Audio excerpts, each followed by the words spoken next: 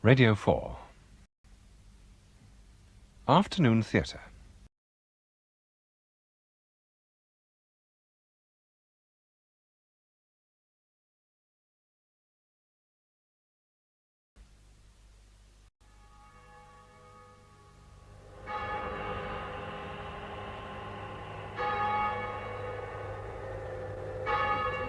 Memento peccatoribus quoque nobis comixtio ec salutaribus preceptis salutaris calicem.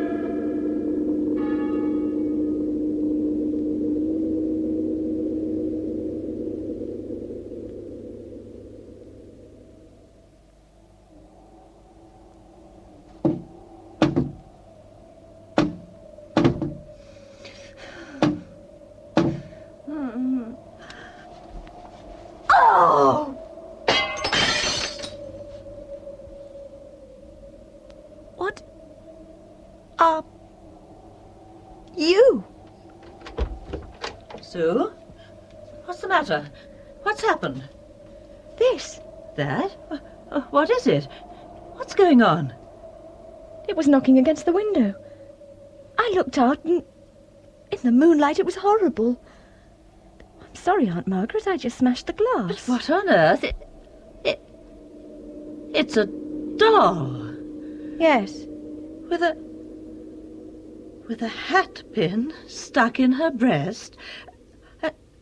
Oh. She's bleeding.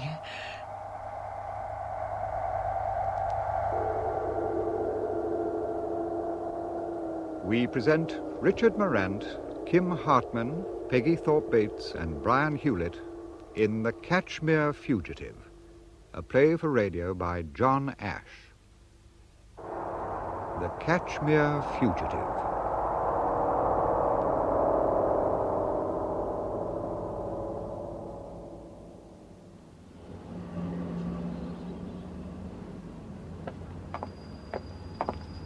I don't know what I can do. I'm awfully sorry to bother you, Mr. Cox, but they said you'd know. Who said? I may be a historian, but I'm not a necromancer. Are you an undergraduate? Silly question. What are you reading? Archaeology. Oh, archaeology. I thought I hadn't seen you before. Oh, these are my rooms. Come in. Archaeology. I'm a medievalist. I suppose they told you that. I know you're a great expert. I can't be. I'm only 30. Here we are.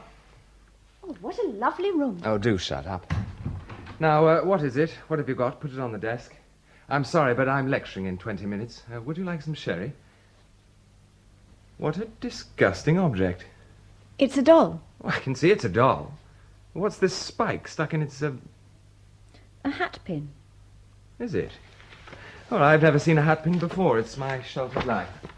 Who stabbed her? Suffragette? The hat pin belongs to my Aunt Margaret. Oh, what's she been up to? Nothing. I was staying in her house.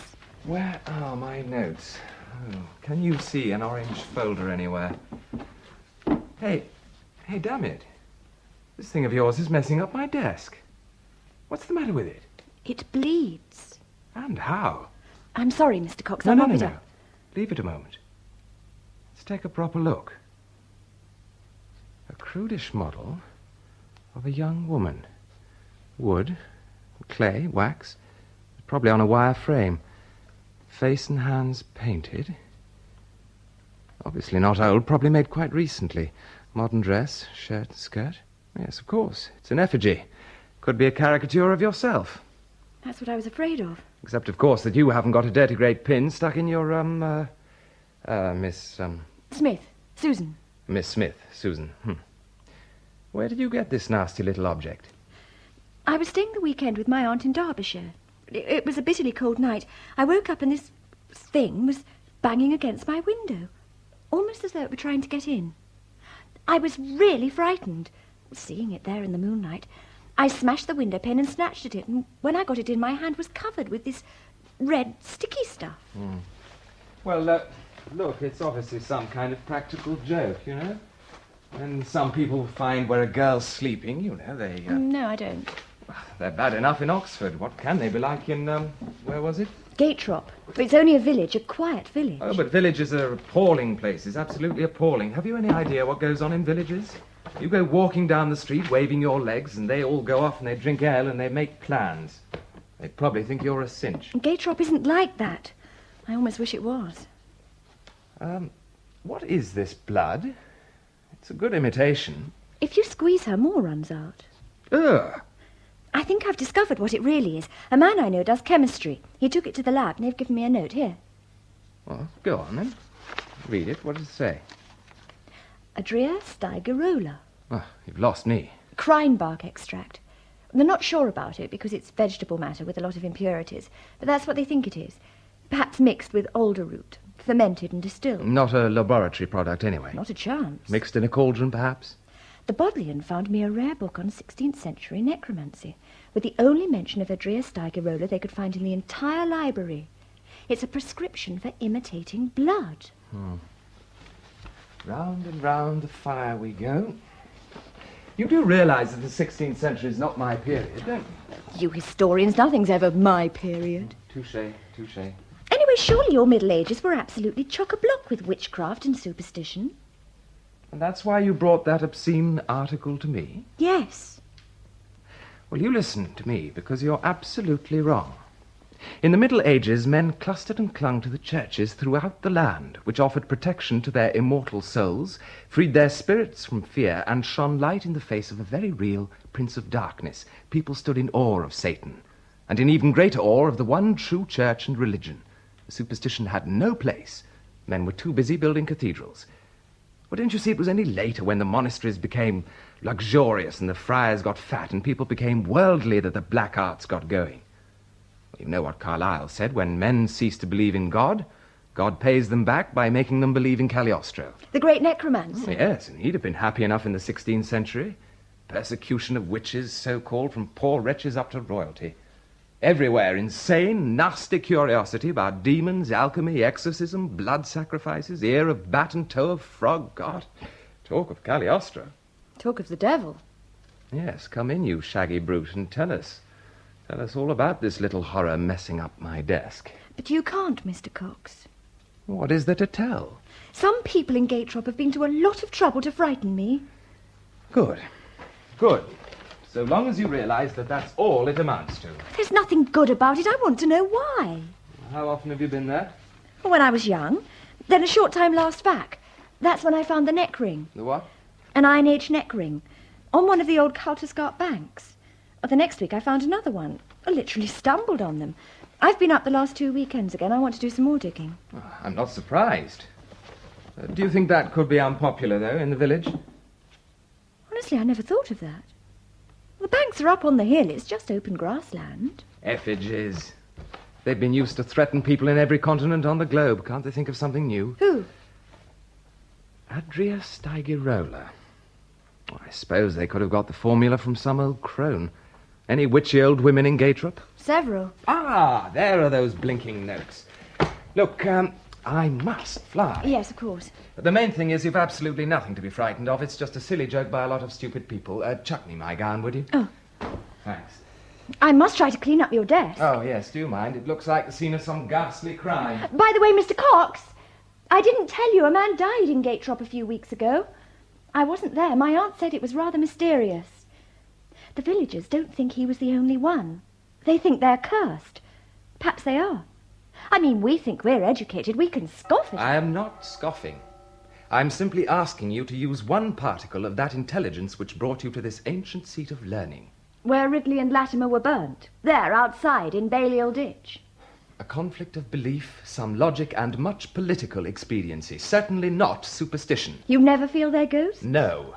You'll be sorry to hear I once put a jerry on the Martyrs' Memorial. And look, someone's played a prank on you, too. Forget it. Go back to your aunt's village the next weekend available. It's obviously good work you're doing. I can't! If you were there, even you'd know. You'd feel.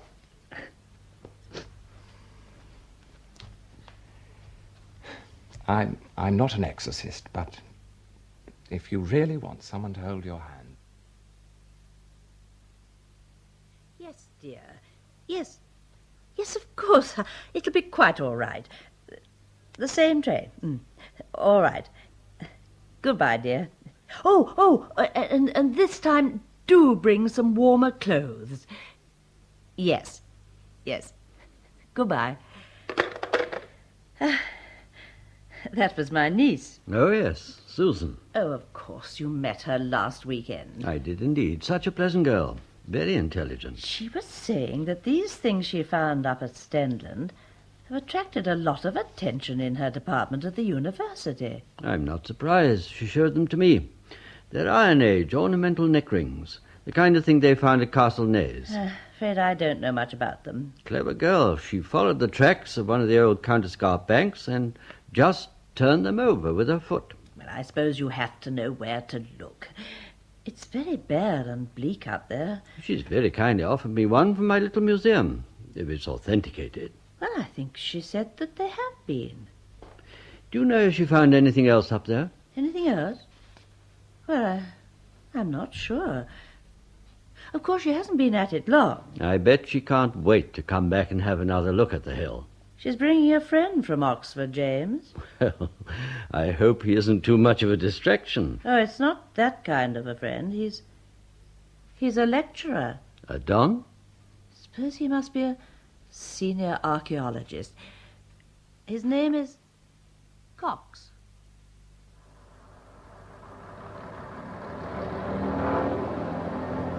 I hope you don't mind walking. It's not far. Can I carry that for you? No, of course not.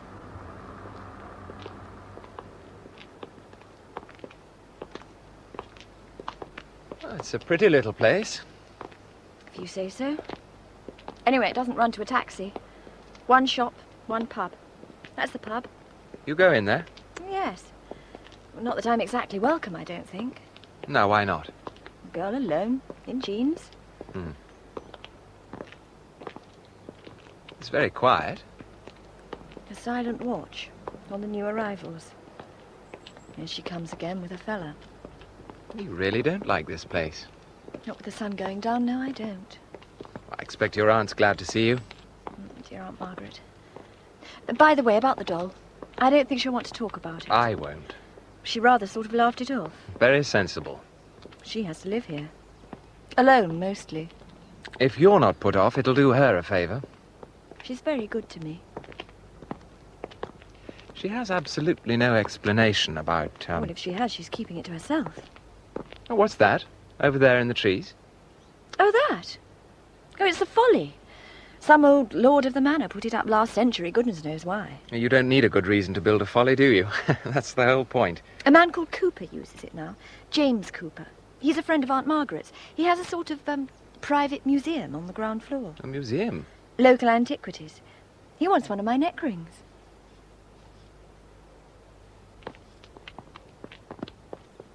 Oh, it's a pretty ghastly pile, isn't it? Now more ghastly than ever. Why? That's where Padley broke his neck. The man who fell? From the roof of the Folly. Fell, jumped, or given a shove. Now, Sue. Murder? What did the inquest say? Accident. Someone said he'd been acting strangely, but the coroner ignored it. Nobody else knew anything, saw anything. So for goodness sake, why not leave it at that? Mr. Cox, I thought you were going to call me John. When people here decide to clam up, John, you could hear a feather fall into a sack of cotton wool. And when they decide to gossip? They're incredible. Mrs. Herrick, for a start. Ada Herrick. She does for Aunt Margaret. Do you know what she told me? She said they'd found a skull beside Joe Padley's body. A skull? A human skull. Don't ask me what they're supposed to have done with it. It certainly wasn't produced at the inquest. You don't think that was just another attempt to frighten you? Oh, probably. But I don't need to worry now, do I? Because you'll take care of me. Well, I promised to help you lay a ghost or two in the interests of archaeology. Oh, that's Aunt Margaret's down there. I see it's not overlooked from the village. No, thank goodness. So your midnight horror wasn't witnessed by the public? I've no idea who's up and about. Under a full moon. Lunatics? She's back then. Usual, Stanley. Thanks, George. Yes, she's back all right. Only were here last week, getting an habit. Well, then brought a chap with her this time. Well, you know, students. Yeah, these days. All the way from Oxford for a bit. Yes, and on your taxes and mine. Oh, well, the way to love. Have one on me. Well, plenty, ain't I? Arthur's been filling me up. I see that Oakes girl is back. Not Oakes. Smith, her niece, Ada's been saying. Susan Smith. You should know. Cox his name, that's all I heard. Boyfriend? No, I don't think it's that. And why's he come? I think we ought to know. I've been telling Arthur. Oh, she I think- thinks it's somewhat scientific. Digging? I suppose it could be digging. Well, it's no good supposing, is it? I mean, you're the one who works in the house. I don't hear everything. I mean, after all, it's none of my business. Isn't it? I hope you don't mind, Mr. Cox, but I asked a couple of people to supper with us. Oh, goodness. Should I have brought a suit? Oh, no, of course not. But I mean, you're not too tired after your journey. Oh, no. It's just Mr. Cooper and the vicar. They're so interested in Susan's work, Mr. Cox, and I thought you'd like to have a nice chat about bones and things. It's awfully sweet of you. Before I'm found out, I think I should explain I'm not an archaeologist. Oh, I thought that... No, Mr. Cox is a historian. Oh, well, it's all much of a muchness, isn't it? And you are helping Sue. I hope so. James Cooper collects local things, historical things. I'm sure you'll like him. And Mr. Hardman, that's the vicar. Well, they're great friends, naturally. So we should have a very jolly evening. You'll let me know what I can do to help. Now, you won't have to do anything at all, Sue. I've got some help. Mrs. Herrick? Yes, she's very kindly offered. Oh, I don't know what I'd do without Ada. You could hardly call it work, Mr. Hardman. I just picked up some things by chance, that's all. But you knew where to look. It's no use arguing, Susan. The whole business was quite spectacular. Better than I've been able to do myself for a very long time. What do you think, Mr. Cox? Oh, well, I'm no specialist, but I must admit I was impressed. The time these ancient things lay there and nobody noticed. Well, of course, it does take education. How long are you staying? Oh, just the weekend. Susan has to get back anyway. In statu pupillare. I should think you're fairly indispensable yourself. You're an historian, Mr. Cox? That's right. Perhaps you would care to look at some of our headstones. There are 2 Saxon crosses. And a variety of legends. What would your main interest be? I mean, political, cultural? Well, We try not to make distinctions now, Mr. Cooper. Pitch in sociology and religion, if you like. as the lady says. Sometimes I think sociology is becoming a religion. I don't imagine the absentees from my services are engaged in sociology. Oh, they're a pagan lot here, Norris. But they mean no disrespect. No, not to you. What do I matter? No, it's the same everywhere. Empty churches, and I'm afraid empty minds. I don't know. Television, the Sunday papers, Scrabble. Television reception in Gateway is almost non-existent. We're in a sort of dead spot. And I may say the milkman can't spell any better than I can. I think the bad TV has something to do with Stendon Hill. You might dig it away a bit, Susan. Are you taking Mr. Cox up there tomorrow? I hope so, Mr. Hardman, if it's fine. Now, make her be careful, Mr. Cox. It's very steep in places. Well, is there anything else? Oh, no, thank you, Ada. It's very nice of you to stay. Good evening, Susan. Good evening. Mr. Cooper, Parson. Ah, but is it safe? That's what I want to know. Safe, George? I don't know I should keep it here. Behind my own bar, such a thing. Bit of patience, George. Is it legal, Arthur? I wish Mark Follett had kept it to himself. I do, and that's a fact. He couldn't, could he? It's common property, like you might say. Common property? Aye, and here it is in a public place, and that's fitting. Now, if Mike Follett had taken it to his cottage, the law might have had something to say about that. It's not foot law. It's foot parson, ain't it? Hardman? That's what I said, all along. Hardman don't count. Never did, never will. Never tried. Well, I don't fancy keeping it, and that's the truth. Time it were buried in a decent bit of earth. We're never meant to be, were it? Not with them markings on. Evening, Ada. I'll have an half, George. It's been a long day, but... Oh, Arthur's still at it. Hey, what's the news then? They think this Cox fella could be press. Well, you know best than that. The press went after the inquest. Weren't no more to be said or found. So they thought. Didn't make no difference where Joe Padley died. It make no difference at all. To what? To who? Here we are, Ada. Thanks, George. He show us that thing again. Nay. Go on, George, fetch it out. Any time you said. Not yawn, you said. You're morbid, Ada. Morbid. Come on, George. Well, then. Open it. What's it supposed to mean, do you fancy? It's disgusting. And no one's come looking. Why, Mike never told the police nor nothing. The way I see it, I wish he had. I don't mind telling you. It were our business, not theirn. Either he had it with him when he fell, or he saw it lying down there. Either way, he fell. Why? That's what they want to know. No one knows, do they? Don't they? Don't they? It won't be easy to avoid the subject. Has she told Mr. Cox, do you think? I really don't know. Margaret, it's pretty obvious that he's come here for some reason. I agree. I didn't expect to see Susan back so soon after what happened. I'm surprised she wanted to come back at all. And it's always worse at the weekend. They don't know that yet. Oh, well. I expect they'll be up on the hill tomorrow and get some fresh air. Then I hope they're coming to see my collection. James, I think you're only happy when you're nosing round in that folly of yours. Maybe. Well, thanks so much. Lovely meal. Good night, James. Good night, my dear. Good night, Norris. Well, let's get back to the fire. I wonder where the others are. It's good for you to have some company. I suppose I do get lonely. One's own company is not always the best. I discovered that a long time ago. Yes. Before she died, my mother told me to leave this house, not to live on here alone. She said it would drive me crazy. I doubt that. I suppose I ought to get about more. Yes, one has to make an effort. Like James. He's so interested in things and involved. I wish I could be. Sometimes I think I don't know what I'd do without him. And you. There's a total lack of community feeling in Gatrop. I never knew a place like it.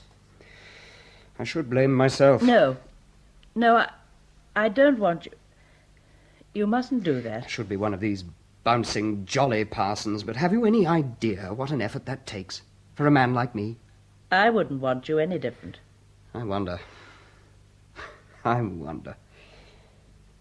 Well, it's my bedtime, too. Perhaps we'll see you on Sunday.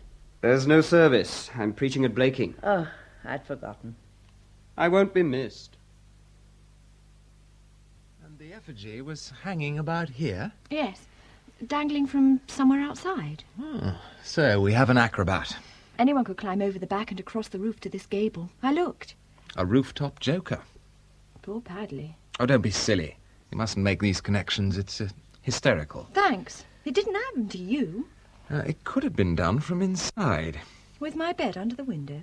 The hat pin. You said it was... Oh, what, Margaret? You can forget about the hat pin. She didn't know how long it was missing. It's not the sort of thing one uses nowadays, after all. Well, I'm quite happy to sleep in here. Oh, at least the window pane's mended. Sure you'll be all right? Now, why not? My room's at the back this time, with a nice view of the lawn and the trees. King Kong could swing in. Oh, very funny. John, don't you feel anything? Feel? Anything at all since you've been here? All right. Just put me down as insensitive. I know you're not. How many people do you know here? How many have you met? Well, one or two of my aunt's friends, of course. George at the pub. Harry Dempster. He's the farmer who owns part of Stenland Hill. Then there's Mr. Follett, the blacksmith. Not a very good farrier, they say, but he makes all sorts of other things. Oh, well, country people are never rude, are they? They all pass the time of day. They don't talk much in Gatrop. Not to me. I sometimes think they'd like to. They're a bit uptight just now. Well, if you want to know, that's putting it mildly. Well, then what's got into them? What's got into me? That is the question. You're an intelligent girl, Sue, and I'm not exactly an idiot. I admit someone did try to give you a scare. But that's not all that worries you in Gatrop. No. I shall open the window and sleep like a log. I can vouch for the bed. It's not bad. We'd better go up the hill tomorrow to show Willing. Fine. Oh, by the way, have you ever seen James Cooper's museum? No, I've never seen the Folly properly. Well, that's something to look forward to. Is it? Oh, come on, Sue. Oh, I'm sorry. He said he'd got things to interest both of us. I begin to envy Iron Age man in Gatrop. He slept through it all. I'm sure he had his neuroses. Perhaps. Oh, ay me. What perils do environ the man that meddles with cold iron? I'm glad you're here, John. Through perils both of wind and limb, through thick and thin, she followed him. We'll see about that. Oh, what's this Billy do on my pillow? Oh, I don't know. A note. Pretty awful scrawl. Top, cliff, I, that, us? It's nonsense. Top cliff. Cliff top.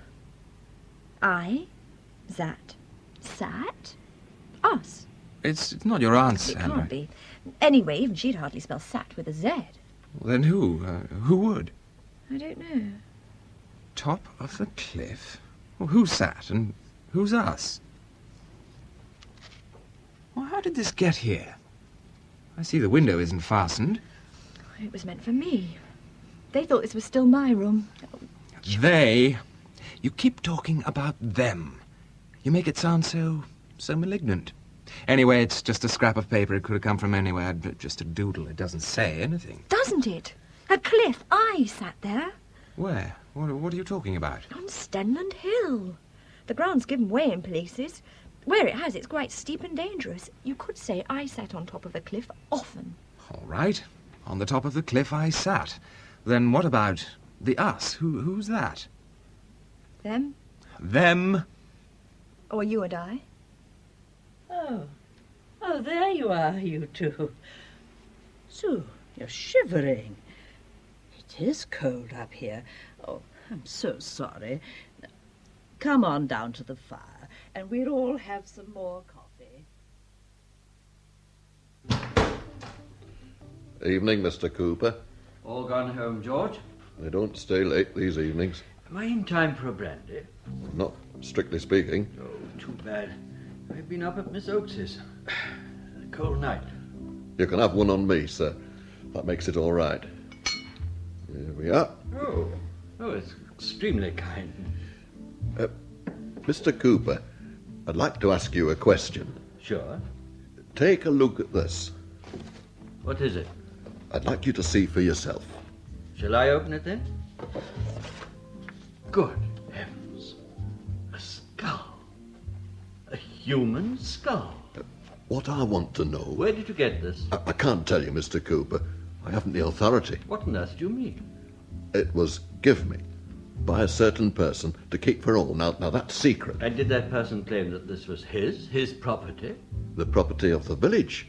That's the point. Oh, ridiculous. How can it belong to the village? Then who, sir? Who would keep such a thing for himself? I don't know. I was thinking, you collect articles. Nothing like this, certainly not. What I want to know is it safe? Safe? Well, it's hardly in a condition to do anybody any harm. These markings, Mr. Cooper, all over the top, you see? What do they say? I have no idea. Quite fresh, they do. Much fresher than the rest of it. Now, who knows about this? Who knows you've got it? Some. You're all crazy. Another brandy now. I'll join you. Oh, for goodness sake, let me pay. After hours, not legal. You're a careful man. I've got my position. No Bobby here chivying. And no need. Your good health. And yours. And yours. You don't want to keep this unpleasant object, do you? Especially not knowing for sure whom it belongs to. I didn't say that. Do you want me to take it? I'm not authorized, Mr. Cooper. I wish I was. Then listen to me. Put it away, hide it somewhere, in your cellar. And if your friends want to know where it is, tell them it's disappeared. That ought to shake them. I don't rightly know. Well, you asked for my advice. All right. Oh, don't worry. It won't spoil the beer. It's just between us. Just the two of us. Of course. You won't be telling... Telling who, George? Well, for a start, the young lady. Miss Oakes's niece? Emma's don't belong. They don't know the half on it. No sense in their meddling. No sense at all. Meddling's unlucky. Some will never learn. I really am surprised at you. There's nothing to be scared about. Joe Padley was scared, wasn't he? Where did you get that idea? Everyone knows. Nonsense. There was no proof it wasn't an accident. Here's the proof. That thing? What are you talking about? I'm quite sure there was a perfectly simple explanation. Explain these markings on it, Mr. Cooper. You can't, can you? Who writ them signs? Who? I will tell you just this. There is someone in this village who has to be protected. Protected, Mr. Cooper? Against what? From doing certain things that can't be helped. Protected against themselves? You understand. And who's to protect this person, sir? You? Put that thing away, George, and don't tell anyone where. Oh. Well, I think it's my bedtime. Me too. I'm afraid you must be dog-tired, both of you. Well, if we're going to go tramping the hills tomorrow... Now, don't you let her drag you around all day up there, Mr. Cox. Mm-hmm. No, we've promised to visit Mr. Cooper's museum. Oh, good. Then you'll be home for lunch. That's all right. You will let us help? No. Ada will be in and out. You see, I'm completely spoiled. It's no bother at all, and I'd just love to have you. Well, good night, Mr. Cox. Good night, dear. Good night, Aunt Margaret. Thanks for everything. Good night, Miss Oakes.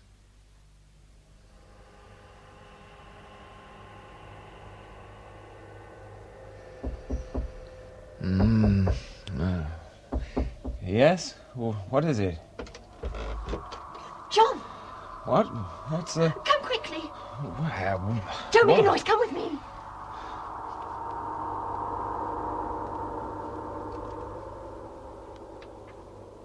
You can see from my window. Shut the door. I don't want to wake Aunt Margaret. Now, what's up? I couldn't sleep. I was so nervy. I turned on the light and drew the curtains. Look, John, down there on the lawn. A skeleton. Good grief. Oh, honestly, I've had enough. Oh, come on, Margaret. Sit down. Take it easy.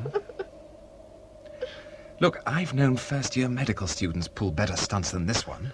It's horrible. He's got no head. So it can't bite us. I'm sorry. Oh, you must think I'm very stupid. No, not at all. You were half expecting a shock, and you got one. What are we going to do? Do? I'm going to get rid of that thing. If your aunt sees it in the morning, she'll have a fit. Yes, all right. I'll come with you. No, there's no need. Do you think I'm going to stay here alone? All right, but we better be quiet. Is there a torch anywhere? Oh, on the hall table. I'll close your curtains. Come on, then.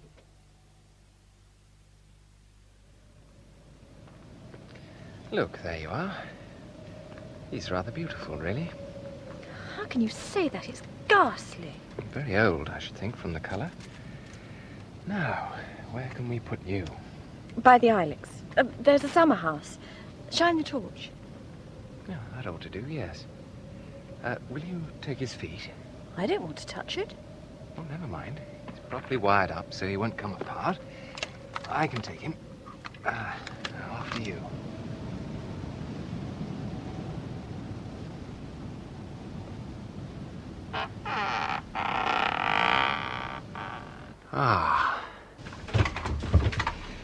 Now, what's in that chest? I don't know. Croquet things. Well, let's have them out. He can go in there. And listen, Sue. Tomorrow morning, in broad daylight, we'll come in here and we'll have a good look at him. Okay? Yes, if you say so.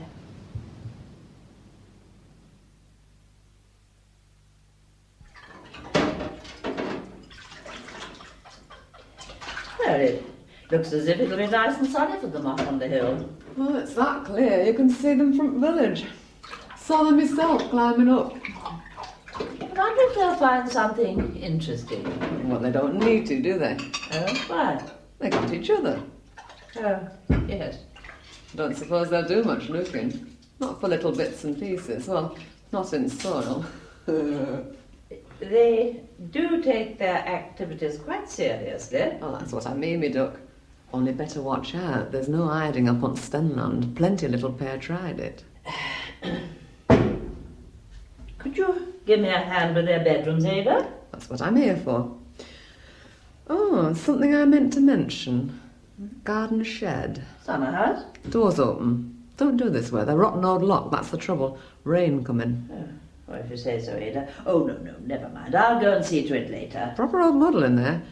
Shall us give it a tidy? All right, if you feel up to it. No time like present, as Mr. Harrick used to say.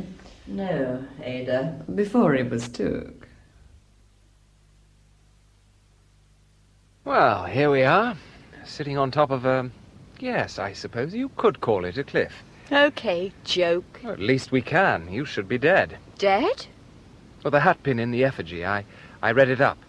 In the eye to blind the person, in the leg to cripple, in the head to send insane.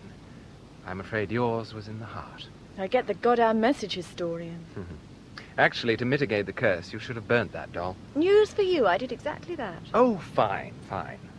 It's supposed to be the antidote. Sometimes. I have a very strong inclination to murder you. But you're feeling better? Yes.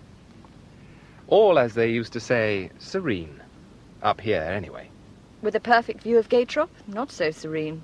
Oh, you must admit it looks harmless enough. They're sick. It could be just one person. Just one. With a misplaced sense of humor. You're wrong, John. But of course you, haven't felt it. Oh, all right. I can't argue against vague sensations which I don't encounter. Okay.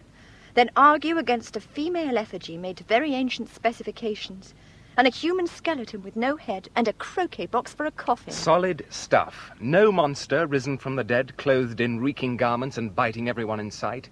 Well, look at all those nice meadows in the sun. Hardly Dracula country, is it? The houses huddle under the hill, old and grey and bleak. Gaytrop the accursed. You may talk about a curse, but you don't seem to have any idea what it's all about. If it's an excuse for scaring you and maybe a lot of other people, Badly? Then... Sue, one unconnected accident. Do you seriously think you're going to get pushed off a... Cliff? Look, let's talk about the skeleton. Now, how old would you say? The bones? Centuries. And buried as long. Now, nobody manufactured them. But, of course, it was very amusing to wire them together and leave them on your aunt's lawn, under your window. The skull. What about it? The missing skull. Don't you remember? Remember what? Ada Herrick said they'd found a skull beside Padley's body. And I didn't believe her. Then perhaps we'd better find it. Do you really want to? Of course. Whoever's got it is probably responsible for the whole... Listen, you don't think those bones could have come from Cooper's collection? Well, he'd hardly fail to miss them, would he? We can find that out soon enough. If not, we'd better ask the vicar if anyone's been dug Look, up. Who's that up there behind us? Oh, yes. I can't quite see it against the sun. It's James Cooper. Ha! So it is. He's coming over. Hello there. Sure, Ada, you've no idea how it got there? You're not thinking I had anything to do with it? No, of course not. Funny place to put a skeleton. How long since you've been in there? Not since we put the croquet things away. Oh, not for months. And who put them away then? My niece and I, actually. We were playing with some friends. Are you going to tell her? No. No, I don't think I will. No, I'll speak to Mr. Hardman. Well, he won't know nothing. Why do you say that? He's the vicar. Yeah, but he's above all this, isn't he? Above all what?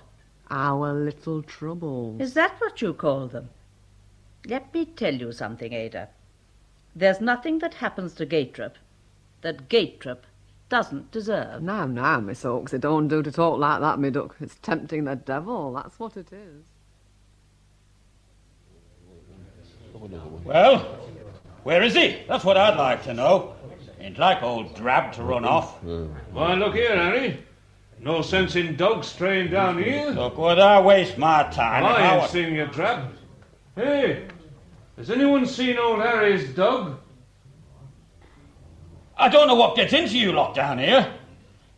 It's cagey all the time. If I didn't know he'd run this way, I wouldn't be asking, would I?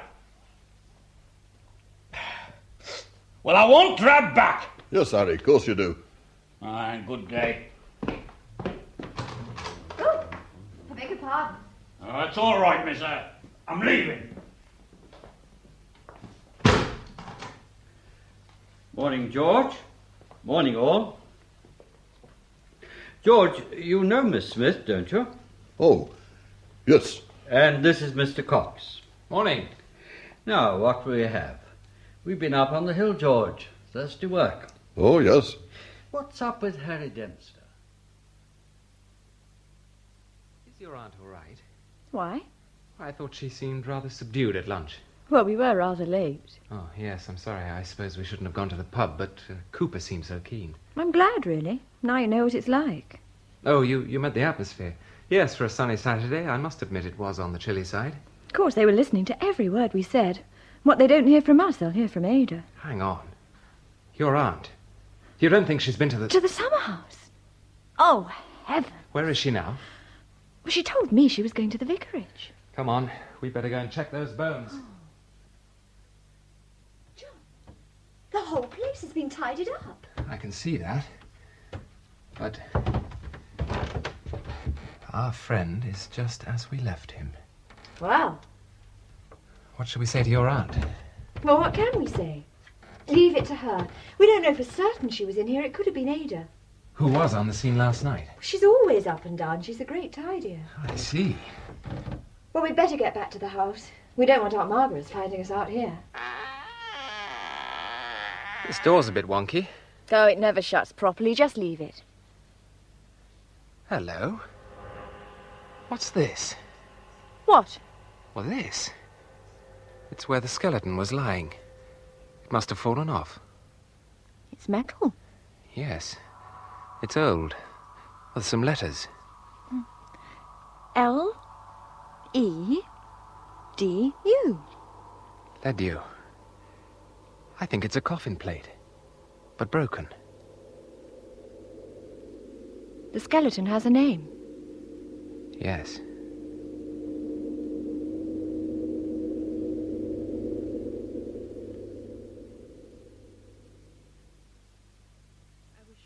Could explain it, Norris, but I can't. Don't upset yourself. What can I do? Do nothing. You could help me. You could help us all. No one has come to me. No one? Norris, I have come to you. It is a situation of their own contriving. One day they will understand their foolishness, their wickedness. Perhaps I will be there to help them, perhaps I will not. You can't just withdraw. I'm not. I'm waiting. Oh. People are being tested, aren't they? They are being asked if they believe in signs and omens and portents, or something else. Something better. Yes. Yes. So the instrument of that testing may be doing a good work in the end. Do you think so? Do you really think so? Have I helped you, Margaret? Oh, yes. Because there is more to come. I realize that. Here we are. It's a funny old pile, isn't it? Goodness, it looks high from here. Don't tell me. You can see 4 counties from up top. No, only 3, actually. on a clear day. Do you want to go up the tower? No, thanks. You're thinking of poor Padley. Yes, they found him just here. I keep the tower locked now. So he fell quite near the doorway?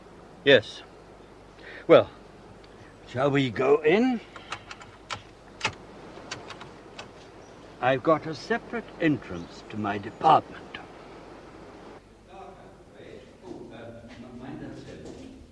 Goodness, you've got loads of stuff. Oh, there's more round the corner. Well. You have been busy. Oh, I've been at it for years. Nobody else wanted the polish, so I got a long lease from the council. So it's not privately owned anymore? No. Who built it? One of the Hudges. They were railway magnates.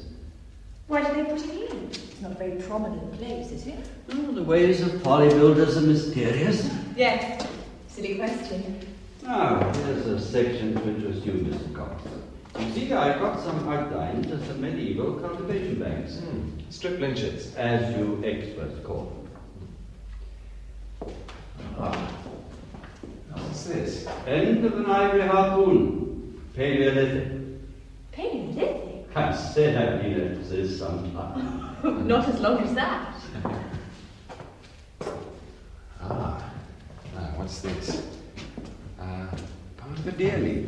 Absolutely right. Part of the frame. Trust the medievalist to spot it. You see, Susan, when deer were royal property, you couldn't prohibit them from grazing your land. In fact, you actually had to provide these deer leaps to help them cross your pales or fences. They were like sacred cows. Unless you could get a license to keep them out. Imagine what a farmer would say nowadays. Imagine what old Harry Dempster would say. Remember the chap storming out of the pub when we went in? He'd lost his dog, poor man. Miserable old blighter. Not very popular in the village. You have a lot of religious things. Well, you can see what there is. Sorry it's so dark down there. Oh, mind steps.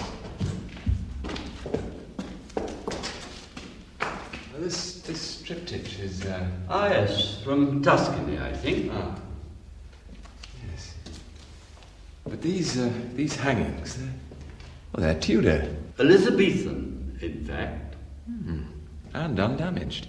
Isn't that rather rare? There were some people who made it their business to keep certain things safe. From the Reformation, a dangerous duty with the Queen excommunicate and the Armada fitting out. But that's not your period. No. Because you oversimplify or overdramatize. It was from such unfounded fears that the people martyred Campion. Not in Derbyshire. But Nicholas Garlick, Robert Ludlam, simple priests tortured and hung on St. Mary's Bridge. A long time ago. Others put into the hands of men like Topcliffe. John.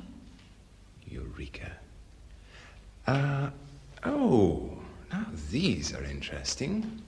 Yes. Woodworking tools, 18th century, of course. And yes. Sue, if you consent to look at some highly dubious Bronze Age array.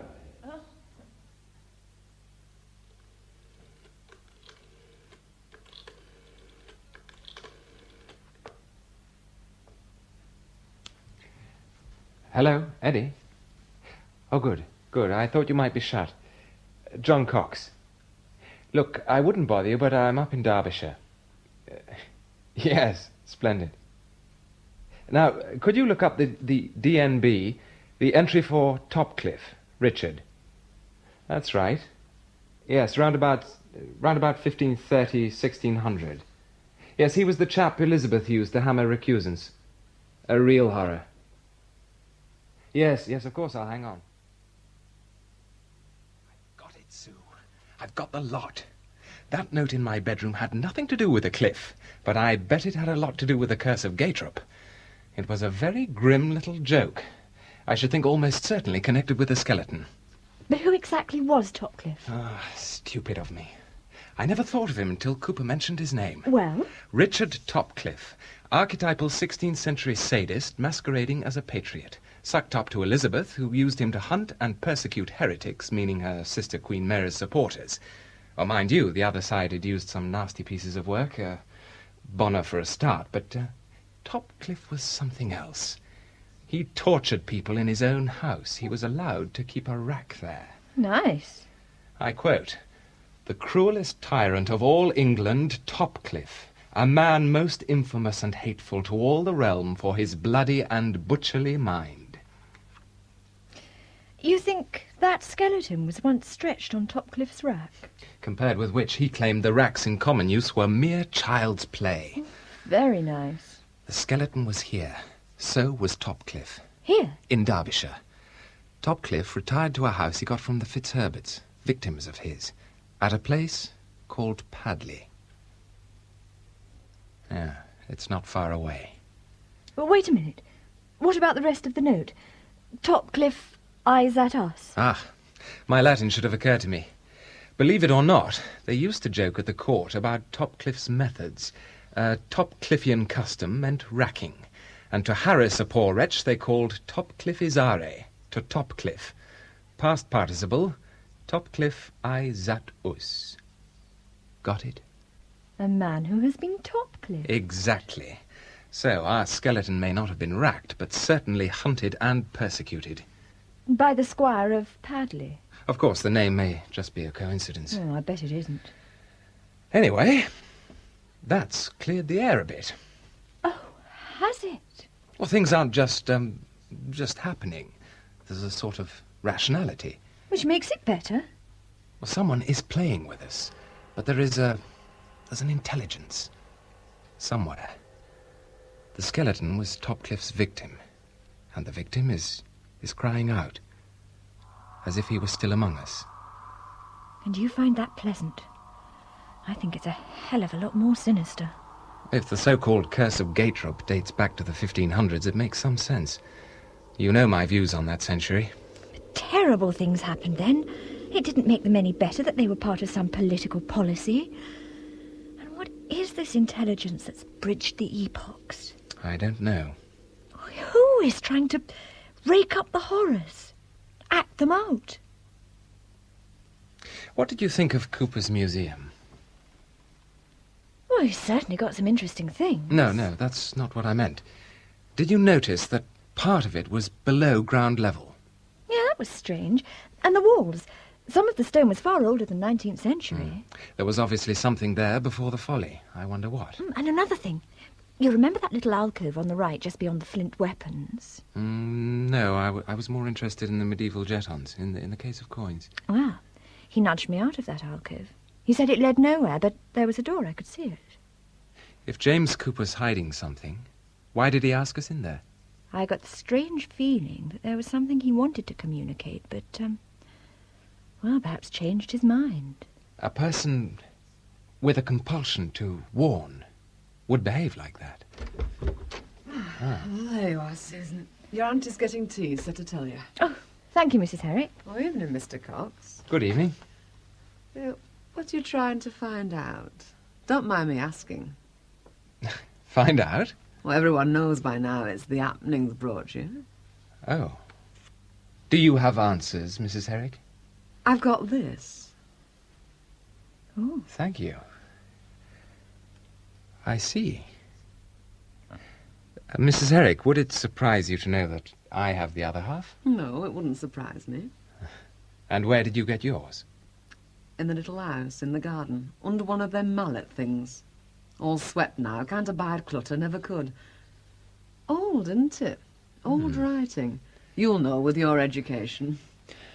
Well, time for your tea, then. Don't keep her waiting, I'll be in later. R-E-R. Now, let's fit them together. Yes. Yes, it certainly looks like a coffin plate. L-E-D-U-R-E-R. Ledyera. Who's Ledyera? I'll take a guess he won't be in the DNB. Anyway, the library's closed by now. So, we know darn well Ada's seen that skeleton. But perhaps not your aunt. Oh, I hope not. Look, you go along to tea. I'll nip out and check the summer house.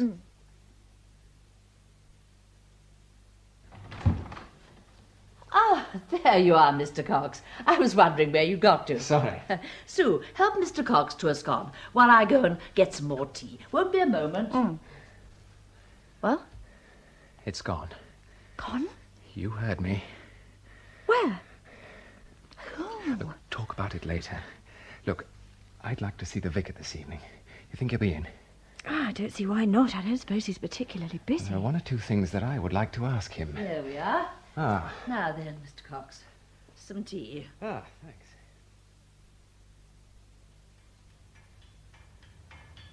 What's that? The forge. Mike Follett. Oh, he's working late. Want to see? Yes. Yes, okay.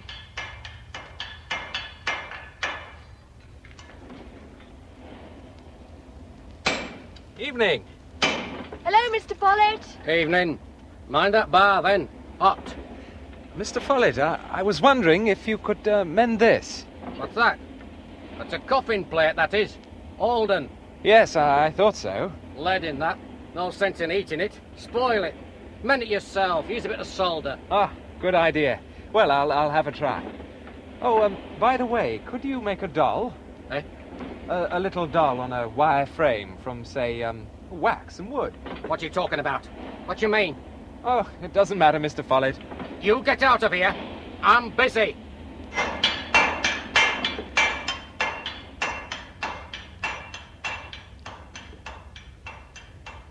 Did you have to annoy him? I certainly did that. What have you pinched those things for? I thought they'd come in handy for forcing a locked door. Oh, don't worry, he'll get them back. John, what are you up to? Do sit down, Susan. Mr. Cox. Thanks. Now, what may I do for you?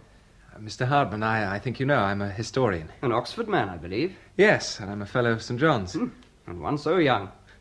Susan has been interesting me in some of the history of Gaytrup. Oh, a barren field, unless you include archaeology.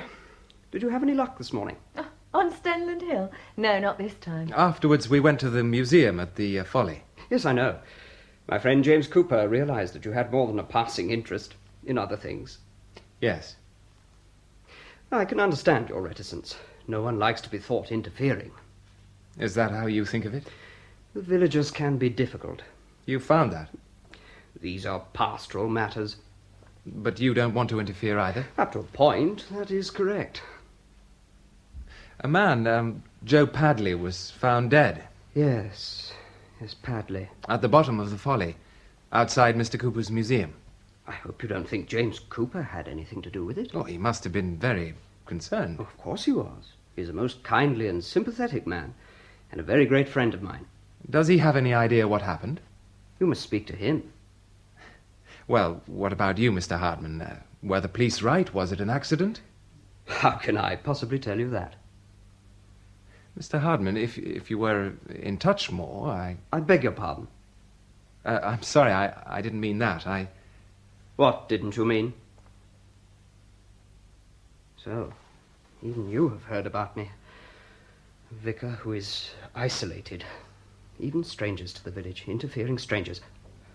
I'm sorry, Mr. Cox and Susan. I don't mean to be rude. You're not. Please, we do understand. I suppose in a way it's easier to talk to people from outside.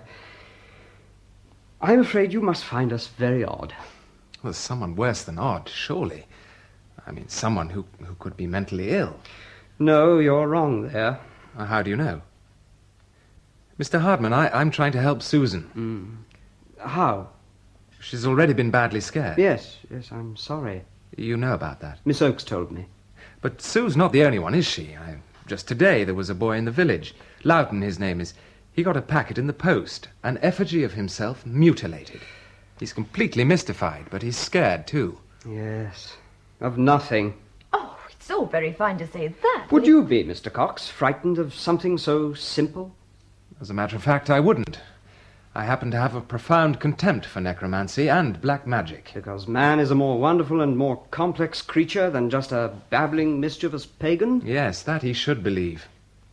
You're an historian. You know what men have suffered from murderous superstition. Indeed. You are welcome here. Surely only a madman would revive these practices. No, there is a logic in it. Only the unwholesome will suffer. But a man died.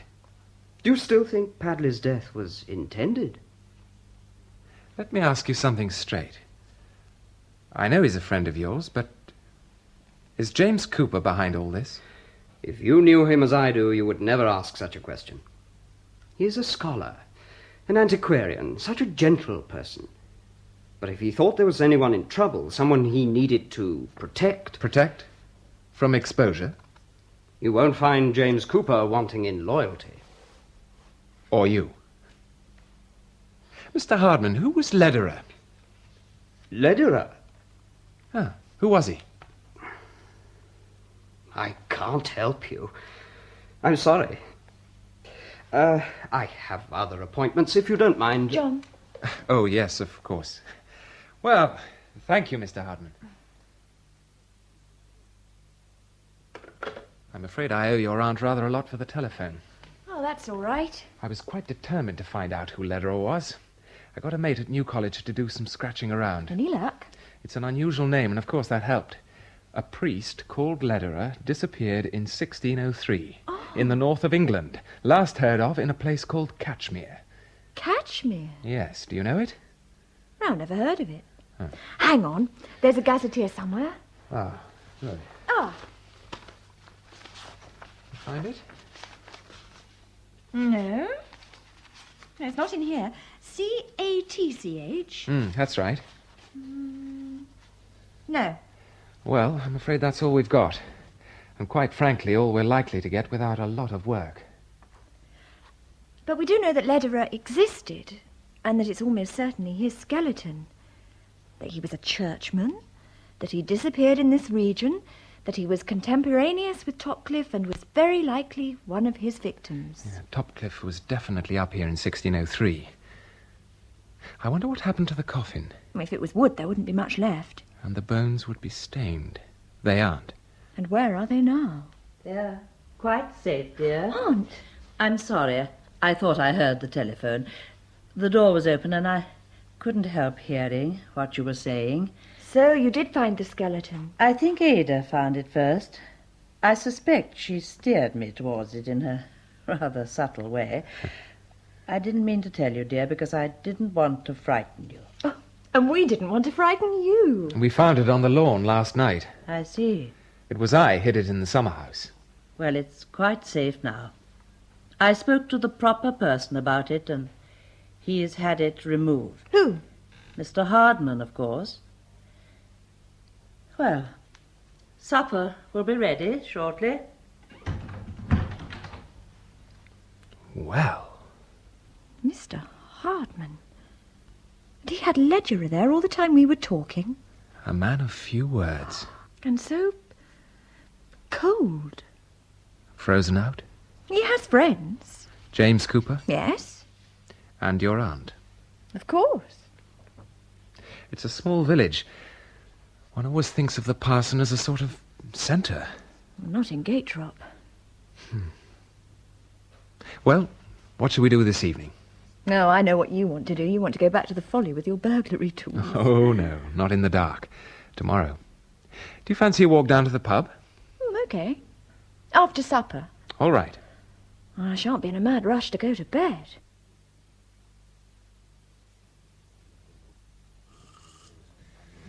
I'll have that again, George. Oh, evening, Miss Smith. Hello. John, this is Mr. Dedge. You'll be Mr. Cox. That's right. Look, join us for this one. On me. Fine, Stanley. Oh, thanks. Good evening, Susan. Ada?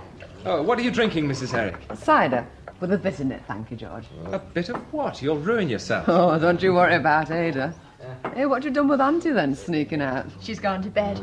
I'm afraid she's awfully tired. It's the excitement. Well, Mr. Cox, did you find anything? How do you mean? This morning on the hill. Oh, no. I think Susan has all the luck. We'll see you again, I expect. Oh, I don't know. It's a long way from... Oxford. Yes.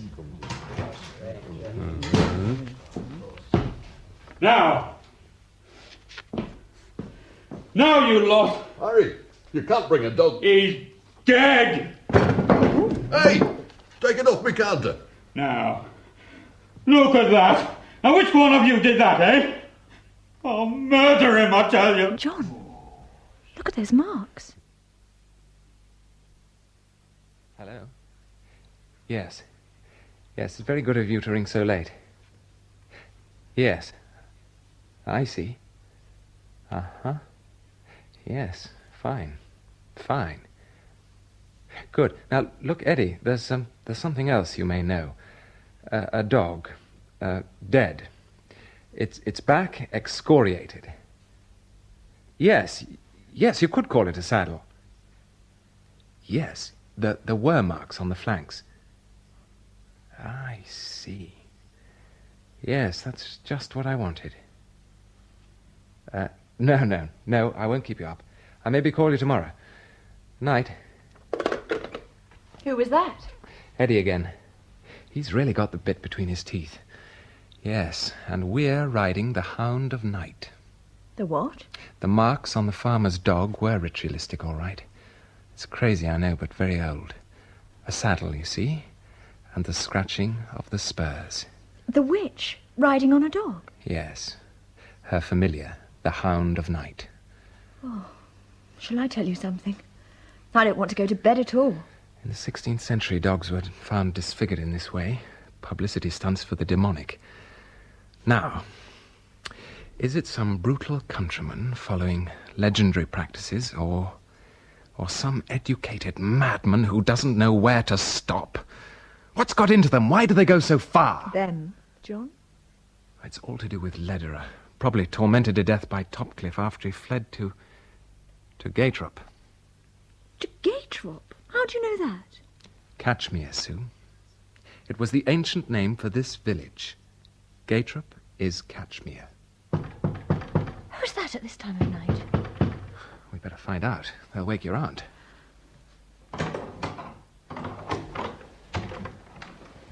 George! I brought this. You have it, Mr. Cox. You take it. What is it? Oh, come in. You're shaking. No. Here, Mr. Cox. You keep it. I'll not have it on my place no more. Not after what they did to Harry Dempster. Killing his dog? No, they didn't kill him. He were hit by a car. Hit and run. But they found him and they marked him and sent the message to Harry. George, what is in this box? You'll see. You'll know what to do. Hide it, Mr. Cooper said. Well, I'll not hide it. Not a moment longer. I don't care what they say. Here, take it and I'll be gone to me bed. Okay. And I'll wish you both a good night. Yes. Good night. Wow. He's usually such a... I've never seen him like that. I dare say. But I've a pretty good idea what's in this box. Let's get it into the light. John! Yes. The missing part of the skeleton. Lederer's skull. With a lot of Kabbalistic markings. They're fairly recent, I should think. Well, what do the signs mean? Oh, I doubt if it matters. All part of the mumbo-jumbo. Authentic, no doubt. Do you believe George? Why not? It's not just another attempt to scare us. I think there's obviously been a pretty ruthless attempt to scare everybody. For quite a long time. And I doubt if Padley was the first. So you do think Padley was involved? Yes, because of the folly.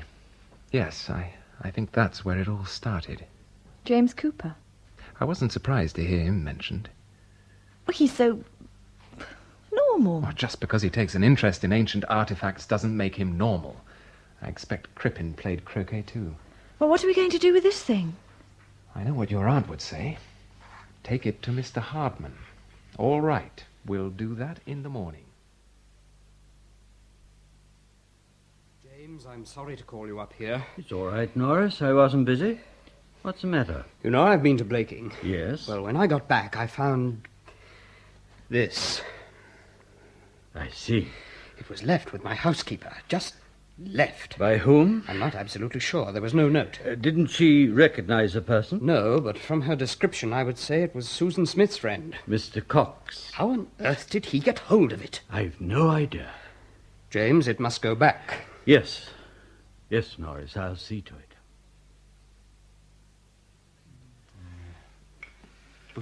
But where have they gone then, George?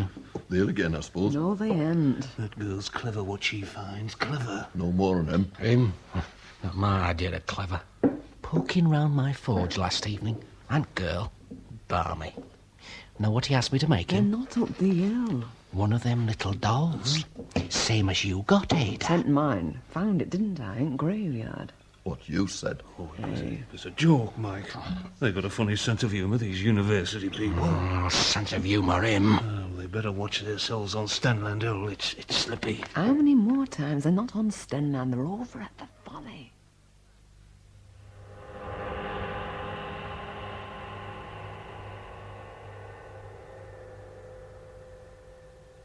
You sure there's no one around? Not that I can see. Well, let's have a go at the door.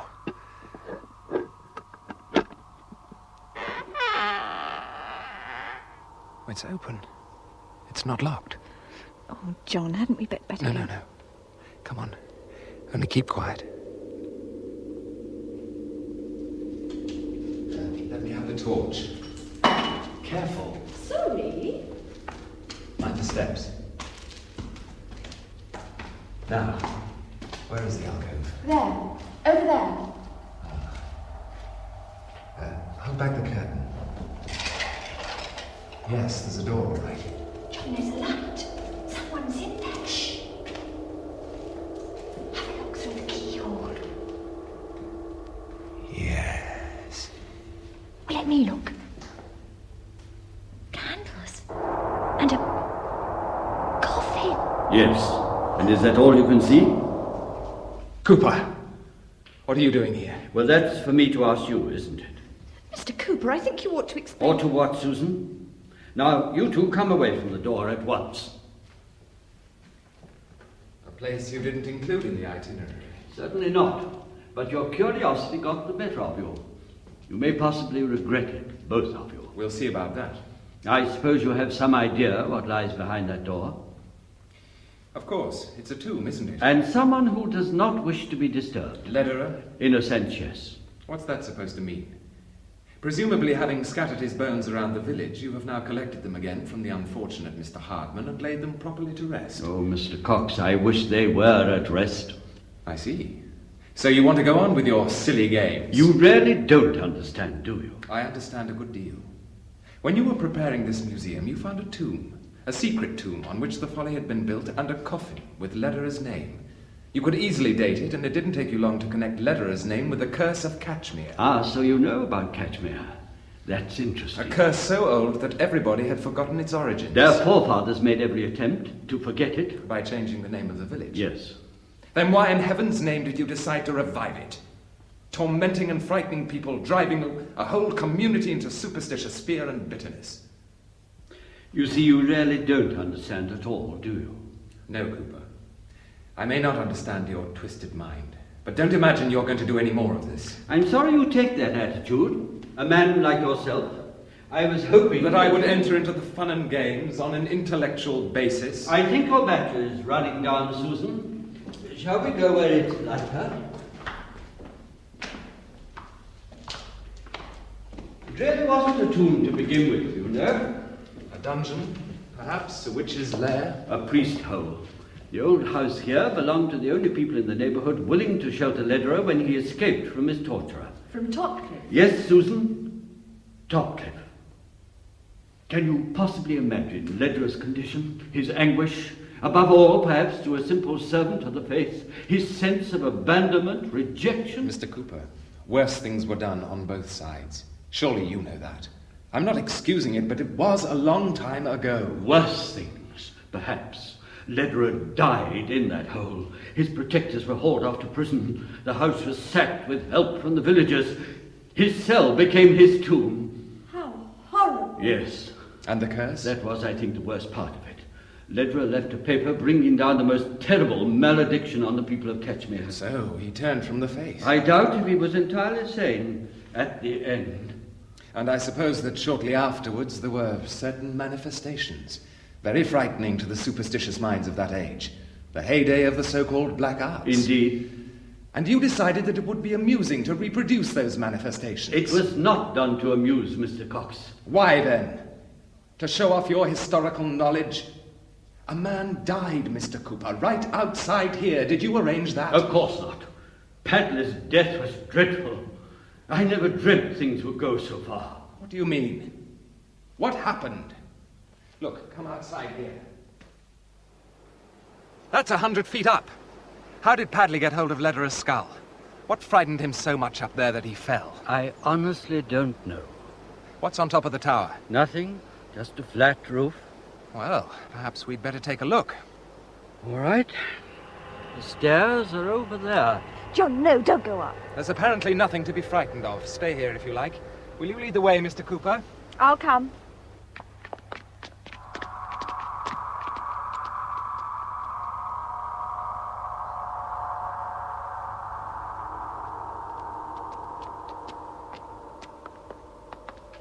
You see? There's nothing here. Just an old air raid siren. Gatrop's warning? He must have fallen from over here. John, be careful. Well, who's that down there? Coming out of the museum? It's Mr. Hardman. Oh, no. I told him to stay where he was. Where? Where was he? Was Hartman in the tomb? I see. He came to put Lederer back. Don't you understand even now? He is Lederer. Look, for goodness sake, have you gone completely crazy? Oh, no, not I. Lederer, Mr. Cox. Lederer. Norman French for the hard man. Hardman? He's identified completely. The names we should have thought. Is Hardman out of his mind? I have been trying to stop him, trying to save him from... John! He's coming up. He's coming up here. Listen, be careful. Please be careful. Oh, come on, Mr. Cooper. There are 3 of us. I'm not thinking of us. I'm thinking of him. Be gentle, Mr. Cox. Gentle. It's the only way. He was a fine scholar once, but sensitive to the point of paranoia. He was quite unfit. They never liked him here, never understood him. I watched him grow from a quiet, kindly man to an almost frenzied introvert. I tried to help him. He spent hours in my museum. I know it's hopeless now, but how I wish I'd never shown him Lederer's... The coincidence of the names, the terrible rejection.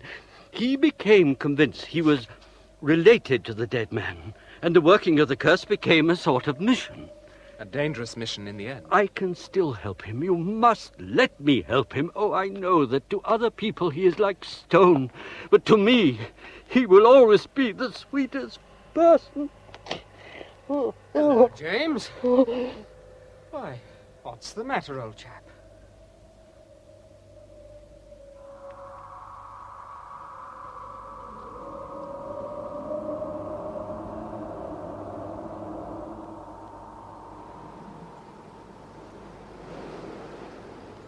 Stanley! Ada! Do you see what I see? Where? Up on Folly, there's 4 of them up there. Aye. Arguing, looks like. That's no place to be, Stanley. Reckon they know? What's up, Ada? Arthur, we better go over to Folly. What for? No sense gaping. Get some others, Stanley. All right. Jerry!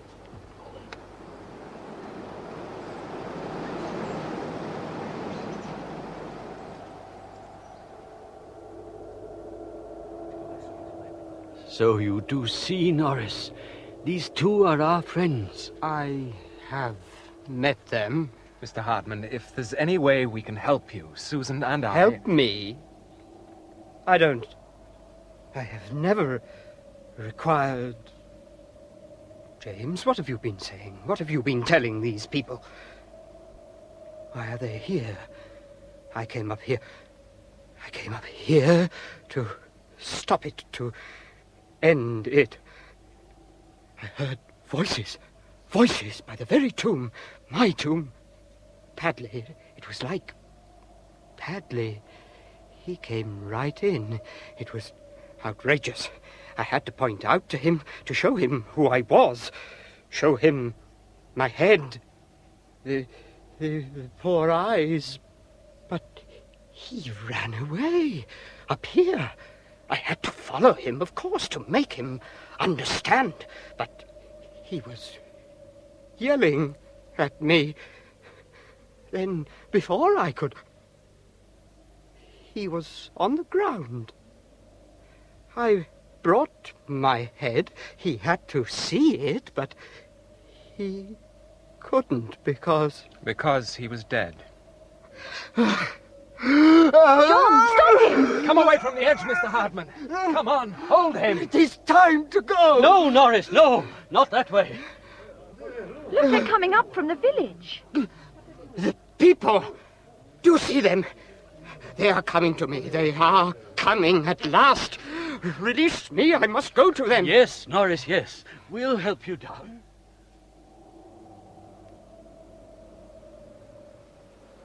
Hold on, they're coming down. What's it all about? We'll soon see. We pray that from this tide land would grant a full and perfect deliverance from such agents of the evil one that do seek to undo these thy devout followers. It's Hardman. He's Of coming this out. Parish of Catchmere. This parish of Gatrop. Hadn't we better stop him? The crowd don't look very friendly. It's too late. We must leave him to it. Omnis immunde spiritus, omnis satanica potestas, omnis satanica potestas, omnis incursio infernalis adversarii. What's he on about? That's Latin, Omnis that is. I know that's lectio, Latin. omnis congregatio et secta diabolica. The Roman exorcism. John, he's exercising himself. Domini nostri Iesu Christi, eradicare et effugaria Dei ecclesia, ab animabus, ad imaginem Dei conditis ac pretioso divini agni, sanguini redemptis. Hey, you stop that! We've had enough of that! Mallo, nos libera sed. The Lord's Prayer in reverse. The Black Mass. No, he must be stopped. Inducas nos. He's lying down. They're surrounding him. He looks in pain. Norris! I must get to him. Out of the way! Norris! Norris! Master Topcliffe, I know thee not. Norris! Then are thy informants in grave error, nor have you authority against me save by an infamous procedure. And thus I say I know thee not, Master Topcliffe. Cox, it's from the transcript of Ledger's examination on the rack. A mind in torture. Young man, have you no pity now? I know thee not, nor any of these gentlemen. What's up with him, Ada? Be silent, the lot of you! And have respect.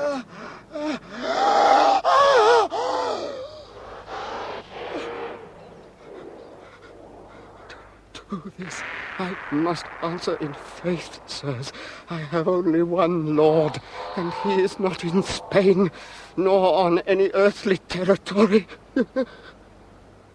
Have a care how you use the word recusant, Master Topcliffe, for I swear that the recusant is in matters temporal as loyal to our sovereign Elizabeth as any pursuivant falsely empowered to persecute men of the church. Norris! Richard Topcliffe is dead. You know that. In disgrace before he came here, and universally execrated. But his victims are venerated. Even though it is said that their minds could not survive the stress he'd heaped on them, and in the terrible division of their loyalty to church and state, to lords and masters, to family, to friends, to all the people of this benighted land. But it's all over, Norris. You know it. All over long ago. Is it? For you and for us.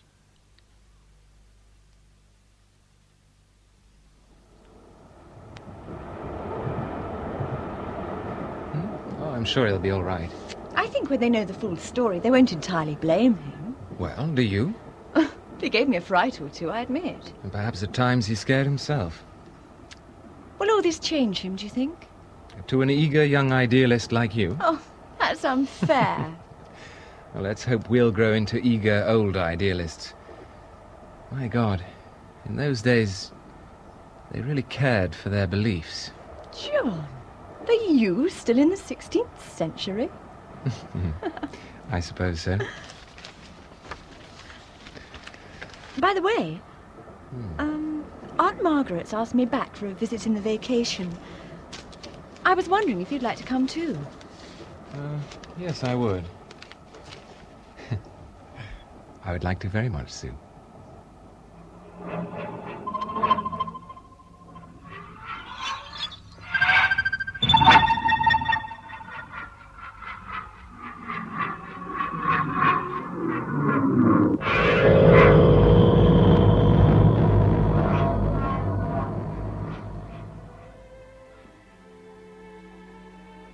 The Catchmere Fugitive was written for radio by John Ash, with Richard Morant as John Cox, Kim Hartman as Sue Smith, Peggy Thorpe Bates as Aunt Margaret, and Brian Hewlett as Hardman. Others in the cast were Cooper, James Thomason, Ada Ingrid Bauer, George, Stephen Sylvester, Stanley Dedge, Richard Grant, Arthur, David Hyde, Mike Follett, David Goodison, Harry Dempster, Hal Jays. The programme, which came from Bristol, was directed by Brian Miller. In the afternoon of August the 18th, 1930, the 100th anniversary of the birth of Franz Joseph I, Emperor of Austria. The room is ultra-modernistic in the style of its decorations and furnishings, but there remains a suggestion of old-fashioned warmth.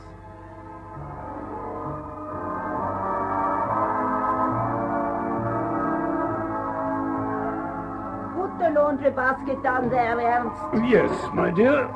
He always goes out and leaves that wireless set on when he knows it annoys the Herr Doctor. Frau Krug? Yes? The laundry's here. She wants to count it herself, and heaven help you if there's anything missing. Not so much as a doily, upon my word. Good afternoon, Ernst. Frau Krug, good afternoon. Warming up a bit, isn't it? Yes, it's lovely. All right, Cathy, I have the list. 7 pairs of drawers. 7, that's right. Oh, here, let me see how they've been done. Beautifully laundered, Frau Krug, with creamy softness to caress your skin. Not my skin, my husband's. 10,000 pardons. How about the shirts? 1, 2, 3, Elena! 4, 5. What are you doing? No, don't bother me now, Anton. How many undershirts? 2, 4, 6, 7. 7, that's right. I'm counting the laundry. Now the socks. 1 pair. Forgive me, Elena, but will this great task keep you occupied for very long? No, why? There are a couple of students of mine out there. 11 pairs of Would socks. you mind talking to them while they're waiting, huh? I want them to have a good look at you. No, dear, by all means, send them in. Did you say 11? Yes, ma'am. 5 wool and 6 silk. Yes, that's right. Well, I'd better not let them see me with all this. No, it might disillusion them.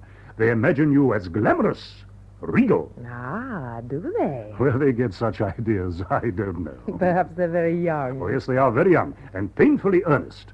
They're badly in need of a few lessons in the cultivation of grace. Oh, this apron isn't very glamorous either. No, I'm reasonably sure you can do better than that. If you can keep them waiting a little while, I shall do better. Thank you, Elena. I will bring them in here.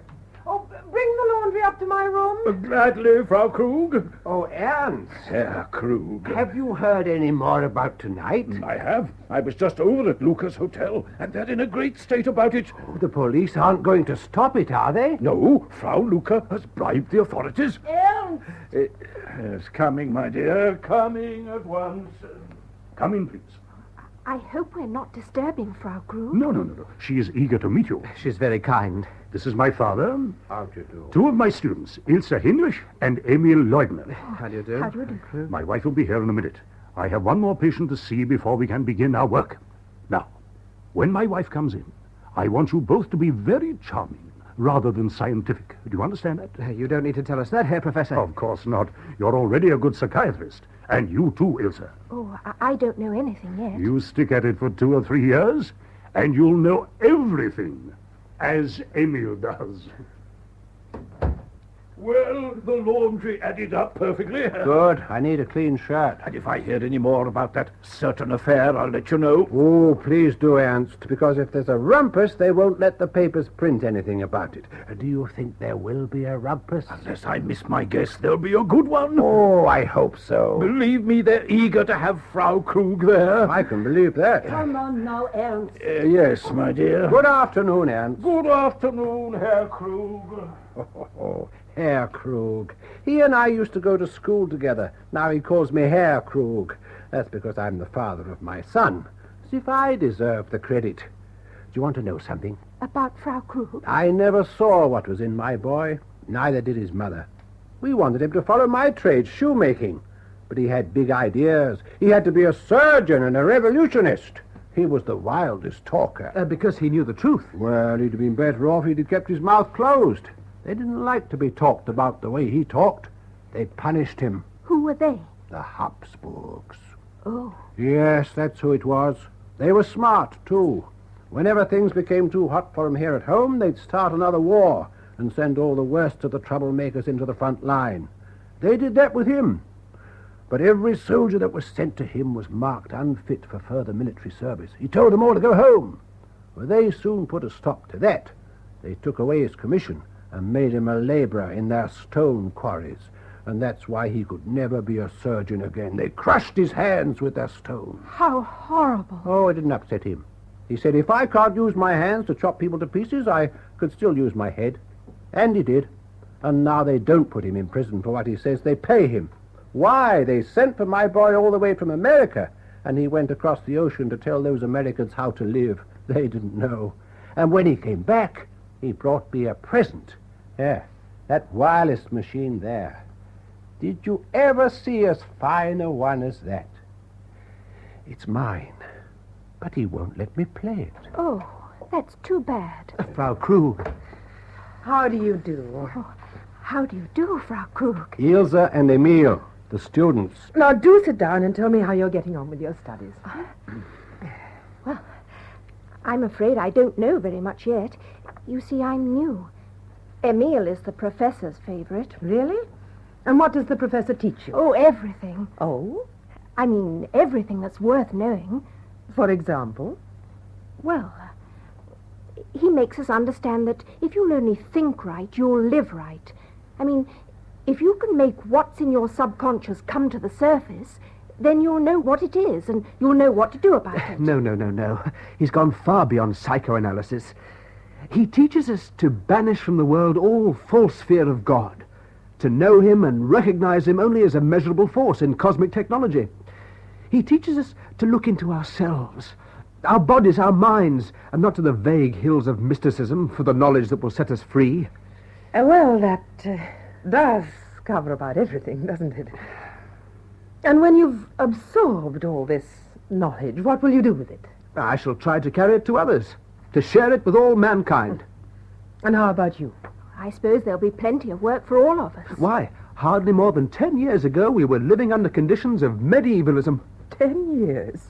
When I look at the decaying relics of the old order, the gaunt, empty palace of the Habsburgs, and the silly monuments they erected to their own glory, why, I bless the war and the revolution that delivered us from the tyranny of ignorance. And what do you say when you look at me? At you, Frau Krug?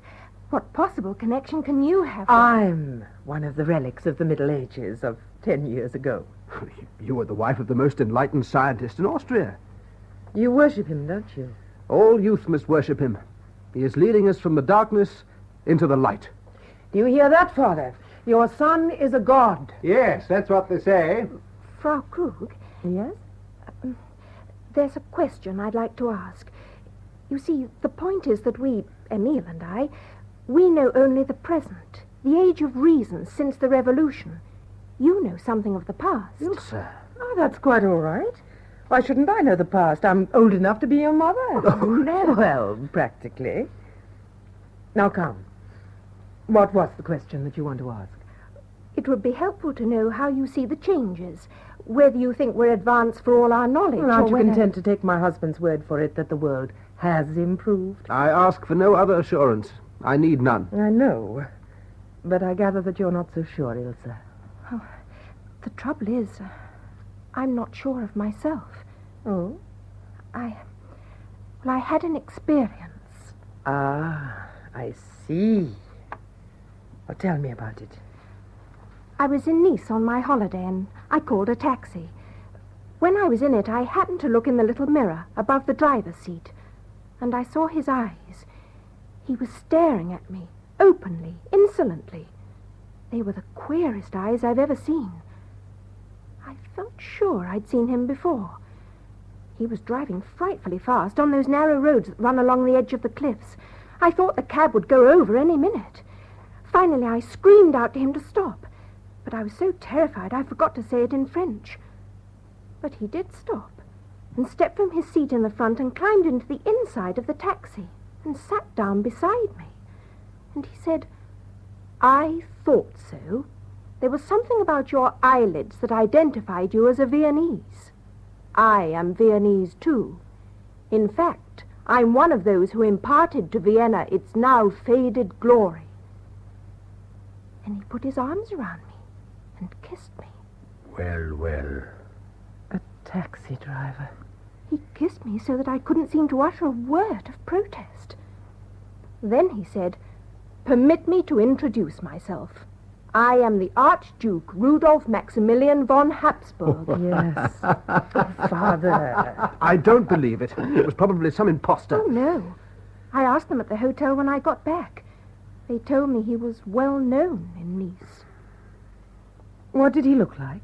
He looked as if he'd stepped right out of one of those portraits in the old palace. Oh, yes, I know. Well, that's why I thought I'd seen him before. And when I wanted to pay him the fare, he waved it away and said, "Nonsense, my dear, you've been my guest." Yeah, just like him, isn't it, Elena? Just exactly like all of them. If I'd been there, I should have punched his nose. No, Emile, I don't think you would have. Indeed you wouldn't. It's all very well for you to talk, but if you'd seen him as I did, you wouldn't have been able to say a word except, "Yes, Your Imperial Highness." I gather that you considered the experience not entirely disagreeable.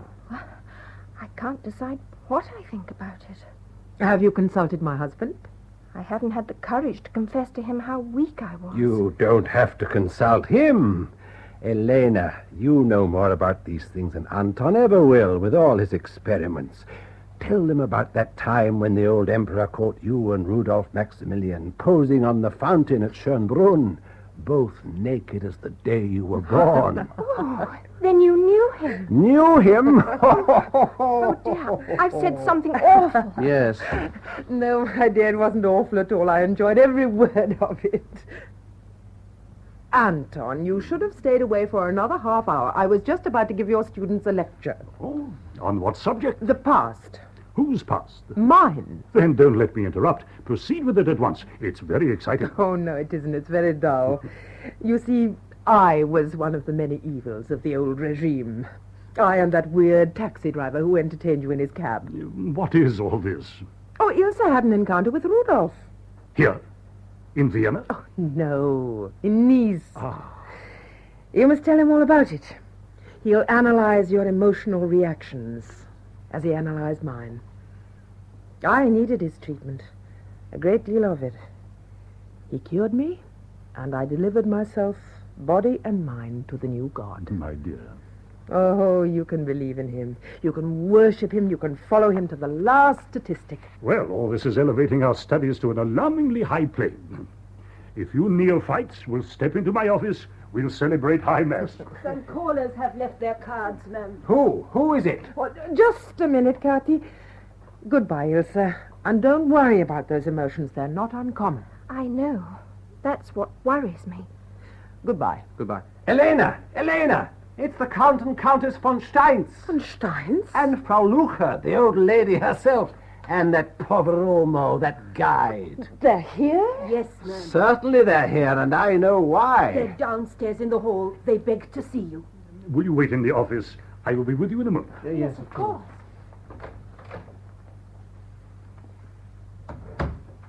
What do they want? They wanted to go to that party at Lucher's hotel. Party? What party? Oh, it's the 100th anniversary of the birth of that noble monarch, Franz Joseph I. Frau Lucher thought that it should be fittingly observed. Yes, and she's bribed the police. Do you want to go, Elena? Oh, Anton. Well, I don't want to see these people. why not? They're friends of yours, aren't they? Well, they were a long time ago. Well, then in that case, I can't see why... Wait in the hall, Katy. Yes, Herr Doctor. Why do you want her to wait in the hall? Elena, if they are old friends of yours, I can't see any reason why you should refuse them. Unless... Unless what? Unless there might be disagreeable associations. But of course there are disagreeable associations. The Count and Countess von Steins are dreadful people. They were two of the worst of the court toadies. Yes, but what about this Poveromo? He's only a harmless and rather pathetic professional guide. There's nothing upsetting about him. But don't you remember he was one of the cronies of the Archduke? And Frau Luca, what's wrong with her? No, I hate her. I hate the sight of her hotel. Why? Because it was the scene of so many of your youthful indiscretions with him? Are you talking about Rudolf Maximilian? That damn name again. Now, please, Elena, if you don't want to see them, then don't see them. But don't ask me what to do. I have these students on my hands. I'm very busy. Did you hear what he said? That damned name. He can't seem to get over it. Katy? Yes, ma'am. Tell them to come up. Yes, ma'am. That's the way, Elena. It'll do you good to talk to him. I often think you don't see half enough of your own friends. Go to your room, Father. Why? Because I want you to. But I'd like to have a look at them. Now go on, please. Oh, dear. They never let me see anything interesting that goes on in this house. In here, I can't please. play with my wireless even.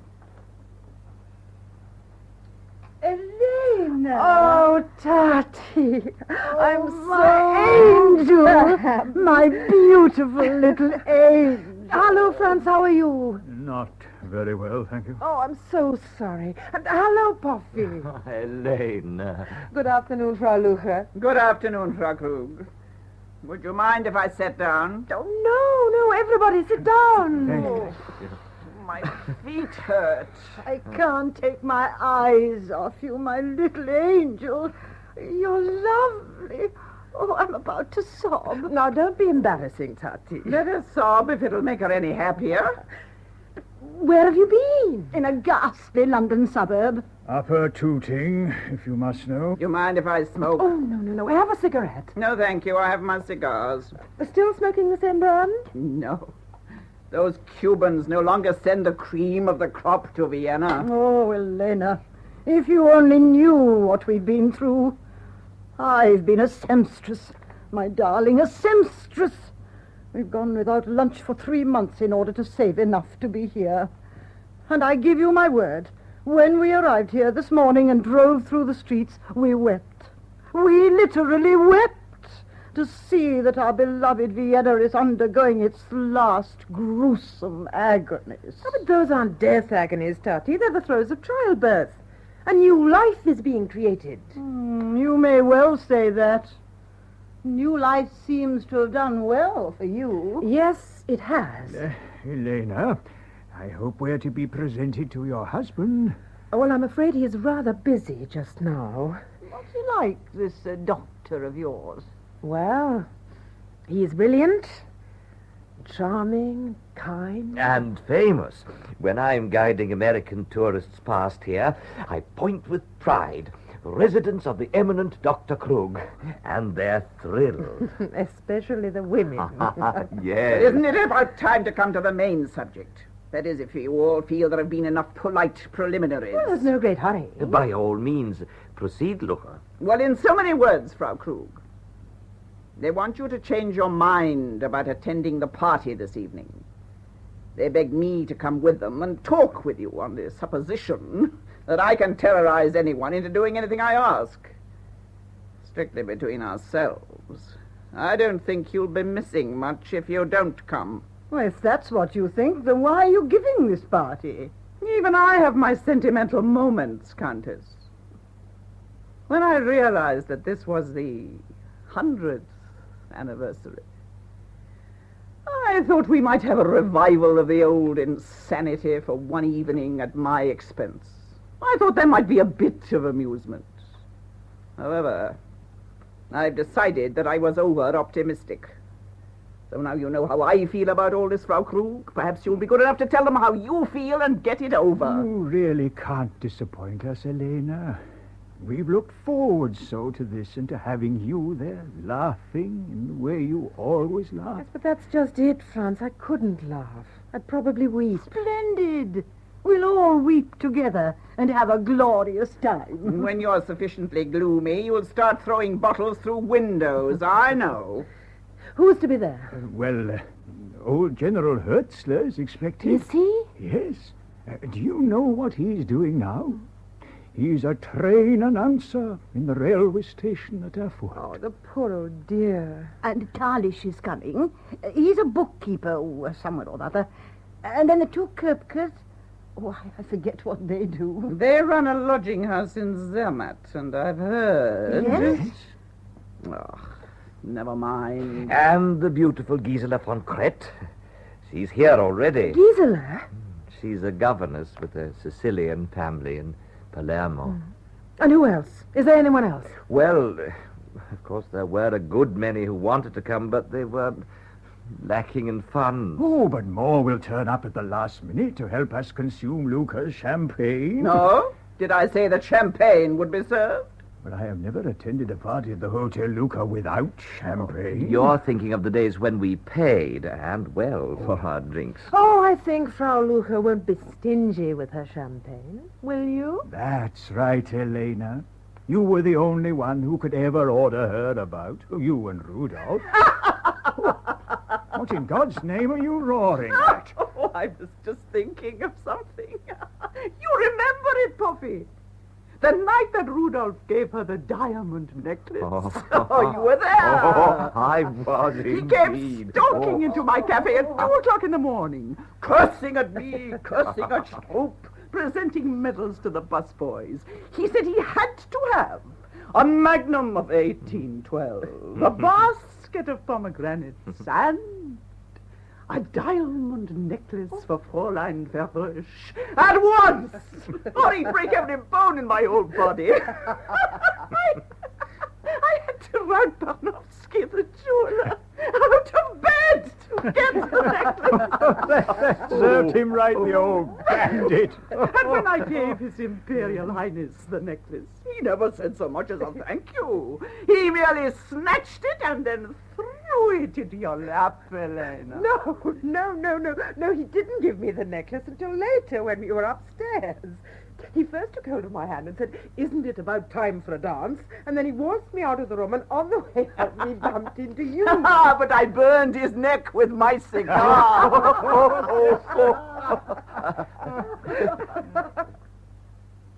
Herr Doctor. But Anton, are you finished with your students already? Yes, I dismissed them. I was anxious to meet your friends. Oh. This is my husband. How do you do, Frau Luca? Herr Doctor. The Count and Countess von Steins. Herr Professor Doctor. Herr Poveromo. Yes, I know Herr Poveromo. Herr Professor, we came to beg Elena to plead with her to be with us this evening. It isn't so much a matter of pleading. The fact is, Herr Professor, that without Frau Krug, the party will be a disaster. Well, in that case, I hope she'll go. There, Elena, that settles it. Your husband approves. Perhaps the Herr Professor Doctor will also attend. Oh, that's very kind of you, but I really couldn't. I'm afraid I shouldn't quite belong. I've been afraid I shouldn't belong either, but now I'm beginning to think that it might be great fun. Good for you, Elena. And good for you, Herr Doctor. You are worthy of her. Well, now that's settled. We can go. Just 1 minute, Elena. Yes, Puffy? Elena, I think I know why you're changing your mind. Why? Because you realize this celebration will be nothing more than a gathering of broken-down outcasts like myself, with no one to give us animation, no one to give us the illusion of youth.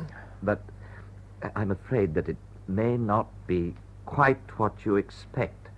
What are you talking about? I received a message this afternoon. Yes? I was instructed to say nothing about it to anyone, but I think you should know about it before you go to that party, and you too should know, Herr Professor, if I might have a word with you in private. In private? What on earth do you... You'll forgive me. Rudolph. He is to be there? No. He left Nice yesterday on his way to Vienna. Rudolph? Oh, I can't believe it. It's too good to be true. Will they allow him to cross the border? No. They'll never let him in. After all the things he's said and done. They're not so stupid as to allow the most violent member of the Habsburg faction to get back into Austria. Well, regardless of all that, Elena, I thought you should know. Well, I ask your pardon, Herr Professor, for having mentioned the subject. Not at all. There is nothing I can say. It is for Elena to decide. I'm not going. You can't change your mind, Elena. We need you. Have you forgotten all those times? Yes, I have forgotten. And my dear old friends, I advise you to forget too. You're asking a great deal of people who have nothing but memories to live on. But that's just it. You're trying to live on something that doesn't exist. That's why you have to drag yourselves with such infantile pretenses as this reunion. Oh, I never hoped to hear a more heartless, brutal statement. And from you, Elena, of all people. I know it's brutal, and I feel miserable for having said it, if that's any consolation to you. But it's all true, every word of it, and you know it is. Of course it's true. I only wish you'd said it all to me before I let myself in for this nonsense. It was very good of you to warn me, Puffy, but the warning didn't make the slightest difference. You can see why. And so can you, Luca. You've been in Vienna all through this. You know how changed everything is. I know, my dear Elena.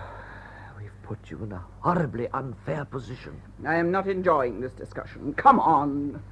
I must arrange about the flowers for the party. I'm getting them second-hand from Grün the undertaker. Goodbye, Frau Krug. Goodbye.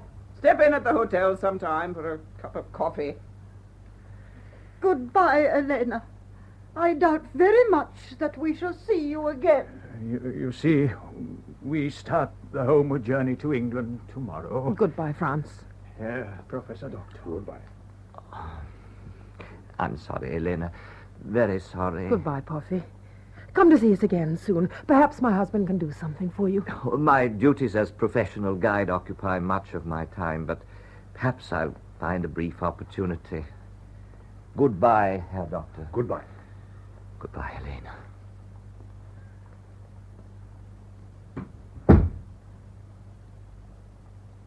You did not appear to the best advantage in that encounter. Well, what could I have said or done to make those imbeciles understand? When I came into this room, you were laughing with them. You were just about to accept their invitation. Well, why did you come in here at all if you were so colossally busy? Why didn't you let me get rid of them by myself? I came to the conclusion that you should go to that party. What? There seems to me no reason why you shouldn't. Are you going to carry on the attack? Attack? Against what? Against my peace of mind? I thought so. Oh, I suppose you consider that it will be good for me to go there and feel wretched and out of place, merely to assure myself that I'm right. If you take my advice, Elena, you will go. You know, you may not be quite the calm, superior being that you fancy yourself. Are you prescribing for me as though I were one of your patients? Yes, that's exactly what I'm doing. The tender spot has been uncovered. Now we can take measures to cure it. Elena, as your family physician, as well as your husband, I order you to go to Lucas tonight and do the inane things you used to do, and that you still secretly think were gloriously romantic. My darling, you're tied to those people by a cord that's strong even though it's invisible. You must cut that cord. And here's the chance to do it. Anton, when I require your professional services, I shall make an appointment and come to your office. The appointment is now. Oh, Anton, this is so silly. No, it isn't silly. Two grown-up people shouting at each other. Sometimes we have to shout. Elena, there's never been a complete understanding between us. There's been a ghost in our house, an arrogant ghost, blocking the fulfillment of our life together. That damn name. Yes. When I heard he might be there tonight, it was something of a shock. But then I thought of the advice I had given to other patients of mine. You've seen what 10 years have done to the Count and Countess von Steins. Well, see what the same years have done to him. Go to this party, have a good look at him, and then come home and admit that I am right. You're always right, Anton. That's your only fault. Yes, I've often worried about that. Now come, my dear, dress yourself up and try to persuade your old friends that you're still one of them. Let yourself go completely and see what happens. Let myself go? Is that the prescription? Why not? Elena, can I play the wireless, please? No. Put on that white dress, You know, the one you got in Paris, yes? You look lovely in that. He wants you to dress up? What for? Does he want you to go to the party? Oh, he's a little mixed up. I don't understand, Elena. Has anything gone wrong? No, Father. Not yet. Why don't you play the wireless? Now? Yes, dear. I want to hear it. Ah, Elena, you're my friend.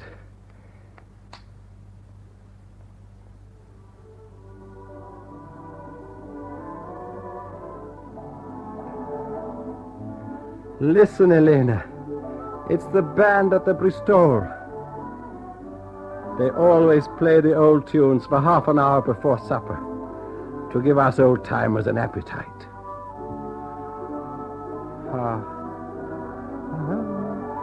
It's beautiful, isn't it? No.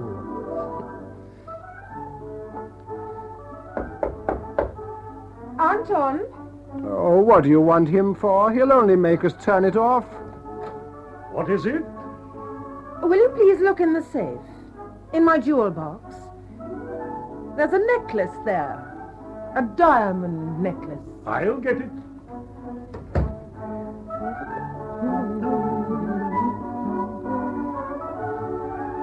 You didn't mean what you said about the music, did you, Elena? It really is beautiful, isn't it? Yes, Father. Beautiful.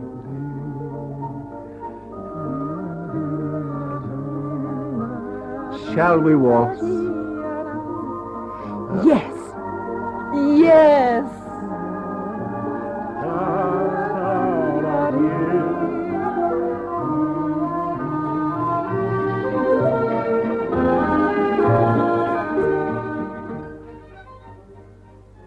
A private room in the Hotel Lucca, a venerable tavern built in the gaslit 80s, which retains an intimation of Viennese caprice. Its somber salons can still sparkle with happy imaginings of frivolities which no longer are, perhaps never were, but which eternally should be. The program of music for the evening, Frau Lucca. There is too much Mozart, Pretzi. No doubt, Frau Lucca. No doubt, whatever. They will want waltzes, appassionata, until they get drunk, and then they will want more waltzes. They will want to weep on each other's shoulders, you understand? Perfectly, ma'am. Now, soup. I'm ready for the wine. I have arranged everything. Oh, have you? Champagne. Clicquot, 1911. You are planning to serve that rabble, Clicquot 11. It's a matter of tradition. You are putting tradition before common sense, are you? Oh, it isn't that, Frau Lucca. I only felt The employees of this hotel will take their notions of tradition and of everything else from me. You will serve Tiziana with the roast. A half bottle for each of them. When they've guzzled that, nothing but beer. Vienna beer, not the Munchner. Very good, ma'am. You will serve the aperitifs in here. That is all. Yes, ma'am. To your posts. March.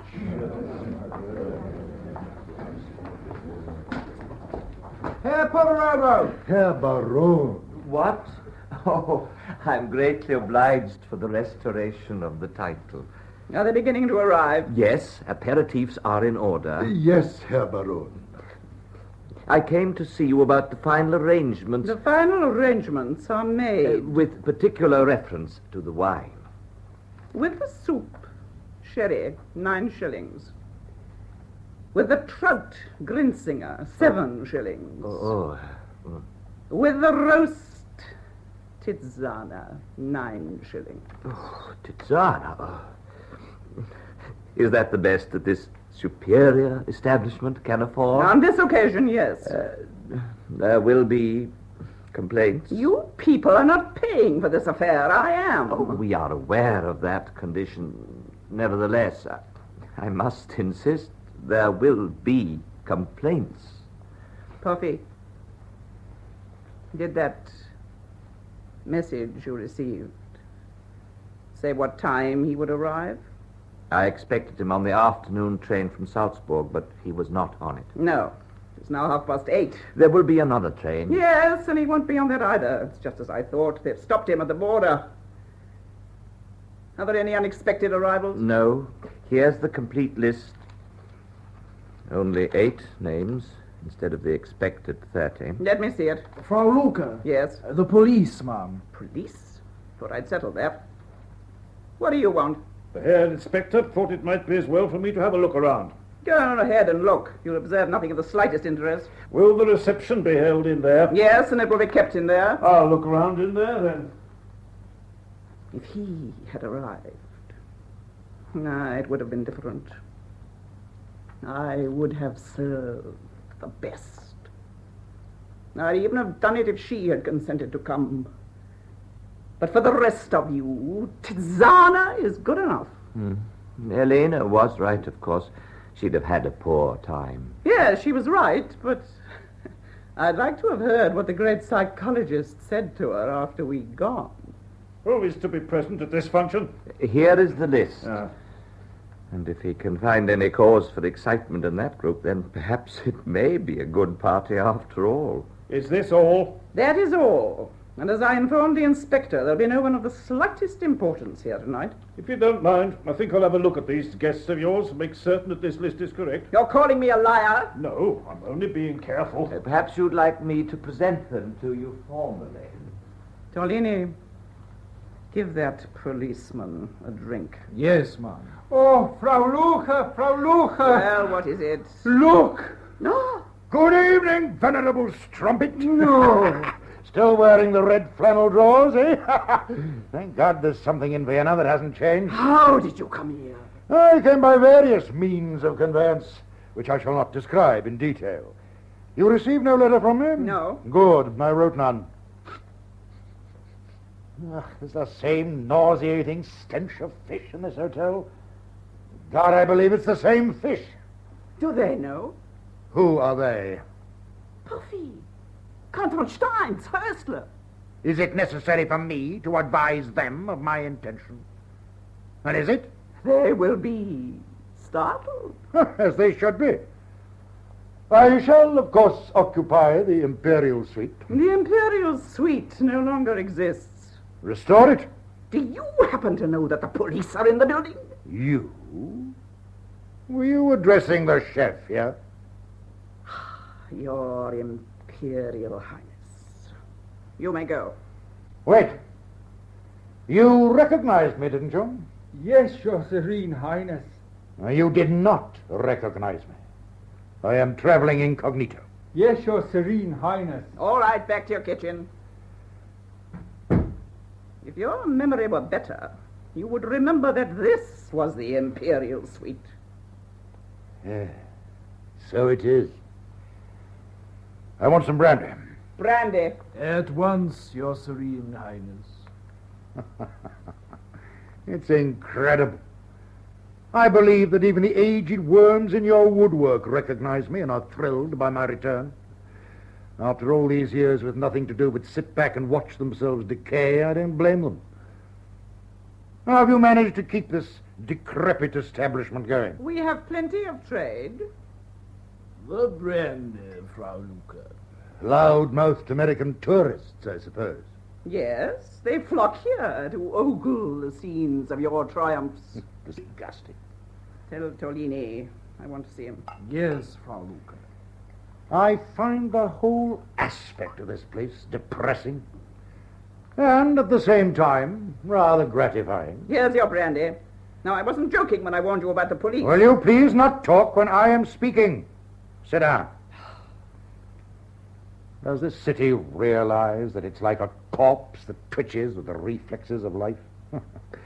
A gruesome spectacle. I don't envy you, Luca, having to abide here among the remains. No, I didn't really mean that. I do envy you. Who's here besides Buffy and that senile, incompetent General Hertzler? The Baroness von Kret and Köpke and his wife and Padish. And Elena Veresh? She's here, too. No. She's late. She's not coming. What? She's not in Vienna? Yes, but she has flatly refused to come. Oh. She didn't know that I would be here. Married, isn't she? Yes, to a doctor, a very important doctor. Have you seen her lately? I went to her house today. How is she? Old? No. Does she bulge? Does she bulge? No. Send for her. She will not come. Tell her that her one true lover has condescended to be present. I tell you she will not come. And I am telling you that she will come. She has a different life now. If by any chance she should not be here when I am ready... But you know the consequences, don't you, old filthy? You know. There is something else in Vienna that is not changed. You are the same maniac, like all your wretched family. No, not a maniac. It's only that I'm constantly intoxicated with my own charm. By God, Luca, I need a valet. And tell Elena to take all the time she wants. I don't approve of women who jump into their clothes like fire horses. She must make every possible effort to look alluring. You can use that room over there. You've used it before. Good. Stop! Stop! Yes, Frau Lucha. You will take the Tizzana off the ice. We will serve champagne. Clicquot. 1911. What? Did you hear? The Clicquot 1911? Yes. And there will be 9 covers instead of 8. Have them get that big chair that's in the office, that gold chair. Yes, ma'am. 9 covers. Put the gold chair at the head of the table. And I want caviar, sir. You sent for me, Frau Luca? Yes, I did. Oh, are you still here? Are there no other police matters to attend to? 9 covers? There are only 8 on this list. I neglected to count myself. I am to attend the party. The gold chair will be for you. Why not? My hotel, isn't it? Go on, Stroop. Do as you're told. Yes, ma'am. Tolini, I want to send a message to the florists. The flowers they sent are all wilted. And as for you, policeman, I'd be grateful if you'd go straight to the Herr Inspector and tell him that I consider this intrusion by the police an unpardonable outrage. Do you hear that? Yes, Frau Lucha, I hear. But surely you'll agree that the police... I'll agree to nothing. I've taken great pains to explain this whole affair to the authorities, and they assured me that there would be no interference. I only know that I've been ordered to look in. And you've obeyed your orders. You've seen everything and satisfied yourself that nothing harmful can come of this. It's all ridiculous stupidity, typical of the brainless asses who govern this city. Here, my good man, a little present for you. Now run along to the inspector and present to him my sincerest compliments. I will, Frau Lucha, thank you. And if he sends me back, it won't be my fault. I know that. Go on. See that the policeman gets out of the hotel. Then telephone Dr. Anton Krug's house and tell Frau Krug that the worst has happened. The worst? She'll understand. Tell her to get into a car and drive out of Vienna just as fast as she can. Yes, Frau Luca, but what about the florist? Great God, never mind the florist. Where the hell is that valet? Get back in that room. It's the boss. I told you to stay inside. Is there such a thing as a valet in this bar, General? Yes, he's coming right up. Thank you, my sweet. Your Imperial Highness. I do not remember who you are, minion, but nevertheless, good evening. Now do you understand what I meant by the worst? I do, yes. Tell her he's here. When he finds out she isn't, there'll be an uproar. He'll go after her. He'll break into her house and have a fight with her husband. If she wants to avoid a nasty scene, she'll have to get herself out of the city at once. Yes, Frau Luca, at once. Frau Luca, I just happened to take a look under the napkin in one of the ice buckets, and what did I see there? Tisana, that's what I saw. Tisana, sparkling dishwater. Oh, hold your tongue, I've work to do. Frau Luca! Frau Luca! Well, did you tell her that we insisted on champagne? Yes, but she paid no attention. I should have known that this would happen. She dragged us here solely to humiliate us for the satisfaction of her own vulgar sense of inferiority. As I was saying to you, Sophia, I threw in the 19th Army Corps, or was it the 17th? Oh, yes. And in another 12 hours we'd have smashed the ration line. France! General Hertzler! This is splendid, old boy. My darling Gisela, how stunning you look. Good evening, Sophia. Gisela, smart, distinguished, entrancing as ever. Now you must all be quiet because dear General Hertzler is telling me the most thrilling story about the campaign in 1915. Oh, yes, indeed. I remember it well. You had the Russians in a tight corner. We were within that of breaking through the enemy's lines, and they had no more than a corporal's guard in reserve. You can readily imagine the consequences. We would have marched on to Petersburg, crushed the Russian Empire, but at the very moment when my plan of campaign had reached a climax, I received a telegram from Prince Max in Berlin telling me to withdraw. Now, I ask you, what was I to do? Withdraw. Exactly. And the baffling part of it all is that telegram from Berlin has never been adequately explained. And I can tell you, my dear Gisela... They're all in here. Gisela, Sophia. Well, the general is telling us about a telegram from Berlin. I was merely explaining that there was a certain faction in Prussia, headed by Hindenburg, that did not wish Austria to achieve... Where is Köpke? I don't see him. Isn't he to be with us? Shut up, Tallis. There can be no question of doubt that Hindenburg was jealous of the inevitable result of my coup. He knew my victory would destroy the Russian power, and Austria would gain the credit for having won the war. Is His Imperial Highness here yet? No, Puff is out now trying to find out if there's any word of him. I beg your pardon? Hindenburg, of course, was a Prussian of the Prussians, contemptuous of Austria, determined to take away my credit. What's the general saying? Something about the war. Oh, too bad. Too bad. Oh, Puffy, is there any news? What about Rudolph? Is he coming? No, the last train from Salzburg is in, but he wasn't on it. I can't bear to think they've caught him. He must come, he must. Of course, with Rudolph there is always hope. Yes, of course there is hope. Rudolph was always late. Do you remember, Gisela, the time when the Emperor was holding a reception for Edward VII? No. Herr Baron, the aperitif. By all means, proceed with them. Thank you, Herr Baron. As I was saying, Gisela, the Emperor had commanded all the members of the royal family to be punctual, and of course they all were, with one exception. Rudolph. He was a mere stripling then, but even so, he kept the King of England waiting for 2 hours, while he... Now, if you will all be good enough to rise. To His Imperial Majesty. His Imperial Majesty. Well, here I am. You're late, then. Yes, my love, yes. Is the party in full swing? It is. Let us close our eyes to the fact that we all look a bit moth-eaten and concentrate on getting through this with a show of good grace. Yes, but we're not going to be very uproarious in Tizana. Perhaps if Luca would give us some really good beer, it might take effect more quickly. What's everybody saying now? Elaine. Elena. Oh, darling. I did so hope you'd be here.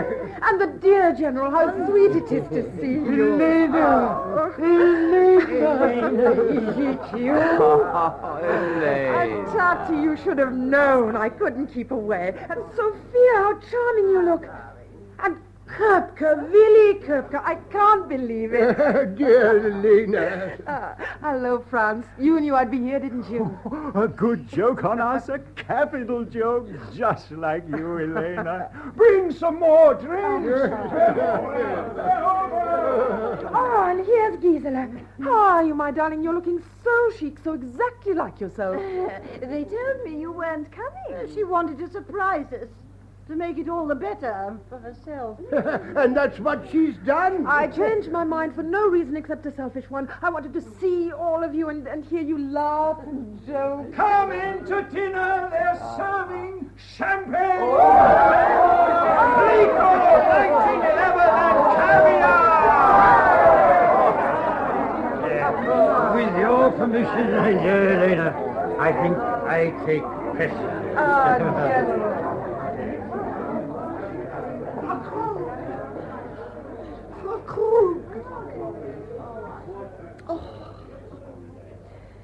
Torine must have been too late. Oh! That damn valet scratched my ear. You are to stay in that room until I tell you it's safe. Is she here? I told you she wouldn't come. She's here, No. isn't she? Isn't she? Yes. Good. You have acted with unexpected competence. Bring her to me. But they have just sat down to supper. You should join them. Bring her here. I shall not be hungry for another 43 minutes. You'd better be careful how you talk to her. You may now depart, Luther. She isn't the same one you used to make free with. Her husband is a very fine man, a big man, too. I shall want champagne. Now go and get her, Luther. I tell you, you'd better not try any of your old tricks on her. She's different. Take His Imperial Highness champagne. Yes, Frau.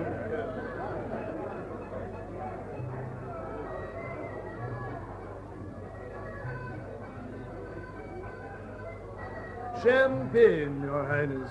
Get out. Your Highness. Madame.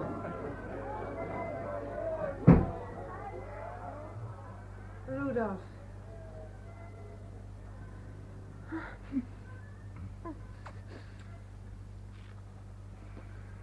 How long has it been since you were kissed like that? 10 years? Oh, more than 10 years. Think of it.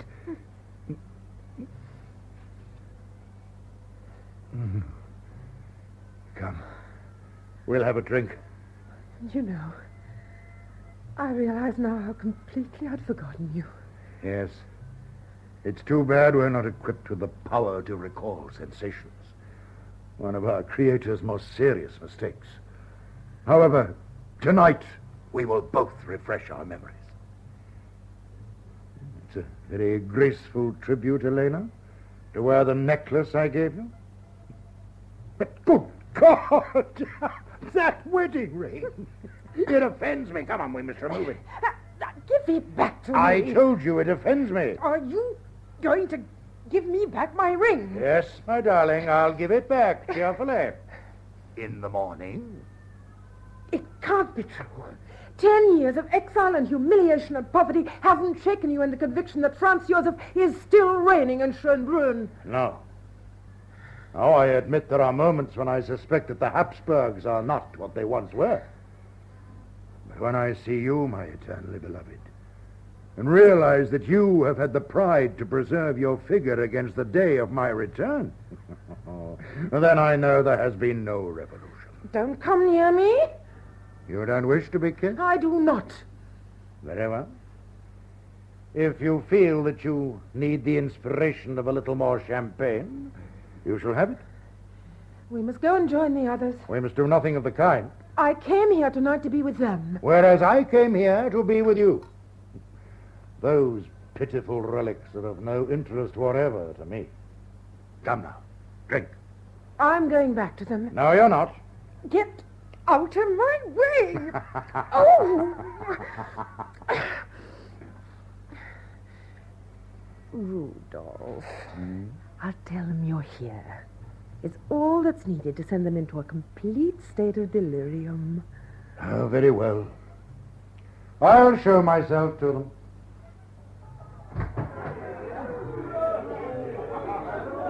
His Imperial Highness! I may join you, lady. A toast, His Imperial Highness. His Imperial Highness!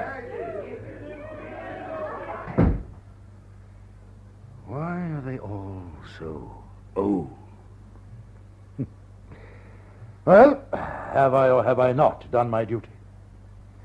Now, before we pass on to more mutually agreeable subjects, I suggest that we discuss your husband briefly. Do you love him? Very much. Oh, I've no objection to that. He's a doctor, isn't he? A psychoanalyst. Uh-huh. A practitioner of Vienna's sole remaining industry. I must meet him and let him study me. No, he knows all about you already. Ah, you've told him? Yes, you'll find your type analyzed in one of his books under the heading Elephantiasis of the Ego. I doubt that I'd be interested. Have you any children? No. I extend my condolences. Let us dismiss the dreary topic of your domestic life and press on with the consideration of my own. But I suppose you know all about it. No. How have you supported yourself? In various ways. Now and then, a good run at baccarat, 1 or 2 engagements in the cinema studios.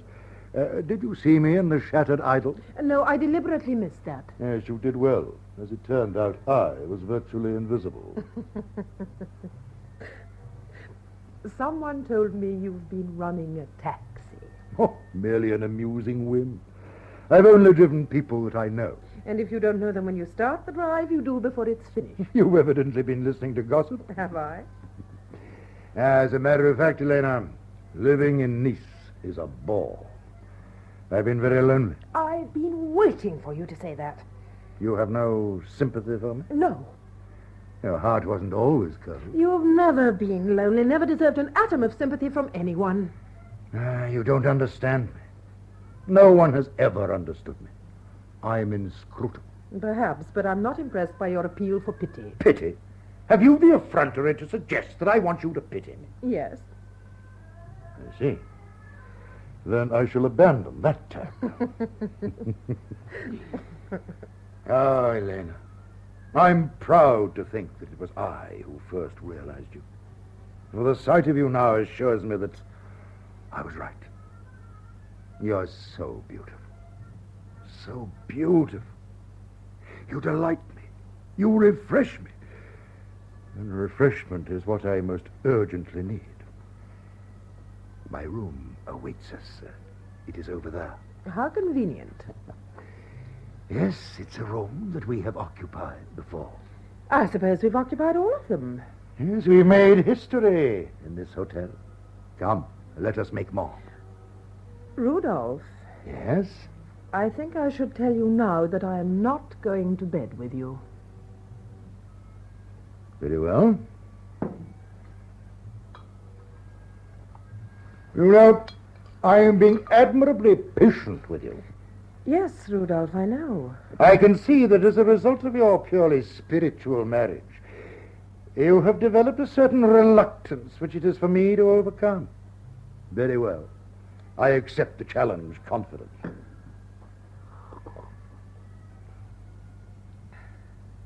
Elena, I know now that I have never loved any woman as I love you. When I see you, I know that I've never loved anyone else at all. You were, you are, and ever will be the one passion of my life. Now, glow with justifiable pride. Oh, I am glowing. And what other women have you known since then? Oh, plenty, all kinds. But every one of them has been no more than a proxy for you.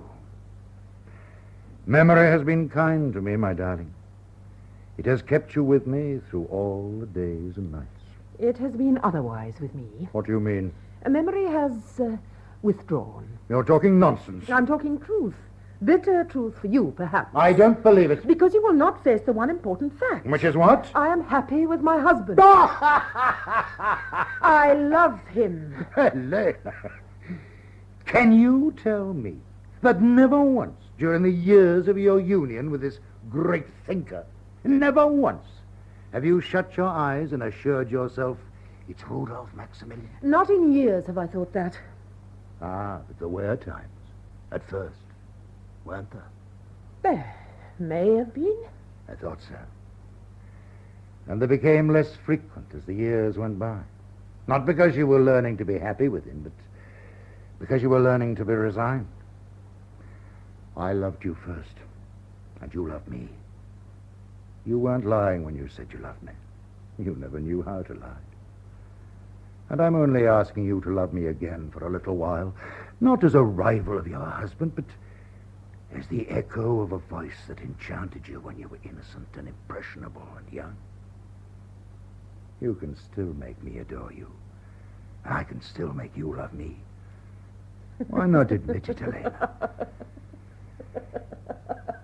There's something in the quality of that laughter which suggests that I am wasting my time. Oh, Rudolph.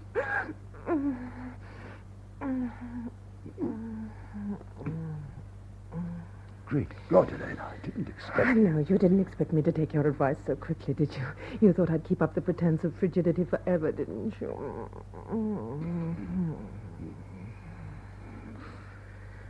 And am I frozen now? No. There's been an unaccountable thaw. Am I restraining myself now? Am I being subdued, repressed, unresponsive? Am I? No. But for God's sake, Helena, there is such a thing as going too far. Oh, no, there isn't. Let's open the doors. No. Yes, I want them to see that I haven't changed, that there are some things that can never change. Come on, everybody. Come on, everybody. Just to the doors. Come on. Look at her. Look at her. All the old enthusiasm. Come now, my darling. Rudolph.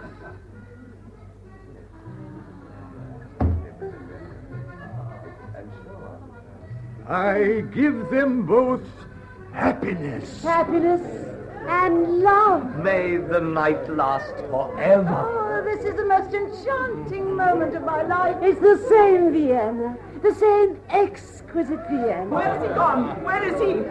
Is there anything the matter? The police are here. One of the bottles you threw hit somebody in the street.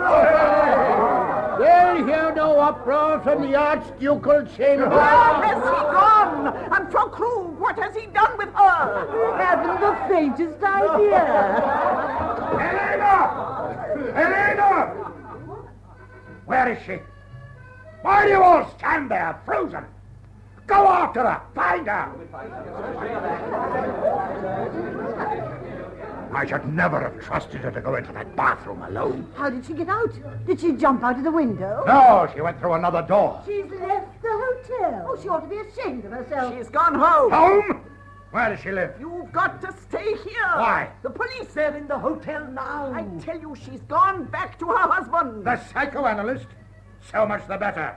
Now, which of you verminous objects is going to tell me where she lives? Oh, I don't know where she lives. Do you know?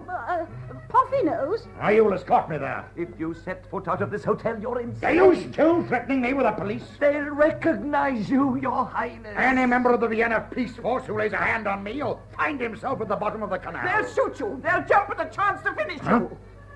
Oh, very well. Very well. She doesn't want you anymore. Oh, yes, she does. She's leading me on. She wants the thrill of the chase. Well, she shall have it. And if the accommodation at her house isn't good enough, I'll bring her back here. So see to it that this party's still going on when I return. Whether it's tomorrow or the next day or whenever. Go on, Poppy. He'll do it. He'll do it. Nothing will stop him. He'll bring her back and the party will go on forever. You fools! Don't you see what will happen? They'll catch him. They'll kill him. Frau Luca. Oh, have they got him? No. No.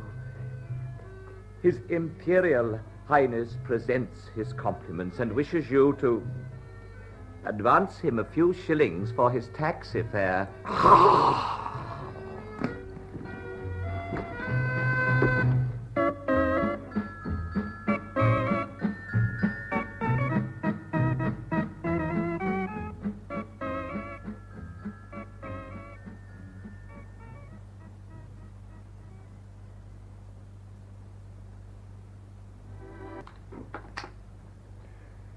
Well, what do you make of that, eh? Didn't you notice anything about the way she said good night? No kisses, nor sweet dreams, nor any affection. She was wearing a dress when she left here, wasn't she? There's something the matter. Didn't you notice it? No.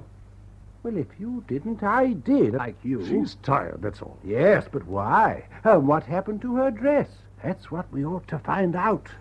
There's nothing to find out. That's the night bell. Yes, I know. I can hear it. What do you suppose it is? I haven't the faintest idea.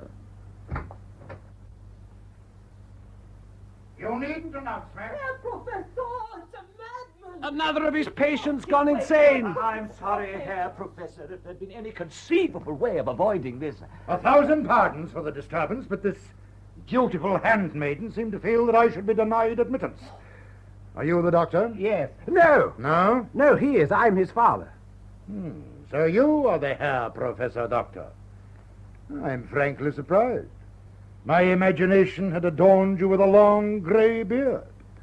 How do you do? Who are you? You're asking me who I am. I can tell you who he is. He doesn't know who I am, Puffy.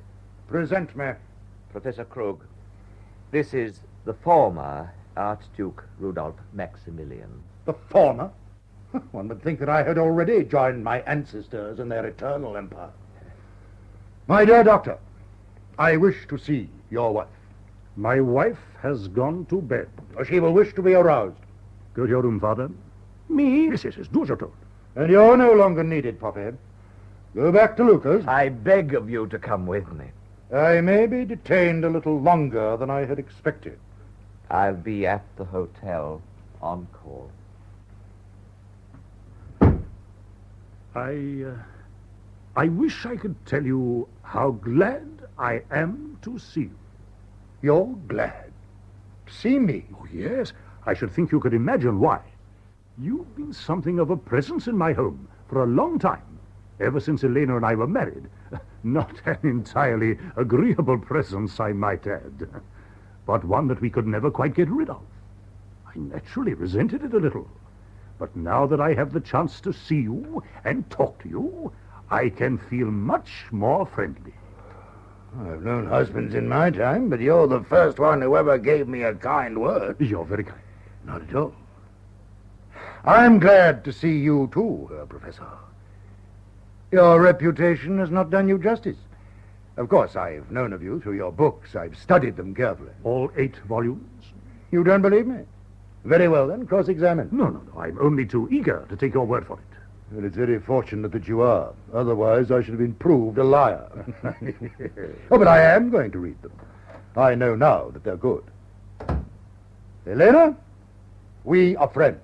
Are you? We see eye to eye on the most important subject. Your husband represents the sublimity of the intellectual, and I the quintessence of the emotional.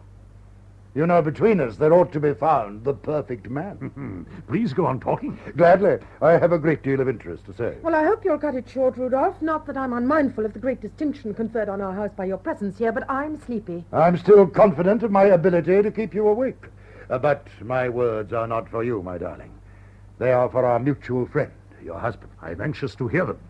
Well, to begin at the beginning. Herr Professor, I have been making advances to your wife. I am here now to continue them until the desired objective has been reached. Am I making myself clear? Perfectly clear. So far. Good. You will not fail to see the validity of my claim. 15 years ago, I became intimate with Elena. I am familiar with the preface. She was lovely, Herr Professor. I'm sure of it. So, I made her my mistress. For 4 beautiful years, I was devoted... It was hardly more than 2. Don't interrupt. Don't exaggerate. If I'm to be interrupted... Don't exaggerate. Permit me to continue. Of course. Our idyllic romance was terminated by the revolution. I promised Helena I'd return as soon as I could, but I didn't return. I never even had the chance to say goodbye to her. We were denied the privilege of parting, as most lovers do, with the customary romantic heroism, romantic self-sacrifice. We were wrenched apart. Surely, Herr Doctor, you can see the significance of that wrench. I've seen a great deal of it.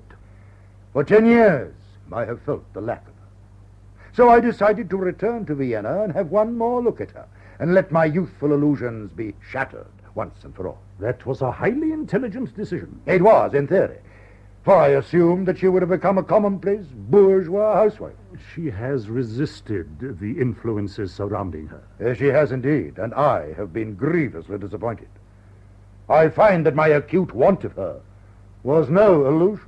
It remains a fact which we must all face. Yes, Anton. Perhaps you don't believe that it is a fact. Helena didn't at first. I, too, have been conscious of a presence. Helena has been in attendance at all the sordid little romances I've ever known. Herr Doctor, you're a scientist, and I beg of you to consider me as your patient. I need professional advice. I can't give it. By a process of suggestion, he compels the patient to advise himself. It is useless for me to try to consider this in the light of my own experience, because I have never confronted such a problem in just this way before. Why? With Helena for a wife, I should think that this sort of thing would be coming up all the time. I'm only a psychiatrist. Your case requires the specialized services of a neuropathologist. There is a very good one in Munich. I don't want to go to Munich. I want this problem to be settled now. I'm not a witch doctor. I can't straighten out a mess of glandular complications with a wave of the hand. You must realize, Herr Doctor, that for all my talk, I am simply a man who lives on sensations.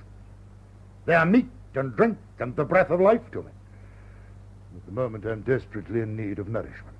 Nourishment for my self-esteem. If this could be dealt with in a rational manner, it would be simple. I would tell you to look at her to your heart's content. Fill your imagination with her. And then see for yourself that for you she has no substance. She is a dream that you've explained and disposed of, and that you can never recapture. But it isn't so simple as all that. You're right, my friend. It isn't so simple. I must do more than look. Well, Anton, what have you to say to that? There is nothing for me to say. I know. It's a damned awkward situation. When I came in here, I was ready to fight. But you showed me that this dispute should be settled by reason, as opposed to force. And I find that this dispute has become essentially unreasonable. It has not. My impulses are entirely natural. And so are my objections to your impulses. Ah, so you do object? Yes, I do. Do you imagine that I want to take her away from you for good and all? I can reassure you on that point. I'm not attempting to shatter your home. I'm asking for only a moment, a fragment of revival. That'll give me enough to live on for another 10 years, by which time I'll hardly be a serious menace to you or to anyone. Now, surely, you can have no objection to that. You're forcing me into the hellishly uncomfortable position of a jealous husband. If you'll permit me to say so, you assumed that position voluntarily when you married her. Yes, I know that. You admitted the presence that is in your house. And now that presence has materialized, are you afraid to face it? No, Anton, you won't let him say that. We have expelled the Habsburgs from Austria, but not all of us have expelled the Habsburgs from ourselves. Now, I want you to leave. What? I'm asking you to go. Taking Helena with me? No. Even though she might want to go? Have you bothered to ask her? Oh, leave me out of this. You'll have to dispose of me between yourselves. Get out! Oh, I'm disappointed in you, Herr Doctor. I see that you're just a husband, no better than the rest of us. Unless you go of your own accord, I shall attempt to put you out, and I believe I shall succeed. I'm sure you can, but not without making a ridiculous spectacle of yourself. Then I shall not delay the process. Helena, I have exposed him before your eyes. This colossus of intellect, this triumph of civilization, is behaving like a vindictive ape. Get out! I have to warn you that I'm not going to fight fair. You'd better not watch this, Elena. Nothing could induce me to leave now. I've just realized that I've been waiting for this moment for years. I'm a competent swordsman, but I'm hopelessly inept with my fists. I'll make you an offer. Then make it quickly. If you'll permit your intelligence to triumph over your medieval scruples and grant me this negligible favor, then I shall give you in return my one possession, namely this carcass that I wear about my immortal soul, these priceless pounds of flesh. Tomorrow I shall go forth upon the Ringstrasse. I shall kick and insult policemen. My identity will become known. I shall be beaten to earth and shot. I shall die gloriously in the gutter, my head pillowed on a pile of excrement. But before I take this suicidal action, I shall sign documents bequeathing my remains unconditionally to the eminent Professor Dr. what's the name? Krug. Krug. You will appreciate my value to science. No? You reject my offer? You insist on being primitive? Very well, then. Come on, Herr Doctor, I'm waiting. No. You are succeeding in your object. I? Succeeding? You're making a fool of me. I should have heeded your warning that you wouldn't fight fair. Confronting you in this way, in the presence of my wife, whom I wish above all others to impress. I can't do it. Oh, I could finish the fight, but I can't start it. No, Anton, you're wrong. You couldn't finish it. I'm the only one who could do that. I should have known it there at Luca's. I shouldn't have tried to escape. That's the mistake I've always made. Oh, who's that? Don't tell me that the doctor is being summoned to a patient. Shall I go? No, Cathy is awake. Herr Professor Doctor. Herr Professor Doctor, my deepest apologies. What is it? It's the police. What do they want? They want him. They found out about him. By all means, let them have me.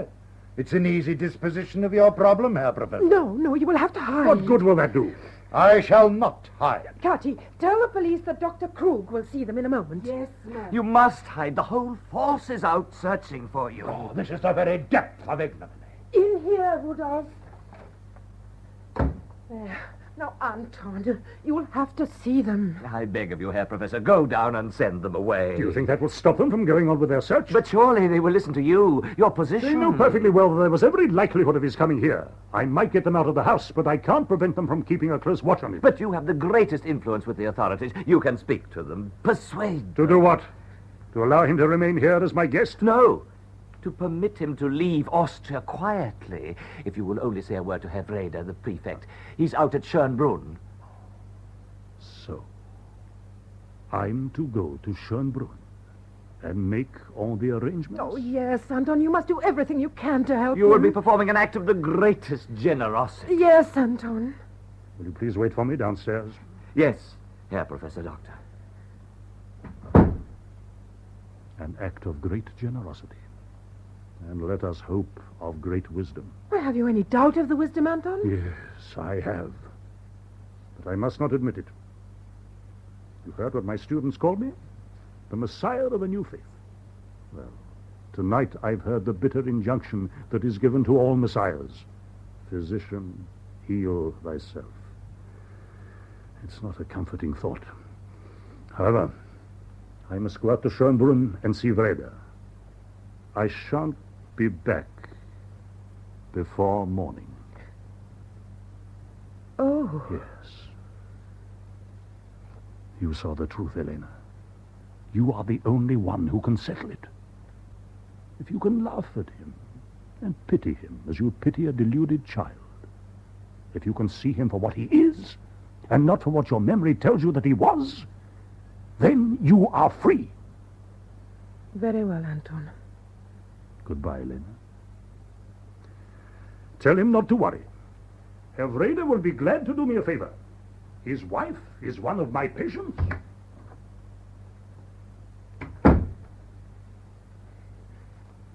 Rudolph? Rudolph? They've gone. You can come out. Are you sure it's safe? Perfectly. Where is your husband? He's gone. Where? To see the prefect of police. He has great influence with the officials.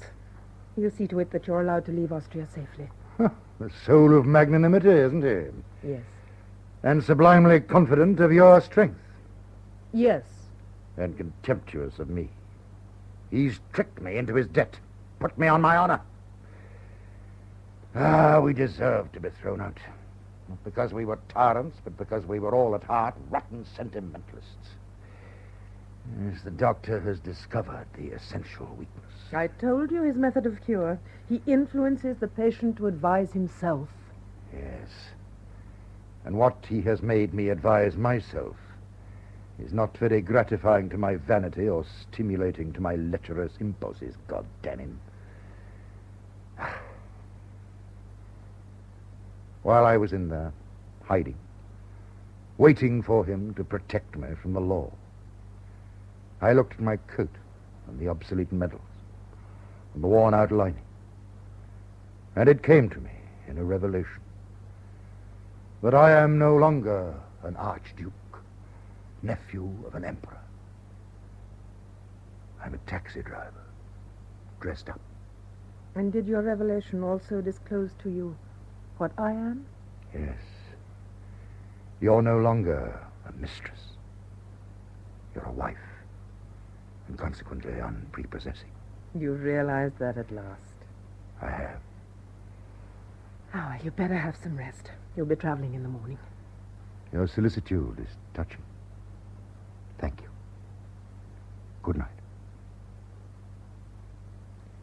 You've forgotten your coat, Rudolph. Have I? Oh, it needs mending. Please don't bother. I'll never wear it again. You will, Rudolph. You'll always wear it. Gallantly. Even if the lining is a little torn. It's your coat. One of the meager possessions of Herr von Habsburg. You're very sweet, Elena. I don't quite know why you should be. But please remember that I'm grateful. And also sorry. No, Rudolph. You must never be sorry. Good night, my dear. Goodbye.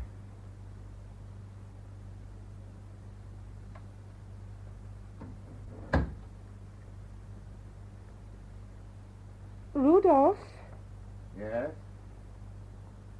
you left your coat out here. Did I? Yes, Rudolph. Elena. Rudolph.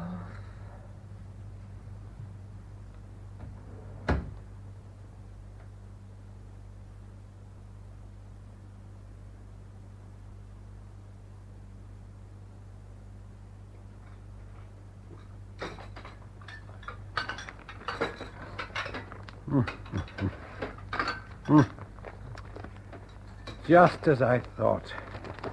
Not a word in here about what happened last night. One of the most exciting things that's happened in this city for years, and they hush it up. Ha! Kidneys. You're not to touch them. They're for the Herr Professor Doctor. I thought as much. Oh, well. Cutty, what did you think of our guest, eh? Did you ever see anyone like that before? No. I never did either. I mean, close to. How did they get rid of him? What happened after I went to bed? I haven't the faintest idea what happened. Well, I would like to know.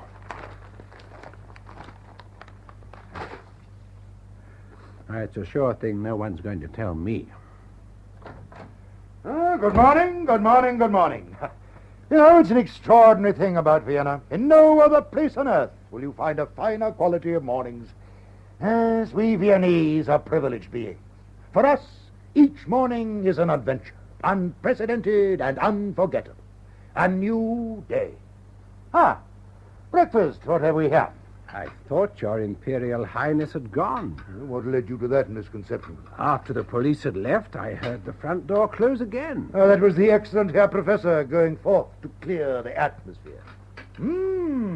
Kidneys? Those are for my son. He likes kidneys, does he? He does, and no one is allowed to touch them but him. You know, the more I hear about that gifted scientist, the more I know him to be a gentleman of discernment and taste. He and I obviously appreciate the same delicacies. Where did you sleep last night? Not really, my friend. You're a man of the world, aren't you? I am nothing of the kind. I envy you. It's a poor world. If you take my advice, you stay here where you are, in this charming house, in this incomparable city. Ah, our lovely hostess. Look, Elena. Look at who is having breakfast with me. Good morning, Father. Good morning, dear. Good morning, Rudolph. Gorgeous day, isn't it? Ah, we've been discussing it. I couldn't make out what he was talking about. Will you have coffee, Rudolph? Oh, I'll have everything. Coffee with whipped cream, rolls, honey, jam, jelly. Oh, I've forgotten whether you take sugar. So have I. Father, what are you laughing Well, at? he said he'd forgotten if he takes sugar. Yeah, I don't blame you for laughing. It was a fatuous remark. A what? A very silly remark. As a matter of fact, I take 3 lumps. Oh, he's a fool, isn't he? I should say that he's a fool. Good morning. Oh, Anton. Well, before anyone else breaks the news, permit me to announce that I have devoured the kidney. Oh, Cathy will cook some more. Now, sit down, Anton. Oh, Buffy, you too. No, I have already had a huge breakfast at the Hotel Luca. But I'm afraid this gentleman hasn't. He's been standing out in the street all night. Why in heaven's name have you been doing that, Buffy? The police were still there, and I thought I might be needed. You say you've been at Luca's? Yes. Is the party still going on? Oh, yes, they all entertained me at breakfast. How are they now? They're getting a little sleepy. Well, then let's rush over and wake them up. I'm afraid we can't. Oh? You and I have to start immediately for Passau, where you will be allowed to cross the frontier. There is a government car downstairs. I see. I hate to drag you away. But it's necessary. Yes, of course it is. But why do you have to go with him, Anton? I flatly refuse to hear of such a thing. I'll not take you away from your duties in your home. No, Poppy will escort you. I should be delighted. No. No. I have given my word that I myself will see you depart from Austria. The authorities wish me to explain that they will take extraordinary precautions to see that you do not return. I don't blame them a bit. I shan't be back much before evening, Elena. Will you tell Zenzi to cancel all my engagements for today? Yes, Anton, I'll tell her. And I'll send word to the university. A dutiful wife, Herr Professor. I commend her to you, and you to her. It's a remarkable union, and it'll give me satisfaction to the end of my days to think that perhaps I, in my small way, have contributed something to it. It's time to go, Rudolph. I know it is. But before I depart, Herr Professor, let me say that I call your roof tree blessed. For beneath it, a Habsburg has been entertained, royally entertained, and has been granted into the bargain a superb demonstration of applied psychology. Goodbye, Elena. Goodbye, Rudolph. No wistful tears, please. Goodbye, Puffy. Your Highness. Goodbye, my dear old friend. Goodbye. Safe journey. Think of me in the morning. There'll be no trouble. Anton, there's something I want to say. Ah, no. There isn't, Elena.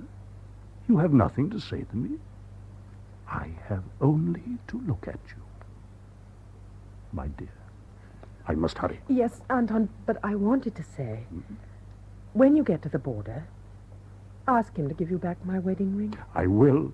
And I left a package for you in the hall. Frau Luca gave it to me. It's your white dress.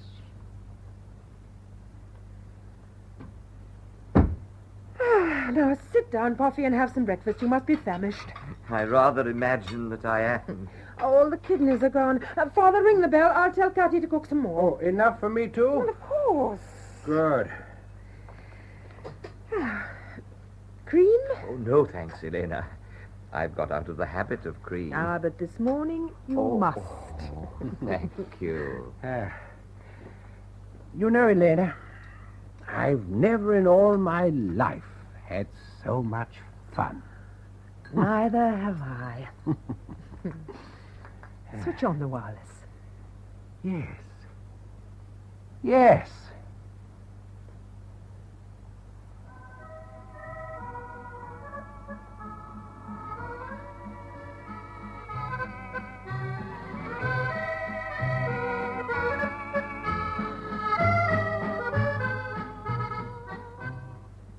Reunion in Vienna, a comedy by Robert Sherwood, was recorded. Principal parts were played as follows. Katy, Beth Boyd. Ernst, Godfrey Kenton. Elena, Mary Wimbush. Anton Krug, Victor Lucas. Old Krug, Preston Lockwood. Emil, Nigel Anthony. Ilse, Carol Marsh. Frau Lucher, Fabia Drake. Count von Steins, Peter Claughton. Puffy, Alan McClelland, and the Archduke Rudolph Maximilian, Francis de Wolf. Other parts were played by members of the BBC Drama Repertory Company. The play was adapted and produced by Joe Burrows.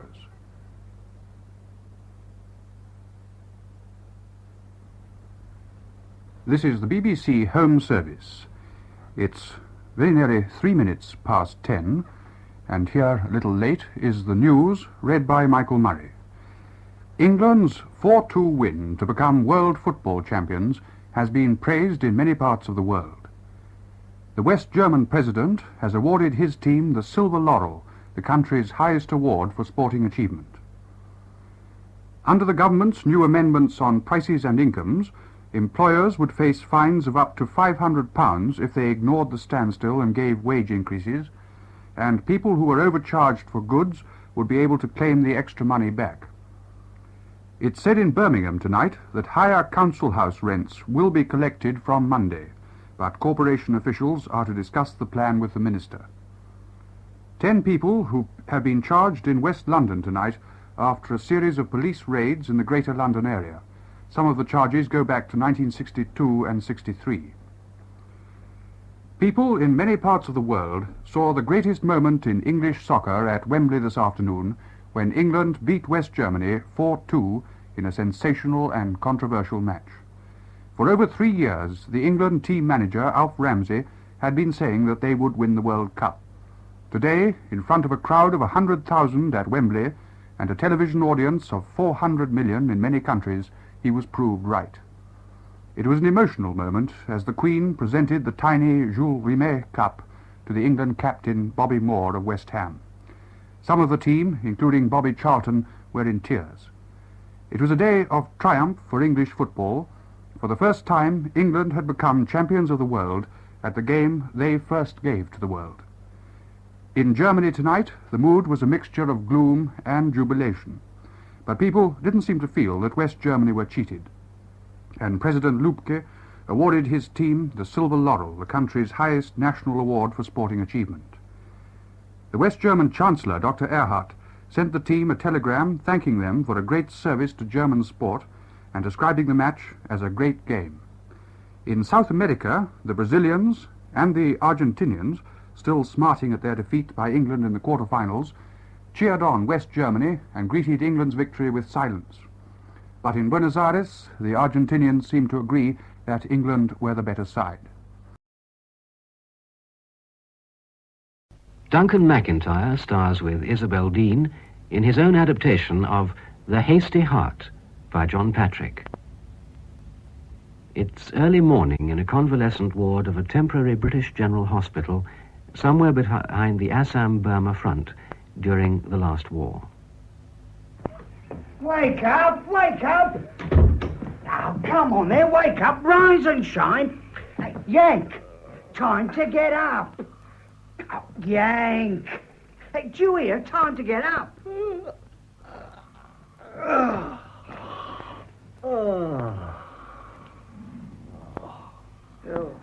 Why don't you drop dead?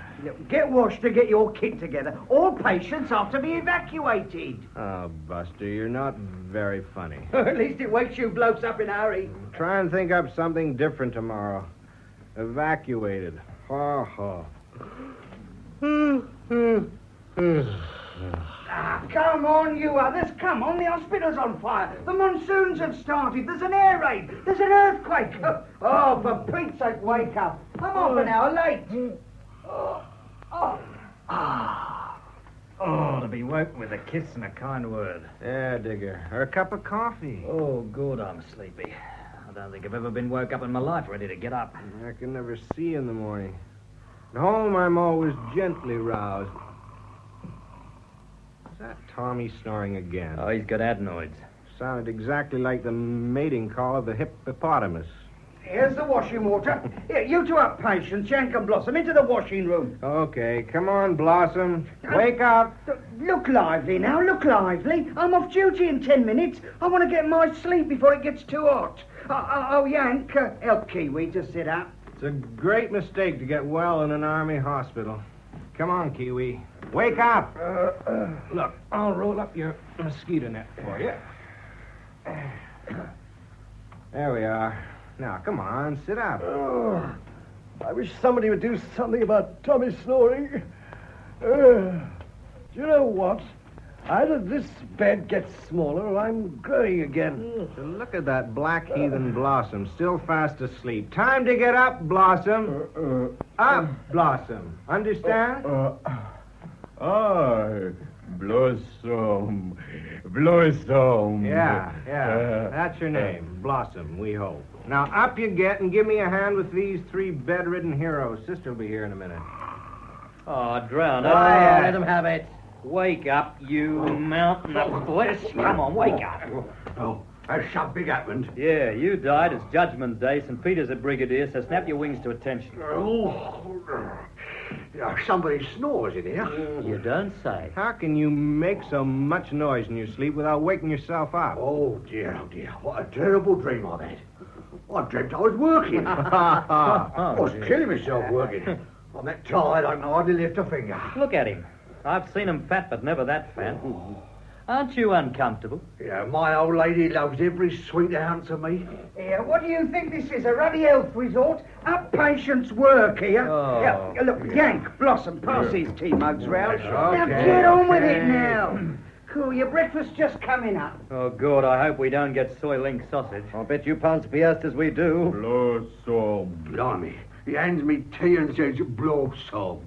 Oh, Yank, why don't you teach him 2 words? Then he could be an officer. Breakfast for 5, coming up. What is it this time? What have we got? Oh, good. Soy link.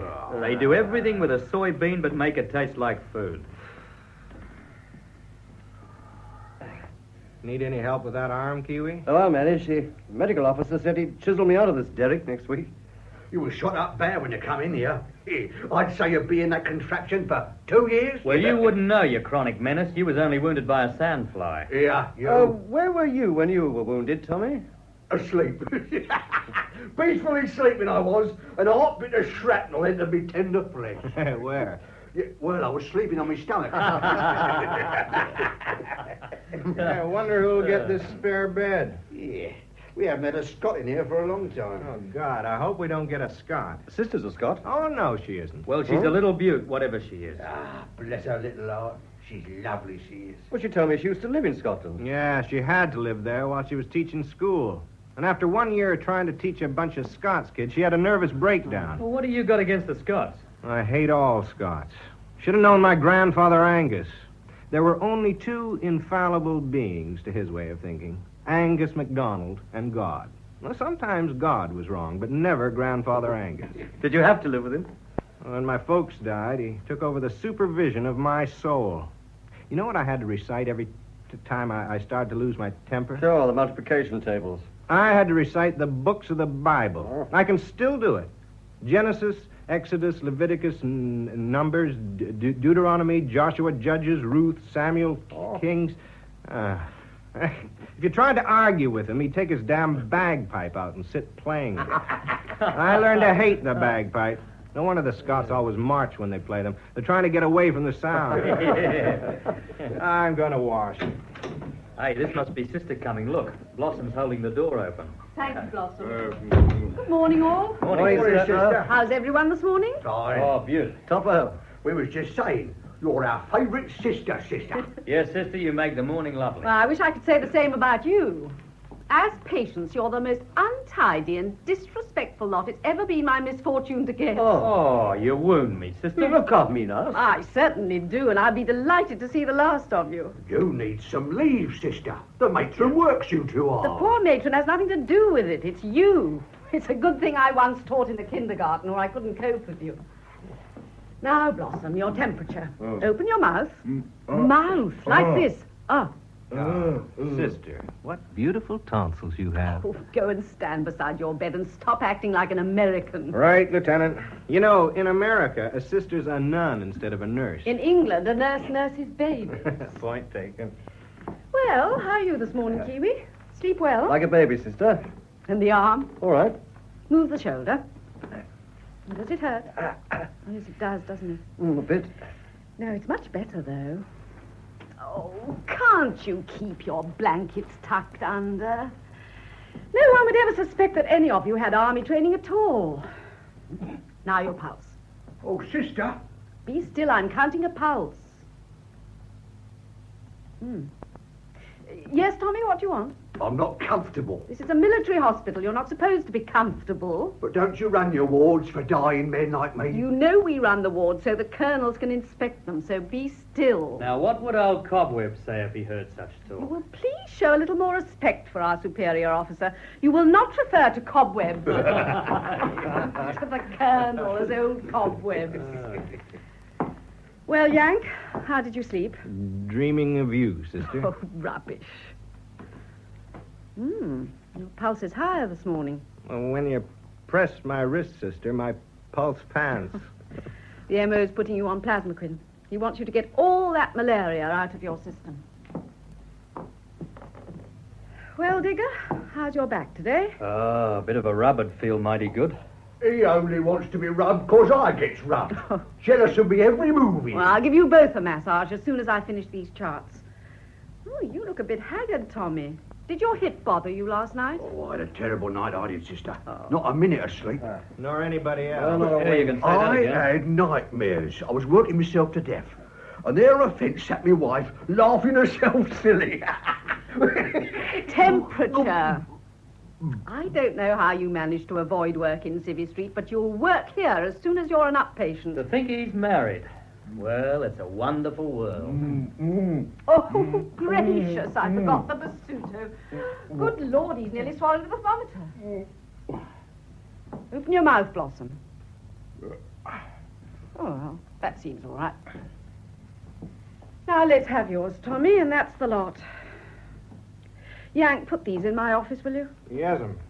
Now, let's see if we can get this ward looking less like a slit trench. Blossom. Blossom. Line up the beds. Oh, yeah, line up the beds. You've no idea how it improves the patient's condition. It improves the colonel's disposition, and that's much more important. Sister. Oh, what is it, Yank? Cobwebs. Oh, don't be silly. He can't inspect this early. Well, I looked out the window and I saw him coming. Oh, Lord. Hurry. Put everything in order. Right. Yank, give us a hand with the bed, will you? Now, come along. Everybody, hide his kits. Now, you, Tommy. Tommy, hide these sheets under your covers. Right out, you just shove me in there. That's the idea. Blimey, he'll think I'm bloated. How's that, sister? That's good enough. Stand by your beds, you two. Quickly, I can hear him. Good morning, sir. Good morning, sir. Carry on, men. Sit on your beds. You keep a very tidy ward. Thank you, sir. The matron tells me you have an empty bed here. Yes, we have, sir. I'm transferring one of my own patients to your ward this morning, and I thought I ought to come over myself to explain. It's a case that calls for the cooperation of the whole ward. May I have everyone's attention for a moment? Thank you. I came here this morning to enlist your help. Oh, what sort of help, sir? You're an American, aren't you? Yes, sir. American Field Service. Ambulance driver attached to the British. And I've seen you somewhere before. When you inspected the ward last week, sir. Before that, I associated with something unpleasant. I had hoped you'd forgotten, sir. It seems I crowded your staff car off the road one day. It seems. I know damn well you did. My dear boy, you could have killed me. But I didn't.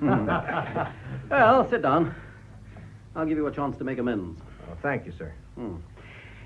I did an emergency operation on this man who's coming here. Took a bit of shrapnel out of him. Had to remove his kidney. He's about recovered. And I think you can help him. May I ask how, sir? By keeping him contented.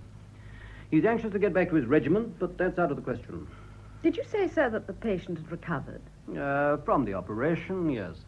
This man has one kidney left. Now, Ordinarily, that would carry him through life. Unfortunately, we've discovered that it's defective. It will do the work of two at a time, a very limited time. Oh. Does the patient know this, sir? I decided against telling him. He has no family, no ties. Worry won't help him. So while he's well and waiting, I'm placing him in here because, well, it seems to me a man should have friends around him when he dies. How long has this man got, sir? At the most, 6 weeks. Nothing can help him, sir. The only help he can expect now will come from you. And he thinks he's well, sir? Not in the sense he is. But it would be criminal to release him just to collapse up forward. Well, do what you can to help keep him contented, will you? And happy? Yes, sir. We'll do our best, sir. He won't learn nothing from us, sir. We'll jolly him along, You sir. can rely on these men, Colonel. Tango. It's damned unfortunate. Well, carry on. Yes, sir. He's in C-16 by himself. I've instructed your orderly to bring him over as soon as he's ready. He can sit up or not, as he pleases. We'll take good care of him, sir. Thank you, sister. Good morning, men. Morning, sir. Morning, sir. We'll omit inspection. Good morning, sister. Good morning, sir. Oh, dear, we've work to do. Yank, while I look after Tommy and Digger, will you give Kiwi his bath? I'm going to make somebody a good wife. Blossom will help you with the screen. Right, sister. Come on, black boy, work. Blossom. Now, Tommy, turn over and get your hip rubbed. Who is he, sister? Who's who? The bloke was going to kick in, I don't know. and he hasn't a chance. It's a shocker, ain't it? It's always a shocker. Good, what a tub of butter. How can a bloke get so fat on bully beef? It's me marvellous glands. I was regraded twice since I was made cook. Both times on my card they put obese. I don't know what it means. You're an ignorant so-and-so. Hey, sister, what does a beef mean? Fat. Well, how do you like that? Being fat ain't good enough for him. He has to be obese. No, you're just plain fat. In future, you'll kindly refer to me by my proper disease. Now, that's enough, I think. Now, Digger, your turn. Is this all right? Oh, just great. Hey, sister, how do we treat this bloke? The new patient? Yeah. Like a human being. Well, that'll be a change after this lot. You're in the paratroops, aren't you, Digger? Right. Have you made many jumps? Yeah, 12. I think I'll just skip the next one. Here, if your parachute don't open, you get a new one. Why don't you read some new joke books? They always open, don't they? Oh, sometimes the silk gets damp and sticks together. How does your wife feel about silk that sticks together? Oh, she says be careful. But then she says that no matter what I'm doing. Then be careful. Oh, that's a dreadful business. Yeah, and I've had it. There, that's all you're getting today. Blossom. Oh, dear, I do wish the M.O. would decide what to do about the Basuto. Is he really just homesick, Yes, sister? that's the only blessed thing wrong with him. He'll probably pine and die unless he's sent back to his tribe. Blossom. Go sit on your bed, Blossom. String your necklace. I'll see if there are more beads for you. Homesick. Why do you suppose these jokers ever join up anyway? Oh, their chief joins and they follow. His whole tribe joined. Now he wants to go home. Him and me both. Well, that's that. Those damn bed baths. Now I know what a wet nurse is. Never mind, Yank. Kiwi looks the better for it. All nice and shiny. Phew. You feel as if you're in an oven. And those screens around your bed. Here you are, Blossom. A few more beads for your necklace. Now, the rest of you, get your needlework out and try doing something constructive for a change. All of you? Sister, haven't you got any yellow thread yet? I've made all my buttercups blue. Well, you just have to use what we've got, I'm afraid. Oh, Digger, you'll have to hurry with that knitting for your baby. Too right. Are you having a baby? I knew weeks ago. Yeah, we must be very tender with Digger. But you've been away 3 years. How could you possibly... On my way back from England, I was married in Cape Town. Ah, that is a dirty aha. He's a poor type, that young. How about a bet on it? I'll bet rubles to rupees it's a boy. Look, save your dough. I don't want to bet on my kid. Oh, I can't get a bet on anything round here. Yank, why don't you turn whatever it is you're making into something for Digger's baby? He'd love a hand-embroidered nappy. The OC said I was to bring a new patient in here. Oh, yes, the Colonel told me. Did you bring his kit? Well, he's carrying it himself. He wouldn't let me touch it. Right, bring him up. All right, miss. We can't keep that kit in here. He says the Colonel says he can. Oh, all right. Well, you may have this bed here. Here's his report. Thank you. I'm Sister Margaret. I don't believe the Colonel told me your name. Oh, here it is on your report. Sergeant Lachlan McLaughlin. Are you a Scot? I'd hardly have that name if I wasn't a Scot. Oh, I don't know. Lots of parents give their children Scottish names because they like them. That fools nobody, parading under false pretenses. Oh, I doubt if it's a deliberate plot against the Scots. Now, the Colonel said you could sit up if you wanted to or get into bed and rest, just as you like. I'll sit here for a while. Is there anything you want? I don't like to have things done for me. Don't you? I love to have things done for me. Maybe you do. No me. Well, sing out if you need anything. I'll take your reports into the office and glance through them. Have a cigarette? I've got my own. Well, these aren't issue. I got them from home. I never accept presents. Why not? I don't want to put myself in anybody's debt. A cigarette isn't going to put you deep in debt. I'll smoke my own. Hey, Jock. If you're addressing me, my name's no joke. Yeah, well, I heard Sister read something, but I didn't catch it. What is it? Lachlan something. All right, then. Lackey. Is that okay? And what did you want? Nothing. Thought you might feel like talking. What about? Oh, nothing. Just gab. I put no value in talking for talking's sake. You're a Scot, all right. What regiment are you with, Lackey? Why do you ask? Well, I was just curious. I thought I might know someone in your regiment. You're no a Scot. My grandfather was. It's not very likely you'd find your grandfather in my regiment. Oh, brother. You want something to read? Here's a book. Cat. I don't like books. Don't you like to get away from yourself? Books are a waste of a thinking man's time. Oh, I see. You're a thinking man. Aye. Well, maybe we could interest you in the Bible? I doubt it. It's got some damn good poetry in it.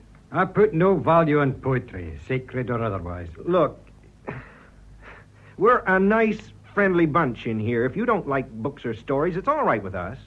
It would have to be. What I'm trying to say is, live and let live. Here. And what's this you're offering me? Well, it's a bar of chocolate. Don't you want it? What's wrong with it?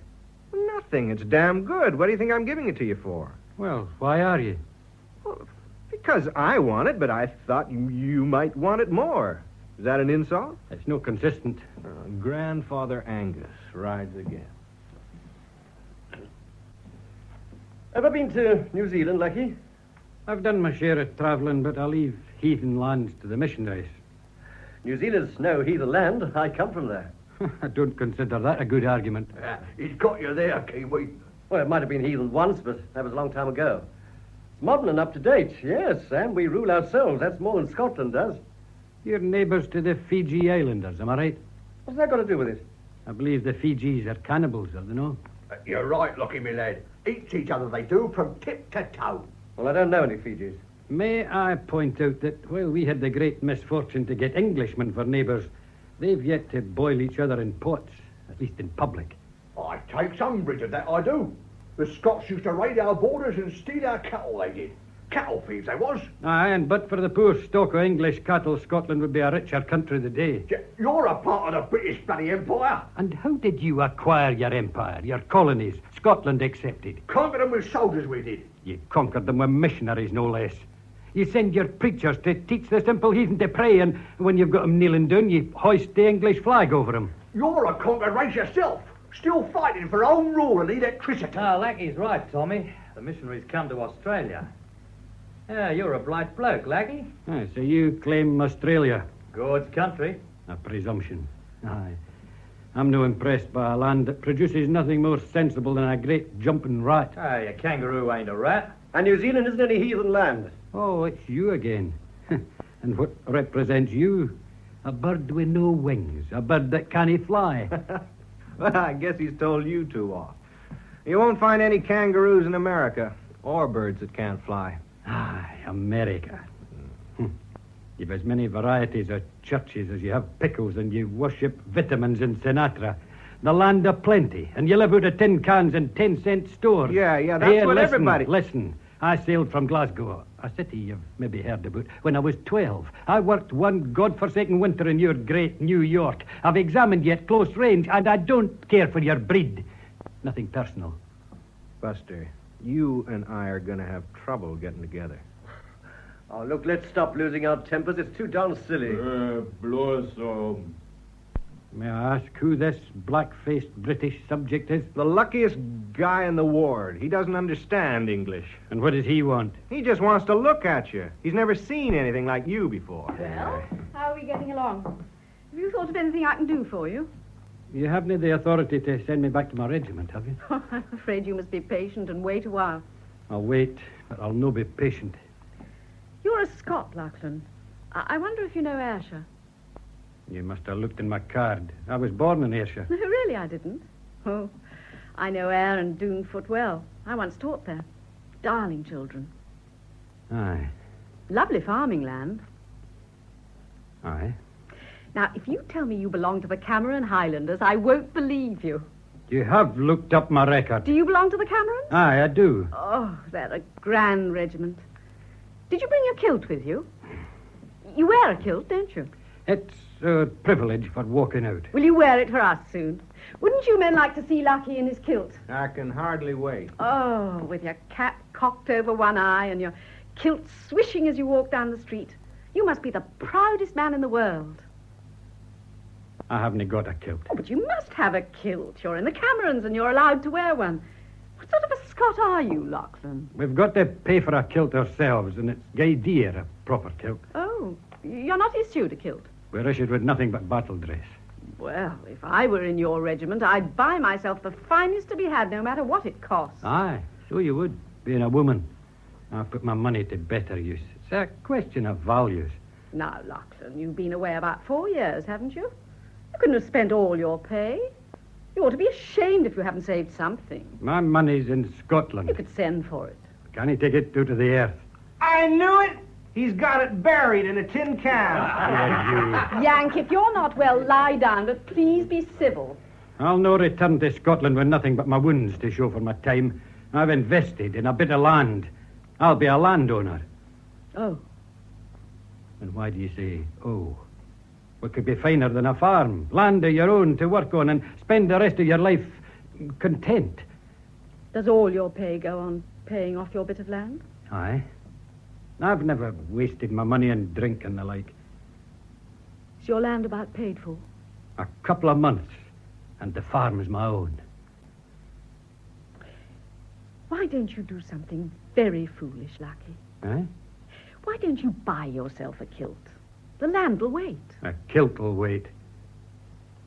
Are you going to live on your farm all by yourself? Aye. Well, you seem to know what you want. You're all unusually industrious today.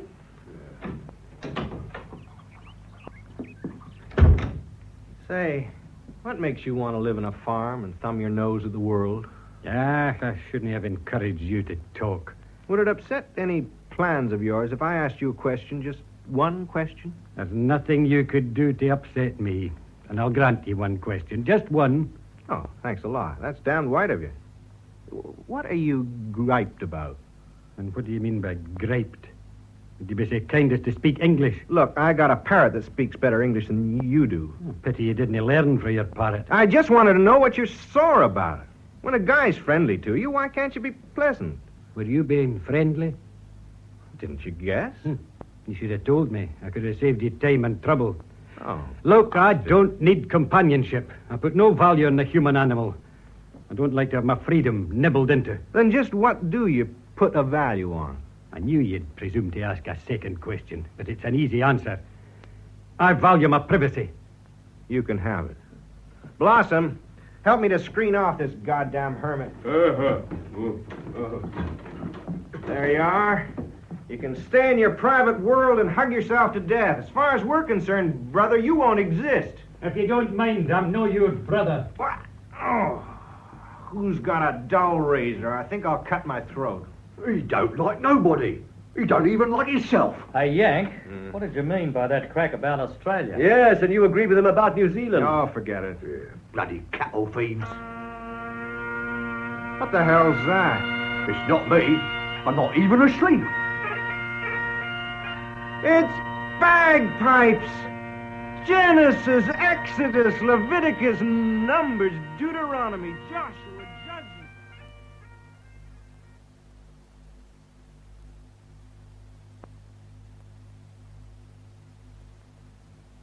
Muni mbili matata, mama bamba zinzi, zinzi ifa, mama kala muni mbili matata. Muni mbili matata, mama bamba zinzi, zinzi ifa, mama kala let's muni have some quiet, Blossom. That's enough of that. Even if we're all fit to be up now, any more of that and I, for one, will have a relapse. Oh, that's better. Nothing to worry us now but the heat and those ruddy flies. And the sound of Lackey there, polishing his goddamn boots every day for 2 whole weeks. Spit and polish, spit and polish. Think he was going on parade. Maybe I will be. One of these days. What's the date? Boy, Yank, what's the date? 30 days, half September, April, June, and November. It's the 1st. Well, it's helped to know what day it is. What time is it? Kiwi, you have a watch. It's 11:30. Blimey. I thought it was tiffin time. Well, don't you ever forget that gut of yours? Oh, you don't love me anymore. There was a time you thought I was cute. Isn't it a lovely day?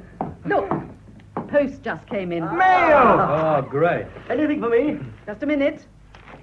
Digger, 2 for you. Oh, you're an angel, sister. Tommy, here's an obese one for you. Ciao, sister. 1 for you, Yank. That's the one. Wow. Kiwi, you got 3. Oh, gee, somebody loves me. Thanks. And that's all. What could be happening to your mail, Lucky? Unless they're holding it for you. Why don't you write to the ABPO? I'm expecting no letters. Well, haven't you told your friends where you are? My friends all know my views. I don't need to write about them. But don't you miss hearing from home? Aye, there's a lot I miss, but maybe you've heard there's a war on. Yes, I heard. The man I'd hoped to marry was killed in Crete. I've heard about the war.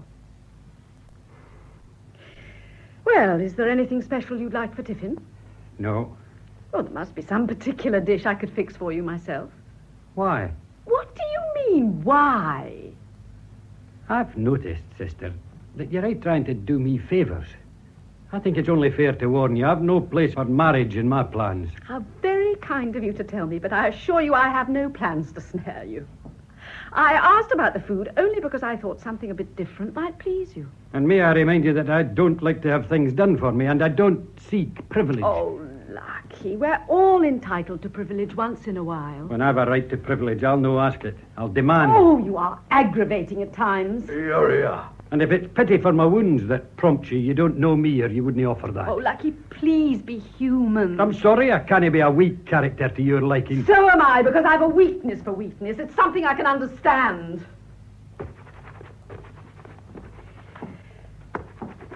I'm sorry I was cross with you, Lucky.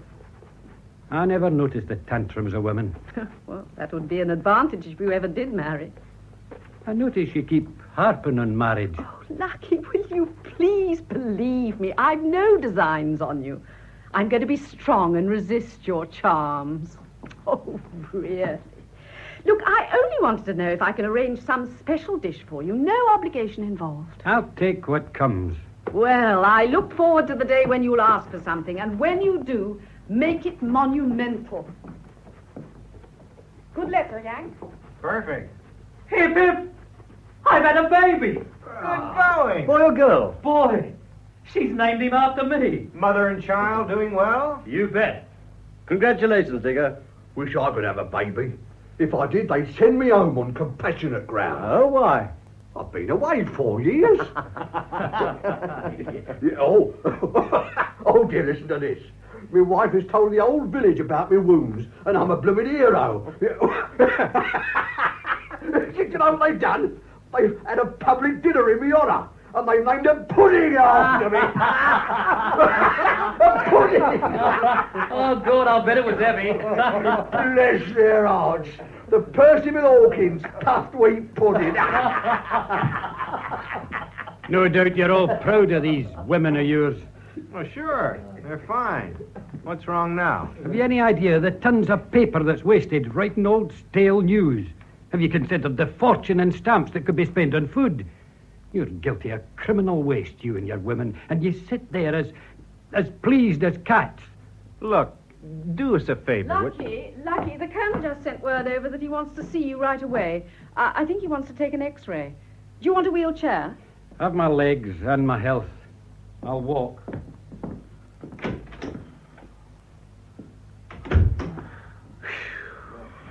Sister, is he really going to die? Because if he isn't, I'm going to kill him. Oh, what a dreadful thing to say. I'm ashamed of you. Why don't you try to like him? He don't like us first. He's a terrible stern man, he is. Then why do you antagonize him? Well, that does it. Listen to me. Lucky was not sent in here to make things pleasant for you. He was sent to you for help. That was a compliment. Or a challenge. All right, a challenge. It's a poor show when men run from a challenge. Oh, I admit I lose patience, too. But we mustn't stop trying. Oh, Yank, there's a large box in my office. Will you bring it in here, please? Right, sister. After all, it isn't often you have an opportunity to make a man glad he spent the last weeks of his life with you, is it now? Maybe not, but he's impossible. Yes, that's it, Yank. Thank you. Now, today is Lucky's birthday. I checked it on his admittance card. Are we going to give him a ruddy birthday party? Don't you want to help? All right. We'll try again. Did you get him a cake? No, I got him a kilt. A kilt? Yes, and everything that goes with it. I checked with his regiment and ordered it from Calcutta. It got here on time, thanks to the RAF. Wait a minute. You're not going to pay for all this yourself. Yes, but I want you all to give them to him. Well, if we're going to give them, we'll pay for them. Yeah, we can all chip in. Will you let us do that? Certainly I will. If this don't make him happy, blimey, nothing will. Can I give the poor bloke the brogue, sister? All right, but we must hurry. Now, let me see. Yes, now, there you are. Thank you. Keep them under your pillow or somewhere. Yeah. I'll give him the belt. How's that? Right, Tommy. Pass it over to him, Yank. Right. Now, Kiwi, how about the stockings and spats from you, eh? Oh, just the job. Does anyone object if I give him the jacket and the kilt? After all, I dislike him more than the rest of you. I think that'd be splendid. It should fit all right. I checked the size. What about Blossom? Is he included? Sure. Let Blossom give him the side cap. We'll chip in. Yeah. Sure thing. That's fine. I'll keep it till we give Lucky the presents. And this is my gift, the sporran. And that's the lot. The lot? Haven't you forgotten something important? Oh, dear, I hope not. Well, under the kilt, don't they wear some sort of fancy pants? Didn't you know? Yeah, come over here. Yeah, let me whisper. Nothing at all. Nothing. A bit drafty, I'd say. It's indecent to be that drafty. No, not indecent, just thrifty. Oh, I reckon they wear some kind of diaper. £2 says you're wrong. I'll bet you £2 you're wrong. It's a bet. Glory be, I've got a bet at last. What a bet, sister? I do not. It's a silly, vulgar bet. Now, let's stop this nonsense. Hide your presents out of sight. Go on. Go on. Now, as soon as he comes back, we'll give them to him. Sister, I was just thinking, what if he refuses to take the presents? We're sticking our necks out. Yes, remember he said he never accepted presents. Oh, he won't refuse them. He can't. It's his birthday. He's tricky, he is. I promise you, sister, if he tosses these presents back at us, I'm going to beat him to death with his bagpipe. Look out, here he is coming back. And there I was, doing a bit of plumbing at Buckingham Palace. And it was raining. And the king comes up to me and he says, "Where is your hat, me good man?" And I says, "I've been issued no hat, your Royal Highness." And he says, Here, take me crown. It'll keep the rain out of your eyes. Yeah. Oh, you're back, Lucky. I heard it was your birthday, Lackey. I thought you might be able to use a pair of brogues. Congratulations. They are, Lucky. Made in Scotland, it says. Happy birthday. You can't wear brogues without stockings, and you can't wear stockings without spats. There they are. Best of luck. Here, Blossom, give him this. Blossom. Sorry we couldn't have a haggis for you, Lucky, but here's a sporran. You're gathering quite a collection on your bed. God bless. One jacket, one kilt. All the best, Lackey. Happy birthday to you. Happy birthday to you. Happy birthday, dear Lackey. Happy birthday to you.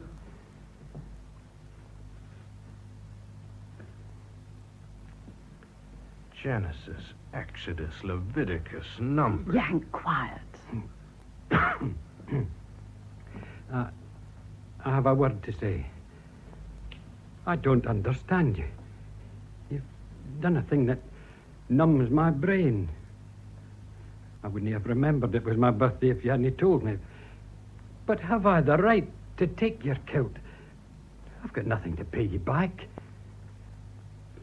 They say that sorrow is born in the hasty heart, and I've no wish to invite sorrow, so... Oh, do be quiet, Lackey. But I must explain. You don't have to explain anything. For once in your life, be hasty and risk a mistake. But Keep your mouth shut on that thermometer and let your heart talk. Now, just sit down again. Is he going to take them, sister? Of course he is. He was only searching for a dignified way of thanking you. Weren't you, Lackey? Well, put 'em on, Lackey. Just put 'em on. Yeah, let's see how you look, Lackey. Yeah, let's see if he wears anything underneath. Yeah, Lackey, we got up a little bet, and you're the only one who can settle it. Oh, you are a mercenary lot. Do you or don't you wear something under your kilt? My friends, I'm sorry you've asked for it. Can I tell you? That's the one question, you see, that no kiltie will ever answer. You won't tell us? Do you take me for a traitor? Well, never mind. Just put 'em on, huh? Yeah, come on, be a sport, Lackey. Put 'em on for you, mates. Have no intention of wearing my kilt till the proper time. What did you say? I'll wear my kilt when the occasion is fitting. The day when I return to my regiment, and not before. Fair crack on the whip. Hey, sister, you can't let him do this. He's putting them away. Well, Lucky, this is your birthday. Do whatever pleases you.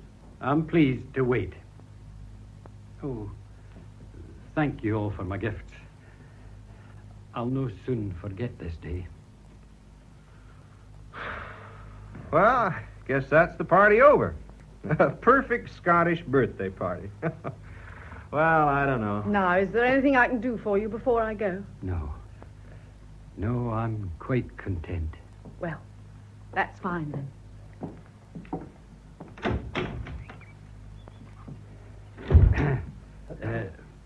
Cigarette, Digger? Oh. Thanks. You, Tommy. Blimey. Thanks, Lucky. Kiwi. Thanks a lot.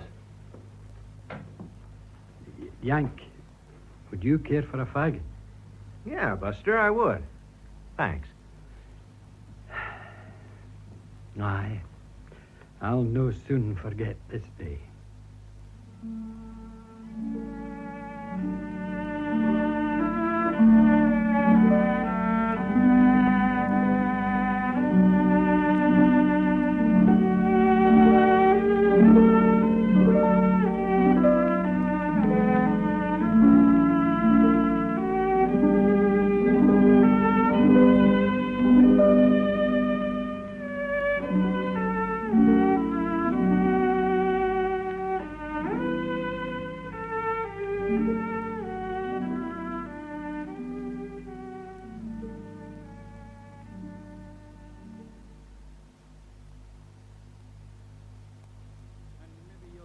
What happened when a humble member asked Parliament for threepence to be added to the old age pension? You'd have thought the government was being asked to throw away the crown jewels. That's very interesting, Lackey, but let's finish it tomorrow. It's bedtime now. Just Threepence, mind you, to help the poor. Look, Buster, you've been talking steadily for days, ever since you got your kilt. Now, why don't you have Parliament adjourn while I brush my teeth, huh? Coming, Digger? Sure thing. Anything for peace and quiet. Hey, wait for me. I'm coming too. Ah, dearie me. They've no time for worthwhile topics. It's a pity. Oh, Tommy. Tommy, have you any idea what His Majesty's government's spending daily to prosecute the war? Oh, me? Aye. Oh, must be a filthy amount. It's over £1 million. Aye, £1 million. God. And what do they do when they run a bit short and need some more? They just print it. And the more they print, the less it's worth. Yeah. Aye, Tommy, you take my advice and put your money in the land. Yes, I'll put mine in my stomach. Beer. Ah, another frivolous mind. Oh, Blossom. Come here. Come here. Do you realize what it costs to train the... Oh, I forgot. No use talking to you. Blossom. Eh? Aye, that'll be right. Oh, hello, sister. Hello, Lucky. What have you been doing? Oh, I was giving my friend the benefit of my experience. Well, save a little something to talk about tomorrow. Lights out in 10 minutes. How have you felt today, Lucky? Well, to tell you the truth, I'm a wee bit tired. My hands sweat a bit and my feet seem to be swollen. You've been walking round the ward too much. And talking too much. Ah, a man's got to walk about. He's got to talk. He's no a vegetable. When you tire yourself, you don't sleep well. Last night when I came in, you were tossing and whimpering in your sleep. I had a problem in my mind. Could I help? Well, it's no easy for a man like me to admit that maybe he's blundered. I'm no what you think I am, sister. You sure you know what I think? You see, sister, I haven't liked the human race. I'd no faith in the goodness of folk. But you told me you had lots of friends in Scotland. I lied to you. Oh. I had no education, I had no money, nothing to offer, and a man can't take without giving. Why not? A man's pride. Humility's a virtue, too. In my life, nobody ever liked me, and there was nobody I liked. But I've changed. Oh, I hate to think it took a war to change you, Lucky. Aye, but it's true. I didn't know a man could be your friend and want nothing in return. Now I've got to do my share of the helping. Lucky, if you found a new set of values, don't feel you must rush out and pay for them. You've ample time. And when the lights are out, I'll bring you a warm drink. Oh. It'll put you to sleep. If it's no trouble to you. No trouble at all. I'll have Yank give you your massage. Yank! Yeah? I may be a few minutes late. Will you give Lucky his rub? Sure. Don't forget to close the window. Okay. You'd better get into bed now. Aye. Don't want you lying awake all night. After a drop of shut-eye. Hope I don't dream tonight. Could you spare me a minute, Tommy? Yes. Why not? There's no place to go but bed. When you go back after the war, have you a job waiting?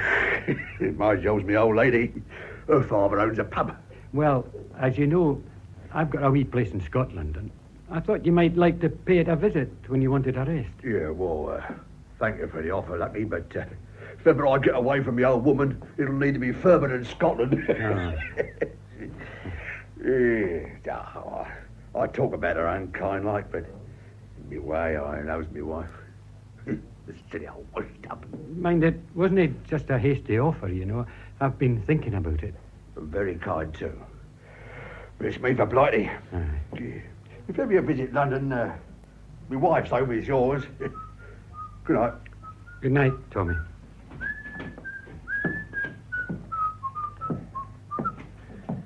Think I'd forgotten your massage? No. Well, stretch out, Buster. Yeah. I don't know why I should be so weary. Well, just relax.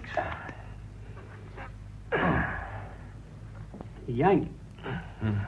I was thinking that when the war's done, maybe you could come and live in my wee house in Scotland for a while. Well, thanks, Buster, but when that time comes, I'm headed straight home. When do you leave the hospital, Yank? Day after tomorrow. It'll no be the same when you've gone. Most likely I'll never hear of you again. Oh, when I get married, I'll send you a picture of Niagara Falls, and you can send me a picture of yourself in that damn kilt. Looks like it's the only way I'm ever going to see it. Well, I was planning not to wear my kilt till I went back to my regiment. But if you liked, I could wear it in your honor instead. What? Buster, do you mean it? Aye, I do. Well, look, Lackey, wear it for me tomorrow, and I'll take your picture. I just got 2 rolls of film from home. Do you know, I've never had my photo taken. Oh, then we'll take it tomorrow. Aye. I'll wear my kilt. But here, you'll have to let me pay for the films. I might need them all I'd like a picture of everybody for myself. Well, if it'll make you feel freer, I'll let you pay for them. There! Now I'm going to hit the hay. Good night, Lackey. And good night to you, Yank. Oh, well, if Tommy snores tonight, I'll cut his ruddy ears off. Oh, Digger, what are your plans when peace comes again? I'm going to collect my kid and my wife and settle down again in Australia. You have a job there? My back will be as good as ever. Have you ever thought of looking for work in Scotland? God, no. Has anyone? You see, I've got some land and a wee house on it. You're welcome to it for your family. No charge. I've got good soil and you could make a living. Sorry, Lackey, but when I hand in my paybook, I'm heading in one direction only. Aussie land. When I think of it, I get toothache in my heart. Look, Lackey, I'll come and visit you when I'm rich. Aye, but if you're rich, I'll no see you again. Oh, you never know. Anyway, I'll write to you from down under. You'll write me a letter? Sure thing. Oh, good, I love sleep. Huh? Good night, Lackey. Good night, Digger. Well, a letter in my own name. Yes, I wonder I haven't got malaria. Once I'm asleep, my feet stick out all night, and the mosquitoes think it's a bloodbath. I suppose where you come from, Kiwi, the mosquitoes are ferocious. New Zealand mosquitoes can have all my blood they want. Once I get back, nothing's ever going to get me away again.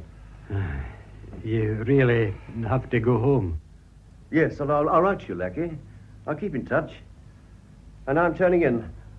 Will you put my light out? Aye, sure. Thanks. Good night. Good night, Kiwi. Well, Blossom, that just leaves you. Blossom. No, they wouldn't understand you in Scotland. Well. Sorry I took so long, but I had to find the key to the storeroom. I've been talking to my friends. Drink this. It'll help you to sleep. Oh, thanks.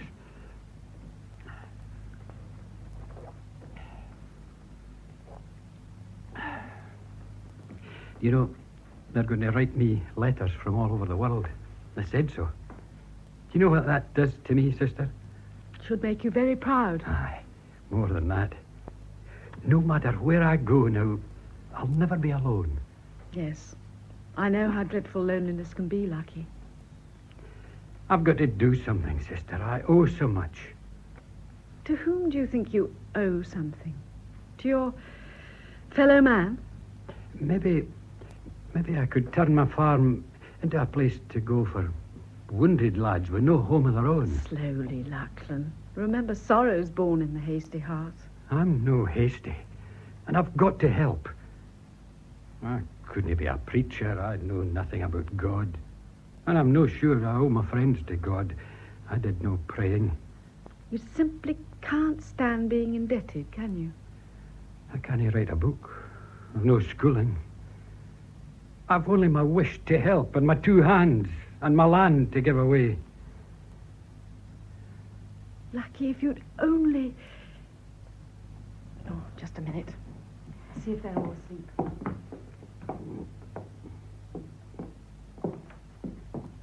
Yes, all quiet. Lucky, instead of what you own, why don't you share yourself with your fellow man? We'd be much richer. I know that I am, for the things you've shared with me already. You can't mean me, sister. But I do. How? As a human being, I don't suppose I have any real individuality. I'm the people I've met. I'm a mixture of everything I've read and seen. Stolen a virtue here and a weakness there. I'm everyone I ever loved. And you've taken something from me? Without your knowing it. If I hadn't stopped my bit of shrapnel, I'd never have known I could be so content. I had to be hurt to learn. Do you suppose the world would be a healthier place if more folk were sick? Gracious, I don't know. Now you must sleep. I'll no sleep the night. Have you been as happy with us, Lucky, as you've ever been in your life? I think I've shared a moment with kings. Good night. Sister Margaret, do you know, you've given me something too, without knowing it. What, Lucky? Oh, I'm no sure what it is. It's something that makes me know when you leave the room, even when I can't see you go. That's very sweet. Oh, you lovely, lovely angel. You shouldn't have kissed my hand like that. No, I'd no right.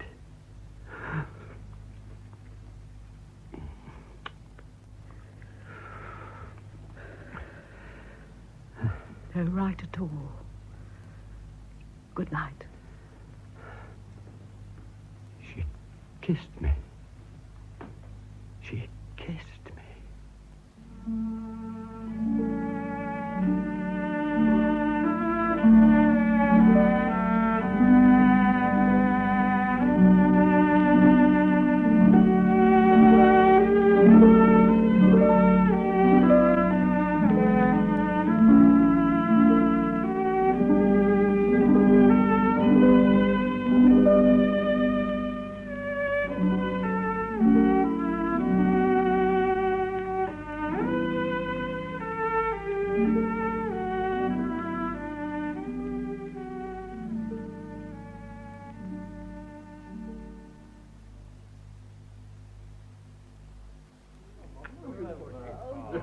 You look exactly like those living statues one used to see in the circus. Can't you crowd in a little and look more pleasant? I'm being squeezed now, are you? Well, if you put Tommy back, there'd be more room in front. Well, kneel on the bed, Tommy. Oh, that's a relief. I'm getting off my feet. It's a relief to get off my own feet. Lucky, can you smile a little more? I'm no film star. I can't make an expression at will. Well, can you frown a little less then? Oh, will you take the photo and be done with it? All right, all right. Now, this is a time exposure. You'll have to be very still. Ready? Smile. 1, 2, 3. Oh, what a relief. I think that'll be a good one. Phew. Lucky we have a picture of everyone here now but you. Let's take one of you by yourself. No. Go on, Lockie. Then we can all have a copy. We've had ours took. It won't hurt you. The film belongs to me, and I'll not do it. Well, give one good reason. I couldn't face it alone. Well, there's only one exposure left. Pretend it's an X-ray. We can't have any of them develop until that one's taken. Well... A good man. Now stand here. Yes, stand in the aisle. Oh, all right, but get on with it. Just pretend you're on your own land looking down the road. Yeah, up to your kilting ever.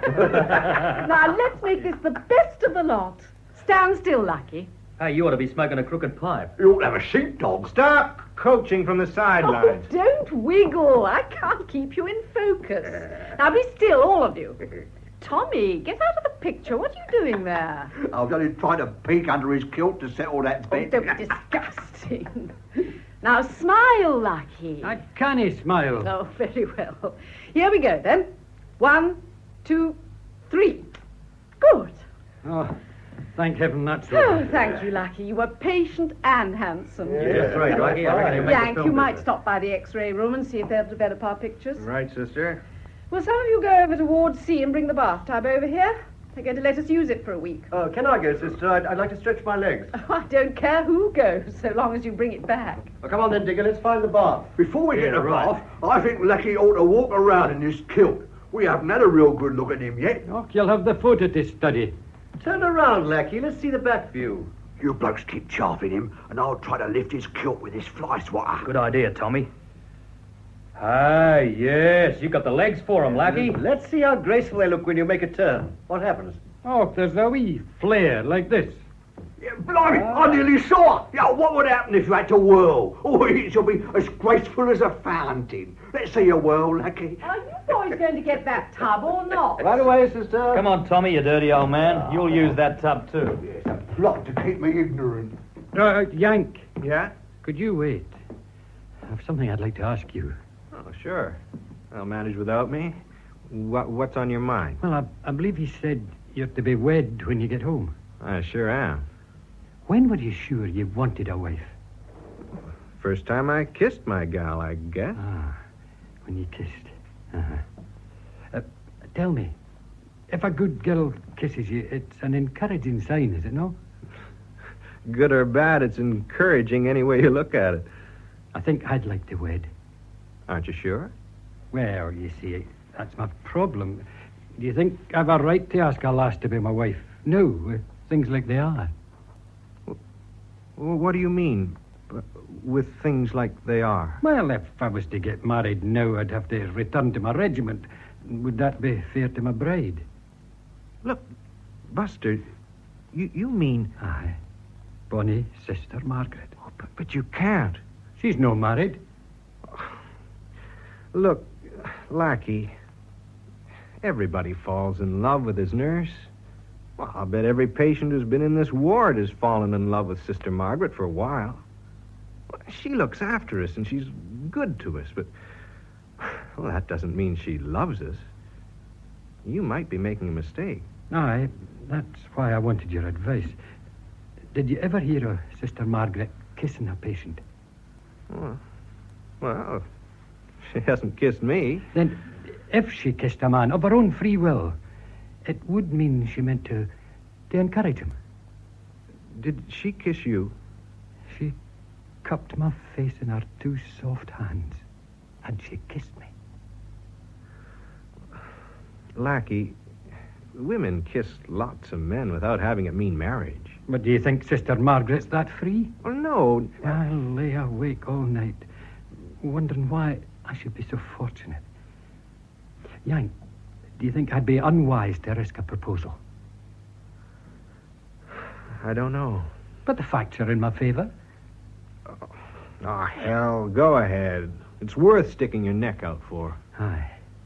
Then I will. Now, look, I can see Sister coming back now. You couldn't want a better chance. Shh, here she is. The M.O. wants you to take these pills, Lackey. It's a willful waste of pills. I'll see you later, Lackey. Hey, Blossom. Come on. I'll take you out and teach you another word. One suitable for all occasions. Now, will you take your pills? Aye, I'll take them. Have you a minute to spare, sister? Well, I was going over to see Matron, but what did you want? I was thinking of making a proposal of marriage. I think you'd best be seated. Oh, good gracious, yes. Is the proposal of marriage directed at me? Aye, who else? Oh. I've said some things in my time I've cause to regret. And among them was my attitude to marriage. Lucky, you mustn't feel... Please don't interrupt me. I'm no much of a man on the surface, but I've a great and powerful will to work. I've a wee button Ben in Scotland that you know about. My health's good, regardless of the Colonel's spite. I'll do my best to make you happy. You know what my army pay is, and I'll sign it over to you. I'll give you all I can. You'll never want for food nor worry about rent. I've been a cabin boy, a seaman, carpenter, a farmer, a miner, a stevedore, and a staff sergeant. I'm no legitimate. My mother wasn't married. I've good teeth, and I'm no tattooed. I hope you'll no be hasty in considering my proposal. Lucky, are you offering me your life because you think you owe me something? I offer you my heart, for it does me no good without you. Oh, Lucky, it isn't simple. There's another man? It isn't that. You don't share my feelings. I've made you unhappy. I've presumed over much. Can you forgive me? Oh, you wretched, stubborn little man. Why must I love you? Please, you confuse me. Do you or don't you? God help us. I do. I can't believe it. You'll marry me? If you want me. Must I always kiss you first?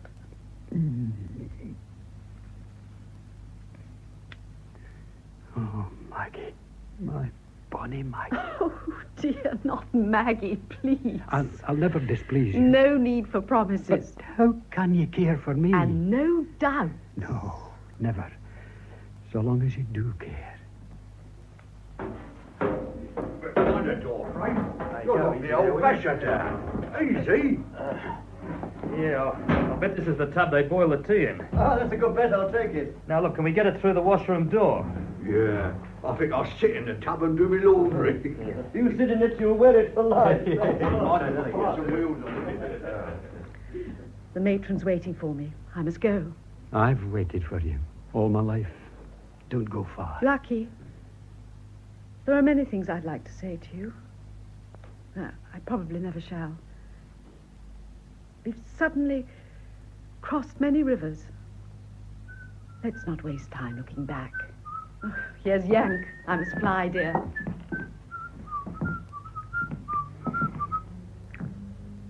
Well, if it didn't annoy you so much, I'd play my pipes. She loves me, Yank. When do you get married? Oh, we haven't fixed a date. I want you to stand up for me. Be your best man? Aye. Sure. Oh, thank you, Yank. Thank you kindly. And now I'll put my kilt away and have a wee rest, if you don't mind. I'll just close the screen. Hey, when you go in there to bathe, take some scented soap and a can opener. Hello, Yank. Yeah. Is he changing? Yeah. Blimey, now's our chance. We can peek through this little crack. This will settle it. Hey, give us a gander, will you? Get out of the way, I can't see. Just what is this all about? Stroke, the Colonel. We was settling a bet, sir. It's kilts, sir. Where's the orderly? Where's the sister? She just stepped out, sir. Well, where's Sergeant McLachlan? He's in there, sir. I'll move the screens away. I want to talk to him. Yes, sir. The Colonel to see you, lackey. I was just changing, sir. That's quite all right. Did you take the pills I sent you? Aye, I took them, sir. But you can't force me to take any more. What's that? I'd like to remind you, sir, that as a British soldier, I have a right to refuse them. You men, wait outside. Yes, sir. Yes, sir.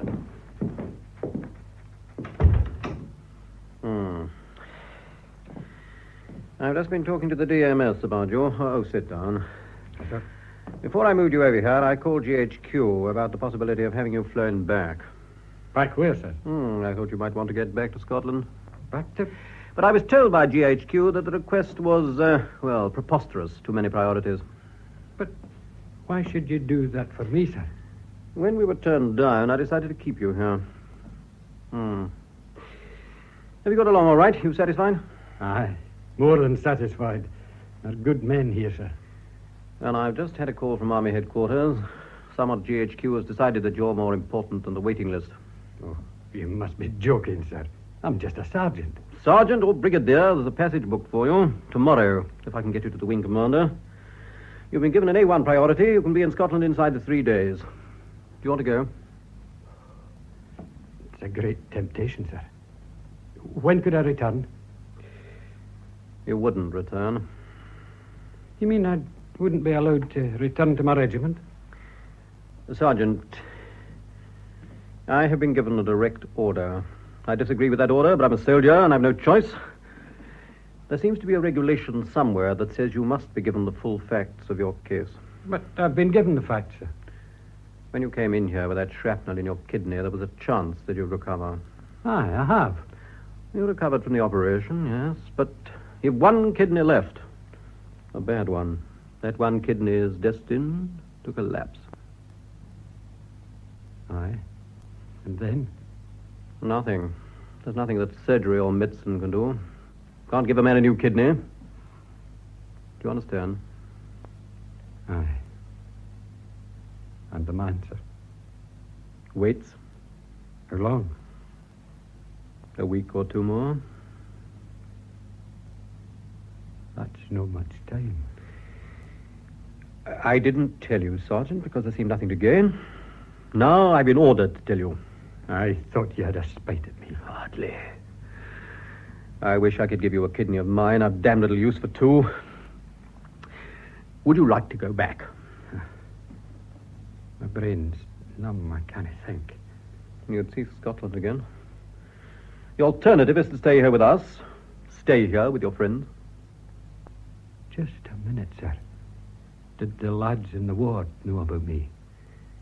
Yes, I wanted things made as pleasant as possible for you. I asked them to help you. And the sister? Well, naturally, she had to know. I'd like to go back to Scotland, sir. Very well. I can get you down to Calcutta in the morning, if that's your decision. That's my choice. In the meantime... I'd like to be left to myself. Certainly, certainly. Oh, I wish I could say something warm and reassuring. No, you can spare me that. I've had enough pity, thanks. I'll take care of your papers and arrange for your transport. Well, what did old Cobwebs want, Lackey? He ticked Lackey off about the pills. Oh, I like the way our Lackey stood up to him. Don't pay any attention to old Cobwebs, Lackey. He likes to throw his weight around. I better take these films to be developed now. Give me these! Hey, what are you doing? Hey, Lackey. You've ruined them. Would you mind going back to your own side of the ward and leaving me in peace behind my screens? What's the matter, Lackey? I'll no ask you again. Here, sister. Did you talk to him? He spoiled the pictures. What's wrong with him, sister? The colonel told him everything. Why? Orders from the DMS. Oh, I do think they were wrong. Oh, God, what good'll it do? Shh, here he comes.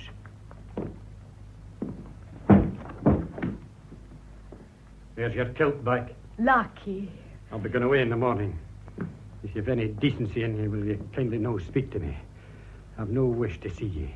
Any of you. Now, wait a minute, Lackey. Keep away from me, do you hear? You'll need us, Lucky. You'll need us. I'll need nobody. I should have known you'd be like all the rest. Well, you bought my friendship cheap enough for the price of a kilt. How righteous you must have felt in your pity and goodness. I'll no let you hurt me again.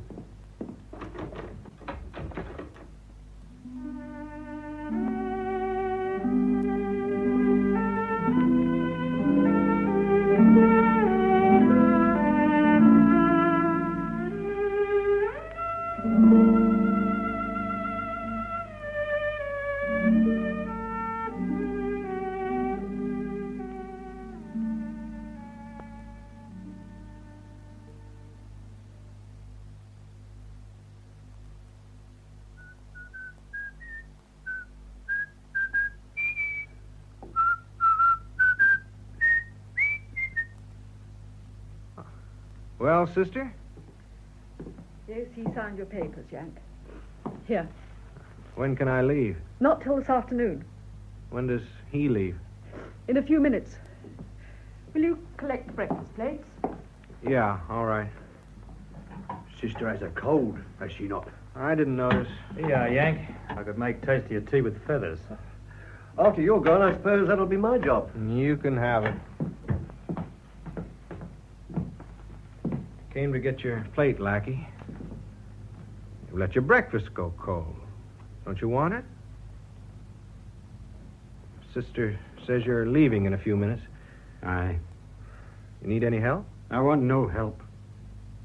I was leaving myself this afternoon, but if you stayed, I'd spend my leave here with you, if you'd like. Well, I'm damn sorry to see you go. I hope things won't be too bad. I'd like to say goodbye now. You've said it. Got all the breakfast things there, Yank? Yeah. Good. Here are your papers, Lucky. They'll send word over as soon as your transport's here. I'll have my kit ready in a minute. How about a little help with these dishes, Kiwi? How about a little help, Tommy? How about a little help, Digger? Okay. May I stay and talk to you? There's nothing to say. Oh, my poor, stubborn darling, please hear me. I'll never have another chance to talk to you. There's nothing to say.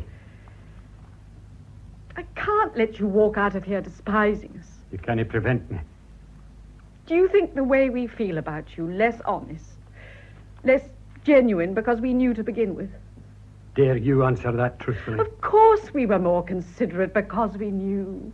What kind of people would we be if we'd been indifferent? The kind of people I should have known you would be. You're easy to find the world over. The kind that'll beat a man, rob him and betray him and think it fair game. Unless he's dying.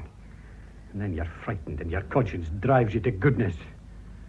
Well, I find your sudden virtue no worthy of an animal. We're your friends, Lackey. No matter how you acquired us. The only ones you have in the world. Stay with us. You made me think for a wee while I'd misjudged my fellow man. Oh, if you only knew the bitterness I've got to thank you for. You can't believe that the only reason we were kind to you was because we knew.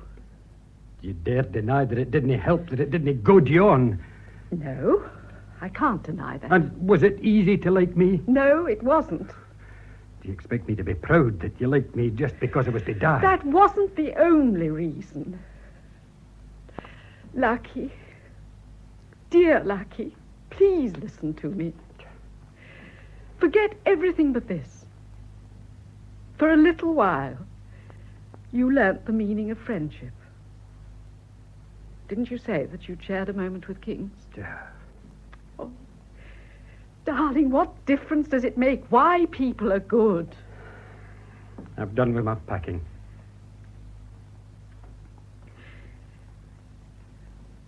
Would you hate it if I kissed you goodbye? You did ask me to be your wife, you know. Will you let me be? Do you think I said I'd marry you only because I pitied you? And did you not pity me? With all my heart. Oh, surely there's pity in every woman's love. I've no words for you.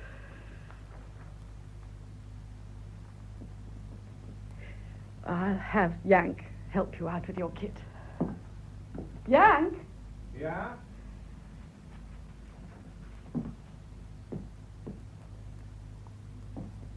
Would it mean anything to you if I married you now, before you left?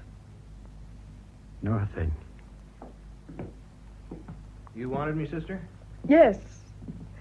Yank, as soon as I've seen about the transport, I want you to help him with his kit. I want no help. I think I'll get this other roll of film in. I'd like some pictures of the gang myself before I go. Well, you can leave me out. I don't feel like pictures. Hey. Oh. Hey, look, Yank. Blossom's offering Lackey's necklace. Blossom. Back. Sheesh. Keep your dusty feet. By God, look, you, I want to tell you something before you go. There's something mean in you that only a bullet can cure. You don't want our friendship? Well, you didn't pay for it. You didn't earn it. You got it for nothing, so what are you kicking about? Now the payoff. You're sore because you didn't know when you were going to die. Well, does anyone know when he's going to die? What do you think life is, a certified check? You tricked and cheated me. You didn't give me friendship. You gave me pity. Well, did Blossom give you pity? He didn't know you were going to die. He liked you. He wanted to give you something, and you throw his friendship back in his face. It's a good thing you're going to die before you cause any more unhappiness. Yank, what were you shouting about? This sorehead hit Blossom. Why? Because Blossom wanted to give him some beads when he saw he was going away. Never mind. Lucky, your transport's here. Are you ready? Aye. Are you ready to go? Aye. Yank, will you carry his kit for him? No, he doesn't want any help. Let him manage alone. It's your last chance to help him. He doesn't have to go. He's so damn stubborn, he'll die alone rather than admit he's wrong. No. Digger. Kiwi. Tommy. I need no help. I'll go alone. Lachlan. Aye. Goodbye. Well, now that he's getting out of the way, let's get some pictures. Come on, fellas, get together. Hey, sister, come on, take our pictures. I'd be willing to consider staying if you'd admit you'd wronged me. No, look, if you think we're going to beg you to stay, you're wasting your time. Now, get the picture, sister. You can't use that film without my permission. It's my private property. I'll give you your money back. I've my rights. I'll not take it. Oh, Genesis, Exodus, Leviticus. Oh, don't be spiteful, Lucky, please. Let him take it. The hell with him. But I wish I could understand what makes a man want to die despised and friendless. I don't want to die alone. Lachlan, why don't you say what you want to say? And stop saying the things you don't mean. Lachlan. It's no easy for me to say it. All my life I've hated what I couldn't have, but saved my pride. But now, I've no time to squander on my pride. I want to stay. If I must beg you, could I have my bed back? Why don't you get into your blues, Lucky? Yes. Change in my office. All right. Thank you.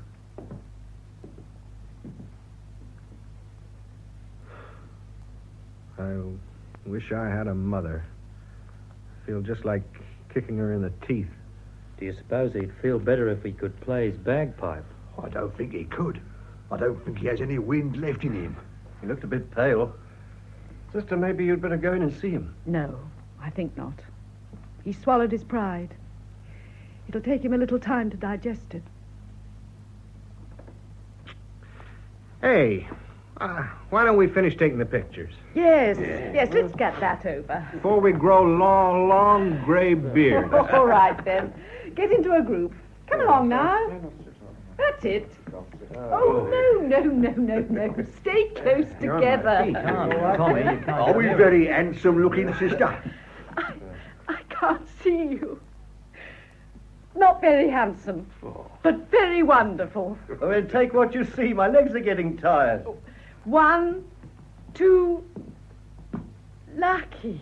Hey, get And you changed into your kilt. Would you be so good as to let me into your photo? That is my film, though you need to consider that. Your place is here, Lackey. Yeah, come on, Lackey. Come and stand over here. Now, are you ready? All smiling. 1, 2, 3. That's it. What a relief. Hey, you've not to do that. I found out, blokes. I peeked under his kilt. I know the answer. You little beaut.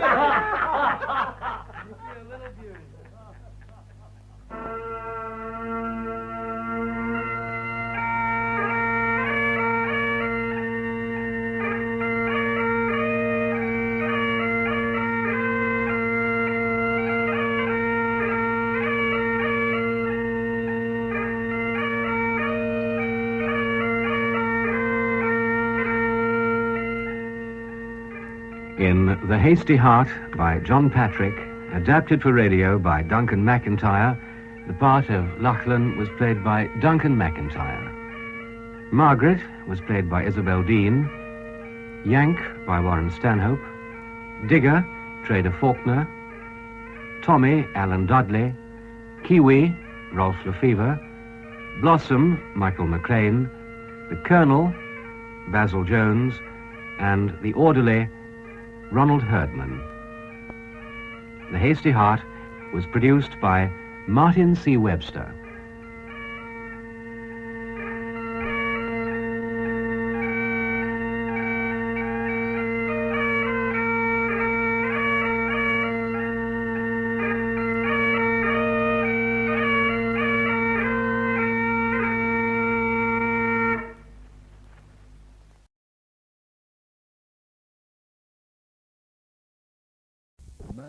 At the Eisteddfod by Brian Evans. Next Tuesday at the Royal National Eisteddfod of Wales in Ruthin, Denbighshire, The great pavilion will be packed for the ceremony of the crowning of the bard. Tonight's play opens with such a ceremony, and seated among the audience of 8,000 are two visitors on holiday from London, Chief Superintendent John Wright and his wife Mary. They are to be the witnesses of an unprecedented crowning ceremony. We present Petra Davis as Angharad and Douglas Blackwell as Chief Superintendent Wright in Murder at the Eisteddfod.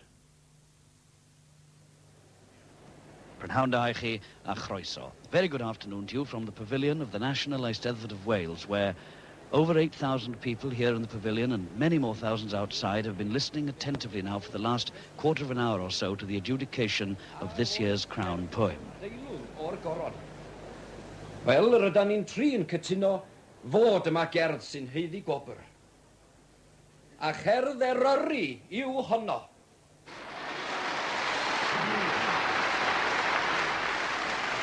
Now the adjudicator has just announced that there is to be a crowning this year, and the winner is Eryri. Now the Archdruid of Wales comes forward to call on the winning bar to stand up somewhere in this great pavilion. Hawenydd yw meddwl fod teilyngdod, ac y bydd yma goroni. Y bardd buddigol yw Eryri.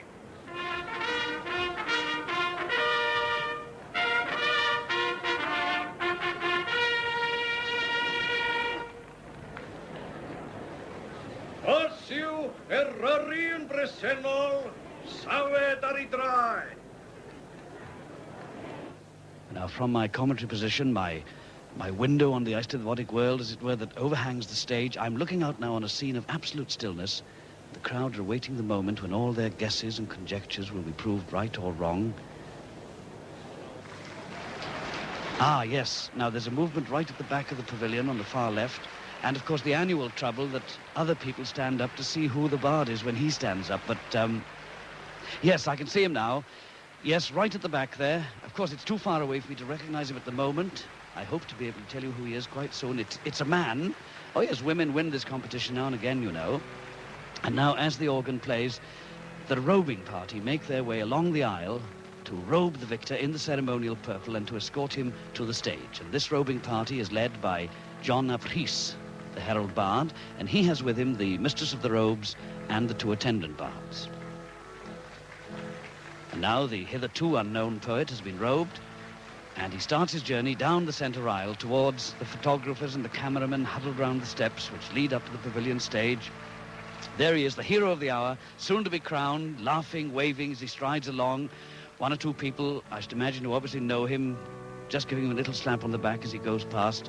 And now the applause swells and grows. He reaches the steps, and still escorted by his fellow bards, he climbs onto the stage to be greeted by the Archdruid. He almost fell there, but it's the herald bard. He's used to coping with emergencies. He was there on hand, and now he's escorted him, and the poet is safely seated as we wait for that dramatic moment that happens every year at the Eisteddfod, the announcement of his name by the Archdruid. Bardd goron eleni yw Rodri Rogers.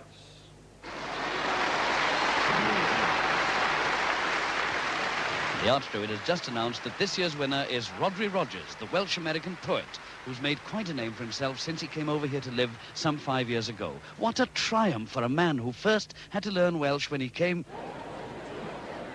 Nefoedd fawr, he's fallen. It would appear that Rodri Rogers has been taken ill. He's slipped from the chair of honour. He's lying face down on the platform. Mr. Myrion Matthews, the Eisteddfod secretary, has rushed up. There are one or two other officials attending to him. And it seems likely that the excitement of the moment has been a little too much for Mr. Rogers. Well, now, the Eisteddfod authorities have clearly been thrown into some confusion by this unexpected turn of events.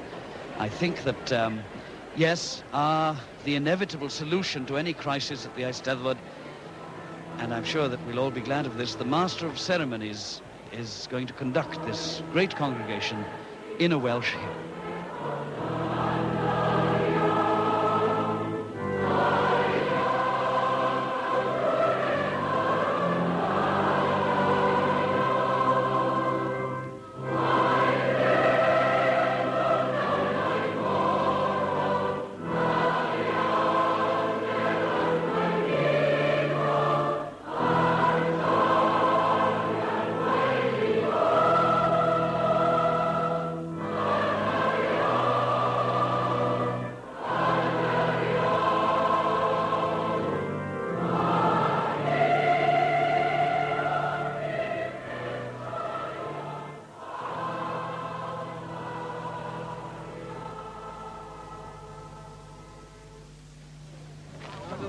Excuse me.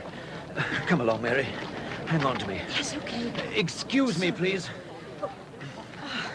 Here we are.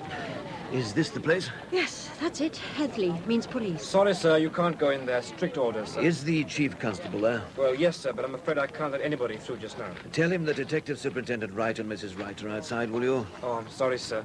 Certainly. If you'd wait a minute, I'll be right back, sir. What's happened, John? Well, it looks as though the chief's got embroiled in the collapse of your Welsh poet. My Welsh poet, indeed. Oh, hello, Chief Constable. Mary, I've been looking forward to seeing you at the establishment all day, but now... Oh, how are you, John? I'm fine, thanks, Chief. Good. Well, it's been a most interesting day for an English foreigner. You could say that. Were you there when Rodri was killed? Killed? You mean he's dead? Yes. But we thought he'd had a heart attack. Look, better come inside. Too many big ears out here. Now, this is Detective Sergeant Williams, in charge of the establishment for this week. Sergeant, these are two very good friends of mine, Detective Superintendent Wright and Mrs. Wright. How do you do, sir? Hello, How do you do, Sergeant. Mrs. Wright? Chief, if this is a murder investigation, would you rather I disappeared? Well, as a matter Yes, of fact... Mary, it might be best if you went back to the hotel. I'll join you there as soon as I can. Yes, all right. I'll see you out, Mrs. Wright. No, thank you, Sergeant. I can find my own way. I won't disturb you any further. Well, it's murder, all right, John. Tell me, where were you sitting, by the way? About 10 rows back, near the centre aisle. So you had a pretty good view of what happened. Mm-hmm. Rogers, if you remember, came through the audience with his escorts and up the stairs onto the platform. Facing him, at the rear of the platform, were the bards. In their white, blue, and green robes, very colourful. And as Rogers stood at the top of the stairs... He tripped. Everyone thought he'd tripped, sir, but that was the moment when he was shot. Correct. Then the herald bard helped him into the chair, and the next thing we knew, well, there he was. On the floor, dead. Well, at first, people thought he was dead drunk or that he'd had a heart attack. It was only when the doctor pulled back the robe and saw the blood that anybody thought otherwise. Now, let me get this clear. Rogers was shot from the front, when he had his back to the audience. Exactly. Which means that somebody already on the platform must have done it. And the only people on the platform were bards. Yes. He was shot by one of his own. Makes it worse somehow, doesn't it, sir? Look, John, this is not an ordinary murder. It happened on a very solemn occasion in front of 8,000 people and 2 yards away from 20 reporters and photographers. I mean, damn it all, it was even on television. At the moment, we're pretty short of senior men in this force. I know you're on leave, but... No, look, can you help us? Well, sir, if you can square it with my chief... I can square it with your chief. Can you square it with Mary? I think I can find a reason, sir. After all, she was a witness. Yes. One of 8,000.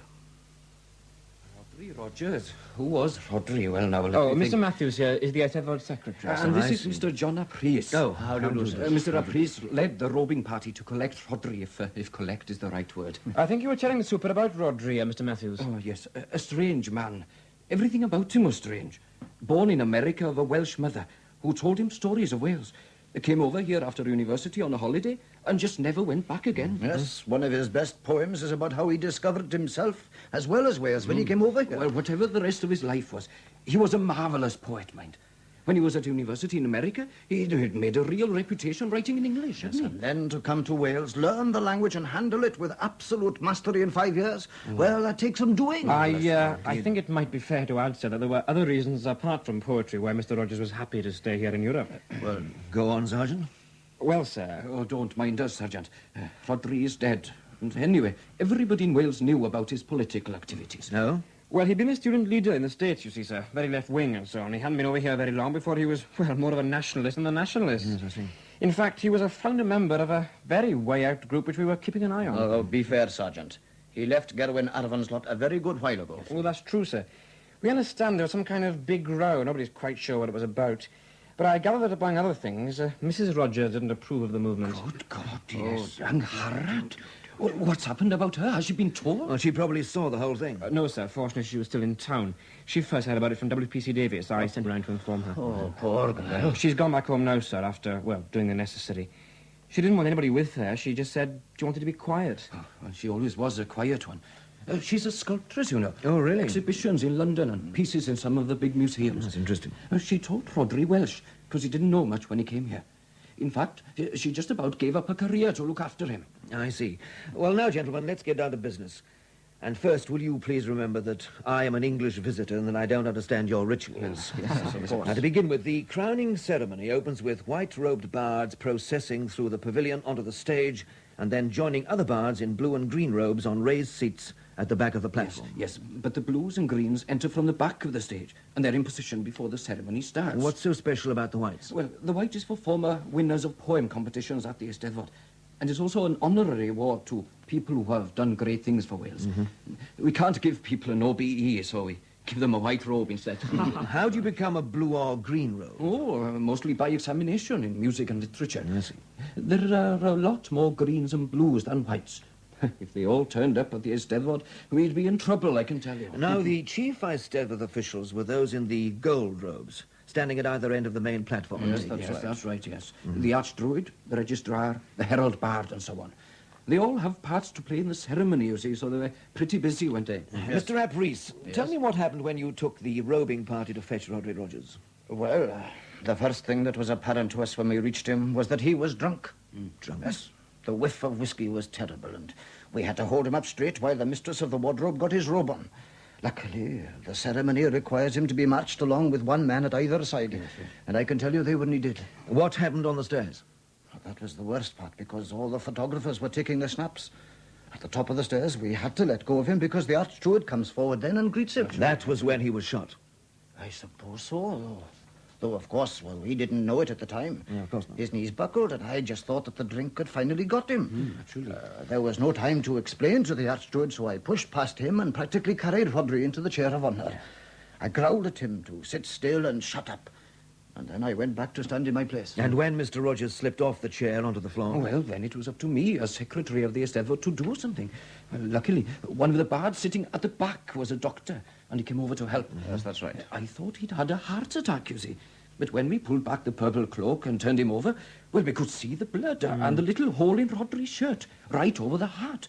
He was quite dead. Terrible. Shocking indeed. Sir, shall I... Go ahead, Sergeant. Well, from what we know already, sir, is 99% certain that the bullet which killed Mr. Rogers was fired from the rows of seats at the back of the stage. Where all the bards were sitting. It's too early to say for certain at the moment, but from the angle of the bullet's entry, we think that the murderer was fairly near the front. We know he was sitting near enough in the middle of a row, anyway. Now then, Mr. Matthews, how can we find out who was in a position to have fired the shot? Oh, well, now that would be difficult. You see, the bards aren't seated in any particular order. Just the whites with the whites, the blues behind, and then the greens. Yes, but if he was sitting in the third or fourth rows, he'd be pretty sure to be a blue. Well, let's leave that question for the moment. I'm assuming that the killer had the gun hidden in the folds of his robe or up his sleeve or something, and that he used a silencer. But even with a silencer, there's a certain amount of noise. Now, why did no one report any of that? Well, my fault, in a way, I suppose. You see, as soon as I knew it was murder, I rushed off to find Sergeant Williams here. But by the time I got back, Rodri's body had been carried off the stage, and they were trying to get a hymn going. And there was a lot of confusion, you see. And the Archdruid still thought that Rodri had died of a heart attack. So during the singing, he had all the bards marched off the platform, out the back way, and onto the buses, isn't it? Buses? What buses? Well, sir, the bards change into their robes at a church hall in the town, and then they're driven the 2 miles to the Eisteddfod grounds in these special buses, and then after the ceremony is over, they go back again the same way. You see, you can never hold the Eisteddfod in the centre of the town. It's too big, especially for a little country town like this. Well, I don't want to keep you gentlemen too long this evening, so I'll restrict myself to one basic question. It's a simple why. Why would anyone wish to kill Rodri Rogers? Well, that's a bit too simple, isn't it, Superintendent? I mean, what you're really asking is, why should a member of the Gothsale Bards wish to kill Rodri? Well, could it be a jealous rival? Someone who would hope to win the crown himself? Oh, no, not at all. That won't wash. Not unless the murderer was going to kill the winner, whoever he was. What do you mean? You see, we arrange it very carefully, that no one but the secretary of the Eisteddfod, and that's me, knows who has won the crown before the actual ceremony. Yes, but how works is that? like this. The poet sends in his entry under a pen name. He also sends in a sealed envelope with his pen name on the outside and his real name on a bit of paper inside. Now, when the adjudicators decide on the winner, they tell me his pen name, and then I open the envelope a few days before the ceremony. Yes, I understand. Then I write to the winning poet and impress upon him not to tell a living soul apart from his wife that he's won, and arrange for him to occupy a seat at the back of the pavilion, on the Tuesday afternoon. Wait a minute, though, Mr. Matthews. I read in one of the papers this morning that Rodri Rogers was likely to win the crown. And if you'd read some of the other papers, you'd have read other names. Yes.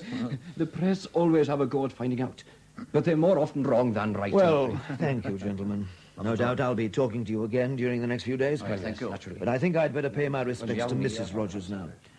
She lives in the neighborhood, doesn't she, Sergeant? Yeah, about 15 miles, sir. Bit of a rough road. Had we better warn her we're coming? No chance, I'm afraid, sir. Her phone's out of order. Is there much more of this, Sergeant? Oh, not much more now, sir, no. That telephone kiosk over there, that's the last outpost of civilization. Oh, there it is now, sir. That's the house there. What's that large outbuilding at the side? Oh, that'll be her studio, sir. That's where she does all her sculpture and things.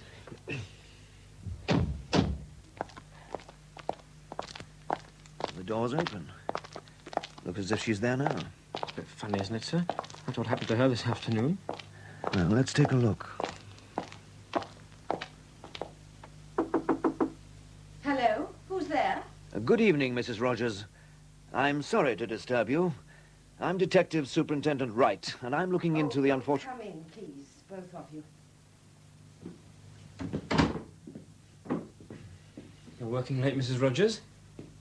Yes, it's a very strange thing. For years I've been trying to do a good head of Rodrine clay, and somehow I could never get it right. But this evening when I got back from it all, I came straight out here and started work knowing I can't explain it, but knowing it would be good. I'm all the more sorry, then, that I have to interrupt. Oh, that's all right. I'm really too tired to go on anyway. I'll just cover it with a cloth. Oh, please sit down. Mrs. Rogers, can you please tell us, and take your time, all the events of this day and anything important about the days that led up to it? Oh, dear. Would you rather I left it till tomorrow? No, it's all right. I suppose it all began about 10 days ago when we got the letter telling Rodri he'd won the crown. He was terribly excited, and you couldn't blame him, honestly. Winning the crown 5 years after starting to learn Welsh, that's really something. Apart from telling you that he'd won, did he mention it to anybody else? Well, he wasn't supposed to, and I don't think he did. Not when I was there, that's for sure. But then he wasn't home all that much last week. Where did he go? I didn't ask. But he hadn't really been sober since he got the news, so he was either drinking or sleeping it off somewhere or other. Mr. Rogers was a heavy drinker, I understand. Yet he had no job, and he drew no unemployment pay. You haven't asked a question, Superintendent, but I'll answer it anyway. He lived on me. I have some money of my own, or had. I also made quite a lot when I was working in London, when my sculptures were selling well, but... Well, when I married Rodri, he made it perfectly plain that his business in life was poetry. It was up to others to support him. I must say he kept his word. He did publish a lot of poetry, Mrs. Rogers. I've read some of it myself. Didn't that bring in anything? About enough to pay for the paper and the stamps. And the trouble is I haven't been earning myself very much lately. I haven't really been in the mood. Of course, unless you're in London, you can very quickly be forgotten. Mrs. Rogers, what time did you leave the house this morning? About 10 o'clock. Rodri had got back in the small hours, but I managed to get him up early because I wanted to do some shopping before we went to the Eisteddfod. Oh, so you had intended to see the crowning originally? Oh, yes, I was looking forward to it. Until we had the row. We parked as usual in front of the Feathers, and I wanted a cup of coffee in the lounge before doing my shopping. Unfortunately, I'd forgotten that the place had an all-day license because the Eisteddfod was on. As you can imagine, I never got my cup of coffee. Well, after about half an hour in the bar, I left Rodri and went to do my shopping.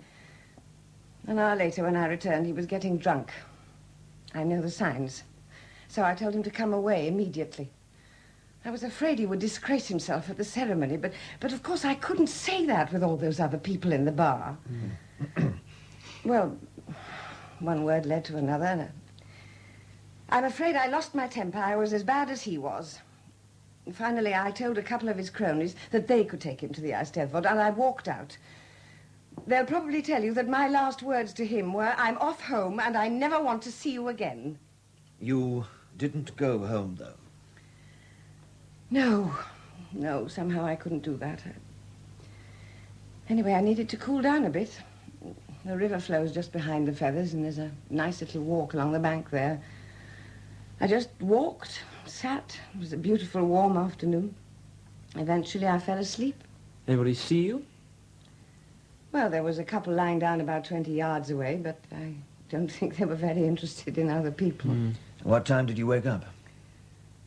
I remember looking at my watch, and it was about 2:45. I hurried back to the car to listen to the ceremony on the radio. And I couldn't understand why they were just playing records instead. Though the announcer did say they were unable to return to the Eisteddfod field, I thought he meant they'd had a technical hitch or something. What happened then?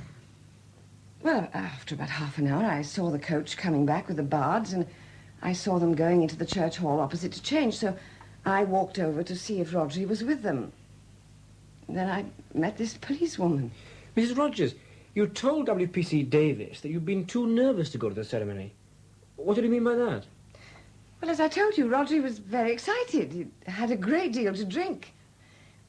Quite frankly, I didn't want to be around if he was going to make an exhibition of himself. You weren't nervous because any threats had been made to your husband? Threats? Good heavens, no. Well, did Mr. Rogers have any enemies? Rodri used to say, with friends like mine, who needs enemies? Well, sir, where do we go from here? Back to the Royal Oak and a meal, I hope. Oh, but there's one thing I want done before tomorrow morning, Sergeant. Yes, sir? And that's a thorough examination of all the press photographs taken of the ceremony. Work out with the ballistics chap the likely area from which the shot came, then get Marion Matthews and John Ap Rees to help you identify every bard sitting in that area. Right? Okay, sir. And I'll see you in the morning. Good morning, Sergeant. Come and have a cup of coffee. We're the last down to breakfast this morning, I'm afraid. Oh, thank you very much, Mrs. Wright. Good morning, sir. Any luck, Sergeant? It's all right, you can talk. Well, sir, we spent a lot of time with magnifying glass last night, and while we can't identify everybody, we've got most of the names by now. See, what with the hoods they're wearing and the fact that some of them are in shadow, it's not really too easy. But we are asking everybody we can identify who is sitting on either side of them, so we'll get the whole picture quite soon. Excellent. How much sleep have you had, Sergeant? Well, enough, I hope. Anyway, among the names we do know, sir, are a couple of very interesting ones. Gerwin Arvon and Will Pennard. Arvon? He's the leader of this way-out Welsh patriotic group and the chap who would have the quarrel with Rogers. That's right, sir. He's the chap we were going to talk to today anyway, even before we knew about this. But Will Pennard, he's a very different kettle of fish. He's Mrs. Rogers' old boyfriend. They trained in art college in London together, and well, very soon afterwards they got engaged. I'm told they were within sight of getting married when Rodri Rogers arrived on the scene. Was Mr. Pennard very cut up? Yeah, so it seems. In fact, the talk is he never got over it. Well, I don't understand why he was there on the platform at all. Is this man a poet as well as an artist? You can become an honorary bard as an artist or a craftsman. I remember reading about Will Pennard now. Didn't he design the crown for this year's Eisteddfod? In that case, he'd have had to know who had won to get the size right. I'm afraid not, sir. They just put an adjustable lining inside it. I see. Have you seen the paper this morning, Sergeant? No. Look, who's this dear old gentleman in the... Well, it must be the first blue row. Oh, that's old Llew Ystwyth. He's well into his 80s, but he never misses an Eisteddfod. For what he gets out of it, I can't imagine. He's as deaf as a post these days. What about this one next to him? Where? There. Oh, between him and Will Pennard. Yes, that's right. At the moment, we're not quite sure about that one. You see, some of the bards are wearing dark glasses because of the television lights. It doesn't help. Yes. But we're checking. Well, time we started work. What's first, Sergeant? Well, if you agree, sir, why don't we call at Ruddid Farm to see Gerwin Arvon?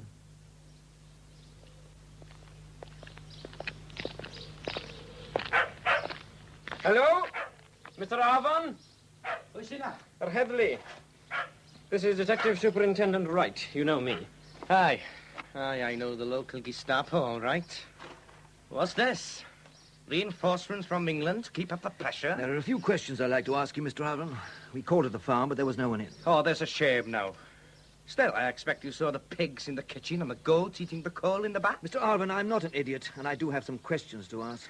Careful, sir. I think he's got a gun. Right-hand coat pocket. So if I were you, Mr. Arvon, I'd sort of walk around the problem and approach it from another angle. See what you mean, sir. Well, I don't. What the hell are you talking about, walking up? Well done, Sergeant. Keep him still now. You were right. It is a gun. By the look of it, one that's recently been fired. A 9mm Walther, sir. Could have done the job. Fingerprints? Well, we'll try, of course, sir, but I shouldn't think there's much chance now. Shall I cuff him, sir? Yes, then leave him with me. And while we're having a chat, I'm sure Mr. Ivan won't mind if you look around for the silencer that ought to go with that shooter. Oh, no, you don't. This is my property, and no snooper from the English Gestapo... If you prefer it, we'll just sit and wait while the sergeant goes off to get a search warrant. All right? Get on with it. Right, Sergeant. You know what to look for. Sir. Now, let's talk about Rodri Rogers, the late Rodri Rogers. You used to be friends, I believe. Well, you believe wrong. Well, there was a time not so long ago when our political beliefs walked the same road. We started a freedom task force, but when the going got rough, Rodri Rogers went missing. He let you down? He let us all down. All? My information is that you now lead a movement which has exactly 4 members. That's a lie. I'll admit that when Rodri went, a few of us resigned as well. But we are still a powerful organized... Sir! Yes? I found these in a box under a pile of sacks in the barn. Let me see now. Oh, 2 more Walthers. Just like the one you gave us, Mr. Arvin. Some hand grenades, ammunition, and... What's this? Careful! Leave that alone. It's still ignite. Oh, my God. I just carried that a couple of 100 yards. It could carry you even further. Put it down very gently, Sergeant. Very gently. That's it. That's it. Now, ready for assistance, Sergeant. Then stay here while I take Mr. Arvin to the station. No, you damned English bastard! You're right, sir. One sore shin, otherwise okay. On your way, Arvin. Hey, what about my beasts? They'll be cared for now. Come along. Are you charging me with Rodri's murder? No need to yet. We've got plenty to charge you with already. Well, I didn't kill him. Wanted to, mind you, but that's as far as it went. Oh, yes? And I never used any of that ammunition. I'll tell you one thing, though. That gun, I found it. Yes? It's true, I tell you. Opened the barn door this morning, and there it was on the floor. Anyway, I recognized it as soon as I picked it up. Rodri's, the one issued to him by the movement. Should have returned it when he left, of course. He didn't. But I know it. There's a little mark on the butt if you look close. I just brought out the other guns to check when you arrived. That's why it was an easy job for you to find. So Rodri was shot by his own gun? Aye, if that's the gun that did it. But why did someone put it in my barn? Are you saying you've been framed? Yes, I am. But not by a policeman. If one of you lot had been up here, I'd have known. How? Oh, I've got friends. Now, look, can you get someone out to the farm before milking time? That'll all be looked after. Come on, get a move on there. Come in. Mrs. Wright? Yes? Oh, I'm sorry to bother you in your hotel room like this. Oh, I'm Angharad Rogers. Oh, Mrs. Rogers, I never quite know what to say at times like this. What can I do? You looking for my husband? Sergeant Williams, actually. He'll know what I'm talking about. Are they at the station? Well, no, they're out of town just now. Can I help? Well, it's Will Pennard. I'm a bit worried. Oh, yes, I've heard of him. He made the crown for this year's Eisteddfod, didn't he? Yes. Well, he came round to see me this morning. He's an old friend. I thought he'd come to say how sorry he was about Rodri, but he never mentioned him. Just sat there staring at me and hardly spoke a word. And then... Oh, it is so difficult. Look, would it help if I said I knew he was fond of you? Oh, goodness, it hasn't taken you long to learn all about us. Yes, it would help, because then he kissed me. After that, we talked a bit, quietly, and he asked me if I was working. So I showed him the head of Rodri I'd started, and you know, he started crying. God help me, he shouted, and he ran out of the house and into his car. When did this happen? Oh, about 10 o'clock this morning. I was terribly worried about it because he had a nervous breakdown about a year ago, and I thought he might be heading for another one. So I got the car out and went round to his digs. But his landlady said he wasn't there, and she didn't know when he'd be back. Do you think he's all right? Do you think he's all right, she said. And then she drove off. You only missed her by 5 minutes. I called in to see the Eisteddfod secretary. Mr. Matthews has got hold of some film of the ceremony that he wants me to see. Well, what are you going to do about Will Pennard? Well, clearly we'll have to talk to the man as soon as possible. Which means that I've got to leave my lunch and ring the station. Honestly, do you wonder that all policemen are dyspeptic? Oh, nonsense. It's not the work, it's all the beer you drink while you're pretending to watch a suspect. Oh, by the way, I thought I'd go to the pictures this afternoon. And so you shall. What? I've arranged a special showing for bards and others at the police station at 2:30. Oh, charming. And now I must go and lay on a general alert.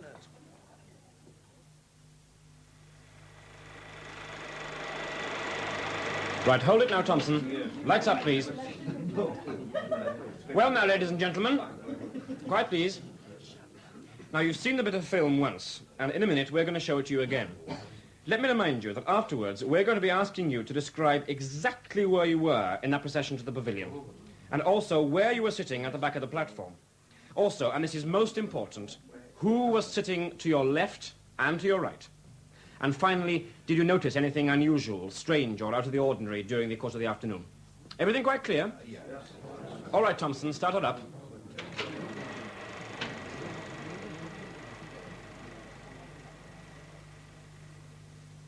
Well, Sergeant, what have we learned? Well, I think we managed to sort things out fairly well, sir. Now we know the identity of practically everybody who was in the shooting area.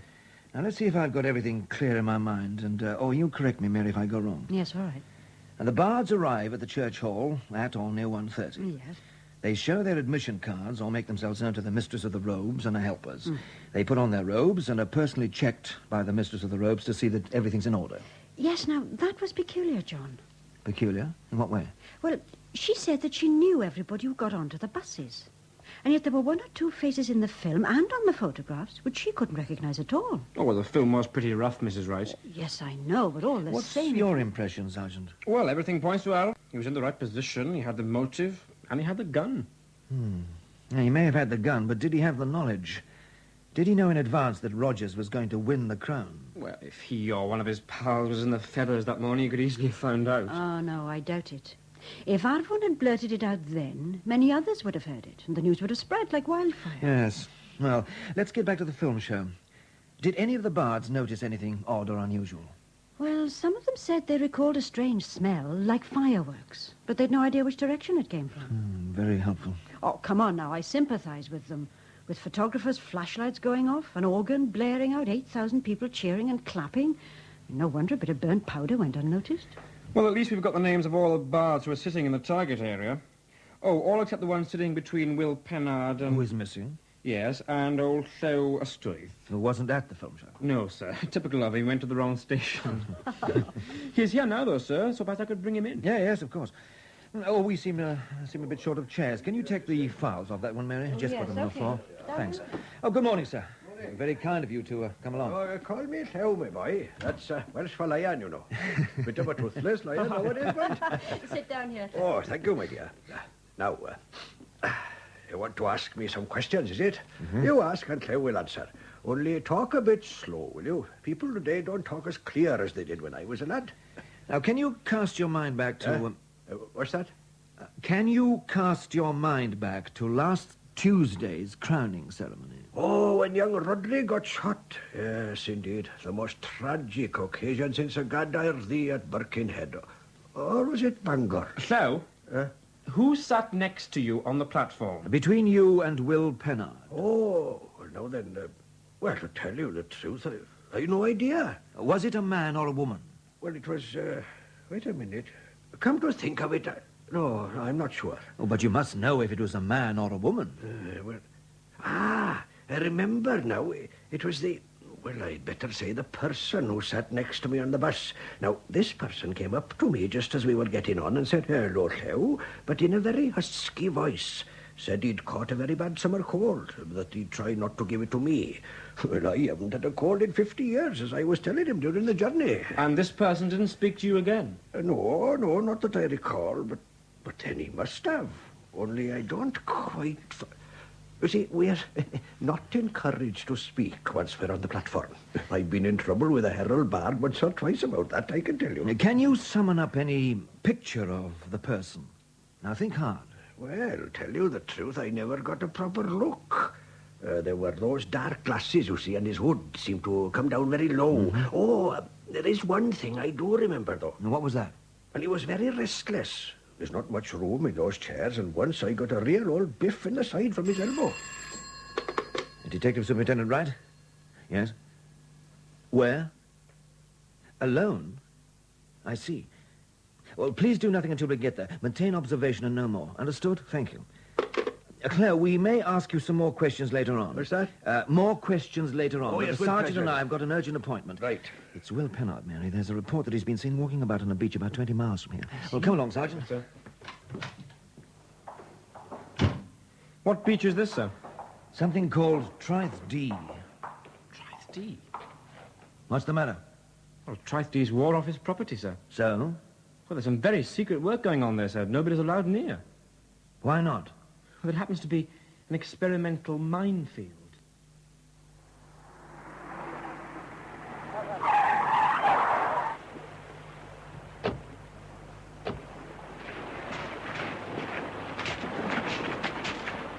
Captain Willoughby? Yes. Good morning, Superintendent. That's your man, I take it, walking along by the sea's edge. Sergeant? Yes, sir. That's Pennard. Is there any way of getting to him, Captain? Well, I'm quite sure there is. Unfortunately, I haven't got the maps of this minefield. Someone back at HQ is trying to dig them out right now.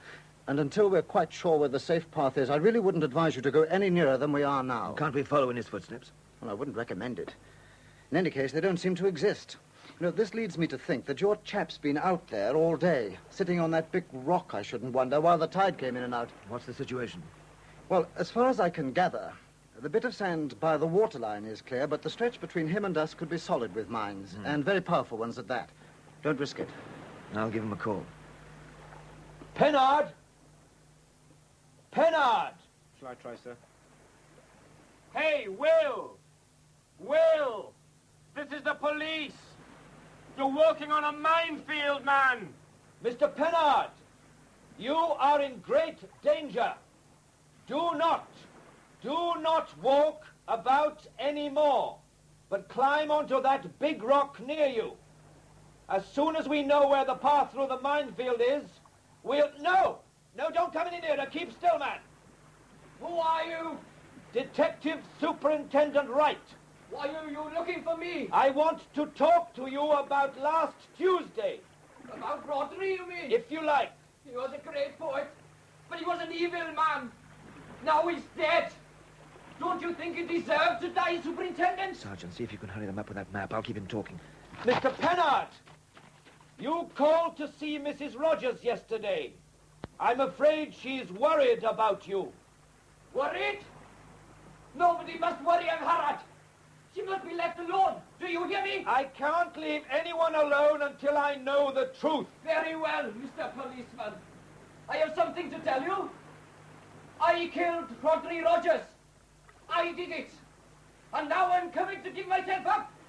Are you ready to receive me? Keep still, you fool. Stay where you are. Don't move back. Are you ready to receive me, oh Lord? Are you ready? Oh, my God. I'm going to take a look. No. Stay where we are. We're staying here. But the man's wounded. He needs help. Look again. He's beyond any help we can give him. What happened? Did he...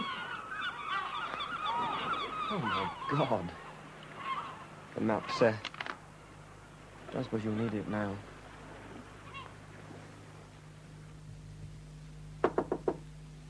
Who's there? Sergeant Williams, Mrs. Rogers.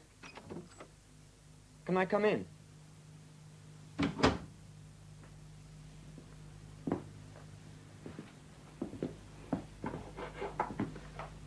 Still working on the bust, then? Yes, though it hasn't gone so well today. I suppose my worries are catching up on me. Yes, you'll have a lot of things to see to just now, won't you? Solicitors and undertakers, telling the relatives and so on. Well, if I had any close relatives, I think they'd have heard about Rodri by now, wouldn't you? But since I'm an orphan and an only child, the matter doesn't arise. As for the solicitors, what's the point? Rodri had no money, and if he had, I might have had to share it with his girlfriend. How do you feel about these other ladies? Do you shock easily, Sergeant? I don't think so. Well, then I'll tell you how I felt. I felt amused. Yes, amused. Because Rodri was anything but the great lover you'd imagine from the way he wrote and the way he acted. The build-up was terrific, but the performance was O-level.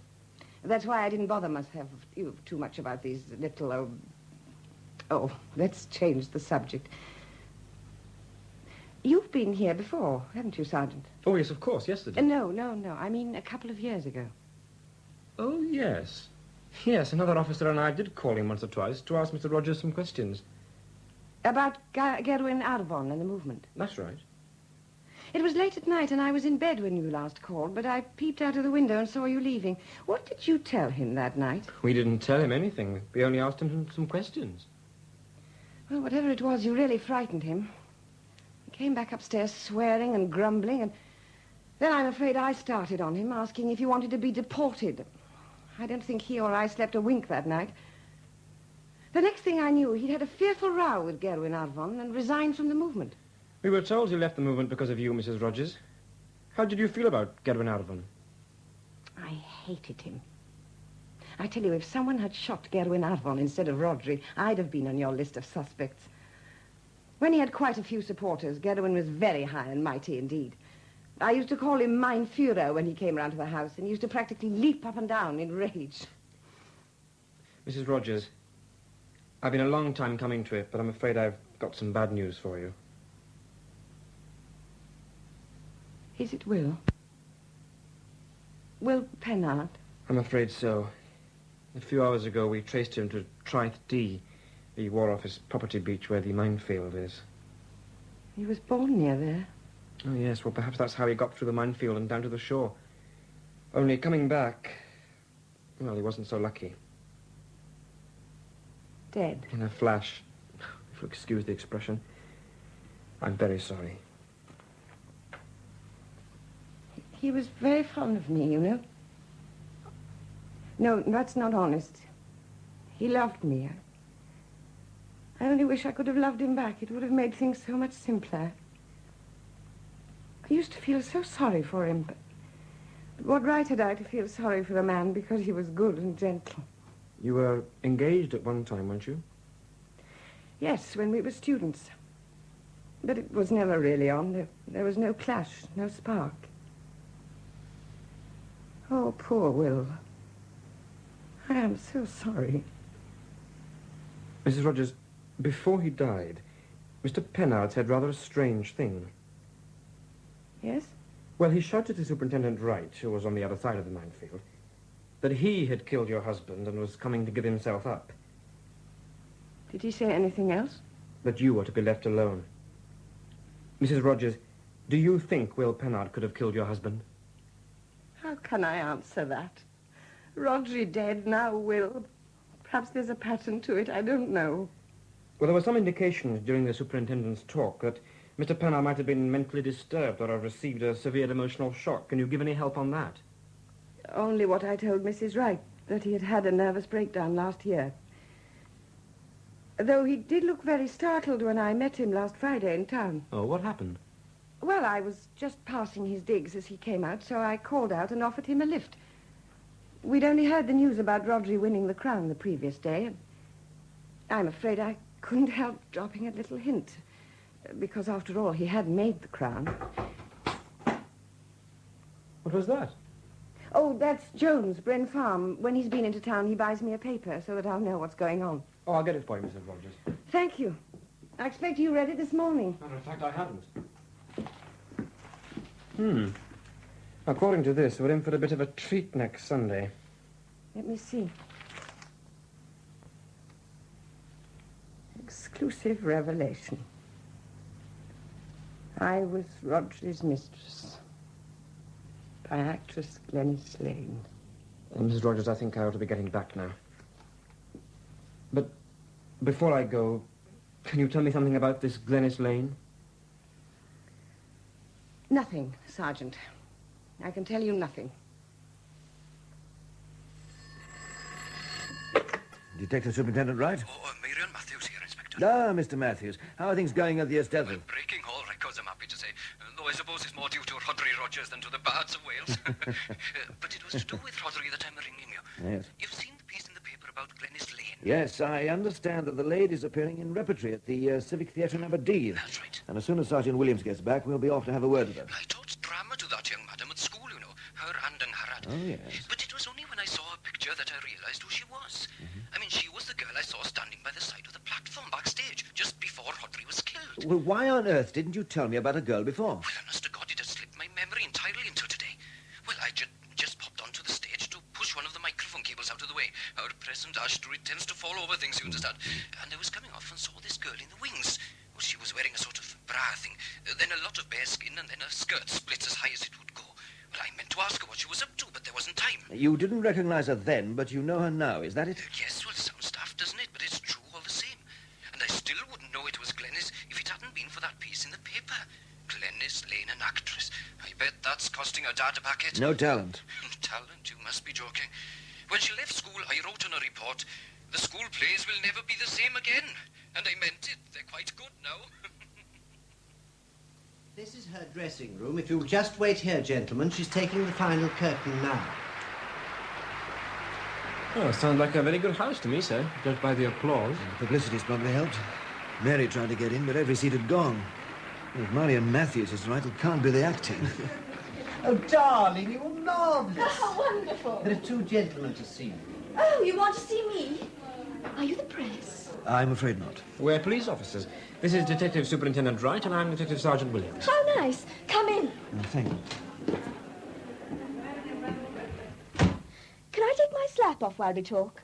Oh, it's all right, Sergeant. I won't take anything else off, I promise. Miss Lane, I would like to ask you some questions. I'll get straight to the point. You claim to have been Rodri Rogers' mistress. Yes. You've seen the publicity about my article, I suppose. Well, I met Rodri about 6 months ago at a party.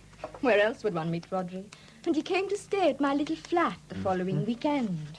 Well, after that, it was on and off, as you might say, for quite a while. Oh, but lately he'd been getting a bit boring. Boring? Intense. Serious. The distant chime of wedding bells and all that. And that didn't interest you? Well, darling, he's married. Oh, correction, was married. And I'm not the marrying type. Had you told Mr. Rogers of your feelings, Miss Lane? Not exactly. I was going to. And then I got a little hint that Rodri was going to win the crown.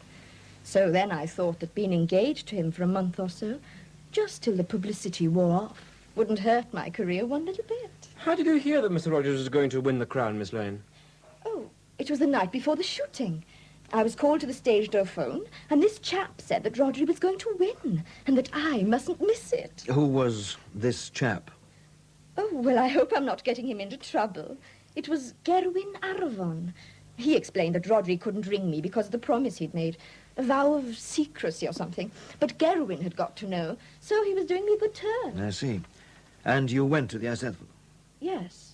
Where were you sitting? Oh, a long way back. All the best seats were sold.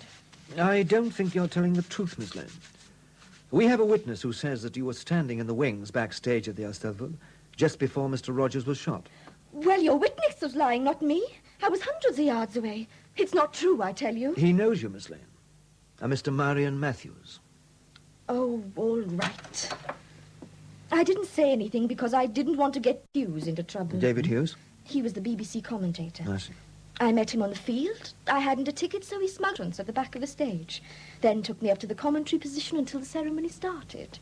I had to get out then, of course. So I went down into the wings, and that's all I know. Why the wings, Miss Lane? No, don't tell me. You were going to rush onto the stage and be photographed kissing the crown bar. Oh, how did you guess? I think the superintendent finds you predictable, Miss Lane.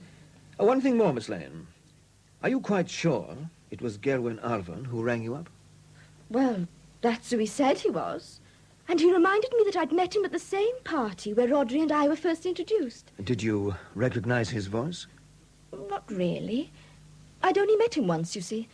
And he was speaking very quietly, whispering almost. Oh, I remember now. He said he'd a bad cold. Funny time to have a cold. August. Do you think she was telling the truth, sir? Well, sometimes. No, rather more often than that. You've got to be clever to lie convincingly, as you know, Sergeant. And now Miss Lane's no genius. What amazes me is that Rodri Rogers preferred her to his wife. Well, come now, we've got no evidence of that. Well, she did say he was getting serious about her, talking of marriage and so on. I wonder how much of that was wishful thinking. Oh, on your left now, sir, and up the drive there. Your chief constable lives in some style. Oh, yes, sir. Well, not that I'm what you'd call a regular visitor.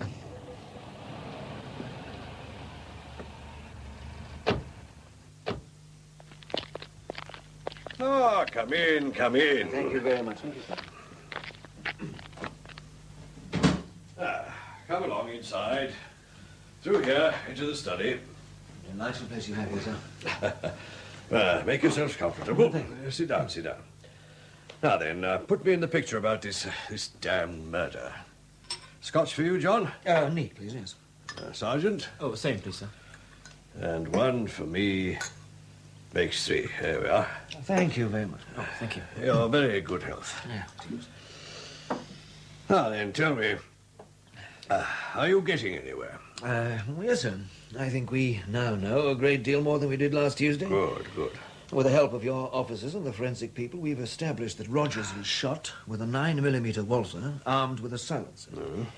That this gun was actually his own property, and that the gun was later found in the possession of Gerwin Arthur. Who is now on remand. On other charges, yes, sir. Now, would you say he had a motive for murder? Certainly. Yes, but would he have the guts? Williams? I'm not sure, sir. No, neither am I. I've been keeping an eye on Arbon now for a year or two, and I've always thought him more of a play actor than a revolutionary. I see. All the same, there's a lot of evidence against him, plus an armory of illegal weapons. I wouldn't rate him as harmless by any means. No, sir, and I plan to have another talk with him tomorrow. Meanwhile, I think you know that we've had one confession to this murder already. Will Pennard. Yes, tell me what you make of it. Was the chap round the bend? Hard to say, sir. He was, I suppose, overwrought would be the right word. On the other hand, I'm sure he knew what he was saying. Yes, but look, no one in his right mind would walk into a minefield. No, that was the most deliberate suicide I've ever seen. And the most horrifying. Now, look, is there any evidence apart from his confession that ties Pennard in with the murder? No, I think so. Now, for one thing, he was in exactly the right place to have fired the shot. For another, we now know that when he was a student in London, Pennard belonged to a pistol club and was reckoned to be a crack shot. Indeed. And Rogers was killed by one bullet precisely aimed to hit the heart. There's also the evidence from his lodgings, sir, in the form of some photographs and poems and unposted letters, that he was still very much in love with Mrs. Rogers. But was she in love with him? Any chance of a collusion? Well, it's possible, but my impression is that she worried over him as one friend would over another who was in trouble, that's all. Yeah, but they were engaged. She jilted him for Rogers. Exactly. She'd moved on, and he'd stood still. The odd thing was, sir, that when I went to tell her that Pennard was dead, she took the news very well. Almost relaxed about it, she was. Well, perhaps that ties in with Mary's opinion. She's convinced that this was a very one-way love affair. Well, Mary probably understands a great deal more about these matters than you and I do. Now then, how about Glenys Lane? Oh, you know about her, sir? I read the newspapers. Well, she was backstage when the murder took place, but in entirely the wrong angle to have fired the shot. I should also add that if she was dressed in the way Marion Matthews described, she couldn't possibly have hidden the gun on her person. Good morning, darling. Your coffee's cold. You'd better pour yourself a fresh cup. Yes, okay. The chief kept you late last night. Well, he wanted to know everything. And when I say everything, John, I mean everything. But actually, it was useful. Making a verbatim. What's that official-looking document you got there? Oh, it's a report. One of Sergeant Williams' lads called in with it just now. Looks very detailed. Yes, it is. All the same, I had time to read the whole of it while I waited for you to come down for breakfast. Yes, all right. Sorry, last again. Can I ask what it's all about? Well, the first half is about the robing procedure at the Eisteddfod, which is not as casual as I was told. Huh? It seems that every bard who intends to take part in the ceremony posts a card giving his height and saying the approximate length of the gown he wants. Really? And then, on arrival, he finds an appropriate robe waiting and he pays a hiring charge of 50 pence. So there's a register?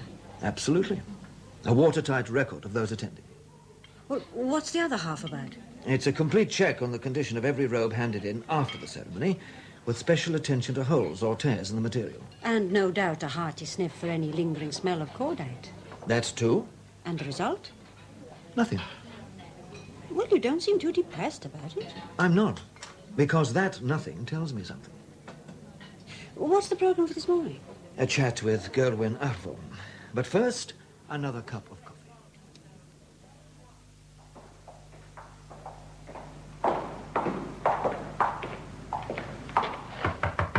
Come in. Here he is, sir. Oh, thank you, Constable. Oh, see if Sergeant Williams is about, will you? Sir. Sit down, Alphon. I'll stand. Please yourself. Smoke? Aye. Here. No, you keep them. Now, look, there's nothing I can do about the firearms charges. You realize that? I'm asking for no favours from the English Gestapo. That's all right. I'm not giving any. Let's talk about Rodri Rogers. Him? Yes, the late him. Come in. Oh, Sergeant. Morning, sir. I've just been on the phone to Rutherford Farm. I thought you'd like to know everything's okay down there. Mm-hmm. Your brother-in-law's arrived now, and he'll stay till things get sorted out. Thanks. I take it you've been reading the papers while you've been on remand? I'll have time enough, haven't I? Then you know that Will Pennard is dead. Aye. Poor sod. Will Pennard was under suspicion of having murdered Rodri Rogers. You may be interested to know that he confessed to the murder just before the unfortunate accident. Oh, that's a good one. And you believed that? I didn't say so. And you didn't say not? Good God, how stupid can you get? Less of that now, Arvon. All right. Nothing to me. If you want to make fools of yourselves, go ahead. I'm warning you, Arvon. And I'm warning you. Put the blame on Will and you'll be the laughing stock of Wales. And if your sergeant knew his job half as well as he pretends to, Superintendent, you wouldn't have wasted your time chasing after Will Pennard. And the poor devil might still be alive. Tell me. 6 months ago, Will had a little accident. It made quite a good story in the local papers at the time. How he was finishing off the Crown under difficulties. Remember, Sergeant? Oh, my God. That's right.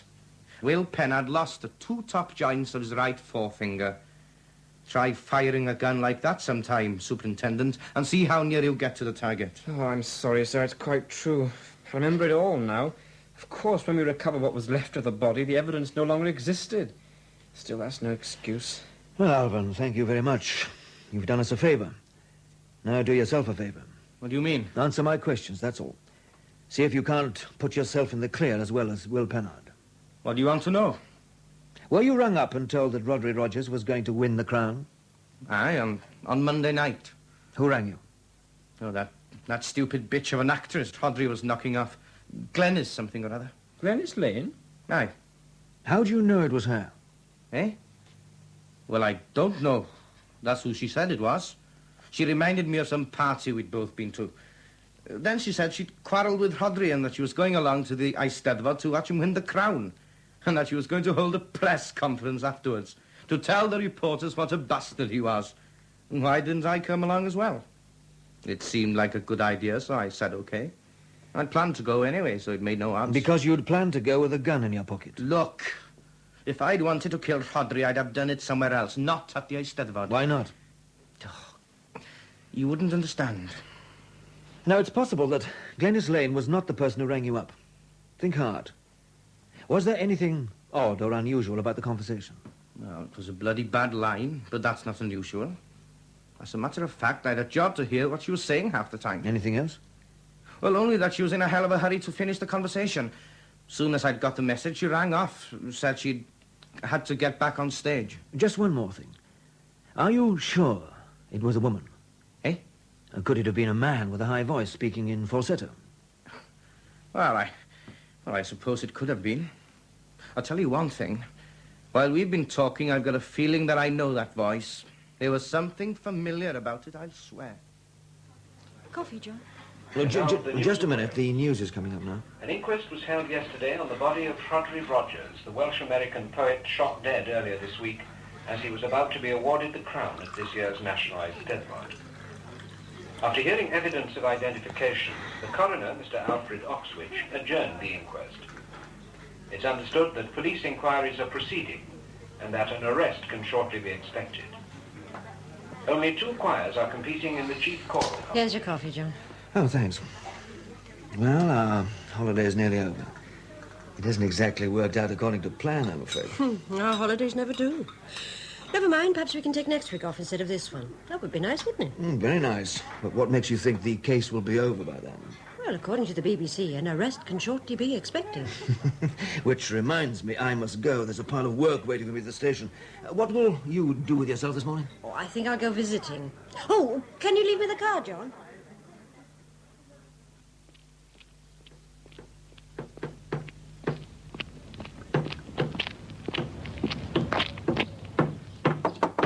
Mrs. Rogers! Oh, Mrs. Rogers, hello. Can I come in? Mrs. Wright, I hope you haven't been knocking long. No, I've just come. I'm sorry, I can't ask you in, but I am in a terrible mess. Oh, it's all right. I've just called to return your gloves. You left them at the hotel when you called to see me. Oh, you shouldn't have bothered. Thank you very much. Look, can I be of some help? Those packing cases look very heavy. No, I can manage, thank you. You're going away? Look, if I can be of any help, Yes, I'm moving. Well, there's nothing really to keep me here any longer with Rodri gone and Will. Not to mention the fact that the rent is 3 months overdue and the furniture goes with the cottage. Oh, yes, and the HP men took the car back this morning. Well, where will you go? Oh, back to London. I've still got some friends there, so I won't be short of a roof over my head while I'm looking around for a job. That won't be easy. Oh, I'll get by. There's usually a vacancy for a supply art teacher in one of the tougher comprehensives, you know. If I can keep that up for 6 months or so, I should be able to manage. 6 months? Look, I don't want to pry, but do you mean there's a baby on the way? Yes. Since you ask, I am having a baby. Though it's a long way off yet. The doctor only confirmed it last month. I see. It's because of the baby I'm moving on, really. You see, I've got to make enough money to support him, which means I've got to go where the money is. And besides, I want him to grow up not knowing anything about his father. What, do you mean you'll change your name? You won't let him know that his father was a great poet? A great poet, it seems, with a mistress up every back alley and a load of bat deads left behind him wherever he went. A great poet who got himself murdered. Well, Mrs. Rogers, really, he couldn't help that. Couldn't he? How do you know? How does anyone know what he'd been up to make someone hate him that much? Well, you were his wife. Do you know anyone who would hate him so much? Me? No, I don't. But then Rodri had 9 lives, and he only spent one of them with me. Why'd you say he had 9 lives? Oh, he had the luck of the devil. The political group he was with in the States all ended up in jail. He came over to Wales just in time to dodge the draft and soldiering in Vietnam. The only time he tried the football pools, he won a few pounds. Not that I ever saw any of the winnings. And what about last Tuesday? That's when his luck ran out. Well, I really must let you get on with your packing. You're not leaving today, are you? No, I'm just starting to get things together. Mrs. Wright, thank you very much for coming to see me. I do appreciate it. That's perfectly all right. Oh, would you mind if I gave you a sort of a going-away present? Oh, good Lord, there's absolutely no need for anything like to. Just a minute.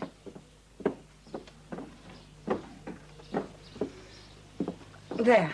But, Mrs. Rogers, I can't take this. It's the bust of Rodri you've just finished. I mean, this must mean an awful lot to you. Please, I want you to have it. But when this goes, it means I can break with the past altogether. Oh, but honestly, you'd be doing me a favor. Well, all right, but it seems a terrible thing to do.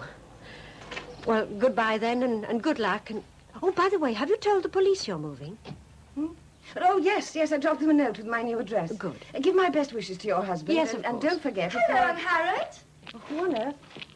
Oh, sorry. I didn't mean to interrupt anything. What do you want? And who gave you the right to call me by my Christian name? Well, aren't you going to introduce me?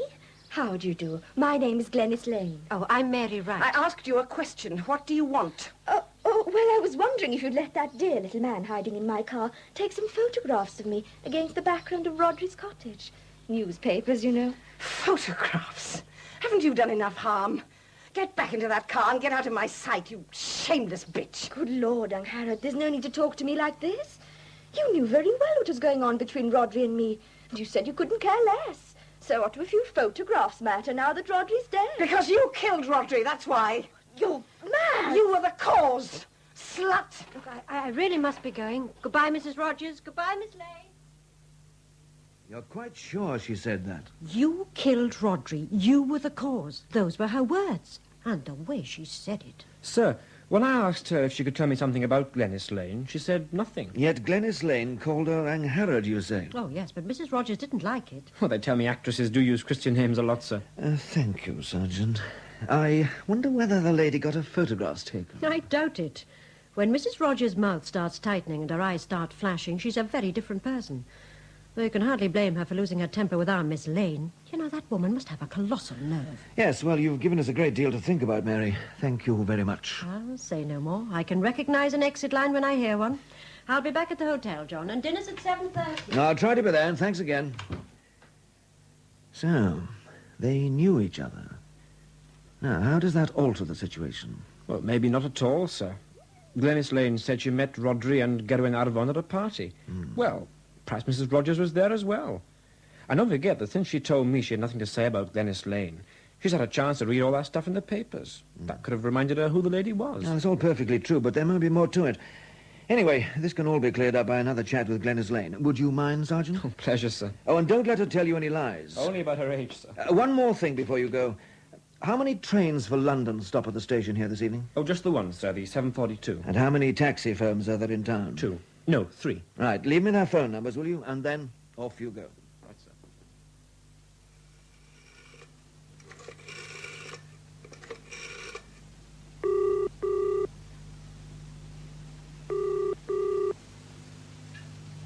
Dragon Hotel? Mrs. Wright, please. Room 4. Hold on, please. Thank you very much.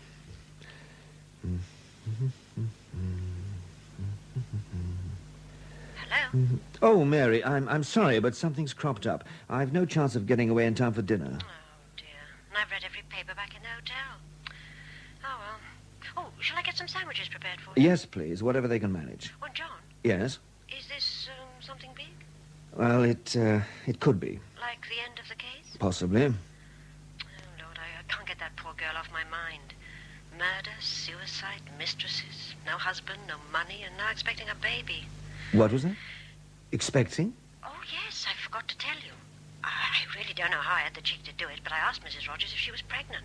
She was a bit startled at first, and then she said, yes, she was. Darling, I'll have to ring off now, but I'll see you soon. Bye. Okay, bye.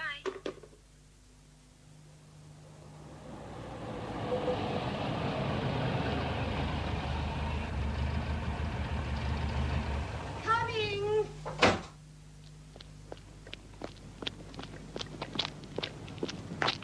Oh, thank you, Mr. Jones. I was getting quite anxious about my train. Oh, it's you, Superintendent. Get in, Mrs. Rogers. No, really, thank you very much, Superintendent, but I'm waiting for a taxi. Why don't you get in, Mrs. Rogers? I'll see that you get to the station.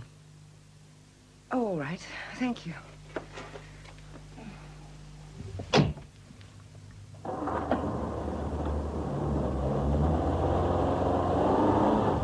But this is the wrong direction. Where are you taking me? I thought we should have a talk. We've got a great deal to discuss, and I'd rather do it here than at the station. But I'll miss my train. This afternoon, you told my wife you weren't leaving until tomorrow. Yes, I know. I changed my mind. You also told her that you'd written to the police to tell us you were changing your address. We haven't heard from you, Mrs. Rogers. Well, I had meant to, but it's all been such a rush. Yes, I understand. We'll pull off the road here for a while. But my train... I'm afraid this is rather important. Superintendent, are you going to tell me you've caught Rodri's murderer? I think so. Well, I suppose I should feel glad. I don't feel anything. Somehow my senses have been numb for so long, I'm beginning to wonder if I'll ever unfreeze. Yet it would be nice to suffer the pins and needles feeling, the real feeling again. Who is he? I haven't arrested anyone yet. First, I must talk to you. Then I hope you'll give me your opinion. And that will help? Oh, yes. Mrs. Rogers, when your husband was murdered, some things were self-evident. For example, it was clear that the murderer knew in advance that Mr. Rogers had won the crown. Well, either knew or was 90% certain. He was also quite familiar with the crowning ceremony at the Eisteddfod. And he was also a bard. Oh, no, that's by no means as certain. But... Your husband was shot by a person dressed in the blue robe of a bard. But the murderer would have had to have cut a hole in the robe for the nozzle of the gun. Or it would have blown a hole in it by the bullet as it passed through. But perhaps the gun wasn't under a robe. It had to be. Otherwise, it would have been noticeable. Now, all the robes were returned after the ceremony and were checked by the police. No holes, no slits, and no trace of burning or powder. What do you think that means, Mrs. Rogers? I'm sorry, I'm quite bewildered. Come now, Mrs. Rogers. You've got a good mind. Surely you can see that this can only mean one thing. That the murderer dressed up as a bard, joined the procession at some point, committed the crime, and then left the procession again, still wearing the ferny robe. But that would have been impossible. Difficult, I grant you, but not impossible. Well, now, if all the bardic robes are in the clear, what happens to our two prime suspects, Gerwin Arfon and Will Pennard? You can be sure that their robes were gone over with a magnifying glass, and there was no trace of anything suspicious. But what about the gun you found at Gerwin's farm? That only proves that the murderer wished to cast suspicion on others. Well, surely that doesn't apply to Will Pennard. No, but it makes it all the more strange that those who knew that Will couldn't possibly have done the shooting didn't come forward. What do you mean? Mrs. Rogers, you knew that Will had lost a forefinger on his right hand recently and would have been physically unable to pull the trigger. Yes, I did. Then why didn't you say so? Oh, because I wanted an end to it. Will was dead, and the blame for Roger's death couldn't harm him.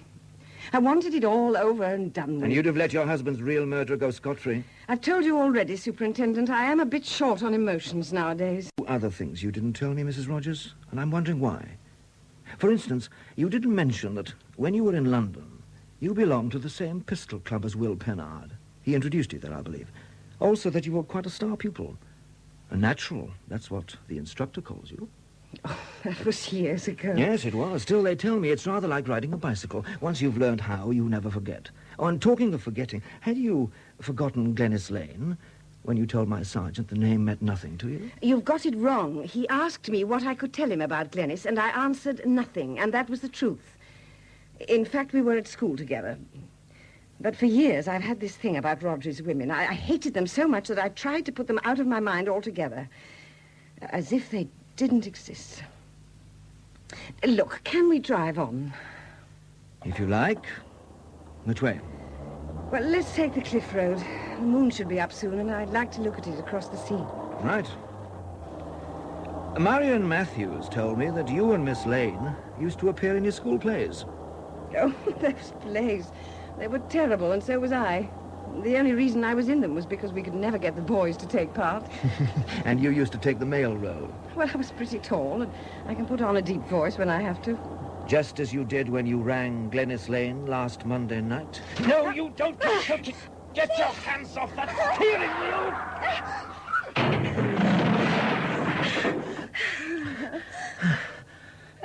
You're a dangerous woman, Mrs. Rogers. If that tree hadn't been in the way, you'd have had us over the cliff. Oh, God. Nothing's gone right. Detective Superintendent Wright in Bravo 6. Do you read me, HQ? Over. Bravo 6. Do you read me, HQ? Over. Loud and clear, sir. Over. Is Sergeant Williams in the building? Over. Right here, sir. Stand by. Williams here, sir. Over. Oh, Sergeant, I'm on the cliff road between Landee and Abergulch, or rather, I'm off the road and on the cliff. I've had a little trouble, but I think it's over now. Can you get a car out here for me and my passenger? And I think we'll need a breakdown truck, too. Over. Will do, sir. Right away, sir. Out. Will they be long? What's the hurry? Goodness knows. I think now I just want to sort it all out and finish it. I'm so tired. Tell me. I suppose it was the baby, really, that made me decide to kill Rodri. A woman in love can be a terrible fool. She can have her eyes open to all the cheating, all the lying, and the stealing. And yet she'll go on loving the man who cheats her and lies to her, steals from her. But Rodri loved only Rodri. He married me because I was an artist, because I was Welsh, because I worshipped him, and because I had a bit of money. Well, my sculpture didn't go so well after my marriage, and within 2 years, Rodri's Welsh was better than mine. He really was brilliant, you know. Physically, he got tired of me very rapidly. I pretended to others he was inadequate, but the truth was that in bed with me, he simply wasn't interested. Well, finally, my money started to run out. And, of course, Rodri could see no possible reason for staying tied to an uninteresting, poverty-stricken wife. But surely the baby would have... Rodri never knew about the baby. In fact, he probably had no recollection of having slept with me and started the baby. He was pretty drunk that night. But beggars can't be choosers, Superintendent. Are you cold? There's a rug in the back. No.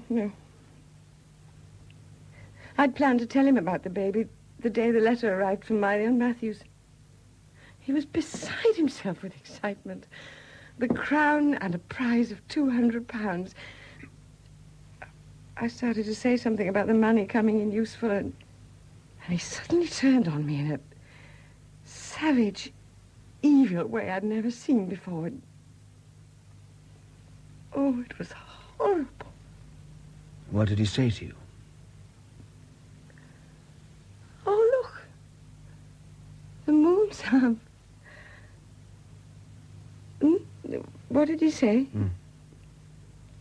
He said I was ugly and useless, and he was tired of dragging me around. He said he was getting out for good. He was going to live with a beautiful, gay, attractive woman. A rich, attractive woman with whom he could live a full life. Do you know what he said next? Go on. He said he was giving me a week's notice. I knew what that meant. He didn't want a scandal until he'd won the crown. After that, it wouldn't matter, I suppose. Did you reply to any of this? No. I was too shaken up, you see, wanting to tell him about his baby, and instead were being dismissed, I suppose. Anyway, he went straight out of the house, and I didn't see him again for 2 days. And that's when you planned the murder? Yes. My mind was full of the crowning ceremony, of course, and this reminded me. I'd often thought how difficult it was to recognize even an old friend when he was in his bardic robes. I went into town shopping. I met a woman who told me she'd just been clearing out the church hall, ready for the bards to use it as a robing room. But as it happened, I parked my car just across the road from the hall. Suddenly it all seemed to click. You bought 3 yards of material in Paris House. You checked, I suppose. You took it home and ran it up into a robe and hood. That's right. I cut slits down the side so I could get my hands under the robe and left a little hole in the front. I knew where Rodri had hidden his gun and the silencer, so that was easy. And the telephone calls? They were all made from the kiosk down the road, of course. Yes, I thought you might trace them. But it was necessary to give you a few suspects. Gilwyn Alphon and Glennis Lane won't thank you for that. Well, I have nothing to thank them for, have I? Anyway, Gelwyn will be rather pleased to go to jail for the movement. I can just hear him saying it now. And Glennis Lane has got what she wanted. Her face in the papers. And what have you got out of it? A dead man on your conscience and a baby who'll be born in prison. Oh, don't. Please, please don't. Very well.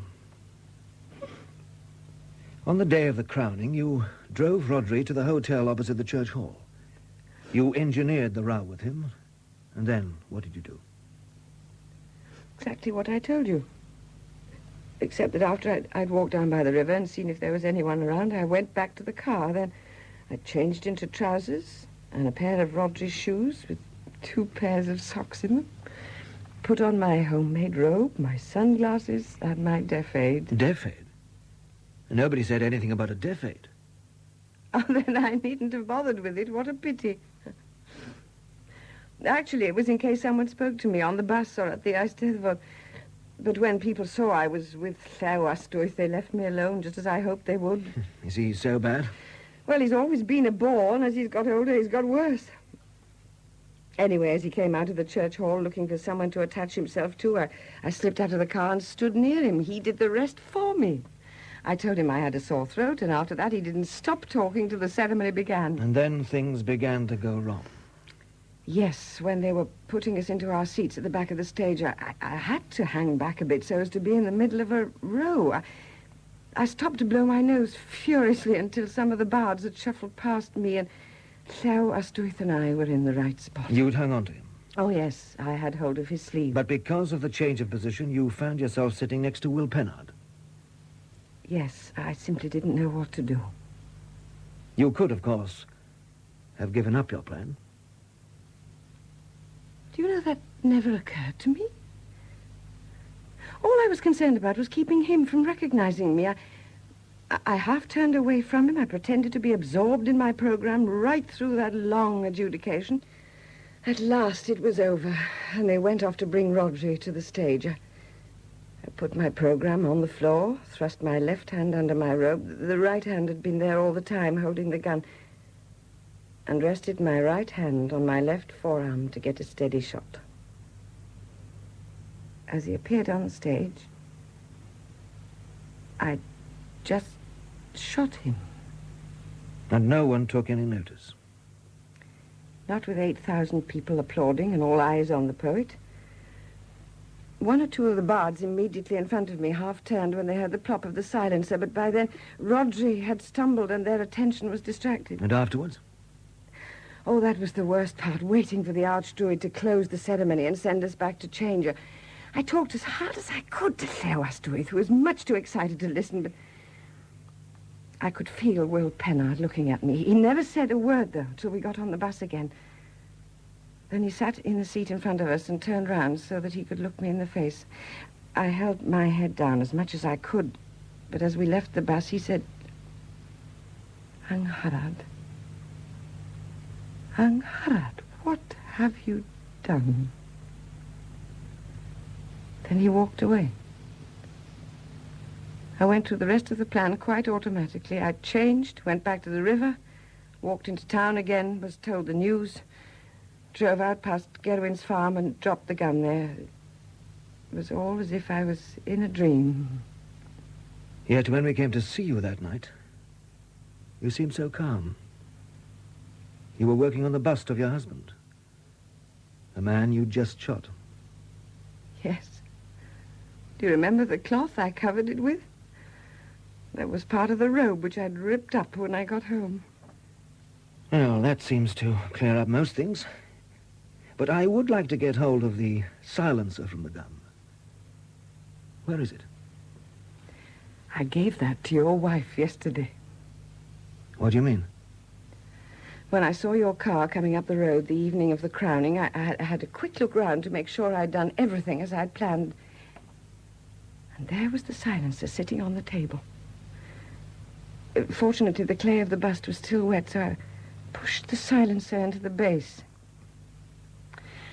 It's in there now.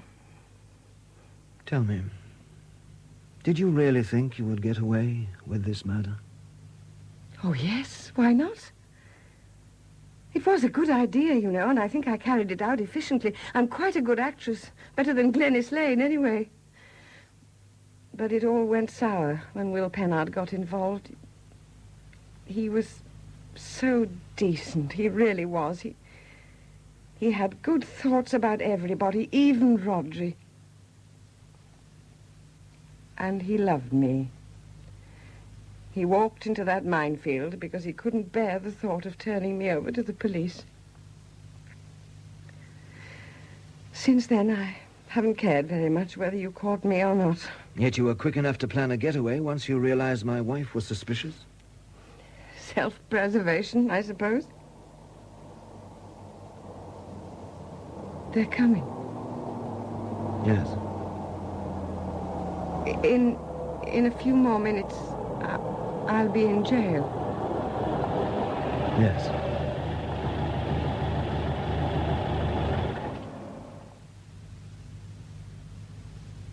I'm frightened. Murder at the Eisteddfod was written by Brian Evans. The part of Angharad was played by Petra Davis and Chief Superintendent John Wright by Douglas Blackwell. Mary Wright, Margaret John, the Chief Constable Dilwyn Owen, Sergeant Williams Hugh Thomas, Gerwin Arvon Michael Povey, John Aprice Ray Handy, Myrion Matthews Gareth Lewis, and Glenys Lane Victoria Plucknett. The other parts were played by members of the cast, and the producer was Lorraine Davis. Afternoon Theatre. In this production of William Douglas Hume's comedy The Iron Duchess, adapted by Peggy Wells, Athene Seiler plays the Duchess of Whitadder, the part she created so delightfully in the theatre. Ronald Ward as the Duke and Terence Alexander as Freddie, their son, complete the family circle. The scene is the drawing room of Cranshaw's Castle, the Duke's seat, during a weekend political fete in summer. The time? This year, Next year? Probably never. And neither the events nor those concerned with them are to be taken too seriously. Nor is reference intended to any person, alive or dead. The Iron Duchess. And now I state, here and now, for all to hear, not only you loyal thousands gathered this afternoon on the historic lawns of Cranshaw's Castle, by kind permission of our hosts, the Duke and Duchess of Whitadder, to all, I would say this, the traditional foreign policy of this country is the right foreign policy. Rubbish. We must hold fast to our tradition and those policies which down the ages have kept us free. To the government of Gibraltar, I would say this, that what we have, we hold. Poppycock. Oh, don't shut the French windows, Mr. Collins. He's lovely. Lovely? No politician's lovely, my girl. Not for long. When Garble says he's sticking to his foreign policy, he's sticking you and me and all of us inside our graves. Oh, Mr. Collins, you mustn't talk like that. And why not, might I ask? Because he keeps us safe. Oh, does he? Yes. All right. Garble keeps us safe. I'll give you that, Jean. He keeps us safe, just like the keepers keep his Grace's pheasants for the Christmas shoot. The party over, Collins? The fete is drawing to a close, Your Grace. The Secretary of State has just finished speaking. Good. Have I time to get out of my fishing togs before tea? Is that the front door bell? Sounds like it. Yes, Your Grace. I expect you're right. Wouldn't be the fire brigade, not on a Saturday. Well, they oughtn't me to answer it. It is customary, Your Grace. Well, don't worry, I'll do it if you're busy. Not at all, Your Grace. But be careful, it's not burglars bored with all the speech-making. Here, Jean, open the windows and let's hear what they've got to say. Yes, Your Grace. If we stand 4 square to all the wind. Who is that pompous ass? Nor is there any doubt. My at gad is any rate Freddy. In my mind, and I venture to suggest in yours, that in this crisis, Percy Garbold is the man to do the job. What's my son talking about, Jean? Is there a crisis? I couldn't say, Your Grace. Oh. How's that for fish, eh, Jean? 3/4 of a pound if it weighs an ounce. Well, I never. Lovely grub. I got that devil with the worm. Don't you tell her so. Oh, no, Your Grace. Excuse me, but there is a Mr. Sass arrived, Your Grace. What, Collins? Come again. A Mr. Sass, Your Grace. I never heard of him, have you? He is the Gibraltar Minister, Your Grace. The what? The Minister for Gibraltar. The trouble spot within the Commonwealth determined to achieve its independence. It is much in the news just now, Your Grace. Is it, by Jove? Well, my wife must have asked him here. No, I think not, Your Grace. Oh, I bet she did. Edith never tells me who she's asked, so why should she tell you? I understand Miss Mary Garbold and her father are the only weekend guests Her Grace has asked. Oh, no. Freddie asked her. He's keen as mustard. And the vicar and his wife are dining at the castle tonight, but otherwise, Your Grace... The Twitworths? Yes, Your Grace. It sounds a cheerful evening, Collins. Yes, Your Grace. We'd better hide the vintage port. The vicar laps it up like lemonade. Yes, very good. But Mr. Sass is here, Your Grace. Yes, so you said. Well, bring him in, fill him up with scones. Yes, very good, Your Grace. Oh, Collins, by the way, young Freddie's bleating on out there on the terrace about some crisis. Jean and I are in the dark. Is there a crisis, Collins? Yes, Your Grace. What sort of crisis? Most acute, Your Grace. Well, anyone think he thought the world was coming to an end? It will if my wife sees this fishing net. Here, Jean, put it in the gun room, there's a dear. I've got to go and change. Yes, Your Grace. This way, sir, if you please. Now, Mr. Sass, Oh, His Grace was here a moment since, sir. He must have gone upstairs. No matter, I will wait. His Grace expressed the hope that you would have a scone or two. Thank you. I shall go and get the tea. Hello, I came back to get my trout. It's in that basket. You are a gamekeeper? No, wish I was. I'm Whitadder. Oh, yes, the Duke. My name is Sass, Gibraltar Minister. That's right. Collins just told me all about you. That is Mr. Garbold speaking outside. No, that's my son. Goes by the name of Cranshaw's. He's the local member of Parliament. Don't suppose you ever heard of him? Oh, yes, indeed. We were at New College together. Freddie is charming. Do you think so? Do you not? Oh, he's all right. The trouble is he loves the sound of his own voice. Always did. I do not like his speeches. Nor do I. They bore me stiff. They are the echo of his master's voice. You don't like Garfield either? No, he does not understand the modern world. He has discussed the crisis? Has he? Has he really? I am asking you. Yeah, oh, yes, rather. Yes, at length. What has he said? What has he said? Oh, well, look here, I've got to go and change. I'll see you later when I come back and tell you what he said. Christchurch, without a doubt. The scones, sir. The tea will be ready directly. Tell me, my friend, what has Mr. Garfield said about the crisis? To the government of Gibraltar, I would say this, that what we have, we hold. Indeed. Your Mr. Garfield is a foolish man. You think so, do you not? Oh, excuse me, sir. I must open the windows for her grace. Now, Collins, tea, I'm parched. Yes, your grace. Oh, good afternoon. If you're looking for the bathroom, it's the door behind the stuffed dog in the hall. This is Mr. Sass. He is the Jamaican minister, your grace. The what? Gibraltar. Oh, yes, of course, Gibraltar. Yes, your grace. Oh, you poor man. You poor, dear, persecuted little man. Why shouldn't you be free? I always say that everybody should be free. Now, let's sit down and have a cozy little chat together. Thank you. Where on earth the tea? It should be here. I really don't know what the world's coming to these days. The servants are so very independent. Now, what was I saying? Oh, yes, freedom. Well, I always say that freedom is man's heritage. I'm on the side of anyone who says I am the master of my soul and won't be treated like a dog. Oh, really, Collins is too slow for words. Scone. Yes, please. I just can't tell you what I thought of Mr. Garfield's speech. I really can't. It made me seethe. Oh, the way he talked about using inferiors instead of equals, which, of course, we all are, all of us. Now, do tell me who you've come to see. Lord Crenshaw's, and, if possible, the Secretary of State for Colonial Affairs. My government have sent me with an urgent message. Oh, how exciting. At last, here's Collins with the tea. Thank you. Thank you, Collins. Your grace. Oh, Collins, be an angel. Run and see if you can find Lord Cranshaw's on the lawn. Well, there's 30,000 people on the lawn, your grace. I know, but luckily you know his face. Very well, your grace. Poor Collins. Oh, how he does like making heavy weather. Sugar? Please. Now, tell me all about this message from your government. Or would it be a breach of diplomatic etiquette? It would. Oh, dear. I'm Freddie's mother, after all. I used to read his letters out loud to him before he learned to read. But then, of course, they weren't very interesting. I fear we must assume that he has learned to read by now. Hello! Oh, Alfred, there you are. Oh, Mr. Sass, you hadn't met my husband. Oh, but indeed. Hello.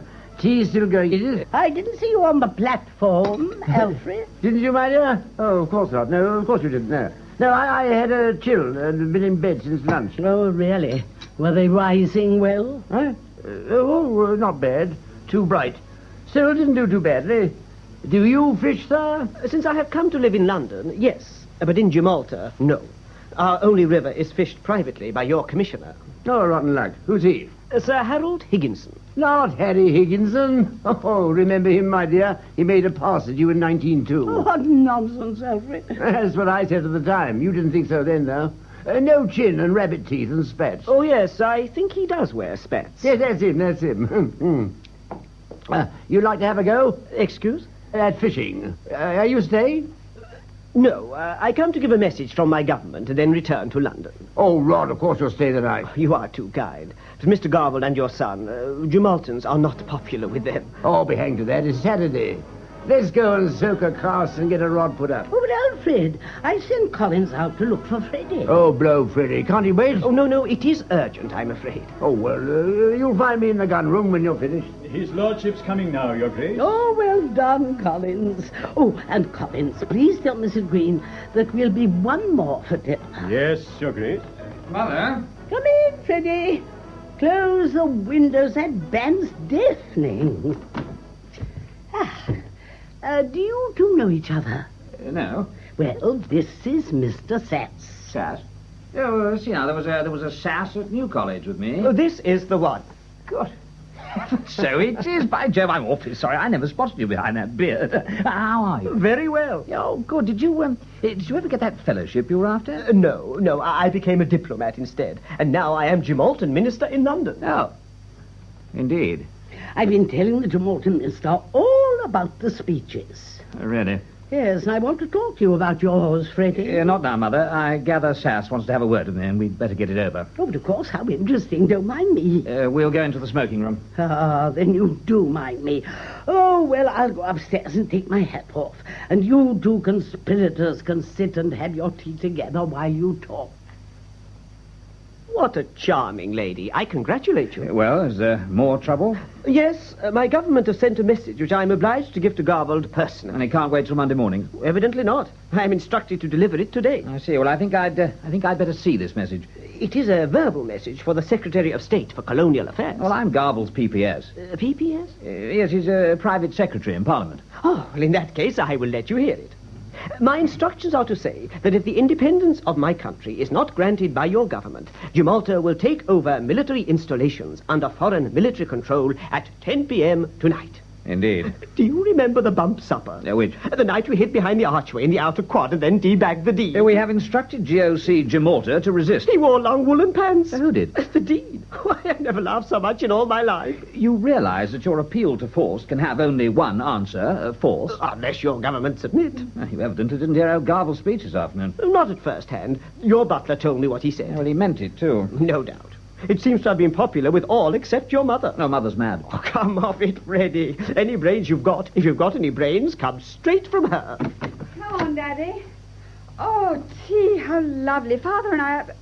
Oh, I'm sorry. Mary, this is the Gemalton Minister, Miss Mary Garbold. Oh, I am honoured. Mary's been with her father on the platform. I'm positively parched. Tea. This is the Gemalton Minister, sir. Oh, indeed. Sir? Well, what can I do for you? I have a message from my government. Have you? Sir, I thought perhaps you'd like to use the smoking room, then you won't be disturbed. I'd rather have my tea, but just in case his government has seen the light, we'd better go along and hear precisely what he's got to say. As far as I'm concerned, I've nothing more to add to what I said out there. Nothing at all. But really, Mr. Oh, your briefcase, Mr. Sass. I thank you. I'm so sorry, sir, to break into your weekend like this, but the matter is urgent. Well, let's get on with it, then. Oh, how boorish Father is. Why couldn't he be civil to that charming little man? Well, Gibraltar hasn't been too civil lately about your father, Mary. Oh, don't be pompous, Freddie. Do you know Mr. Sass? Oh, yes, he was at Oxford with me. Oh, was he clever? Yes, I think he got a double first.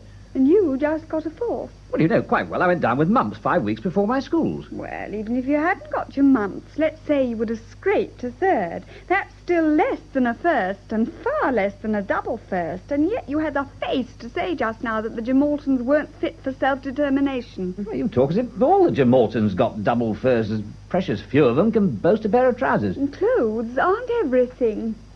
Anyway, it's too hot to argue. What about some tea? Oh, well, we'd better wait for Mother. Why? You've got a mother complex. That's another thing that's wrong with you, Freddie. What do you mean, another thing? Oh, nothing. I'm just trying to decide who frightens you the most, my father or your mother. There. I've poured it out and still survived. Look, I want to ask you something. May I? Oh, I can't stop you. Will you marry me? Oh, I have to think about it. Is that yes or no? Oh, it's neither. Has it got to be? Well, the point is, do you love me? Yes, I love you, Freddie, but I hate your speeches. What? Oh, there, no, I've hurt you. Oh, well, I thought this afternoon's was the best I'd ever made. What did you object to? Subject matter or delivery? Well, both. Too pompous. As far as subject matter went, it wasn't any different from your father's. That's the trouble. What do you mean, so you think your father's pompous too? Of course he is. What, did you tell him so? No, he's past curing. You're just beginning. Anyway, I haven't got to think of being married to him. Well, as far as the Gemaltons are concerned, you must admit that we are right. I don't. You're being hypocritical. Oh, really, Freddie? All that balderdash about the benefits we brought Gibraltar when you know quite well we've milked them dry for the last 100 years. Are you a socialist? Yeah, well, I wasn't after lunch. Now, I'm not so sure. You can't keep keep people under just because you think it's better for them. It's like a schoolmaster refusing to let anybody leave his school. If the school's good, the boys won't want to leave. But, Freddie, boys grow up, and if you don't allow them to, you're going against nature. You're a sentimental claptrap. It's a balderdash. Don't you speak to me like that. Well, honestly, I mean, I should have thought that Percy Garville's daughter would have had more sense. Oh, would you? Well, would you like to know what I'd have thought from what I've seen of your relations? I'd assume you were a changeling. Oh, really? It's beyond the bounds of possibility that two such charming and delightful people could have reared a pumper lass like you. Well, where are you going? Up to change. What into? Blue jeans. What, with everyone still on the lawn? I'll wear my shorts if you'd rather. Oh. Hello, Mary. Hello, Duchess. Oh, what's the matter, Freddie? Oh, nothing, Mother. Mary seems to think I'm pompous, that's all. Oh, well, never mind. That means she's sure to make an understanding wife. Where's everybody? Sass is in the smoking room with Mr. Garville. Oh, isn't he a charming little man? I do hope he can stay. Stay, Mother? Yes, why not? Well, Mother, he can't stay here. Why can't he, Freddie? Well, Garville wouldn't stand for it. Oh, Cranshaw's castle isn't Garville's house. Mother, it's an insult to him. Insult? Don't be silly, Freddie. He's not royalty. Can't expect to have a list of guests submitted to him everywhere he goes. Well, you evidently didn't hear his speech. I did. It was quite deafening. Even round the clicking of my secateurs. Oh, really, the roses Look, are Mother, getting you must have gathered from his speech that we are going through a crisis with Gimalta. Oh, Freddie, dearest boy, I've never known a weekend when we weren't going through a crisis, and I can't be bothered with them. But it's the real thing this time, and it's very serious. Gimalta wants to leave the Commonwealth. Quite right. Quite right? Well, really, you're just as bad as Mary. She says we're hypocrites about Gimalta. Well, of course you are. You can't go roaring round the world that everybody should be free and then stop the Gimaltans being free. Yes, Collins? Cook would like to see Your Grace. Whatever for? Well, I'm not quite sure, Your Grace, but she says it is very urgent. Oh, what a nuisance. All right, Collins, send her in. Yes, Your Grace. Freddie, you better go and find your father. I can't entertain the Garvilles all the time. Oh, where is he? In the gun room, putting up a rod for Mr. Sass. A rod? Oh, now, Freddie, not again. I'm not responsible for what your father does. Oh, who is? Mrs. Green, Your Grace. Oh, yes. Go on in. Yes, Mrs. Green? I want to get my notice in, Mum. What? True. But why? Aren't you happy here? No, Mum. Oh, dear, I hope the television hasn't broken down. No, Mum. The television's quite all right. It's Mr. Collins. What has Collins done? He ain't done nothing, Mum. Oh, I see. Well, I'd better speak to him. He spoke to me. He come downstairs and he says there's Garville, Mary, Vicar, Mrs. T for dinner, and now an extra little foreign bloke. So get cooking, cook. That's what he said, Mum. Oh, did he really? Do you know what I says back, Mum? No. I says to Mr. Collins, if you wants to know what's cooking, it's not me. I see. Oh, but Mrs. Green, I told you all these people would be dining when I gave you the orders after breakfast. Not the little foreign bloke, Mum. Oh, no, that is one extra. I agree, but still you often had far more than that at the castle. That's what I says to Mr. Collins. I says, don't you think it's too much for me, Mr. Collins, because it ain't. Well, if it isn't too much for you, Mrs. Green, why do you want to give your notice in? Because I want my freedom, Mum. Your freedom? Oh, nonsense. It ain't nonsense, Mum. Why shouldn't I be free? That's what I want to know. Why shouldn't I be independent? Well, why shouldn't I? Have you been listening to Mr. Garville's speech? I couldn't help but hear it, Mum. And I didn't like it neither. Them Gimaltans have a right to freedom if they want it, if you ask me, Mum. Yes, well, I didn't ask you, Mrs. Green. Anyway, that's quite beside the point. The point's my independence, Mum. Your independence? Well, it's quite obvious that you picked up a lot of words this afternoon without exactly knowing what they mean. I know what independence means. It means quit cooking, Mrs. Green. That's what it means. Oh, but you've been here so long. Now, let me see. You were the kitchen maid when I was married, weren't you? That's right. Oh, yes, I remember. You were such a pretty girl. Oh. You weren't so bad yourself, now come to think of it. But what will you do when you've left here? I'll take a little cottage on my own. A little cottage? Oh, no, Mrs. Green, you can't do this to me. Please think of me a little. I've been thinking of you since I was a kitchen maid. But I can't start looking round for cooks at my age. Well, that's true, Mum, unless you want to do a turn yourself. Oh, now, Mrs. Green, that's very rude. I'm all right now. I'm going. Good as you, and I'm allowed to speak my mind. Have you been drinking, Mrs. Green? No, I have not. Not yet. I'm sorry, but I will not accept your notice. I'm afraid you'll have to, Mum. I won't. Very well, then. Where are you going? Off to pack my bags. Oh, dear, what am I going to do? Oh, Mr. Sass, would you like another cup of tea? No, thank you, Duchess. Father, the Jamortons are on the point of rising. Who cares what they're doing in Gibraltar, Freddie? The trout are rising here. Ah, Sess, there you are. I've set your rod up. I'm afraid I have to go. The Secretary of State has handed me my passport. Oh, hand it back. Come on, man. The evening rise is on. Garble will never know you haven't gone. We'll try the oak pool first, and then we'll go up to the drain. But, sir, you don't understand. Oh, come along, man. Come along. The fish won't wait all night. Look, Mother, why can't he pull himself together? Oh, dear. Father, I can't make him see that we'll very likely be at war with Sass by tonight. I'm sorry, Freddie, but I've more important things to think about. Mrs. Green has given notice. Oh, really, Mother? Do be serious. I am being serious. I've never been more serious. Has that fellow gone? Oh, forgive me, Duchess. Yes, sir. Good. I lost my temper, I'm afraid. All this glib talk of independence makes my gorge rise. Damn it, people have no gratitude. We've nursed them for 100 years, and now they want to chuck us out. The fellow turned quite nasty. Said he had a right to independence. I never heard such rot. One might as well say that the servants here could pack up when they feel like it. Your mother wouldn't stand for that, Freddie. Neither will I. How very interesting. Oh, but tell me, Mr. Garfield, what's the answer? Obvious, dear Duchess, obvious. Be strong. If they want force, let them have it. Yes, of course. We needn't be ashamed of being strong. A strong man armed keepeth his house. How fascinating. Do you really mean that, Mr. Garfield? Certainly I do. The moment that one weakens, everything disintegrates. Minorities should keep their place. The comfort and the safety of majorities should be the chief concern of statesmen and of individuals alike. And that implies the use of force in moderation and where necessary. Really? Mr. Garfield, would you ring the bell? It's just behind you. Oh, please don't get fresh tea for me. I haven't time. Oh, no, that's not what I'm ringing for. Now, Freddie, come along. We've got work to do. I've got to telephone the Prime Minister. Oh, I'll get through to Checkers at once, sir. You will excuse me, won't you, Duchess? Oh, yes, of course. I fear that in the circumstances I must be a very boring guest.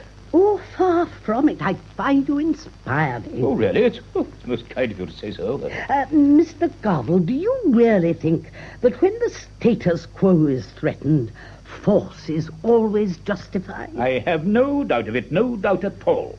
The PM's on the line now, sir. Good. Excuse me, Duchess. The matter must be very urgent indeed, or he'd never ring personally. You rang, Your Grace? Ah, Collins. Mrs. Green has given in her notice, and I've told her that I won't accept it. So I understand, Your Grace. So if she tries to leave, it's up to you to stop her. Very good, Your Grace. Use force if necessary, Collins. Very good, Your Grace.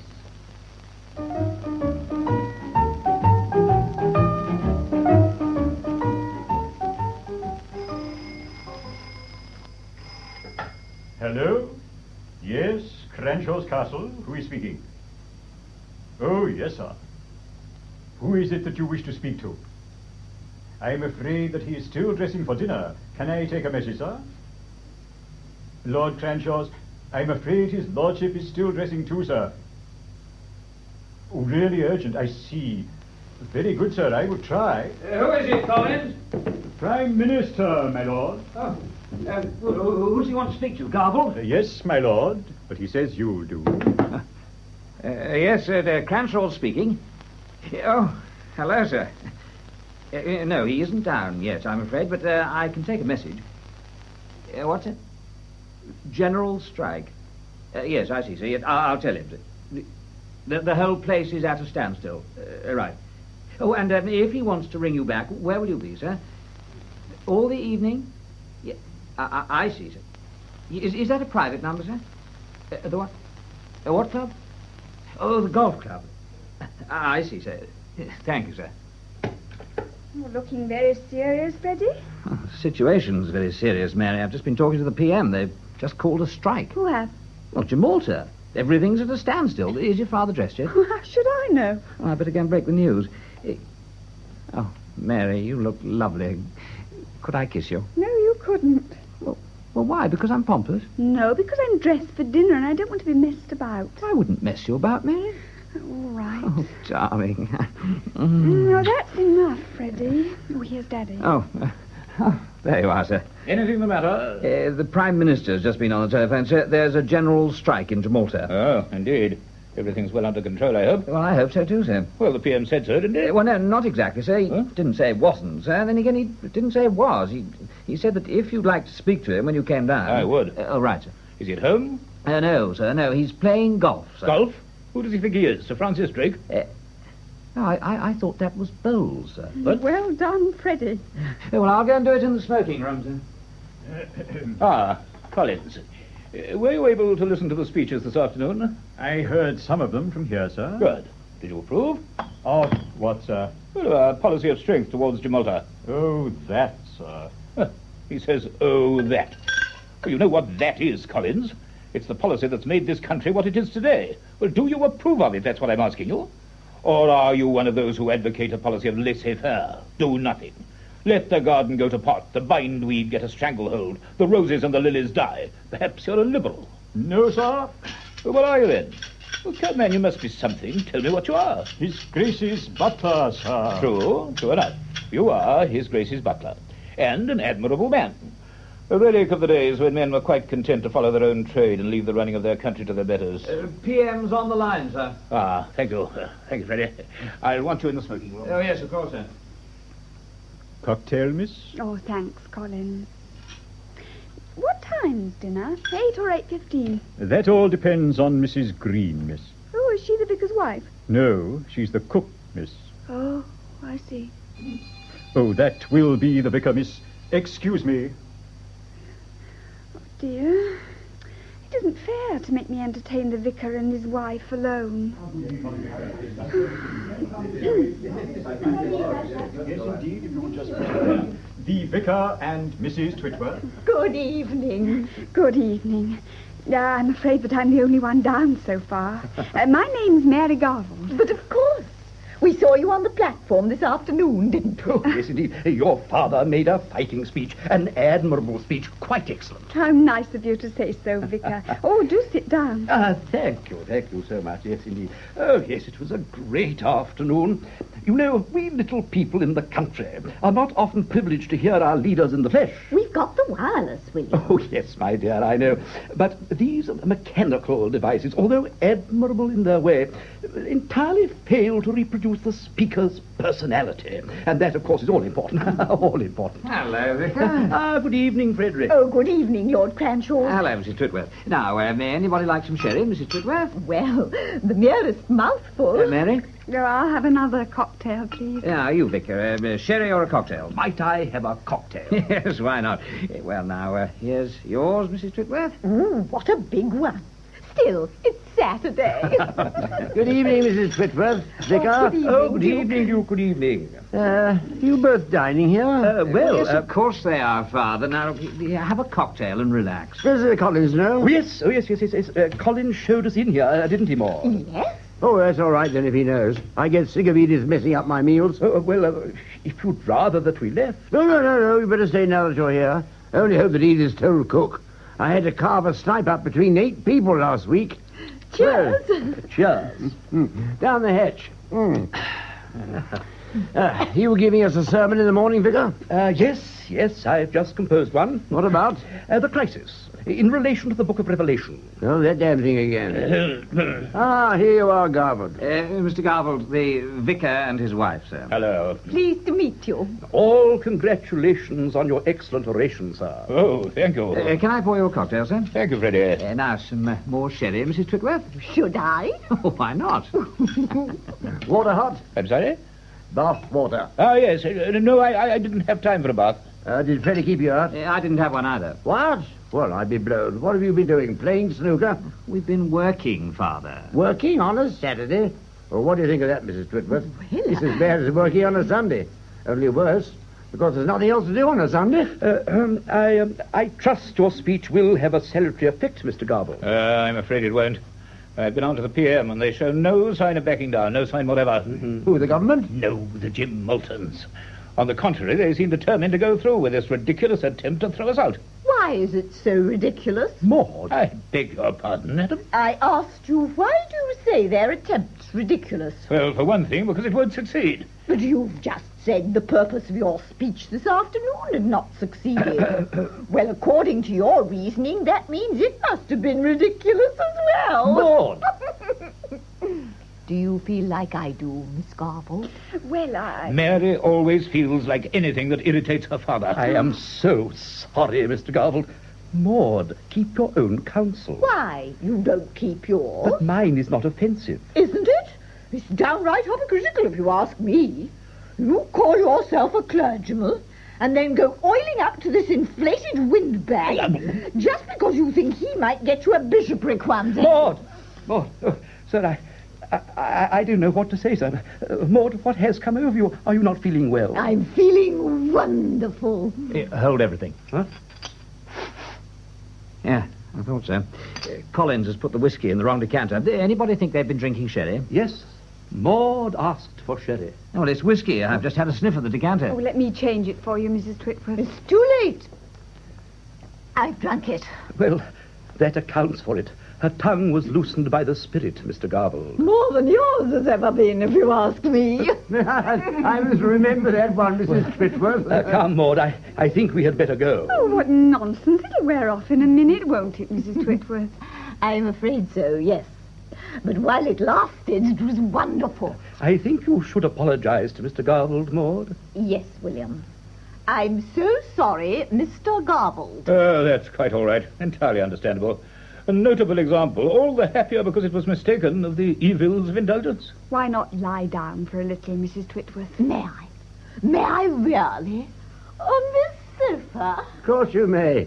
But I'd keep my eyes open if I were you and fix them both on something on the wall up there and make them hold it still. Thanks, Duke.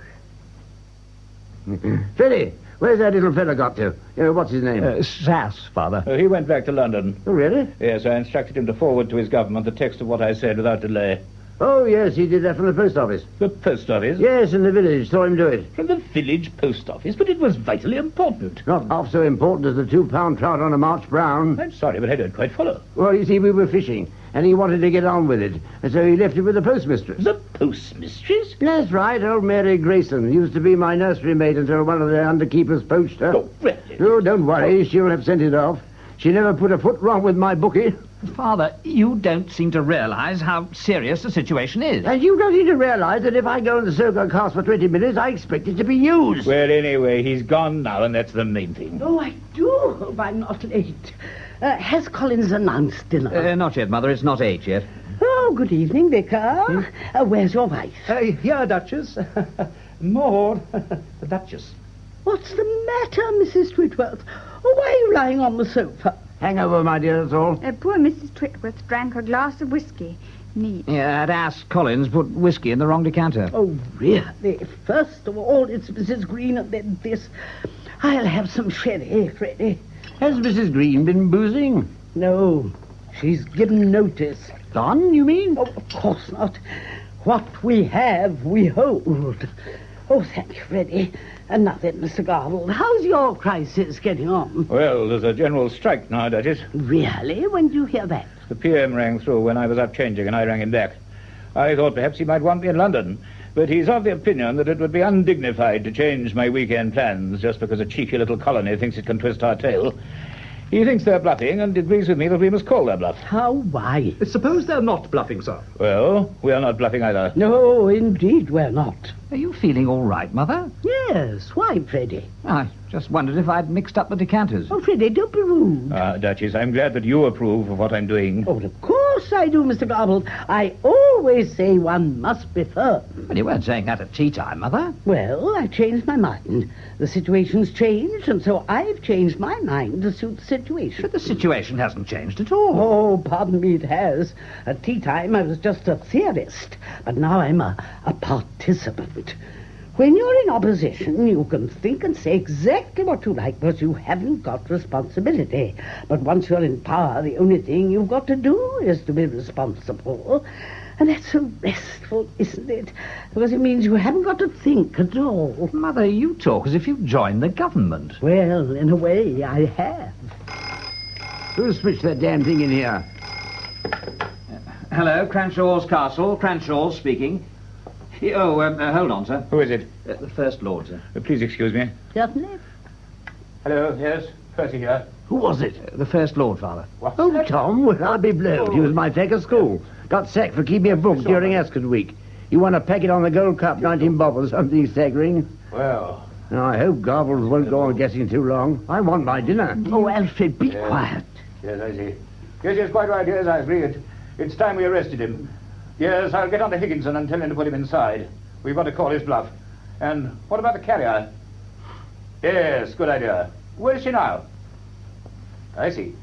Well, if she's underway at once, she should be there quite soon. Yes, that will make them think. Good. Will you fix it with the Admiral? Yes, I'll be here. I'm at your service. If I've gone to bed, I'll leave young Cranshaw standing by. All right, goodbye. Bad news, sir. Well, not good. Les Petros is the danger. General Les Petros. He's the leader of the Independence Party. We're going to pull him in before the battle really starts. Freddie, get Mitchell Malter on the phone, the residency. Right, sir. Do it in the smoking room, Freddie. Then we might be allowed to speak occasionally. Oh, right, Father. I'm so sorry, Duchess, to be using your house like an office. No, not at all. Tell me, what's going to happen now? Oh, I wouldn't like to say. It's either their last bluff or they mean business. Well, if it's business, we mean it too. We're moving in an aircraft carrier to lie off the Jamaican coast. What good will that do? Quite a lot, I hope. Just make them more determined to be free, that's all. I wonder. Aircraft carriers look most determined, too. What's you know for if it can't deal with things like this? It's our affair, this, Mary, an internal matter. We can deal with it ourselves. We don't want you butting in. You ought to be ashamed sending a great big thing like that to frighten them. Oh, Mary, grow up. I have grown up, in spite of being looked after by you. I can't think why you didn't keep me on at Cheltenham forever. Jim Malter's on the line, sir. Oh, good. Excuse me, won't you? Yes, of course. Were you at Cheltenham, Miss Garbled? Yes, Mrs. Twitworth. Well, did you ever? Isn't it a small world, William? I'd a sister teaching there. Ah, Collins, there you are. Is dinner ready? No, Your Grace. Well, why the devil isn't it? Cook's gone on strike, Your On Grace. strike? She can't do that. That's what I told her. But she's still on strike, Your Grace. You mean that there isn't any dinner? No, Your Grace. When Jean and I went down to get the dishes for the dining room, there wasn't any, so to speak. Oh, well, we'll have to go out to the Cranshaw's Arms. Freddie, you better ring 'em up and get a table. Good idea. It's cold horse, peas and custard. But it's better than starvation. Alfred, there's no point in ringing up the Cranshaw's Arms when we're staying here. But Mrs. Green's on strike. She may be bluffing. Now then, Mary, you and Freddie and the vicar, and you, Mrs. Twitworth, I'm quite sure you'd all like a game of croquet. Oh, yes. Freddie, show them where the mallets and the balls are. Oh, what fun! Come, William, golf or proper? Proper takes too long. Yes, I prefer the quicker game. There's more bite to it. Oh, how shall we play? Castle versus the vicarage, of course. William is extremely good. Before we were married, he was chaplain to a bishop who did nothing else. Oh, come on. I don't think that's quite fair. Oh, well, racing too, I know. But that was just his hobby. Freddie? Yes, Mother? It's no use trying to slip off to the smoking room. Do as you're told. Oh, very well, Mother. Now, Collins, where is Mrs. Green? She's in her room, Your Grace. She's locked the door. Her room? What are you doing there? Singing, Your Grace. Singing? That's right, Your Grace. The Internationale. Well, she must be tight. Your Grace has probably got something there. Alfred, I do wish you wouldn't keep on interrupting. Sorry, my dear. I'll go and take my rod down. You haven't done it yet, have you, Collins? No, Your Grace. I haven't had the time with Mrs. Green. No, good. I'll nip down and do it. How long is it going to be before we eat? Well, that all depends. A damn bad show, I called it. Never would have happened in my father's time. Don't know what's happening with the world. Go on, Collins. Did you talk to Mrs. Green? I did, Your Grace. And what did she say? She said that if me or Jean tried cooking in her kitchen, she'd come right in and knock our blocks off. Really? Oh, Duchess, I'm sorry I am late. Oh, there isn't any hurry, Mr. Sass. Dinner's going to be delayed. Collins, pour a cocktail for Mr. Sass. Yes, Your Grace. Thank you. Well, that dinner jacket fits you, doesn't it? Here and there. It's Alfred's old one. He plays croquet in it. It is very comfortable. Your cocktail, sir? Oh, thank you, Collins. How would you like a game of croquet, Mr. Sass? Enchanted. Good. Then take your drink outside and take over from Freddie. Are you sure he will not mind? Of course not, you're a guest. I will be charmed. Now, Collins, there's just one thing, Fred. Go down to the gun room, get a rifle and some ammunition, and take up position in the scullery while Jean cuts sandwiches. All right? Very good, Your Grace. Oh, am I to open fire if she turns nasty? Not without my personal authority. No, I quite understand, Your Grace. I'll see to it at once. Well, really, Mother, you are the end. Well, what's happened now? Well, Sass playing croquet. Oh, but I told him to, Freddie. I was quite sure you wouldn't mind. Well, I don't mind that. What I mind is his being here at all. Garfield won't stand for Now, it. once and for all, I will not listen to your childishness. I've quite enough to think about and Mrs. Green behaving as she is. Well, did Mrs. Green give notice, Mother? Yes, and I refuse to let her go. But you've got no right to. It's unethical. She's got a perfect right to give notice. If she wants to go, you've no alternative. You've got to let her go. Yes, that's what I've always thought till this weekend. And then Mr. Garfield, bless him, taught me otherwise. Oh, I'm so glad he came to stay. Well, what on earth has Garfield got to do with it? But everything he's taught me to be firm. I'm keeping her. It's utterly immoral. Oh, I like that. Immoral. What about Jamolta? Jamolta's vital to us. And so is Mrs. Green to me. Now, listen, Mother, don't you realize that the peace of Europe and the world depend on our retention of our colony? And don't you realize that my peace depends on Mrs. Green? Why can't you get another cook? Well, why can't you get another colony? There isn't one that's suitable. Exactly. Nor is there another cook. Help! Help! Oh, Jean, whatever's the matter? Oh, ma'am, save him, save him. Oh, Collins, why have you got a saucepan on your head? Pull yourself together. Oh, I can't, Green. Oh, well, help him, Freddie. Don't just stand there. Take that ridiculous saucepan off his head. Hold on, Collins. Now, I'll be as gentle as I can. Yes, my lord. Steady. Yeah. There. Oh, thank you, my lord. Oh, now then, Collins, please explain yourself. She's gone, Your Grace. What? Yes, Your Grace. The kitchen's empty, and there's 2 gin bottles on the kitchen table, and one of them's empty, too. The kitchen?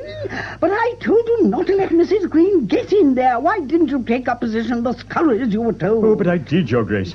I got the 2.2 rifle and the ammo. What? Be quiet, Freddie. As you said, Your Grace, and put 'em by me, and then sat down at the table in the scullery and started on me pools.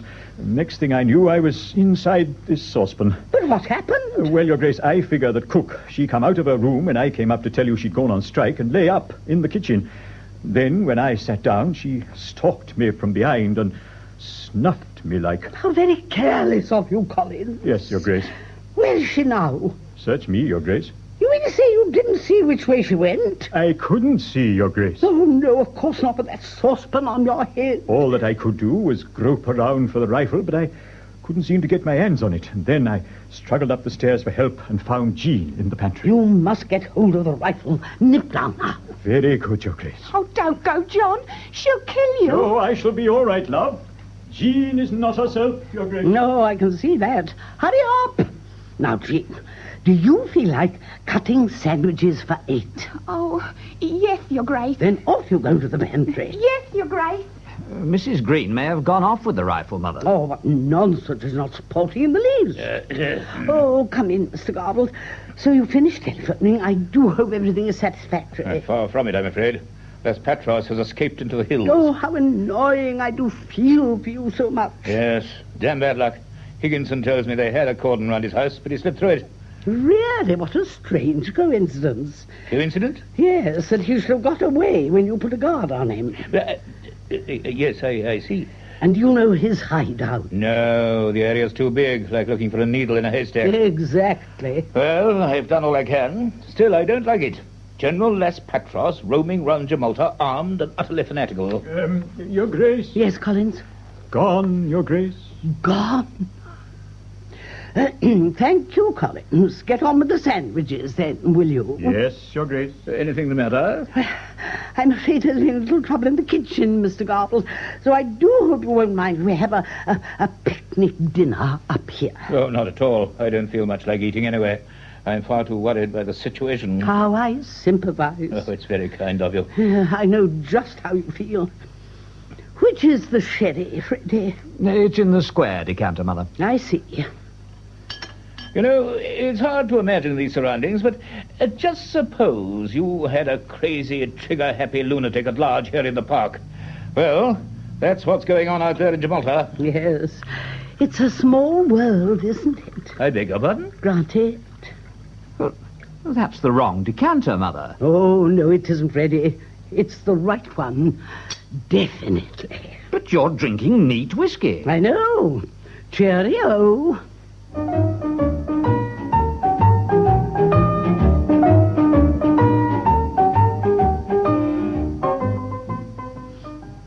Where would your Grace require the sandwiches? Oh, on that table, Collins, if you don't mind. Here, Jean. Yes, Mr. Collins. Did you manage all right? Chicken, ham, tomato, and sardine. Oh, well done indeed.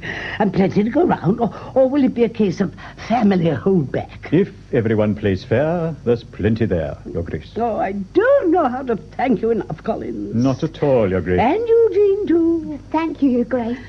No sign of Mrs. Green. No, all quiet on the kitchen front, Your Grace. No sign of the rifle? No, Your Grace. Dear, it's most mysterious. I do hope she's not done herself an injury. I think we would have heard the shot, Your Grace, by now. How drunk do you suppose she was? There's the one empty bottle on the kitchen table, and the other's missing.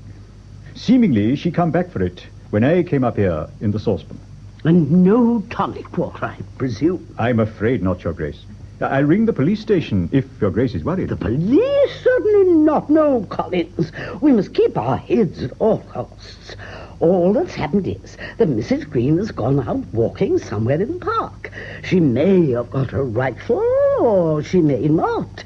Well, even if she has, there's nothing very strange in that. His Grace is always doing it. Not with a gin bottle, Your Grace. No, naturally not. He's got a flask.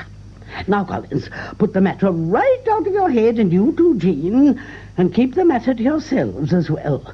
I don't want Mr. Garfield worried. He's got quite enough to worry him already. Very good, Your Grace.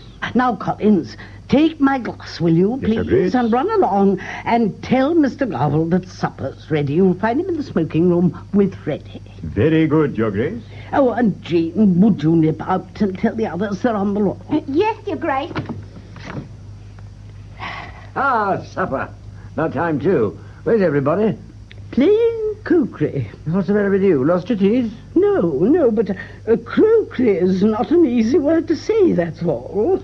You said it all right half an hour ago. Yes, well, a lot has happened since then. You better have a sandwich. It'll soak it up. Oh, no, we'd better wait for the others. Alfred, do you think I'm a little tiddly? Do you think I could stand up? Why, do you want to? Not particularly, no. Oh, I should stay put then. Oh, Alfred, you're so sensible. Oh, that's quite all right, my dear. I'm used to it. Where's the Garfield? Working in the smoking room with Freddie. Working? Rest this fellow.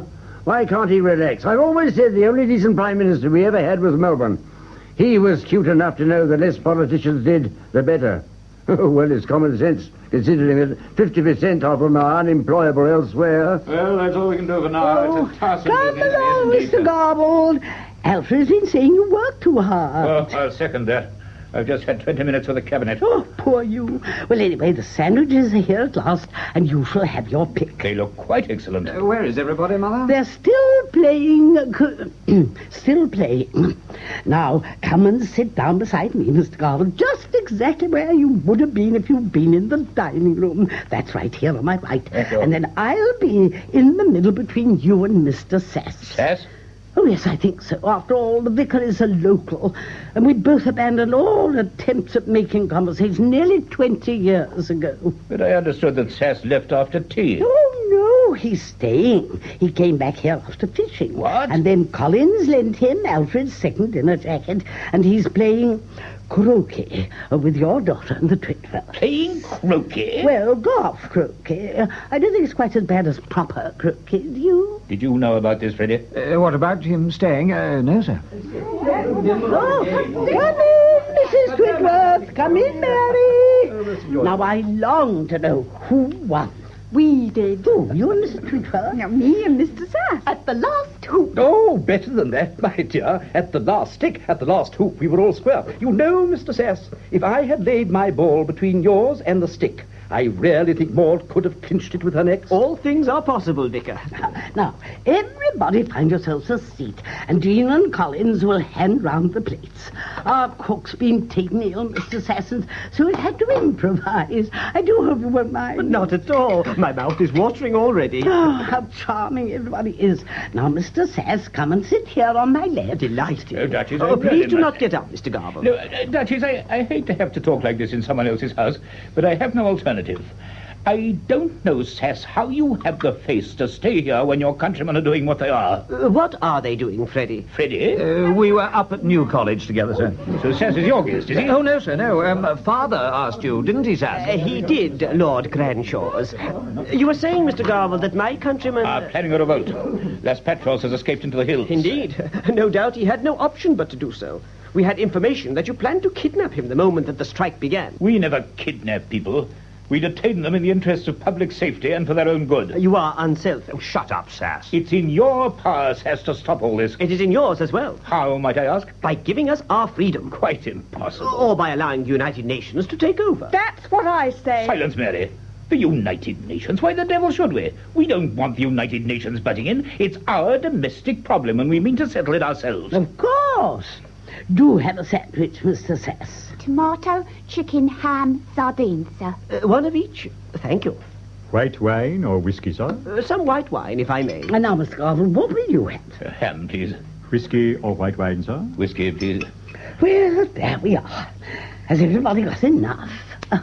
When you want replenishing, just shout for Jean and Collins. Keep the glasses topped up. Very good, Your Grace. Picnics is such fun, Mr. Garble, don't you agree? Especially indoors, when you've got all the fun without the wasps. Collins. Your Grace. Nip out into the hall and get my bowler hat. Well, go on, get moving. Oh, very good, Your Grace. Whatever do you want to bowl a hat for, Alfred? You're not in a draft. The crumbs, my dear. Damn useful things for crumbs. Plates are no good, slippery as eels. A bowler hat between your knees is just the thing. You can't go wrong. Oh, what a good idea. Of course, it's not easy if you wear a skirt. Oh. Besides, I don't suppose you've got a bowler, have you, Mrs. Twitworth? No. Ah, then it's best to stick to plates. The bowler, Your Grace? Yeah, thank you, Collins. Your sardine sandwiches are delicious, Duchess. Now, Collins, you and Jean had better help yourselves. Oh, thank you, Your Grace. Switch on the wireless, Freddie, will you? The news will just have started. Now, would you have another sandwich, Mr. Garble? No, I've finished, thank you. Mr. Sass? No, thank you. I have not quite finished. A joint communique issued by the Colonial Office and the Admiralty indicates that the government are determined to follow up strong words with strong deeds. The aircraft carrier HMS Intolerable has been ordered to Gibraltar from her present training area. Agency messages indicate that the Residency, which is the official residence of the governor, Sir Harold Higginson, has been under rebel fire for some time from the hills. It's believed that the rebel forces are led by General Las Patros, whose post-war opposition to British rule has so much changed the atmosphere of this sun-drenched holiday resort. A statement from the Residency by Sir Harold Higginson, read in 4 languages over the Gibraltar radio tonight, confirms the offer of a reward of 50,000 pesalas, or about £150, for the capture of the so-called General Las Patros, alive or dead. At the Oval today, a huge crowd saw Surrey make 5... Here, Freddie, just it was getting interesting. Your policy, Sass, has reached fruition, evidently. Yours as well? We didn't overthrow the status quo, you did. Because your policy did not allow for its adjustment. Claptrap. Let me fill your glass, sir. I wouldn't say no to a little whiskey. Oh, Mr. Sass, you're drinking white wine, aren't you? Thank you. Collins. Very good, Your Grace. Poor Harry Higginson. Oh, he's all right. He's a diplomat. Yes, but they said he was under fire. Oh, don't worry. I bet he's going to set out from sheer force of habit. Will you evacuate the Residency, Mr. Garble? No. No question of it. Cowardly sniping will make no impression on our policy. The slightest deviation from normality will be interpreted as weakness. As I said this afternoon, at the conclusion of my peroration, what we have, we hold. Oh, let's drink to that. Why not? Oh, forgive us, won't you, Mr. Sass? Of course. Perhaps you should stay seated like they do at city banquets. Everybody else get up, though. Now, are you ready? Raise your glasses. What we have, we hope. Take cover, everyone. They have.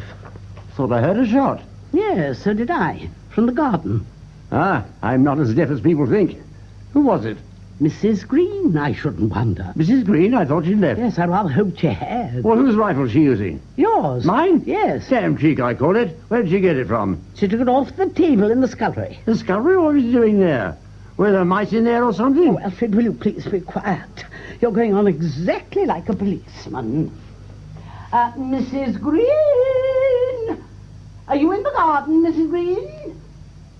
Hello there, Mrs. Green.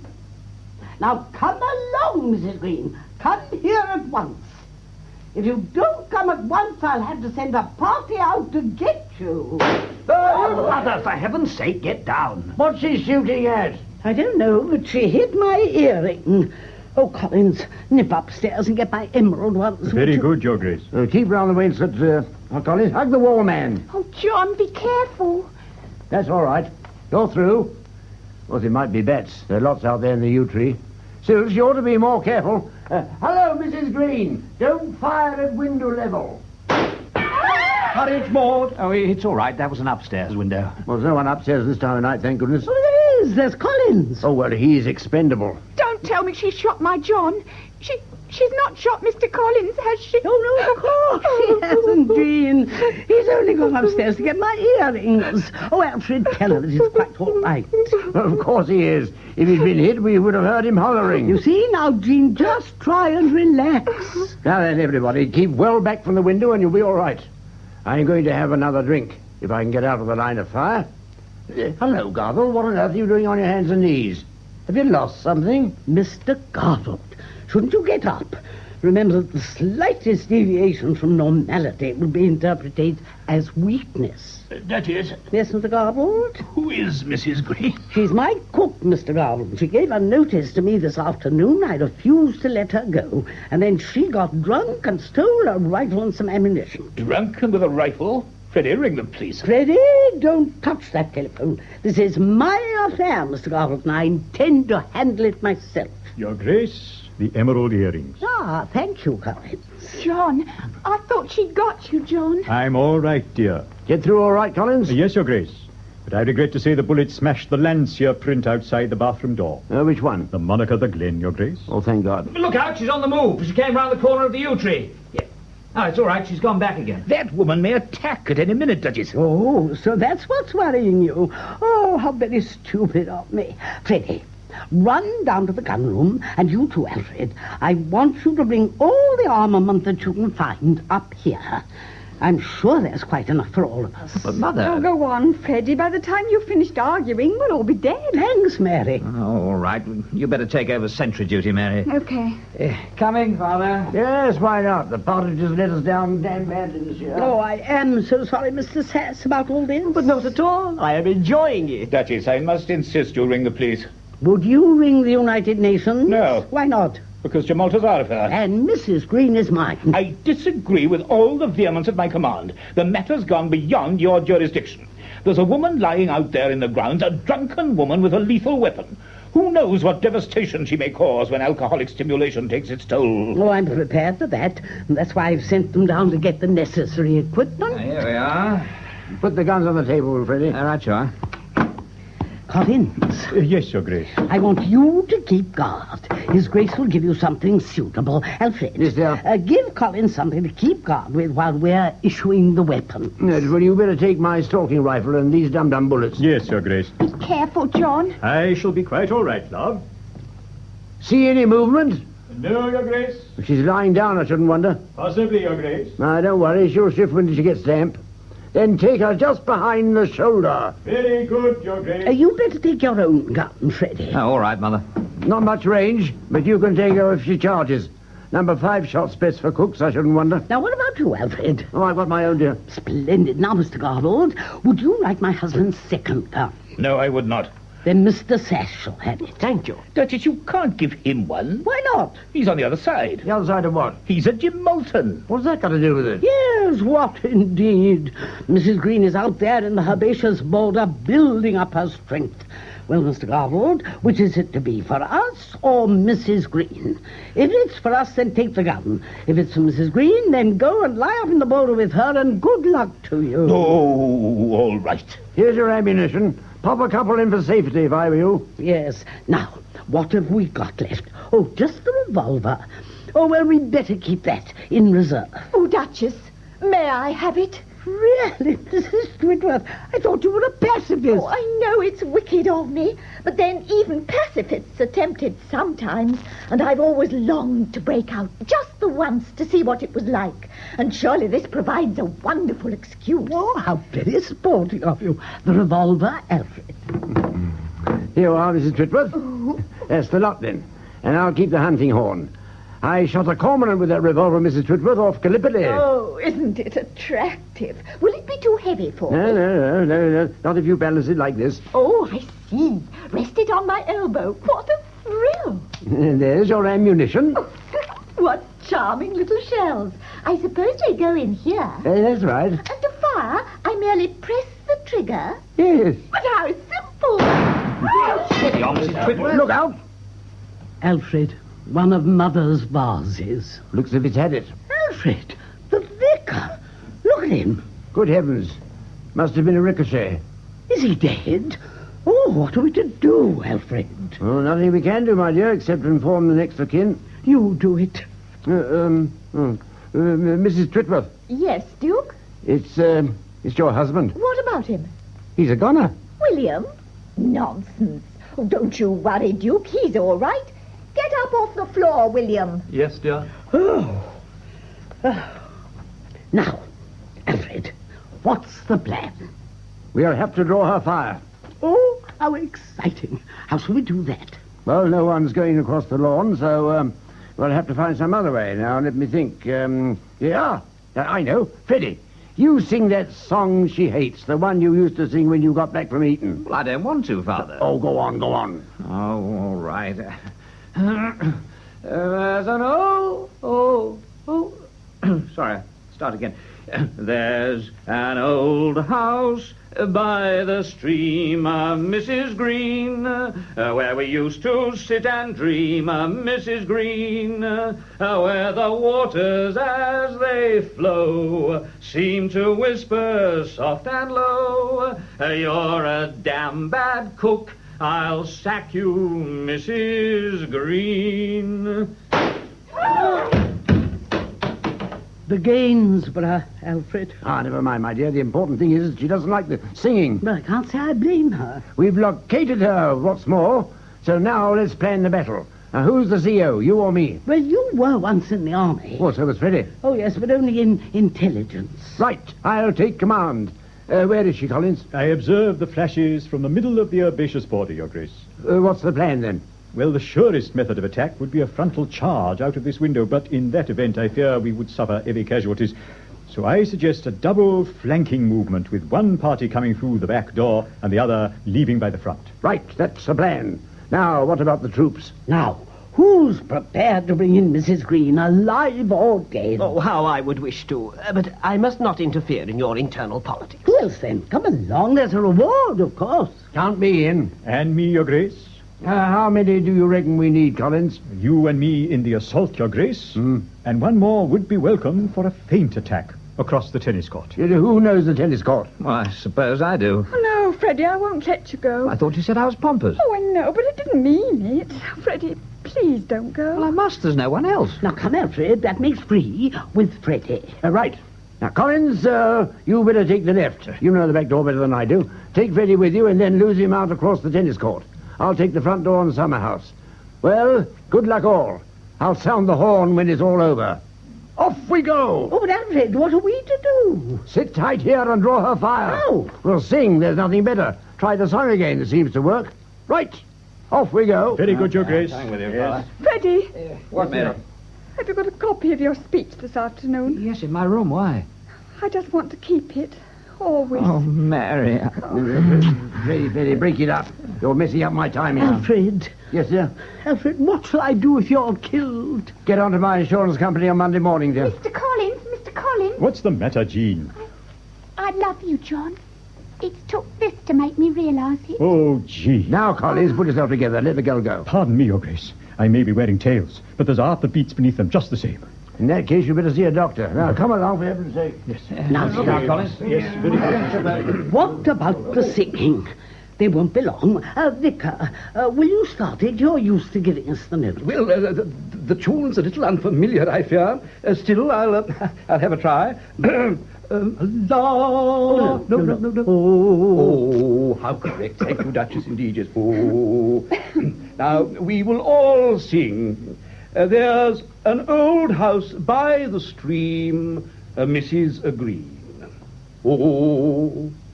There's an old house by the stream, Mrs. Green, where we used to sit and dream, Mrs. Green, where the waters as they flowed seem to whisper soft and low, you're a damn rotten cook, I'll sack you, Mrs. Green. Oh, thank you, Jean. Well, I could have sworn there'd be a shot. We certainly deserved one. Shall we try again? Oh, 2 shots. Oh, dear. Oh, dear. They've killed. Oh, dear, bother the telephone. Hello? Yes, who is that?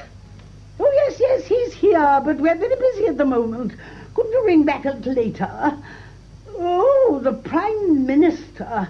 The Prime Minister, Mr. Garble. I'll take it in the smoking room. Oh, hold on a minute, will you, Prime Minister? He's just going into the other room.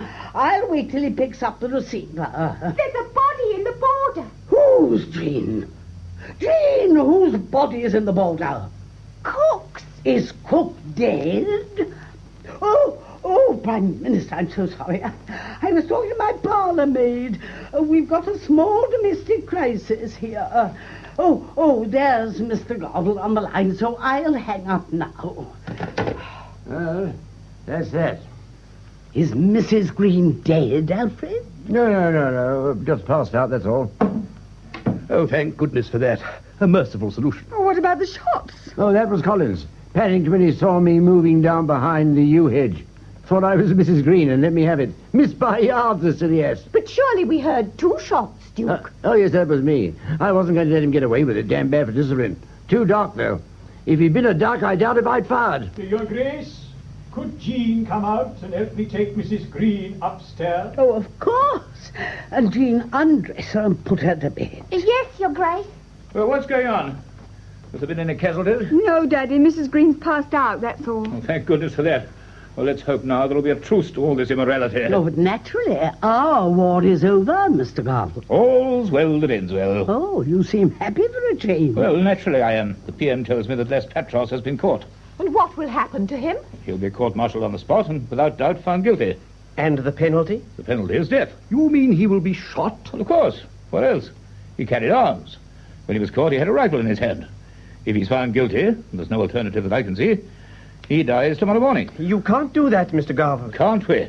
We're going to teach you people once for all Sass rebellion doesn't pay. Las Patros is my cousin. Really? Why, so sorry. Oh, that will comfort him, I'm sure. Oh, poor Mr. Sass.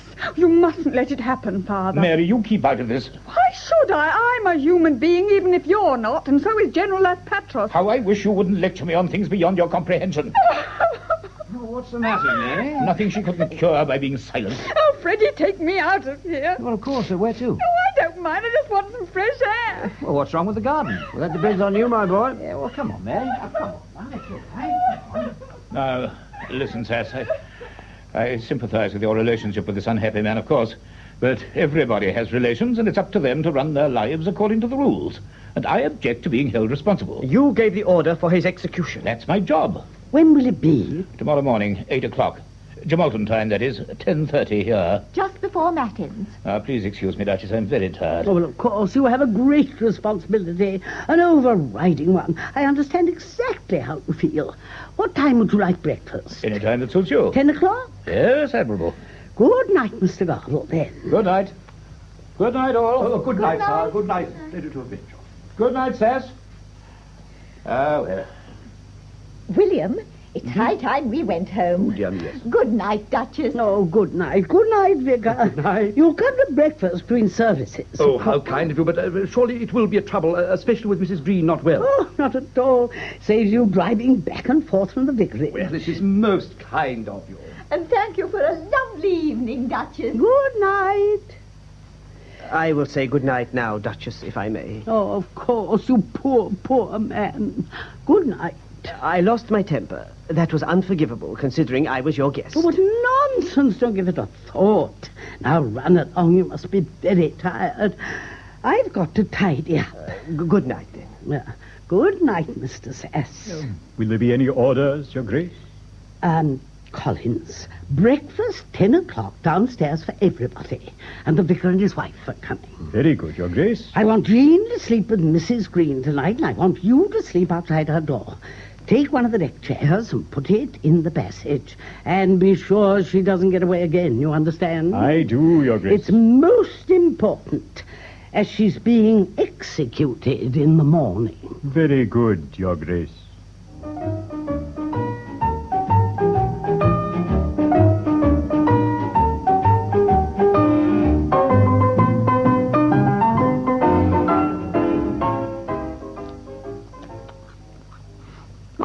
Good morning, Mary.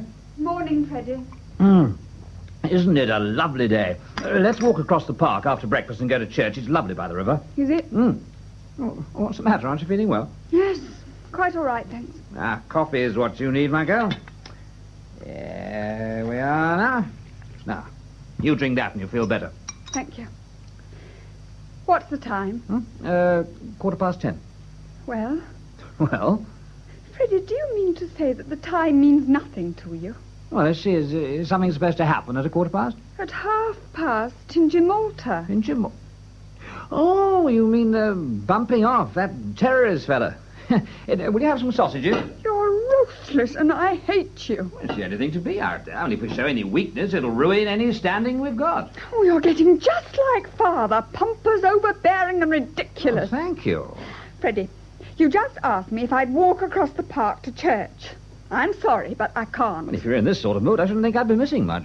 Well, just in case you ever thought of asking me to walk across the park to church again, to celebrate our wedding, for example, I'd better tell you now that I won't do that either. Oh, Mary. No, I mean it. Morning, Mary.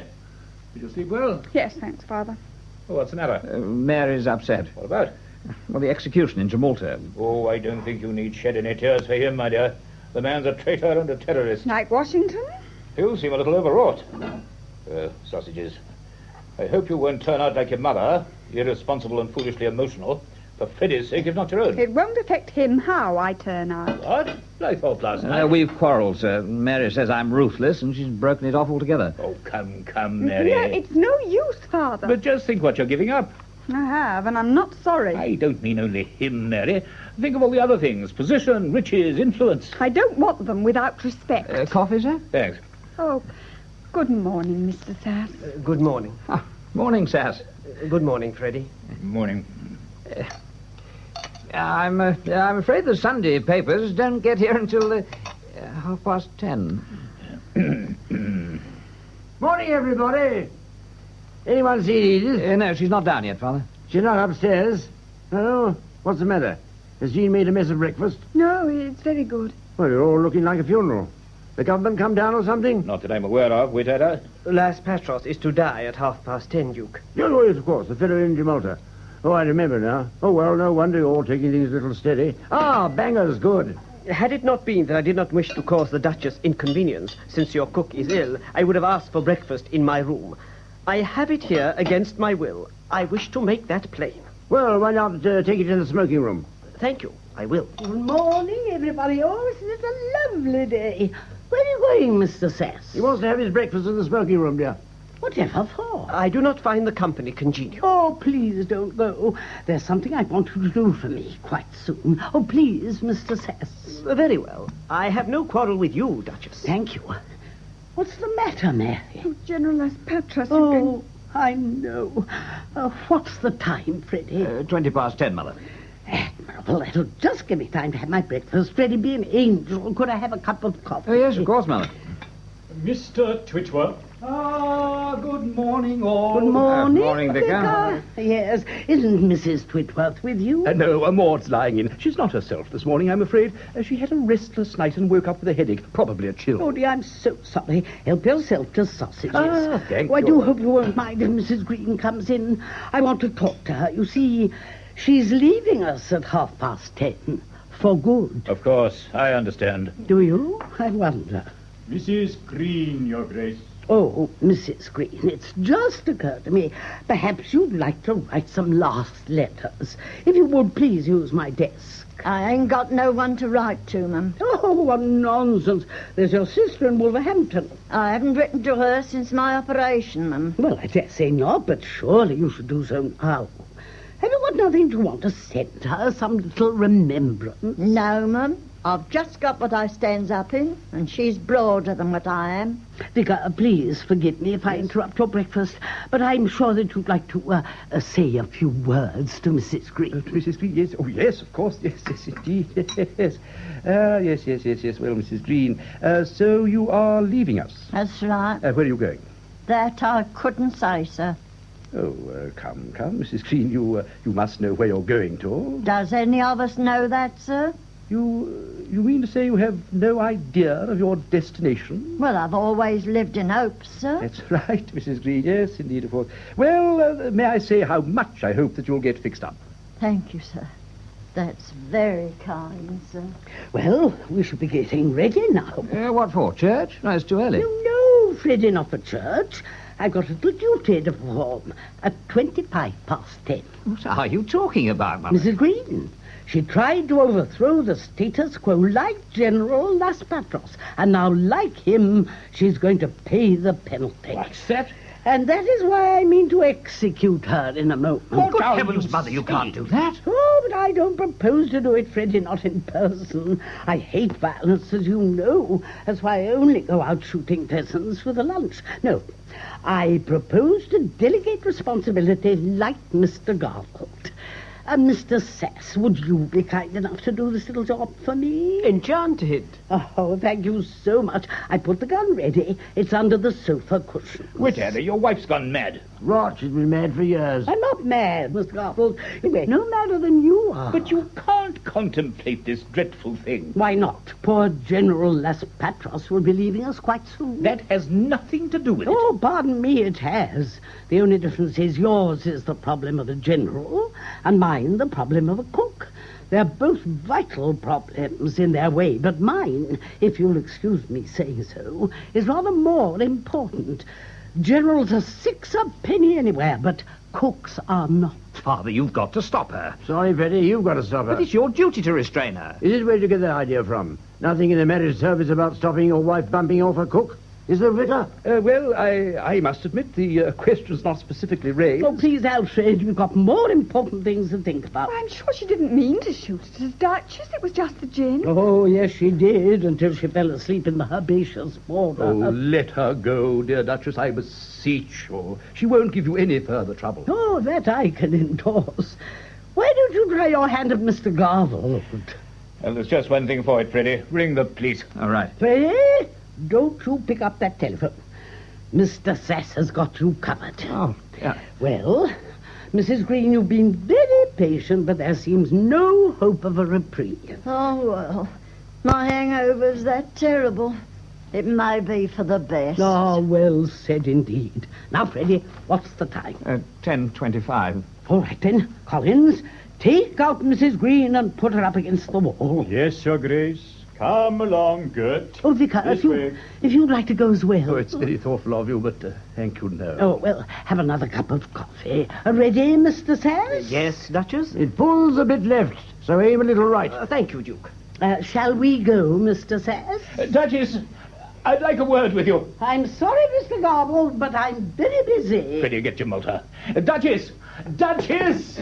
Cranshaw's Castle. Get Jamolta, please. Priority at once. What is it, Mr. Garble? Freddie is calling up Jamolta. Oh, is that all? I fail to understand you, Mr. Garble. You're being very rude and selfish. I've my execution to attend to. Why don't you attend to yours? Cook is in position now, Your Grace. Oh, thank you, Collins.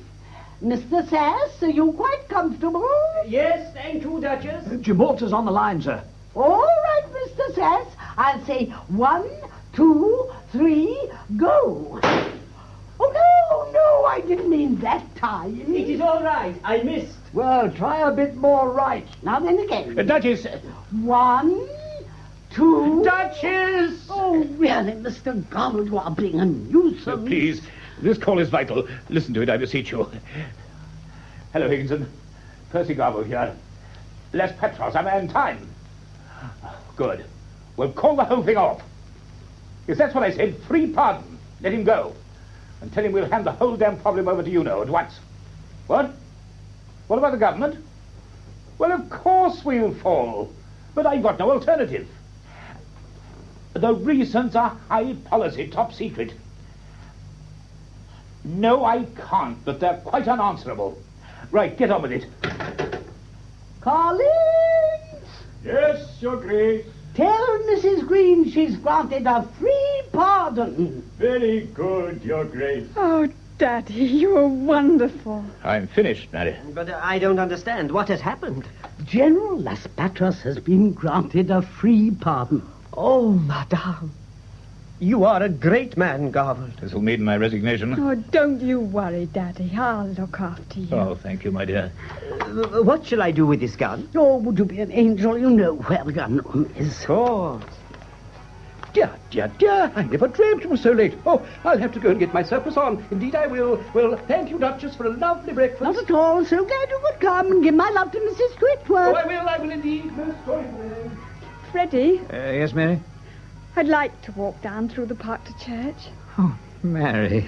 I'll just run out and get my things. I shan't be a minute. Mother? Yes, dear? You haven't got a spare ring on, have you? Ring, of course, dear. Help yourself. Oh, well, I'd like that one off that finger. Oh, you would. Oh, bother. Means I'll have to take off 4. Your Grace. Yes, Collins? Mrs. Green, Your Grace. Well, what about her? When I let the vicar out, I found her on the doorstep. On the doorstep? Yes, Your Grace. And crying. Crying? All, Your Grace. She would like to see you. Oh, well, you better bring her in. Yes, Your Grace. And what she wants. Lift to the village, I'd say. Well, you better take her, Freddie. Where to? Oh, Cranshaw's Arms, I shouldn't wonder. I'll bet she's got a tongue like a hard tennis court. Yeah, they won't be open. Knock 3 times. What?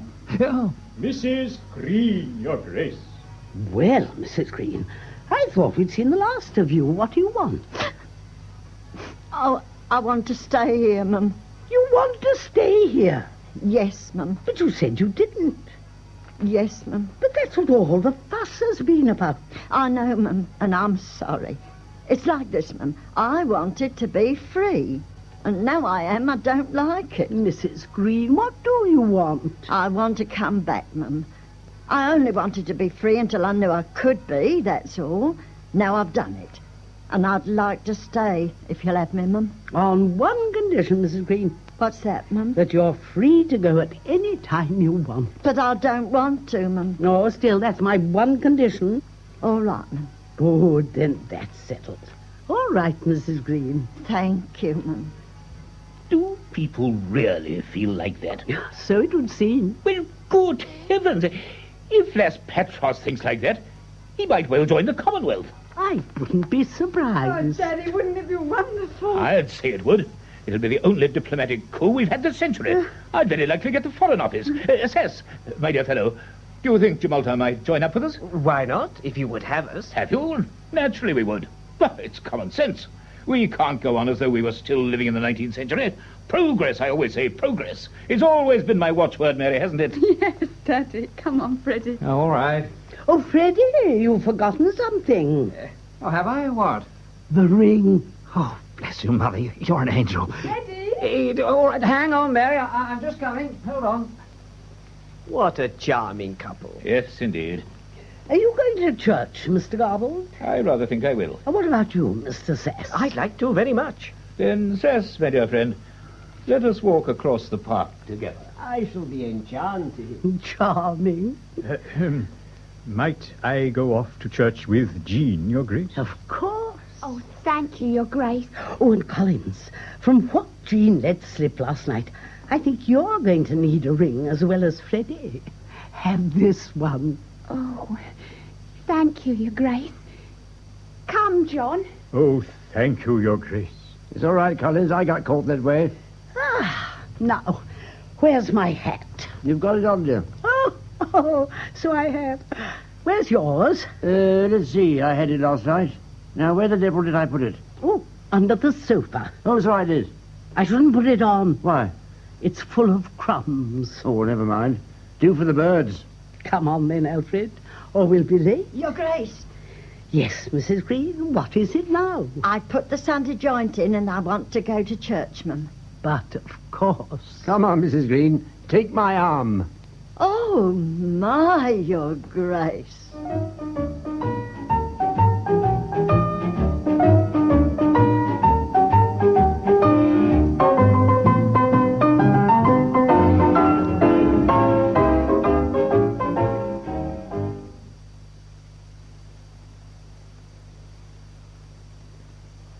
This was the cast of The Iron Duchess by William Douglas Hume, adapted by Peggy Wells.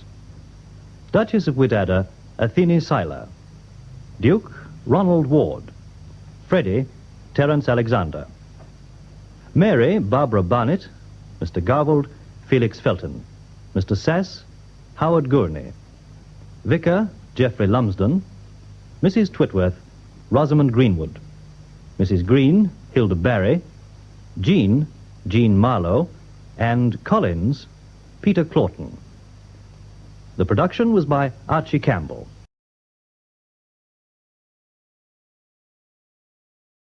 By William Keenan, featuring Anna Cropper and John Bennett.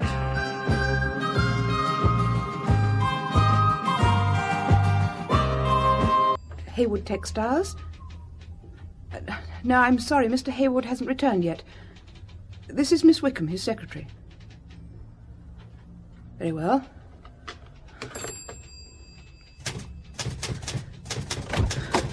Oh, Mr. Hayward, thank goodness you're back. I didn't realize my protracted lunch would be the cause of such concern, Doris. It's not that you've been a long time for lunch, Mr. Oh, Hayward. but it is, Miss Wickham. You should take me in hand more. I've been having some very peculiar phone calls.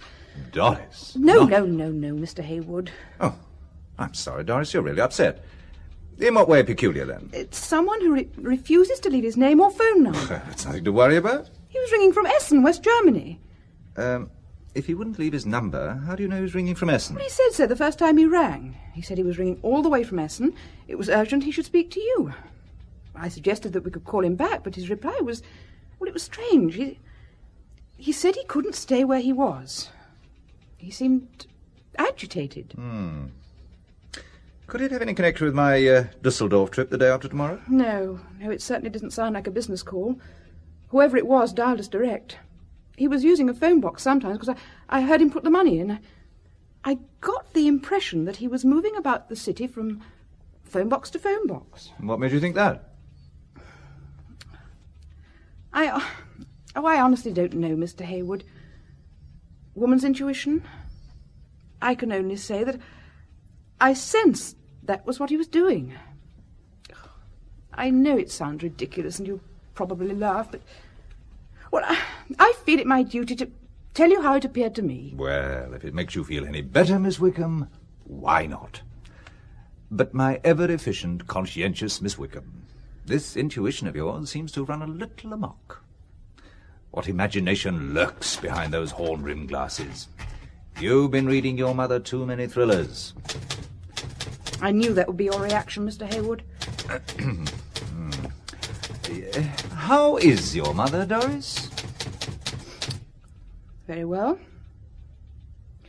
I worry about her getting out of bed into a wheelchair. She shouldn't attempt it when I'm not around. I suppose it's difficult to lie in bed all day. How does she pass her time when you're not there? Listens to the radio, mostly. As soon as I get home, I read to her. Well, thrillers are her favourites, and occasionally...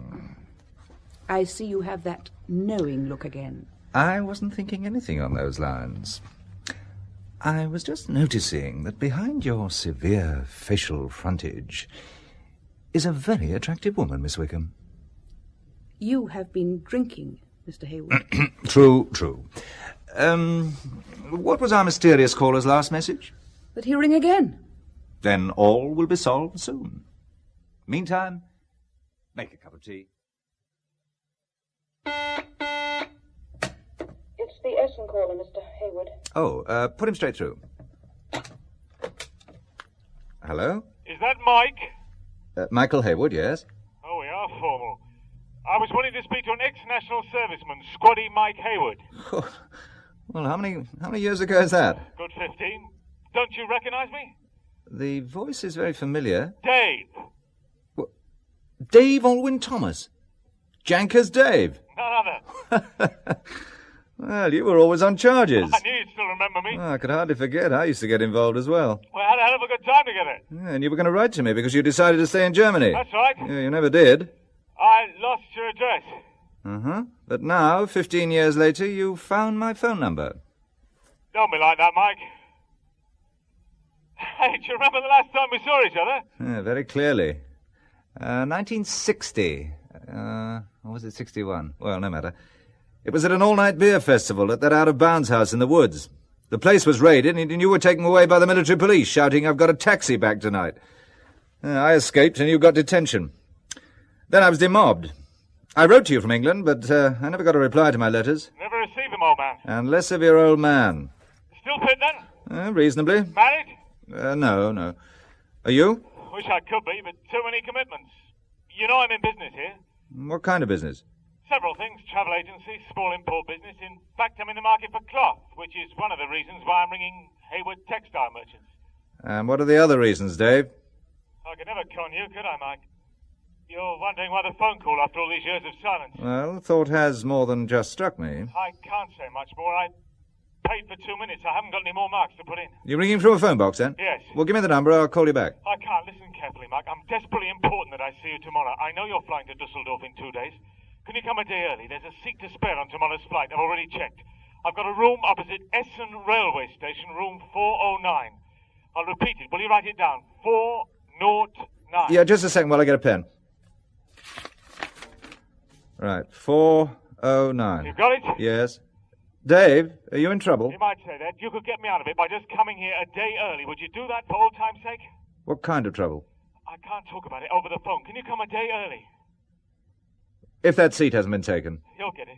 Good on, Mike. I'll see you have a marvellous time. I'll lay everything on for you. Must go, room 409. By the way, the name I'm using is Gibson. David Gibson. Look, Dave. Can't stay a second longer. Hello,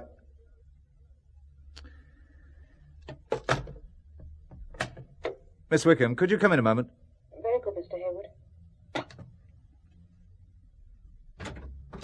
Well, did you hear any of that conversation? I did, including the reference to a drunken night in the woods and I've got a taxi tonight. The sins of our youth. But did you get the hotel? I got the room number, but I didn't take down the name of the hotel. He didn't give the name. All he said was the one opposite the main station. I can easily check that. I suppose you'll want me to change your Dusseldorf flight to tomorrow. If you would. I also took down the name he's using, Gibson. Am I to book you in under an assumed name also? Sarcasm doesn't become you, Miss Wickham. I'm even more disturbed after that last phone call. You seem disturbed by many things today, Miss Wickham. Talking of sarcasm, Mr. Hayward, I noticed then you address me as Miss Wickham. When you want to be nice, it's Doris. Well, how about an all-purpose Miss W? And when you're being in your way humorous, I notice that you're usually using it as a way of disguising your feelings. How observant of you. Can I speak frankly? Carry on. For months, things have been going wrong, Mr. Hayward.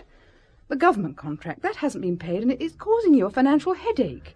Usually they're so prompt. I can't understand the delay.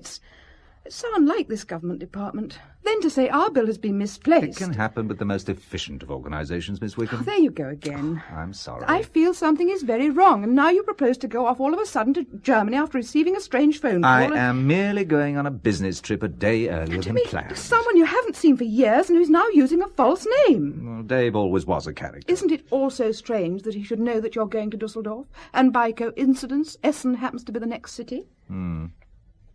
Well, didn't he say he had a travel agency? He most probably came across my name on a passenger list, which would also perhaps give the firm's address. All right.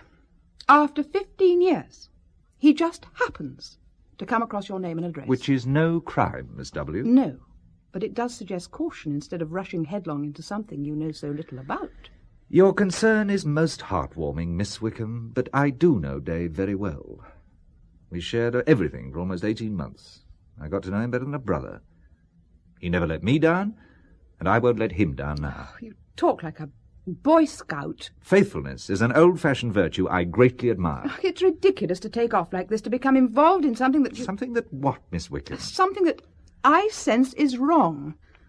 Even the last time you saw him, he was being taken away by the military police under arrest. For being out of bounds. You make light of everything, but did he or did he not ask to see you to get him out of trouble? Exactly, Miss W. And tomorrow, when I see him, I'll ask him what it's all about, and then I'll ring you back and tell you. I always believe in keeping my secretary fully informed. You're being sarcastic again. All right, then I'll be serious. You're the best secretary I've ever had, and I promise not to undertake anything that might cause you the slightest concern, Doris. In that context, I think a sarcastic Miss Wickham would have been more appropriate. I'll see about your change of flight. By the way, I wonder if I could leave a few minutes earlier tonight. My mother's sister is staying with us. Oh, by all means. You can go as soon as you've arranged for my change of flight. I'll see you when I get back from Essen.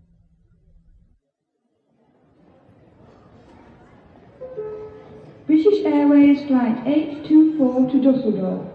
Will all passengers travelling on this flight please go now to gate 11?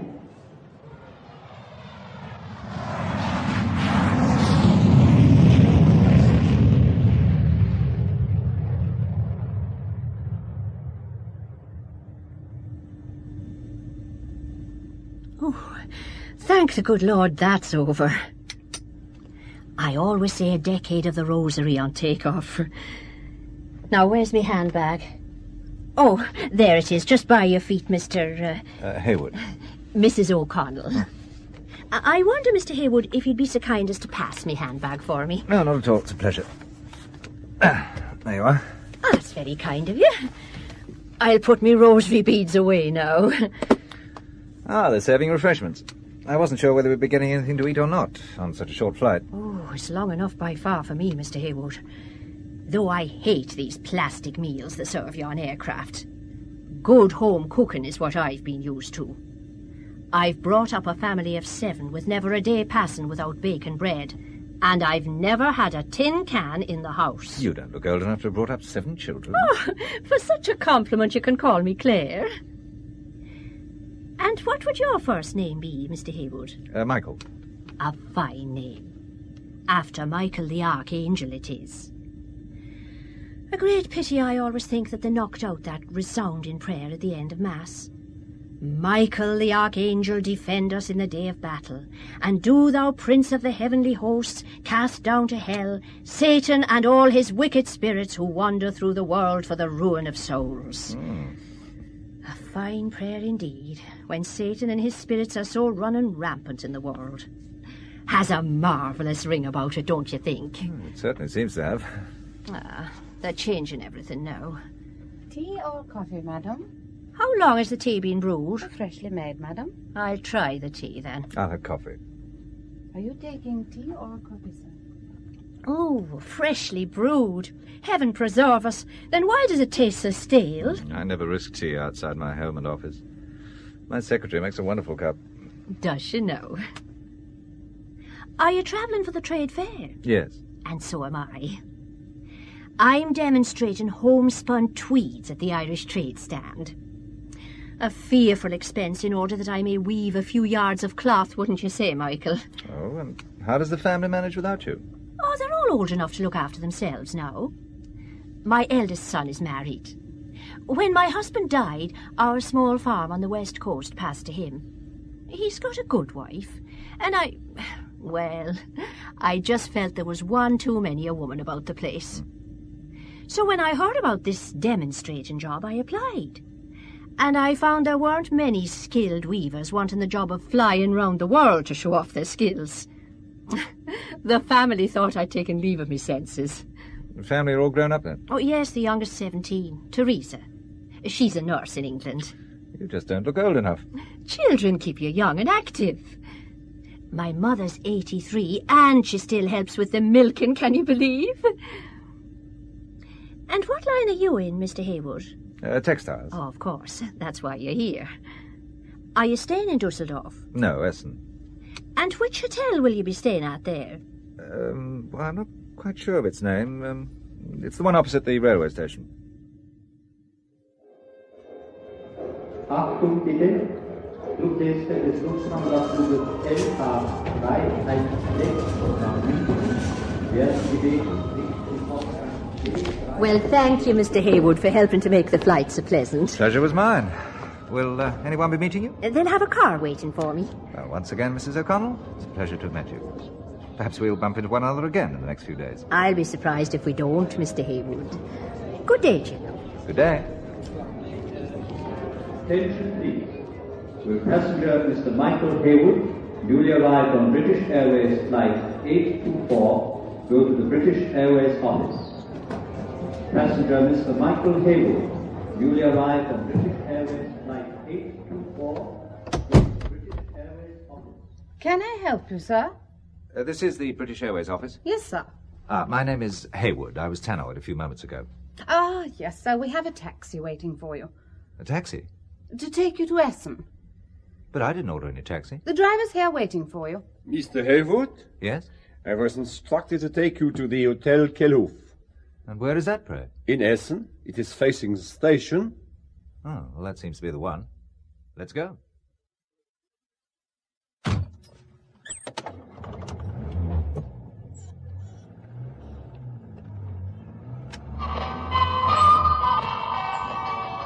You do not mind the radio? Not if it's turned down a little. Who instructed you to take me to the hotel? Mr. Gibson? I do not know. It was a call to the office. I can find out for you when I return later. No, it doesn't matter. How long will it take us to get to Essen? We will be there by 1:45.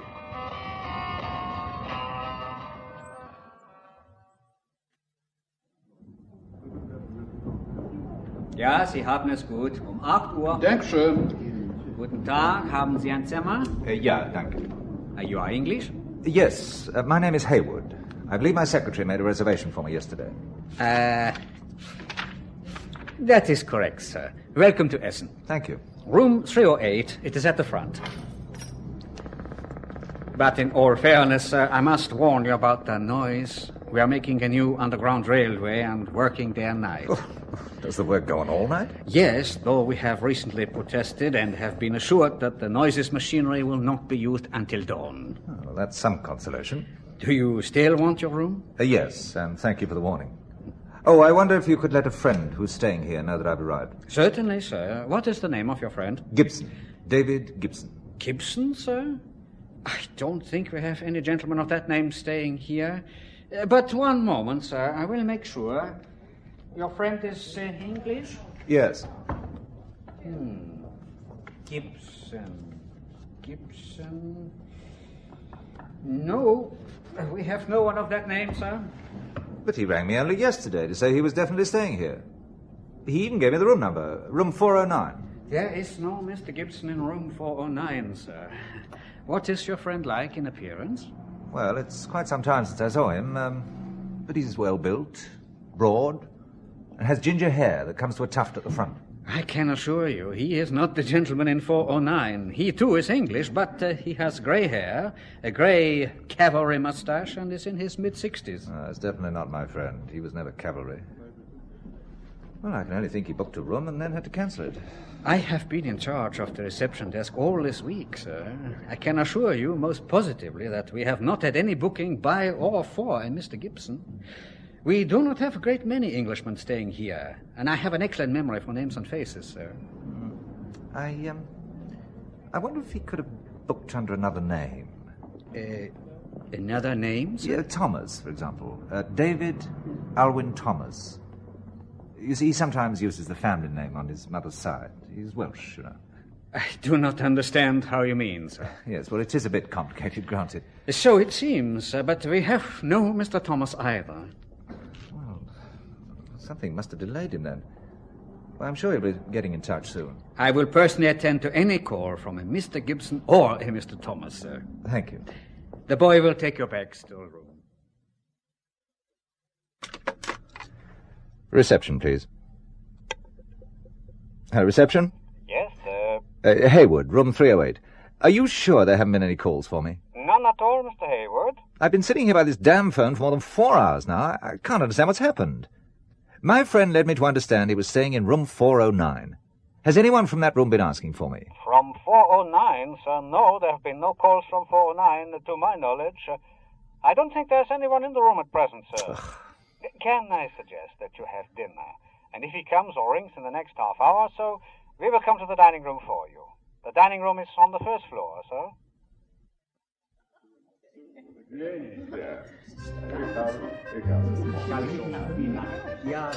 you mind if I join you?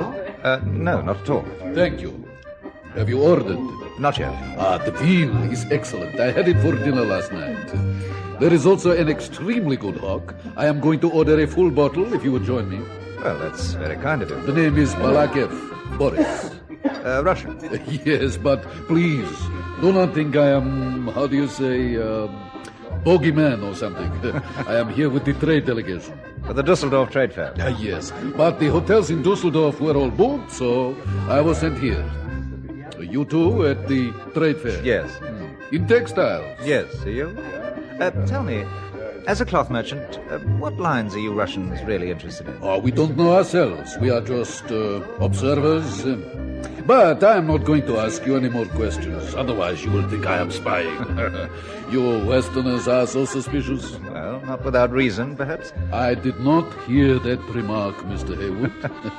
So, we will have a good meal, good wine, and a pleasant evening, eh? You look surprised? Yeah, I am. I have a feeling someone's following me. Not I assure you, Haywood. No, not you. An Irish lady. Aha, an Irish lady. Dark hair, striking features, a passionate race that have suffered misery under British capitalist imperialism. She happens to be a widow with 7 grown-up children and perfectly content. Or so she informed me. Yes. She must have been a striking beauty in her youth. Still a fine figure of a woman. You must introduce me. It would appear she'll be introducing herself. Mr. Haywood. I remembered you said you were staying here, and when the gentlemen decided on a night's drinking, I suddenly had the idea of coming over. Staying in a strange hotel room's a bit lonely, so I came on the off chance. I hope you don't mind now. Please, join us. Please. Mrs. Claire O'Connell, Comrade Boris Balakev. He's not a Russian. I am, dear lady. Shame on you, sir. You not allowing people the freedom of conscience to quietly practice their faith. What's the good of having a full belly if you're denied and starved spirituality? Lenin said it ought to be left up to the individual to choose. So why can't you let him? My dear lady, we are going to have good wine, good food, and no politics tonight, eh? Be seated, and I shall order for us.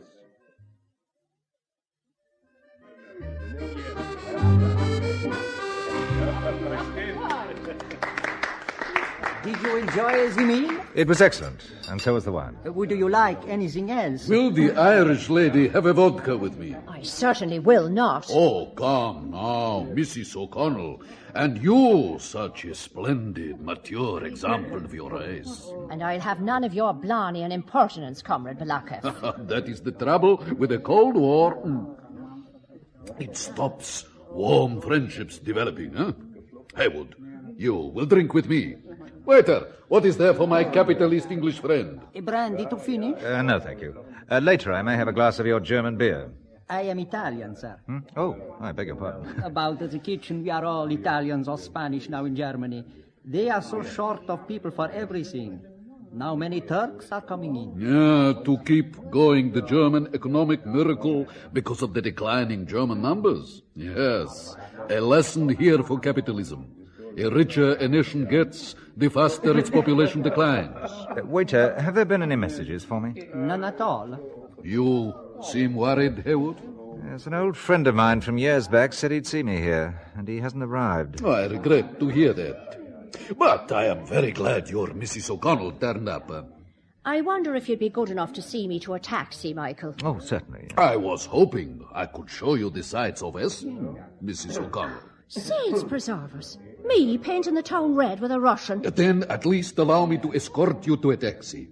Or are you afraid? I don't trust you Russians as far as I could throw you, and you a big hefty fella at that. But afraid I'm not. Then let me find you a taxi. Claire O'Connell. No, I insist. Mrs. O'Connell to you, Comrade Balakev. Oh, very well, then. It is getting late. Mrs. O'Connell, then it will be. I think tomorrow I must pay my respects to your glorious trade delegation in the hope that they are willing to exchange Irish whiskey for vodka. Well, will you excuse me, Michael? Of course. A breath of fresh air helped to sober him. Good night, Michael. Yes, of course. Good night. Waiter. Are you sure there have been no messages? Quite sure, sir. Thank you. I'm sorry to have been such a nuisance.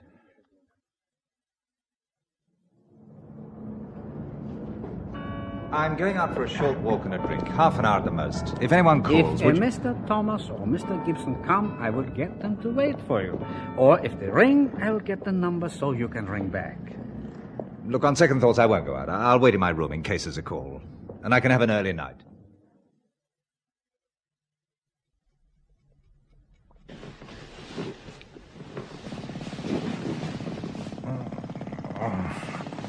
Bloody noise. Thought he said the worst machinery wasn't used.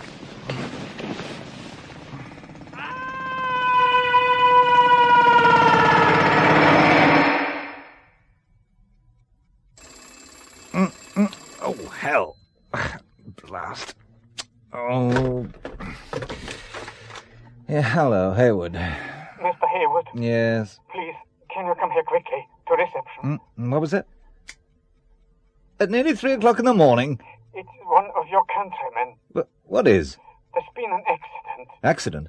Yeah, he must have fallen from his window. Please, quickly. He's asking for an Englishman to speak with. I'll be right down.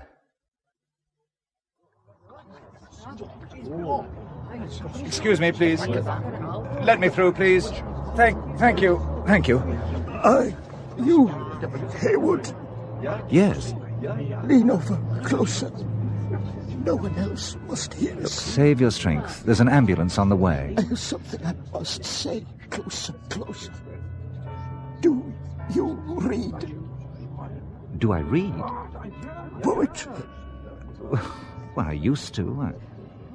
It's so late. In... What's so late? Into the night. A rove. Avro? No. A rose? No. A rove. He has lost consciousness. Look, ask the crowd to stand back. The ambulance is here now. Ask the crowd to stand back. He wants to tell me something. It's no good now. He's too far gone. I must try again.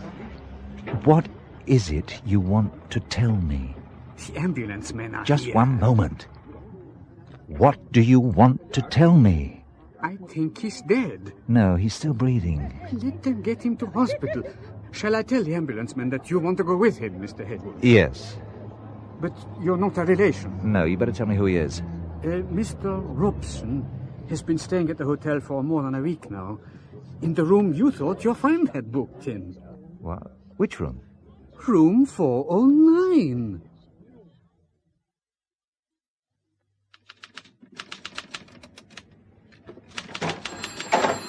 Mr. Haywood, I must apologize for bringing you to Essen Police Station.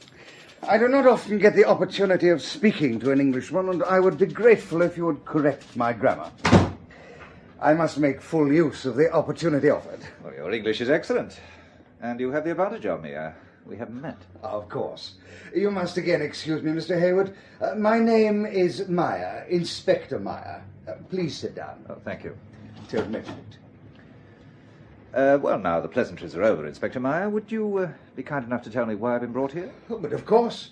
I simply want you to tell me about Mr. Robson. First, you gave me the impression you only wanted an English grammar lesson. I appreciate your English humour, Mr. Hayward. I spent several years as a student in England, which is why I'm fascinated by all things English, even their little idiosyncrasies. I'm fascinated by your command of English. May I compliment you on its excellence? With such talent, I'm surprised you're just an ordinary policeman. I did not say I was an ordinary policeman. Though on the subject of ordinariness, you would hardly appear to be an ordinary businessman. Then appearances are deceptive, to quote an English expression. You are the managing director of Hayward Textiles? And that's all I am. And you are here for a business conference? Correct. In Dusseldorf? Yes. But you are in Essen, and you are a day early. Which I am not disputing. Then can you tell me why you are in Essen and a day early? I plan to meet a friend. A friend who may be using aliases Thomas or Gibson? I wouldn't know. But those are the names you suggested he might be using. One of these idiosyncrasies you mentioned. Mr. Hayward, I'm no longer amused. Neither am I, Inspector. When you arrived at the hotel, you told the receptionist your friend was in room 409. He wasn't. But the man who was, an Englishman to stretch the coincidence even further, falls or was pushed from the window of that very room, room 409. Badly injured and semi-conscious, he asked for only one person. You, Mr. Hayward. Why? I don't know. Mr. Hayward, I don't take you for a stupid man. Such an obvious lie hardly becomes you. You earlier asked for the person in room 409, then he asks for you, and now you try to pretend ignorance of everything. But the assumption is obvious. You knew each other.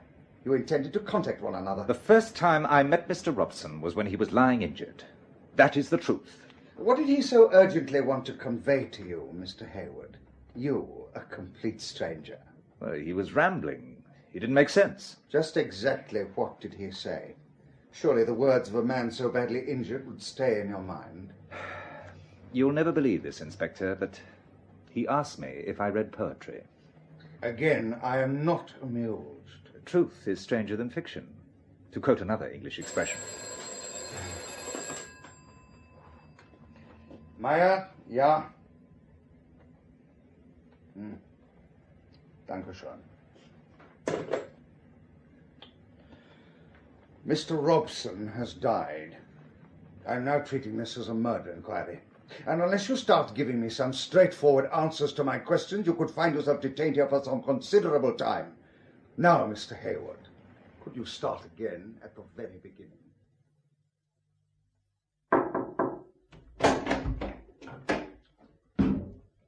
Hayward, how are you? Oh, fine, fine. My name's Crawley, Charles Crawley. I'm representing the embassy. I've sprung you, old man. And there's even a car waiting to take you back to the hotel. Oh, I prefer to be taken out of the country after the grilling I've had. Unfortunately, that won't be possible. The German police are insisting you remain in the country. But we'll do everything we can for you, of course. Oh, I don't know whether that produces comfort or more concern. I would have thought that being helped by the embassy was a great source of comfort. You're attached to the embassy now? Well, not exactly. More with the consulate. You see, I'm also a director of an advertising agency here in Essen. Oh, how's business? Thriving, old man. I wish I could say the same. But I recently ran into financial problems that I now don't believe were coincidence. Oh. I'm almost convinced they were contrived. Contrived? I don't understand, old man. I think you understand far more than I do, Mr. Crawley. The car is waiting, you know.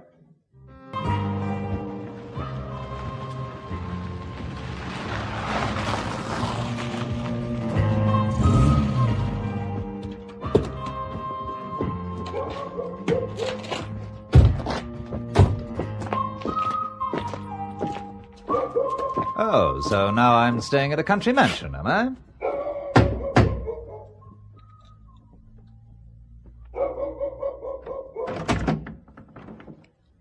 Inside quickly. Why, are we late for an appointment? As a matter of fact, you are. I expected you earlier. My name's Robson. And this nice little place in the woods is yours, I presume. Also this friendly hound? You presume correctly. Rufus is reasonably friendly. I'm also correct, am I, in presuming that we're somewhere on the outskirts of Dusseldorf? You are. It's so pleasant to meet someone who's so communicative. Oh, do come in. Port, sherry, brandy, or whiskey? Nothing at all. You surprise me. Not as much as you surprise me. I didn't know the British played cowboys like the CIA and the KGB. With me, a gun pointing at my stomach induces a queasy but definitely uncooperative feeling deep down. All the more reason to have a drink? All the more reason not to. As you wish. Crawley? Whiskey. With your usual Americanized ice and water. If you don't mind. He's never got over his liaison work with the CIA. Take a seat, Haywood. Oh, I wasn't planning on staying. I like a sense of humour. But do sit down. I have a proposition to put to you. I'd prefer to get back to my hotel. I've a busy day ahead of me. First of all, let me say how sorry we are to hear about your financial problems. We? Our organisation, that is. We have managed to get you out of a German police cell, and it would appear your financial problems could also be solved. Oh, how? In return for your cooperation. Doing what? Oh, staying around. And? Keeping an eye open for your ex-army friend, David Thomas. Why? Because he has certain information a government department would like to see. It may seem an elementary question, but in these days of double-agent gambits, do you mind telling me which government? Her Majesty's government. And how do I know? Simple answer is you don't. But some information I will give you. The man you had dinner with last night, who calls himself Boris Balakev, is to be avoided. He's a KGB colonel. Ordinary trade delegates are accompanied everywhere by their secret police. For one of them to be allowed to dine alone with you is such a rarity that it only becomes a senior KGB man. So the name of the game? Intelligence. Spying. Call it what you will. Am I correct in thinking my friend Dave is a spy? Or is there another synonym for it? Intelligence agent? How about intelligence representative? Yes, I'd rather go for that. I gather you don't think very highly of this branch of the service. Oh, that's even better. This branch of the service. No, frankly, I don't. Then we know where we stand. Then do you mind if I go? I do mind. I insist you hear me out. Tell me then, if you're called Robson, and the man who fell out of the hotel... We're not related. Robson just happens to be rather a common name. It makes me wonder if they thought they were killing you. Or whether you did the killing. Or another branch of the service, perhaps? Look, I don't want to be mixed up in this, Robson. Oh, pity. I've got some news for you. Your creditors are about to move in. If they do, your family firm is finished. And what then will happen to Miss Wickham and her mother? Don't you feel you have a duty to your employees? Especially when it can be so easily rectified. How? Just stay around until tomorrow and see. Crawley will take you back to your hotel. We'll be in touch. Well, as I have to stay around anyway for the benefit of the German police, what have I got to lose? Exactly. I'm sure you'll find tomorrow will be a much brighter day, Haywood. Now, won't you have that drink? No, thanks. Strong-willed. Stubborn? Or which cinnamon would you prefer in your case? Still suspicious. I can't understand why. Oh, talking of tomorrow, will you be going to the other Mr. Robson's funeral? Or do you think the German police might be filming the mourners? Good night, Mr. Robson. Come in. Good morning, Mr. Haywood. Your coffee, sir. Ah, thank you. Just put it down there. I want to have a shave first. Very good, sir. Would you close the door? But there is someone here, sir. A Fräulein, sir. Doris. What the hell are you doing here? You're all right. Well, did you expect otherwise? I was told that there'd been an accident. Who told you about that? A gentleman came round to the house last night and said that you'd been involved in an accident. Well, he brought a nurse for my mother, and there was a car to take me to the airport. Oh, I thought it was an emergency. I thought something terrible had happened to you. Who was the gentleman? Mr. Anderson. I thought he was an official of some kind. Yes, well, there was an accident yesterday, and an Englishman was involved. They must have got his name mixed up with mine. Oh, it's most probably an error by the consulate. You sound as if you're trying to reassure me that everything's all right when it isn't. Well, some secretaries know their bosses too well for them to be taken in so easily. So true. Tell me, Doris, what time did this Mr. Anderson come to your house? About 10:30. Last night? Yes. You look surprised. The accident hadn't happened then. Not until 5 hours later. What's it all about, Mr. Hayward? I wish I knew. Well, why bring me over here? Mr. Hayward, I'm frightened. Yes, well, pour the coffee before it goes cold. And you better ring for another cup. Very good, Mr. Hayward. And Doris, stop worrying. And it was only yesterday I was thinking how much better things were. How do you mean? Well, 2 of the biggest outstanding debts were paid together. Both cheques arrived in the second post. The accountant will be delighted. I thought you would have been too. Yesterday, before I learned a few modern facts of life, I might have been. Today, I see things in a new light. Whatever does that mean? That today, you are going back. Oh, no, I'm not, Mr. Hayward. There's something very peculiar going on, and I'd feel happier staying here and seeing that you're all right. Your coffee. What about you? I'll ring for another cup, as you said, Mr. Hayward. Oh, it's all right. I'll see to it. Good morning, Mr. Hayward. Crawley. You don't seem very pleased to see me. Do come in.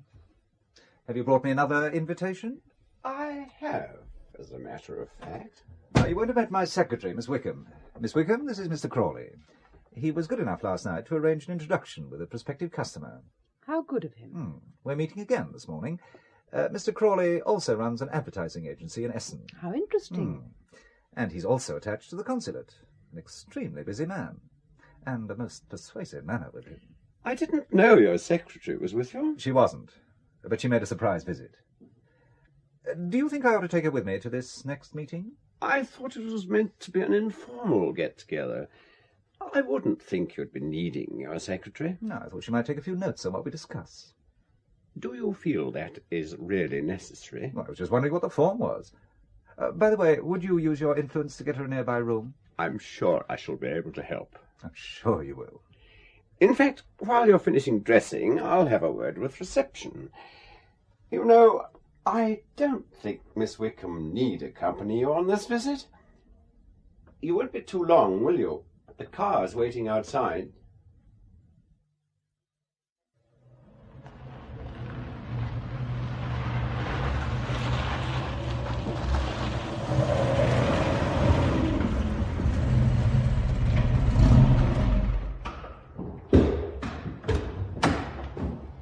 This way. We've come round the back and through the garage this time. More cloak and daggerish, I suppose? In daylight it is less conspicuous and therefore safer. I suppose this is lesson number 1. If you've decided to cooperate. Oh, I might even have a drink this time. Now, what'll it be? A glass of the best local wine. Oh, then I'll have one with you. I'm afraid we won't be able to tempt Crawley from his Americanized iced whiskey. They ice everything. The Americans, I mean. Will you join us in a glass of hock, Crawley? I prefer my whiskey and ice, if you don't mind. Very good. 1 iced whiskey. Thank you. Now, Hayward, it's not really local, but it's a hock I think you might like. Steinberger Cabinet. It's from a 70-acre vineyard planted by monks in the 12th century. Even now they lay the wines to mature in the ancient Kloster Eberbach monastery. I'm not a Christian myself, but I feel we owe so much to them. It would be virtually impossible to be a Christian in your line of business, I should think. Ethics are essential in everything. In spying, that human virtue, loyalty, is so much appreciated by both sides. And both sides tend to punish the transgressors. Here we are. Estate-bottled Staatsdomain. Both sides also tend to bump off their defectors. Put crudely, yes. How can you have ethics when you're considering the pros and cons of obliterating a former colleague? But can't a man, by his own action, deprive himself of the right of life? Your wine. Thank you. Cheers. To our long association. I prefer fruitful association. Mocking though you may be, I'll drink to that. Cheers. Now to the business in hand. As you may know, your business problems have been taken care of, and your cash flow is quite healthy. Now that you've opened the dam you built. You'll be more than recompensed for your trouble. But if I hadn't agreed, I'd have been bankrupt. Last night you said that very thing yourself. You're making it very difficult, Haywood. I intend to. Peace comes after conflict. Why should we be in conflict? Because you nearly bankrupted me. I'm supposed to be grateful now, am I, because you removed the obstacle you first put there? Well, I'm not. What can I do, then? I'll tell you. As a businessman, I'm going to talk business. You want me to do something that's very important to you, or you wouldn't have gone to all this trouble. Last night you found an excuse to even bring my secretary over. Because she's a good cover for you. Boss and his secretary. I don't want her involved. Ah, she already is. She can't be taken back now, or it looks suspicious. Why should a boss send for his secretary for just a few minutes' conversation? The return airfare wouldn't justify it. But a boss would be delighted to have his secretary around in important business negotiations, which also mean important letters being sent out giving details of whatever is being offered. He would find her invaluable for his urgent correspondence. You're as cold as the ice in Crawley's whiskey, Robson. Cold and calculating. I just appreciate the facts of life. You're ruthless. That's what I'm paid for. So was Himmler. I'm amazed that, feeling as you do, you want to work for us. You give me little choice. You can have my loyalty, Robson, but don't expect devotion. What else can I expect? A job well done. After a wasteful youth, I found that one of the great joys in living is in finishing things. Any job finished brings human joy, a Spanish philosopher once said. Even a do-it-yourself job, when completed, brings great satisfaction. So I'll try to finish this thing for you, whatever it is. Yet I think you will, Haywood. So what do you want me to do? Merely to stay around and look for your friend Dave, as any old friend would. Oh, God, surely it's more than that. No, just that. You see, Haywood, in this game, everyone knows everyone else. We know the Russians and their setup, and they know ours, as we do Peking and the Americans. For want of a better word, you're clean. You're not known. You're what you are, a genuine textile wholesaler. Any checks by them, and they do check our cover firms, will produce the genuine article. That'll give us the time we need. For what? The less you know, the longer you'll stay alive, Haywood. The only other information I will give you is that your friend Dave has the best chance if you cooperate. Crawley will be your contact, and this is a number to ring in an emergency. Now, is there anything else? Yes. The fee for my services and risking my life. Oh, I'm sure that can be taken care of. But I'm a businessman. I've weighed up the situation, and now I know the value of my services. Which is what? £20,000 paid into my account before I begin. Ridiculous. Is it? You know it is. On the contrary. For all the trouble you've taken to involve me and my secretary, I'm sure I'm worth every penny. I don't intend to move or do anything until the money's paid in. Obviously, you're not going to tell me everything, but it's something very big, and I'm going to be risking my life. So, I'm doing it for two reasons. For my old friend Dave, whom you so cleverly used, and for my business. Well, you've heard my going price, and you can take it or leave it. You've exaggerated the importance of this thing. In that case, we're wasting each other's time. Now, wait a minute. This wine's rather good, Robson. What did you say the name of it was? Steinberger Cabinet. Yes, I must remember to get some on my way back to the hotel. You can ring me there and let me know your decision. As an old friend, you could start by going to Dave's travel agency. As an old friend, you could also borrow his Jaguar. I'm sure he must have said you could borrow his car when he rang you. Not that I recall. Then it must have been an oversight on his part. Another glass of hock? I love one.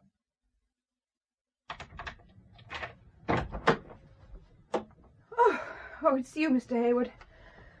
Well, what's that you've got? A bottle of Steinberger Cabinet, because I think we've landed a rather large order. From whom? Another government contract, Doris.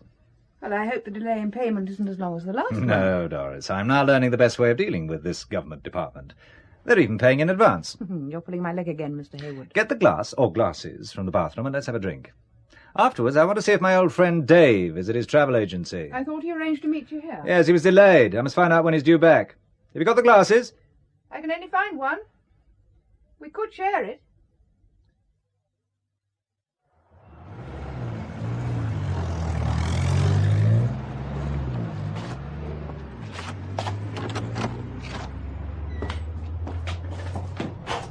Good morning. Good morning.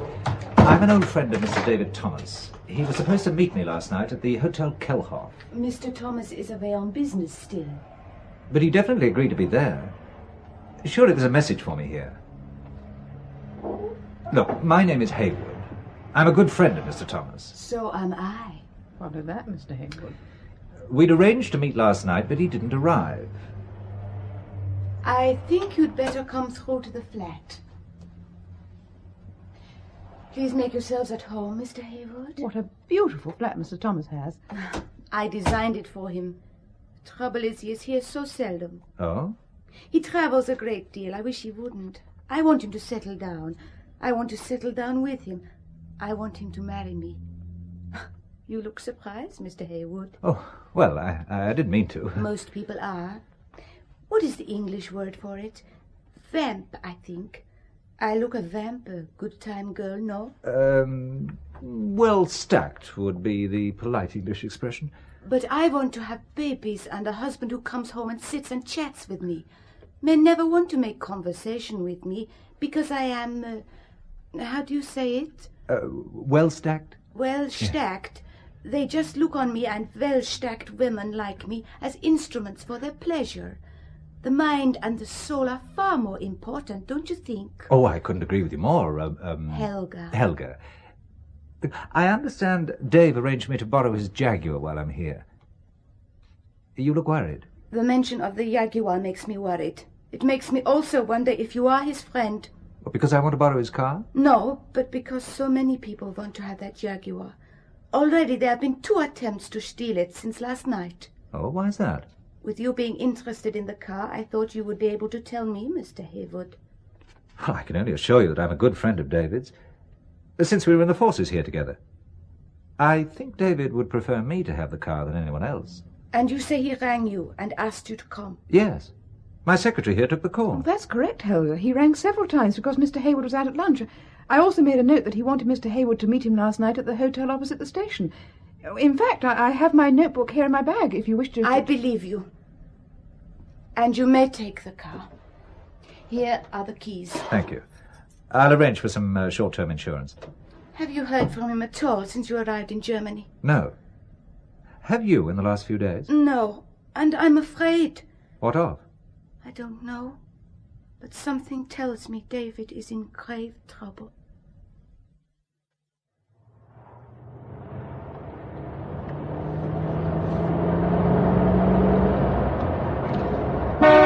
I think there's a car following us, Mr. Haywood. I've been watching it through my mirror for some time, Doris. Is that why you're making for the Autobahn? The car that's been following us all these miles is quite inconspicuous. Deliberately so.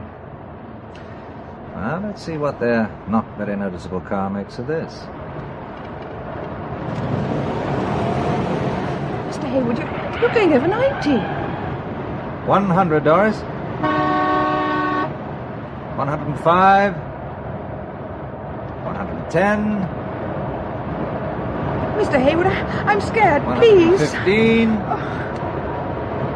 120. They're fast disappearing out of sight, Doris. Look round and tell me when all the cars behind us have disappeared from view.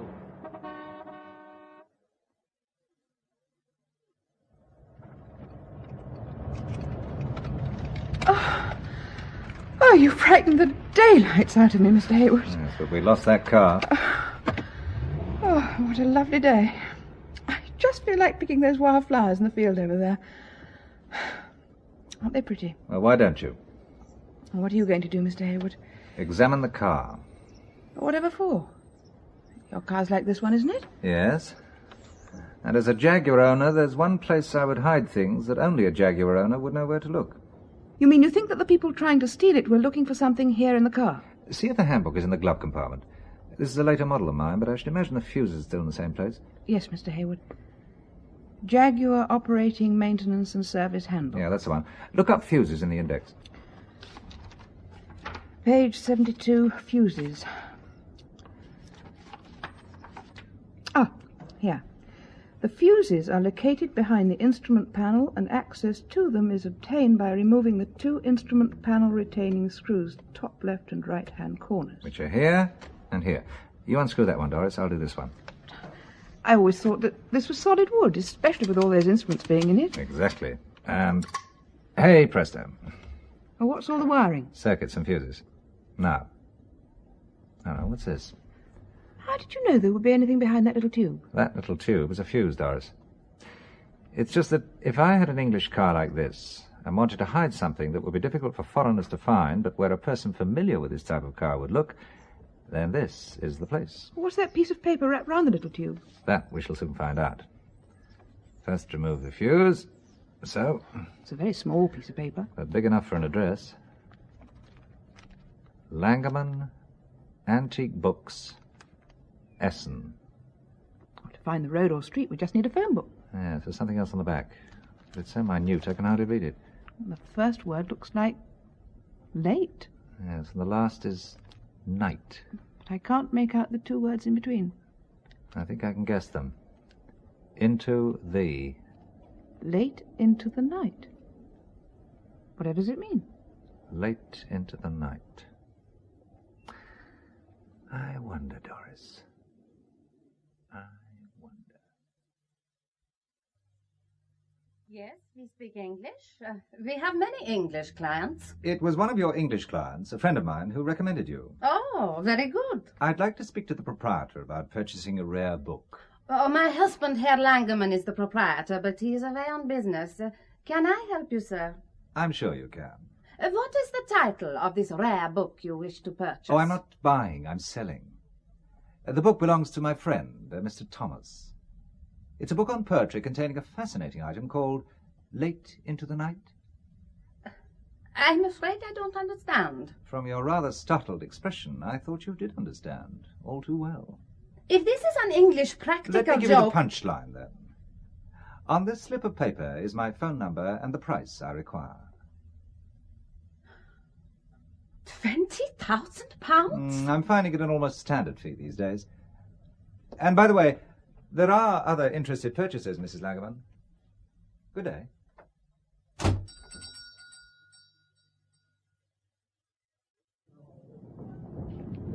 Your room key, Mr. Hayward? Please.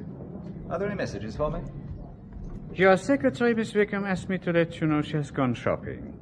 She's in the next room, 307, which was requested by Mr. Crawley. No adjoining doors, I hope? No, sir.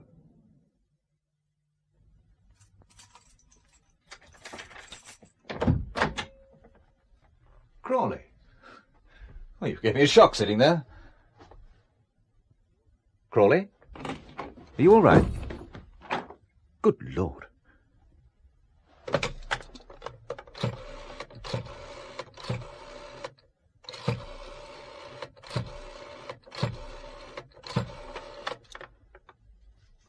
Hello, I want to speak to Robson. Robson speaking, Hayward. Crawley is in my room. He has a neat hole in his head, and he's clutching the Oxford Book of English Verse. How bad is he?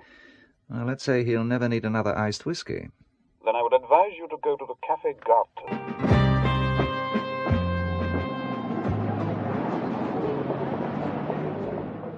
Coffee, left. Ah, Mr. Hayward. Balaka. Yes, and with your good Irish lady. As you will perceive, she has taken up my offer to show her around Essen. In broad daylight, to be on the safe side. Well, I understand that you were too modest the other night, Colonel.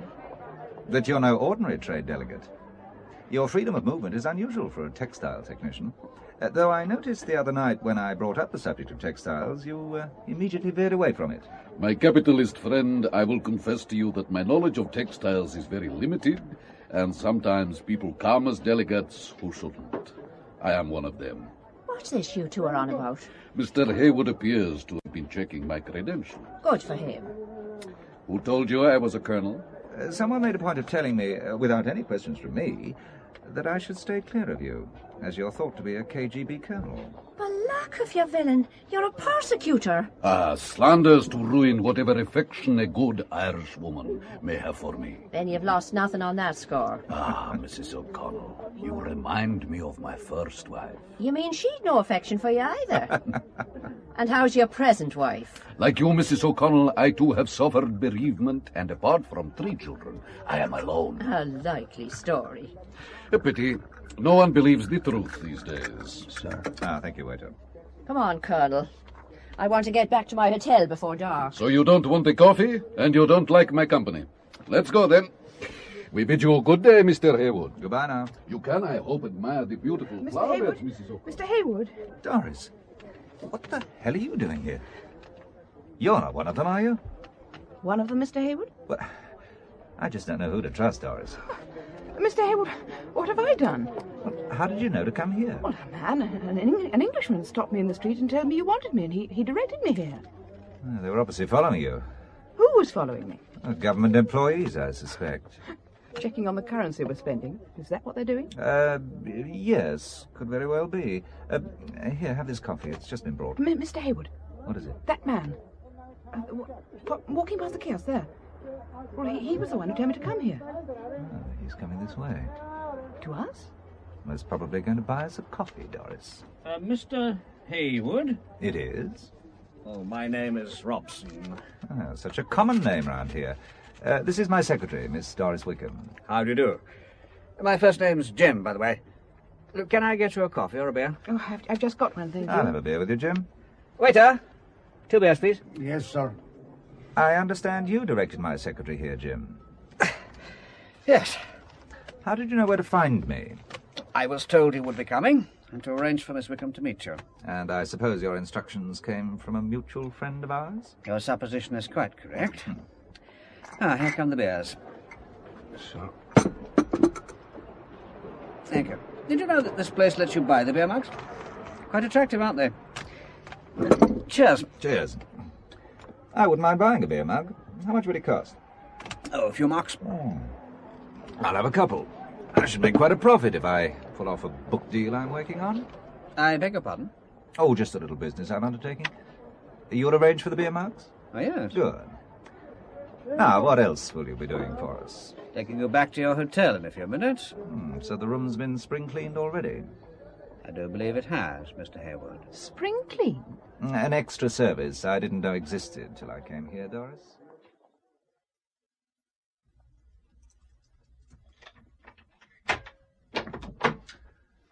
Well, the place looks all shipshape. I would hardly describe it as being spring clean. Though someone has been busy cleaning. There's water been spilled near the chair. It's still wet. What a bargain these beer mugs were. Come in, Robson. We can have a drink. I don't think I've got time, Mr. Haywood. Must be on my way. Though, before I go... Yes? I was asked to collect a book left by your last visitor. Which last visitor? The one you rang the other Mr. Robson about. But I was told to leave everything as it was and go for a coffee. To the place where I met you, in fact. But the book wasn't left here. Wasn't it? What is all this about? What book? Who was the mysterious visitor you kept to yourself? What's going on between you? Ask Mr. Robson. Well, Mr. Robson? As I said, I don't have time to stay. I must be on my way. Thanks for the lift, and the beer mugs. Don't mention it. Mr. Haywood, you are behaving very strangely. Having worked for you for so long, I know when you pretend to be a little mystified about something, that you're covering up. Whatever do you mean, Doris? That you know where the book is. Walls have ears, Doris. And that man we've just met was sinister. He could pass for a hired assassin. It's amazing, the people you meet abroad these days. And that's another method you have of covering up, making light of things. You know me so well, Doris, that I think if everything works out, I ought to marry you. Mr. Haywood... Do you know what worried me most when the firm was in danger of going under? What was it, Mr. Haywood? That you'd be leaving, and that I might not see you again. I realized I'd miss you very much. I began analyzing why I hadn't married. I suppose it was coming from a broken home. Oh. And an attractive woman like you must also have a reason for not marrying. You never asked me. Look, I've got that big house in Brummel. I have a daily help whom I'm sure would be delighted to look after your mother. Take your glasses off, Doris, and come here. But Mr. Hayward... But Mr. Hayward, nothing. Mr. Hayward...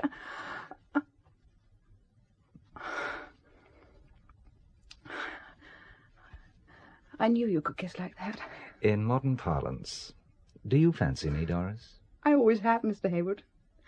Always worshipped you from afar. From too far. You should have given me some indication. You shouldn't have been so blind. Wear my glasses. And it would have to be till death do us part. Nothing in between. Wonderful. And I would insist on being married by a priest at Mass. My convent education. Hayward speaking. I believe you have a book of poetry for sale. That's correct. I am representing Herr Langerman. When can we see it? I haven't got it with me. It's being carefully preserved. I need 24 hours. 24 hours, then. I will call you again. Ah, never a dull moment. I think it's time we went for another drive, Doris. First, you go off suddenly left, like this, right across the traffic. And then you go first right down a side street.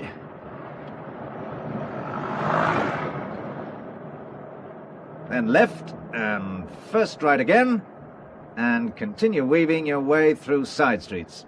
Anything following? Not that I can see. 2 more turns and we'll soon be certain. It's a method the KGB teach.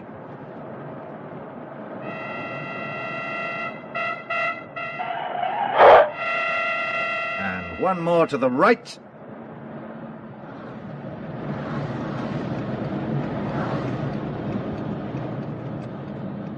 And no car is following us. Even if someone was following us at the beginning of the maneuver, he soon realizes what's happening, that he hasn't a cat in hell's chance of not getting himself away, so he gives up. It's stupid to try to keep close contact, because another method is for the leading car to drive into a dead end, and when the following car is lured in, a third car then seals off the exit. Like me, you read too many thrillers. You're obviously reveling in it. Cowboys and Indians all over again. No, aren't you going to tell your future wife what's happening? You know, you haven't called me Mike yet. After calling you Mr. Hayward all these years, it's going to be rather difficult. Mike. There, I've said it. Mike. I like it. So do I. Who made that stupid remark, boys never make passes at girls who wear glasses? It's rubbish. So why are you taking off my glasses? To kiss you again? Not until I know what's been happening and what I'm letting myself in for. I see you're still keeping that firm rein on me, Miss Wickham. No suspicious cars about? No. Well, when I arrived, I asked for Dave. And believe it or believe it not, I'm still looking. Now you're a clay pigeon. Mike, what you just told me, it's made me scared stiff. I came to meet Dave. If he's still alive, I'd like to finish what I started. Why are you keeping the book? I'm playing for time. What I want you to do is to go back to England on the next plane and stay there until I send for you. Until death us do part, remember? I want to make sure we get married before the death us do part bit. I'm staying. It's no good the two of us sticking our necks out. I'm already involved. Both our necks are already stuck out, and going to England only means temporary removal from the firing line. Might not be even temporary. All right, then. But I still want you to go to England. You can arrange for your mother to move into my house. I'd rather have her in the hands of my daily help than whoever's looking after her at the moment. And while you're in England, you can buy 2 OBEVs and bring them back with you on tomorrow morning's flight. You're still the boss? And I intend always to be. Good. Ah, so you're not a woman's liver. Most women, whatever they say, are looking for a man to dominate them. Why do you think 98% of secretaries prefer to work for a male boss? Well, not being a secretary, I wouldn't know. Now to catch your flight. Then I'm going to see a woman of ripe, abundant charms, rounded lines, and full figure. Well stacked was how I think we described her. Have you any further information about David, Mr. Hayward? No, I haven't, and time is running out. What makes you say that, Mr. Hayward? Because I think you're holding something back. You're closer than anyone to David, and I'm sure he would have tried some way to contact you. No, the phone was tapped. He never trusted the telephone. You're not helping him by keeping things back, Helga. Mr. Hayward, I am not a fool. When this important thing which David has reaches either side, then he will be dispensable. Until they get it, they must keep him alive. Well, that's been my reasoning too, Helga. Why not trust me? Could I? I feel so alone, no one to turn to. Does a book of poems mean anything to you? The Oxford Book of English Verse. That's the one. What do you know about it? David has a little cabin in the Harz Mountains. I had a feeling he might try to make for it. The border is quite close. He wasn't there, but someone had recently been in the cabin. I sensed it. I can't explain why. Yeah, I understand. We used to go on picnics, David and I. Not far from the cabin, we found our tree. It seems so silly repeating it. Something so personal, intimate. How can you possibly understand? I do understand. You're in love. It seems so banal, doesn't it? No. Life itself is composed of a great many little things. So often the little things are the most important. I see you do understand.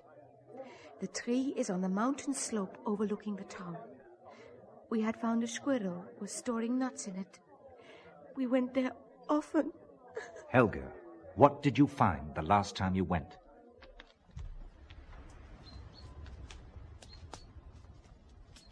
Our tree is just over there. They all look alike to me. Pine trees everywhere. But look around this side. I'll scrape a few leaves away from the foot of it. There's a hollow.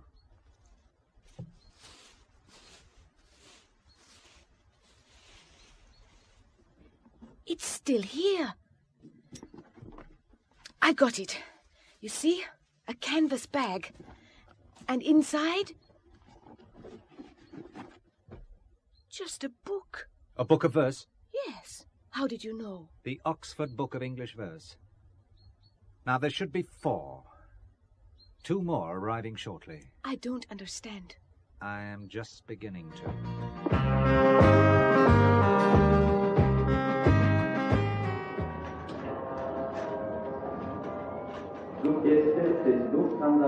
Mike!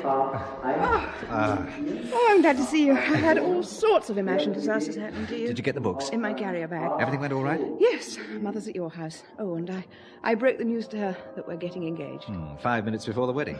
I don't believe in long engagements. Well, I'll tell Mother that you swept me off my feet and married me. You can send her a postcard. Now, where are we going? High in the Harz Mountains. I found a little chapel in the forest with an empty adjoining house. I've rented it. We're going to repeat our rapid right and left turns to remove any pursuers and head for the mountains.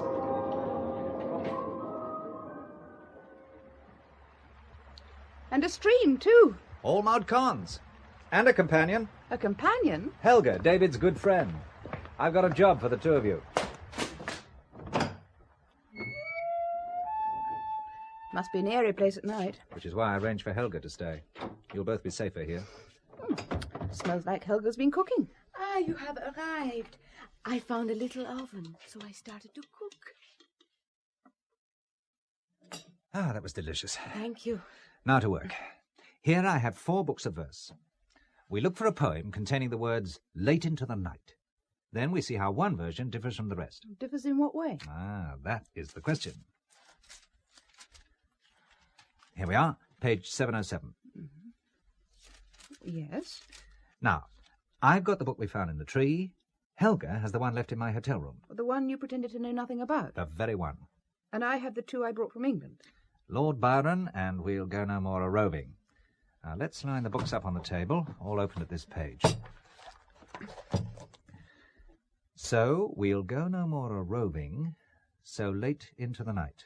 Looks exactly the same to me. Same number, same place, same wording. Not exactly. Mine's different. So, we'll go no more a-roving, so late into the night. There's a comma too many. What? Look, all the others read, so late into the night, not yes. So, comma, late into the night. But what's in a comma? A microdot?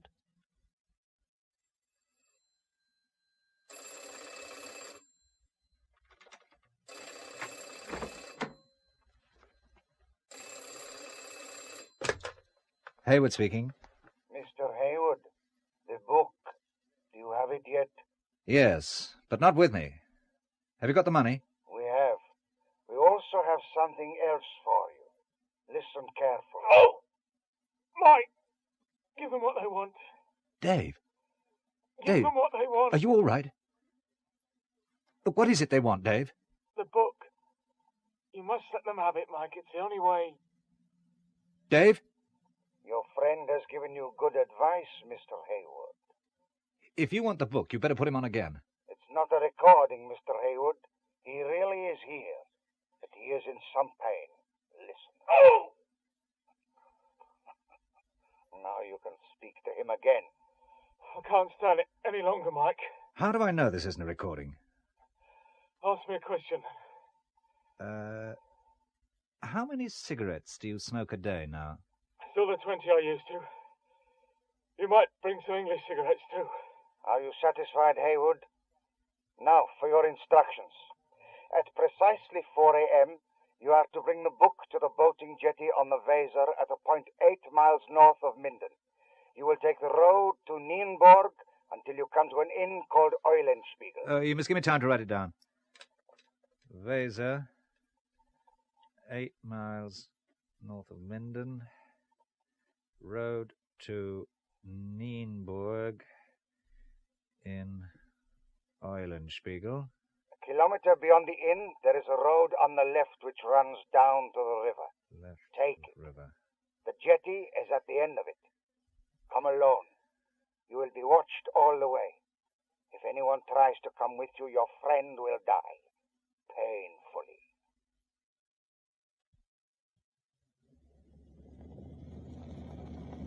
The Weser is on my left, and I think I can see the inn Eulenspiegel in the headlights. By the way, I hope you're still receiving me out there, Robson. Yes, the Eulenspiegel. Now, 1 kilometer further on, there should be the road on the left running down to the riverside.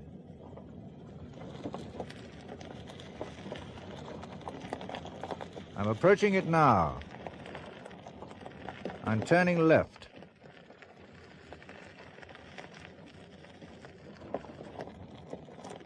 Dark and lonely enough down here.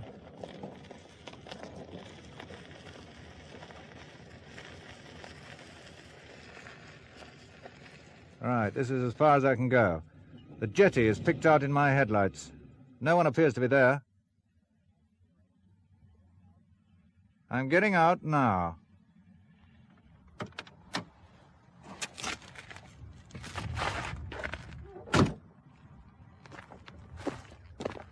Here goes. They're coming from behind and in front.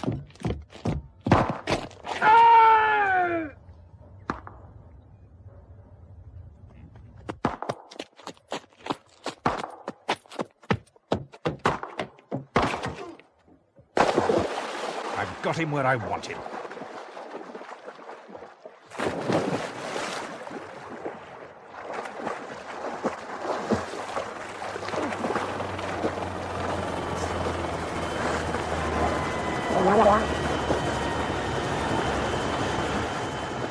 Now, where are you keeping my friend? I don't know. Right, down in the water you go. Talk or drown.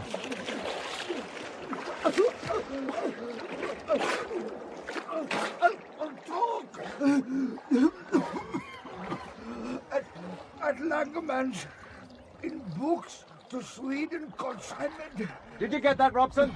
My men surrounded the bookshop an hour ago. They'll go straight in. Good work, Haywood. For a minute, we thought you'd had it. So did I. You need a brandy, hot bath, and dry clothes, Haywood. And explanations. Oh, you're entitled to them. But first tell me how you managed to take those 2 KGB East German assassins. They were pros. Yeah, so were the commandos. Of course, you were with David. By the way, he was found alive in a consignment of books for Sweden. Inside a wooden box, all neatly nailed down. The hospital's checking him over now. Oh, that's a relief. Well, as soon as I heard the other footsteps, I threw myself flat, just in time to see guns blaze. I shot at the nearest gun flash and hit him. Then I zigzagged in the darkness, and the other one emptied his revolver. I moved rapidly in on him, connected him with a kung fu blow, and followed him into the water. It was just a question of ducking him until he talked. Now, what about you doing some straight talking, Robson? You could begin by explaining why we have so many Robsons. Oh, to cause confusion. The more the better. They didn't know which one to hit. Though they got the right one first time. He was the one they pushed out of the hotel window. He was in room 409, in the hope Dave could make contact. Dave's code name was also Robson. As you will have gathered, David was a British agent. His businesses were a sort of clearinghouse for information from out of Russia. So what went wrong? Recently we had quite a breakthrough. One of our agents inside the Soviet Union had for years been compiling a list of potential defectors, men who wanted more freedom of conscience and action. They were all highly placed in important posts. Some were even in the ranks of the KGB. Political dynamite. Well, quite. But somehow they got to know about it. Before we could smuggle it out, our agent was liquidated. Though not before he deposited the book of verse with a microdot comma in one of our dead letter boxes. And so Dave was sent in to get it? Yes, but he too was blown. He managed to cross the border near the Hearts, and then we lost contact. Dave couldn't come to us because we were all known and under surveillance. Phones were tapped. Our whole network was known to them. So somewhere in your top ranks you have a defector double agent? It would appear so. We don't know how much information they have, and what was obviously leaked. So I was brought in? And you were completely clean, though for a few months we had been preparing you in case of such an emergency. By controlling my company's cash flow? You'll be more than recompensed. How can you make recompense for blackmail? All I can say is you should wait and see. I can't wait. That would be rather a pity. We owe you a great deal. Well, as I was saying, David was a hunted man. It was too dangerous for him to try and pass it on to any established British agent because it was odds on he was blown. They were also moving in and eliminating our contacts, which is why Robson was pushed out of the window. A complete stranger to them was required. Someone outside. And I fitted the bill. You were perfect. The genuine businessman. And you had booked your seat months ago. David, on the run, dialed me direct from a phone box. A call that couldn't be traced. He would never have appeared at the hotel. But there were many ways he could have got the book to you. But they got him first. Yes. So we decided we would use you to smoke something out. As an old friend of David's, you were perfect. They couldn't make up their minds about you. When they did, it was too late. Obviously, we helped the confusion by producing more books of verse and more Robsons. We knew they would make him talk. Our aim was to throw them off the scent. Just like a game of cowboys and Indians. But everyone was using real bullets and real corpses. It's a dirty game, Haywood. I admit it. One that you seem to enjoy. But not one you would like to be recruited into? I wouldn't even be blackmailed into it in future. Pity. I could certainly use you. Yes, use being the operative word. You have a way of using people, Robson. Or whatever your name is. For another few weeks I'll keep Robson. Always variety in the game, Haywood.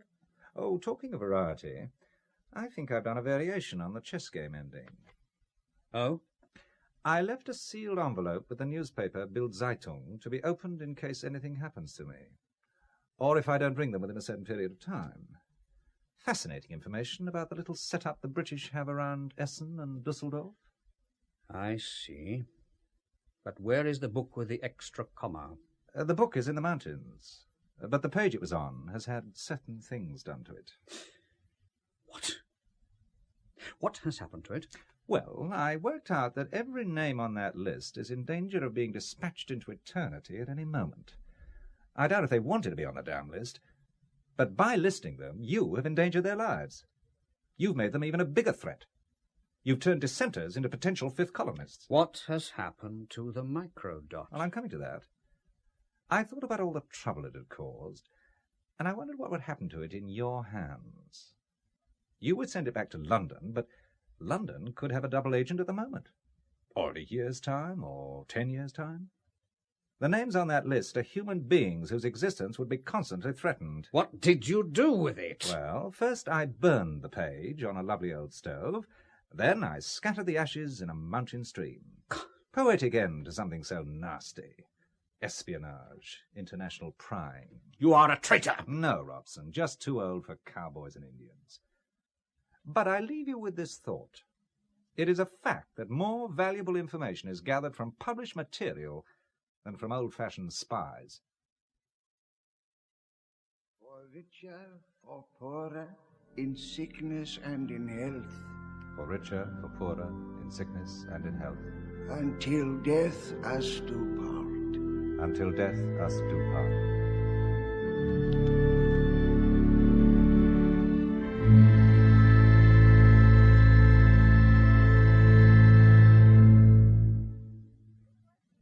You look worried, Michael. What is it? I didn't want to tell you at the time, but we had two sinister guests at our wedding.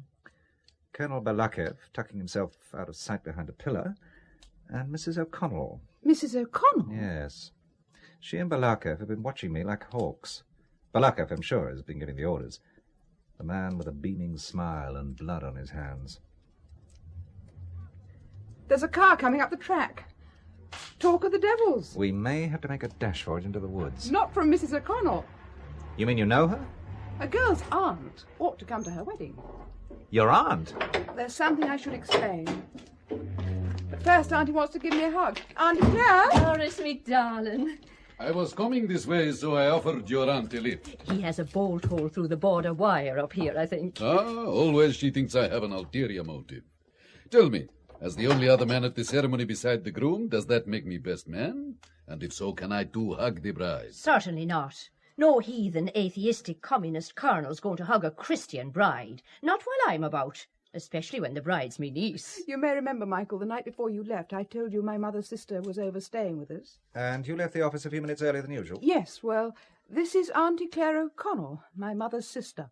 And when Doris told me you looked like getting yourself into trouble, and I found we were on the Truth, same flight... Auntie Claire. Well, I was coming to Dusseldorf, and so I got Doris to change my flight as well, so as I could keep an eye on you. Next you'll be telling me this is Uncle Boris. This truth business is catching. Unfortunately, I am what you think I am. And there is a convenient entrance and exit into these mountains. As you say, a bolt hole. Well, before you bolt, you can take me to the nearest station. I've a lot of demonstration weaving to catch up on. Your aunt is a fine figure of a woman, Mrs. Haywood. And you, Mr. Haywood, did the right thing in disposing of that badly punctuated poem. Printed in Poland. They do a lot of English editions now, but errors do creep in. If you know that much, you'd have soon been in possession of the names. Who knows? My own name might have been on it, especially after my association with a female member of an Irish trade delegation. Well, and have you no more fine feelings, Boris? It's time we left the newlyweds alone. Goodbye, Doris. We must talk about you exporting cloth to us, Mr. Haywood. Yes, I think I'll stick to the home market, but no government contracts. Bye, Auntie. I think the Colonel's fallen for you. I'd be grateful if you'd mention none of this to your mother, Doris, me dear. Goodbye. Bye-bye.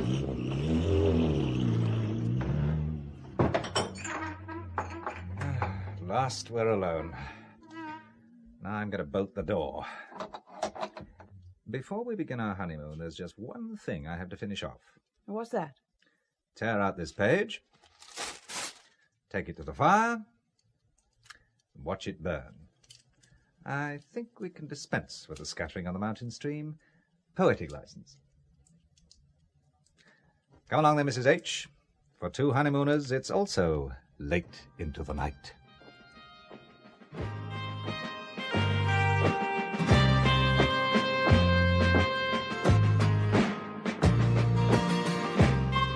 You've been listening to Late into the Night, written especially for radio by William Keenan, with Anna Cropper as Doris Wickham and John Bennett as Michael Haywood.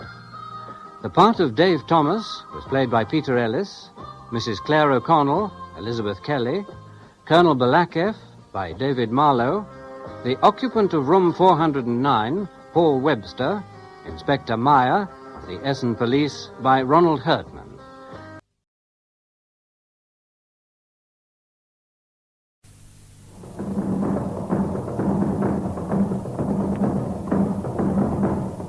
We present Frank Partington in Man with a Background of Flame, adapted for radio by J. McClellan Ross from the novel by Richard John.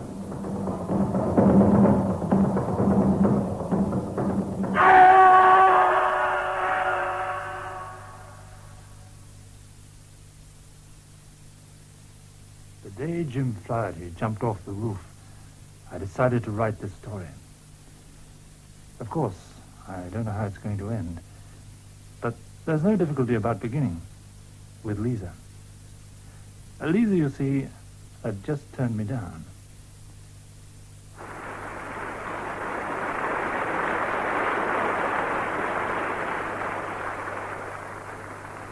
Thank you, Richard. I enjoyed the show very much. Especially the clown who made me think of you. Can you imagine us getting rid of our inhibitions like he did? chewing up that matchbox and so on. I can imagine nothing more inhibiting. Oh, what shall we do now? Well, personally, I intend to go straight home. Can I come too? You know why you can't. As you're already separated from your husband, I don't see any good reason why not. But if we must make it a family matter, you shall get divorced, and I'll marry you as soon as the decree's through.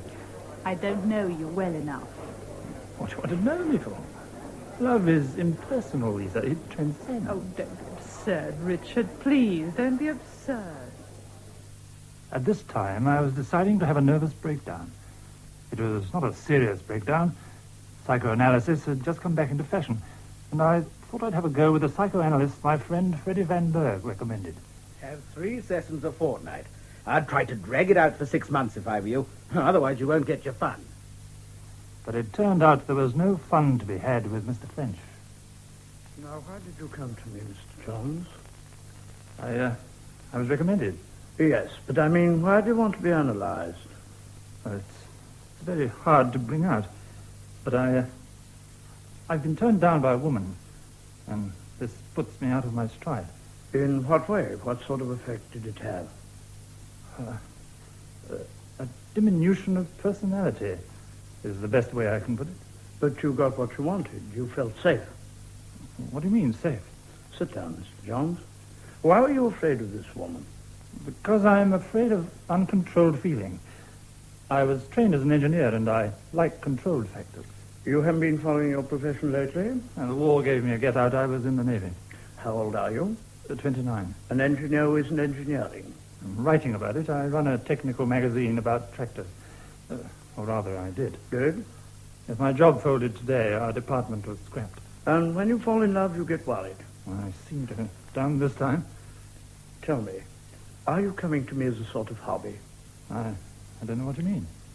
In any case, I'm very much afraid I shouldn't be able to help you, Mr. Johns. There will be no fee. But why have you changed your mind?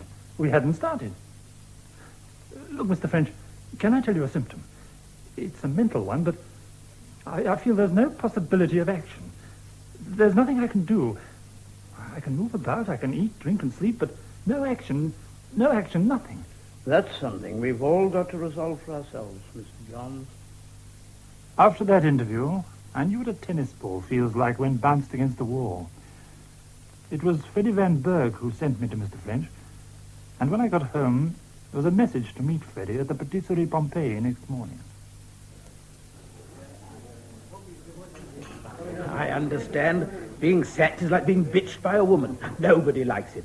Now, give me another croissant, Rich. Crescent rolls, they call them here. Do you know anything about diamonds? No, I've always been told they're a bit ostentatious. Diamonds are extraordinary stones. When well set, they're so alive. You know, diamonds can be made very cheap. Synthetic? No, real ones. I mean, they can be obtained very cheap. But you've heard the story of the Vaal River. Freddie Van B., when I finished my coffee and croissant... Crescent Roll, you I'm mean? going back to the department to correct the last proofs of the last issue of the Tractor Times.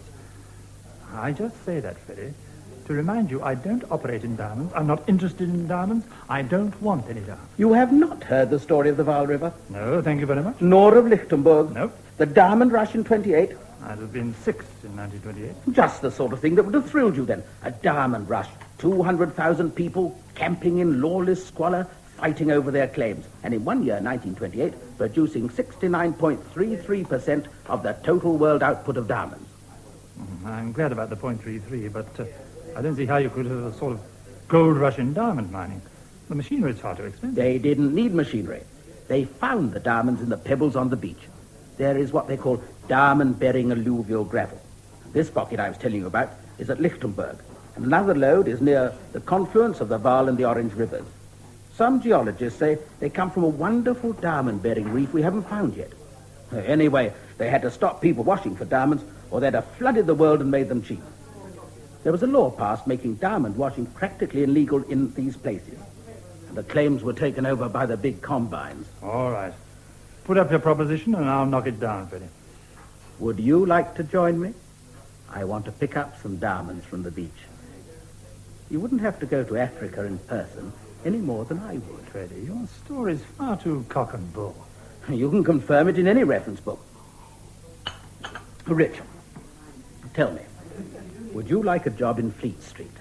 Now you're talking. But that's what I've been talking about all the time.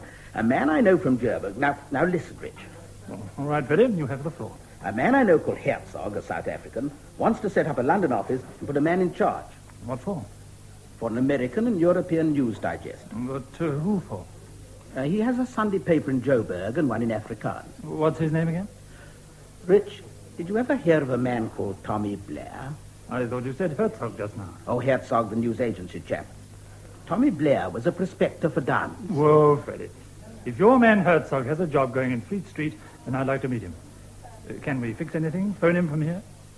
Rich, that window there looks down on Marble Arch. Now, once Tommy Blair, this prospector, was in a taxi cab. A 6-wheel lorry came round Edgware Road. It got Tommy Blair's taxi up on the pavement and into Hyde Park railings. One of the railings went through Tommy Blair's chest. It was bad luck, a nasty accident. That window probably looks down on it. Freddie, this Herzog... Tommy Blair found the diamond-bearing soil in Alexander Bay. He came here to raise capital, and after he was dead, a couple of other geologists picked up £150,000 worth of diamonds in 6 weeks. Are we talking about geology or this chap Herzog with a job to offer? Both. They interlock. Tommy Blair had a nephew. He lives here now. Your Mr. Blair is probably as real as your Mr. Herzog. Oh, all right, Rich. There's no reason why you shouldn't meet Herzog now. We found in a self-service cafe a man called Herzog in a camel hair coat.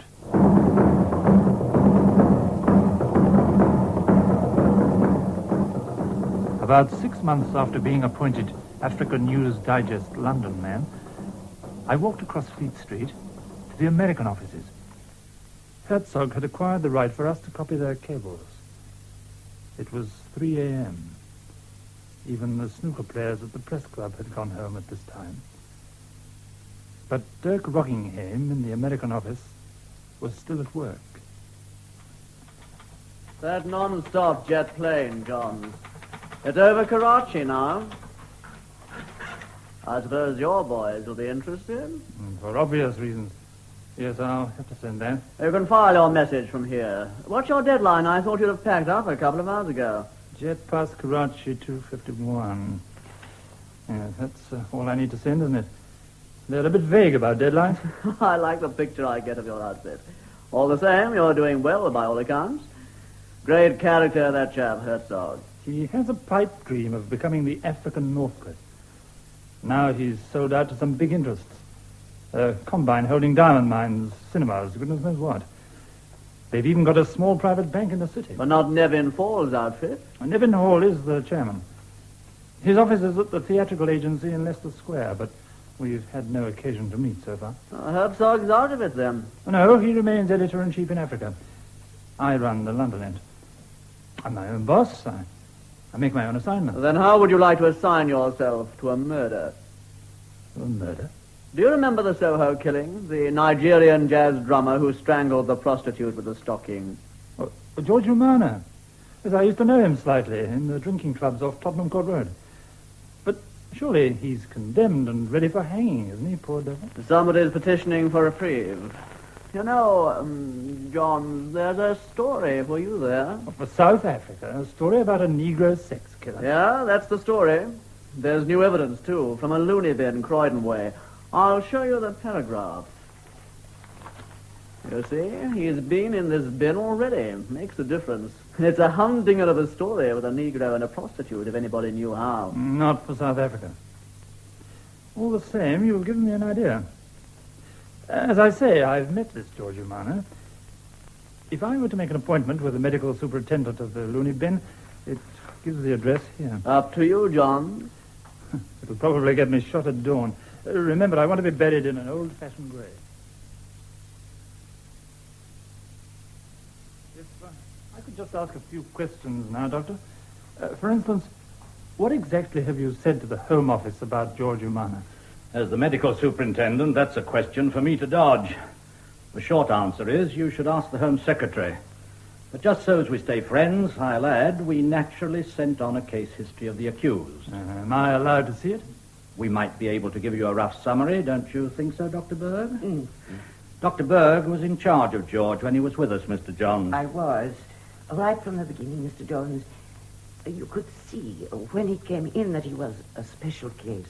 Special in what way? Of course, the relevant symptom. This terrific hatred of white women. He didn't seem to hate them. You knew him? Yes, we've met.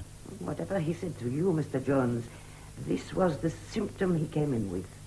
He told me that to see a white woman in semi-nude even made him feel physically sick. He was very ashamed of himself. Did he come or was he sent? He came of his own accord. And what did you do for this interesting case? That would take too long to describe, Mr. Jones. In any event, I wish not to talk of his condition, which is a technical matter, but this symptom, this physical nausea. Well, he had the chance to see plenty of semi-nude English females almost every day. How?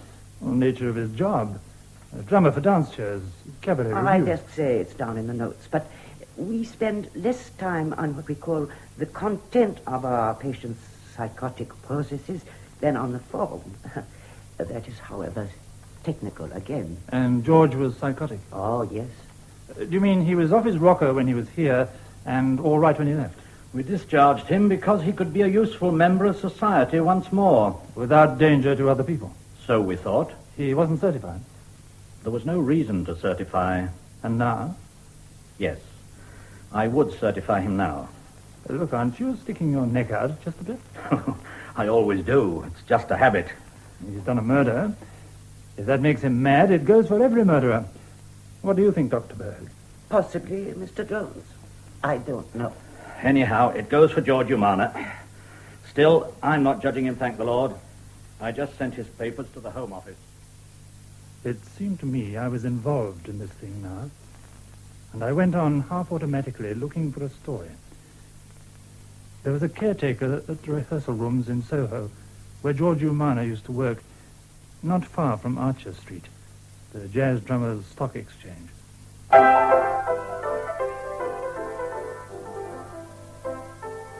Yes, George used to keep his drums here, cupboard in the passage. Sometimes he'd be slipped a quid or 10 bob for the morning, and sometimes he'd do really well. People got to know him. He was a fair asset, he was. George was good. He got plenty of offers. And how about the girls? How did he get on with them? Well, there's a company downstairs might tell you. They was here when George was pinched. Just happened to come back today. They'll be having a break in a minute, and then we'll go down.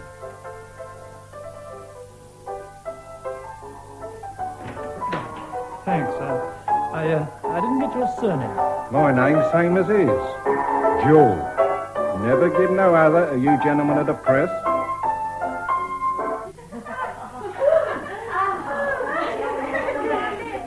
Hey, girls. This gent's from the press. Oh. He wants to talk about coloured George. Oh, poor George. Why do you say that? Because we're sorry for him, that's why. They're getting up a petition on insensitive grounds. Look, if you're trying to get him off, you've got us on your side. Yeah. Well, I'm not sure.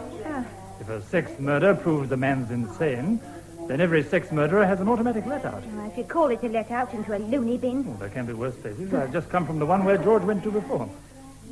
Why do you think he killed her? She was peculiar. That's what. Yeah. Well, I'm not getting anywhere with you two. You're not reacting right at all. You ought to stick up for the woman.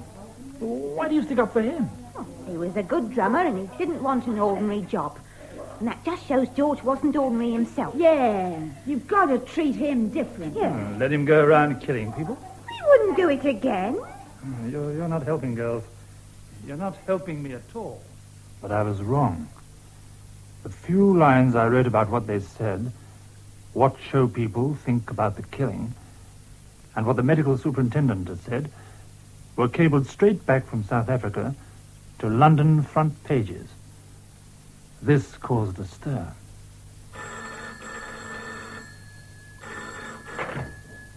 Africa News Service?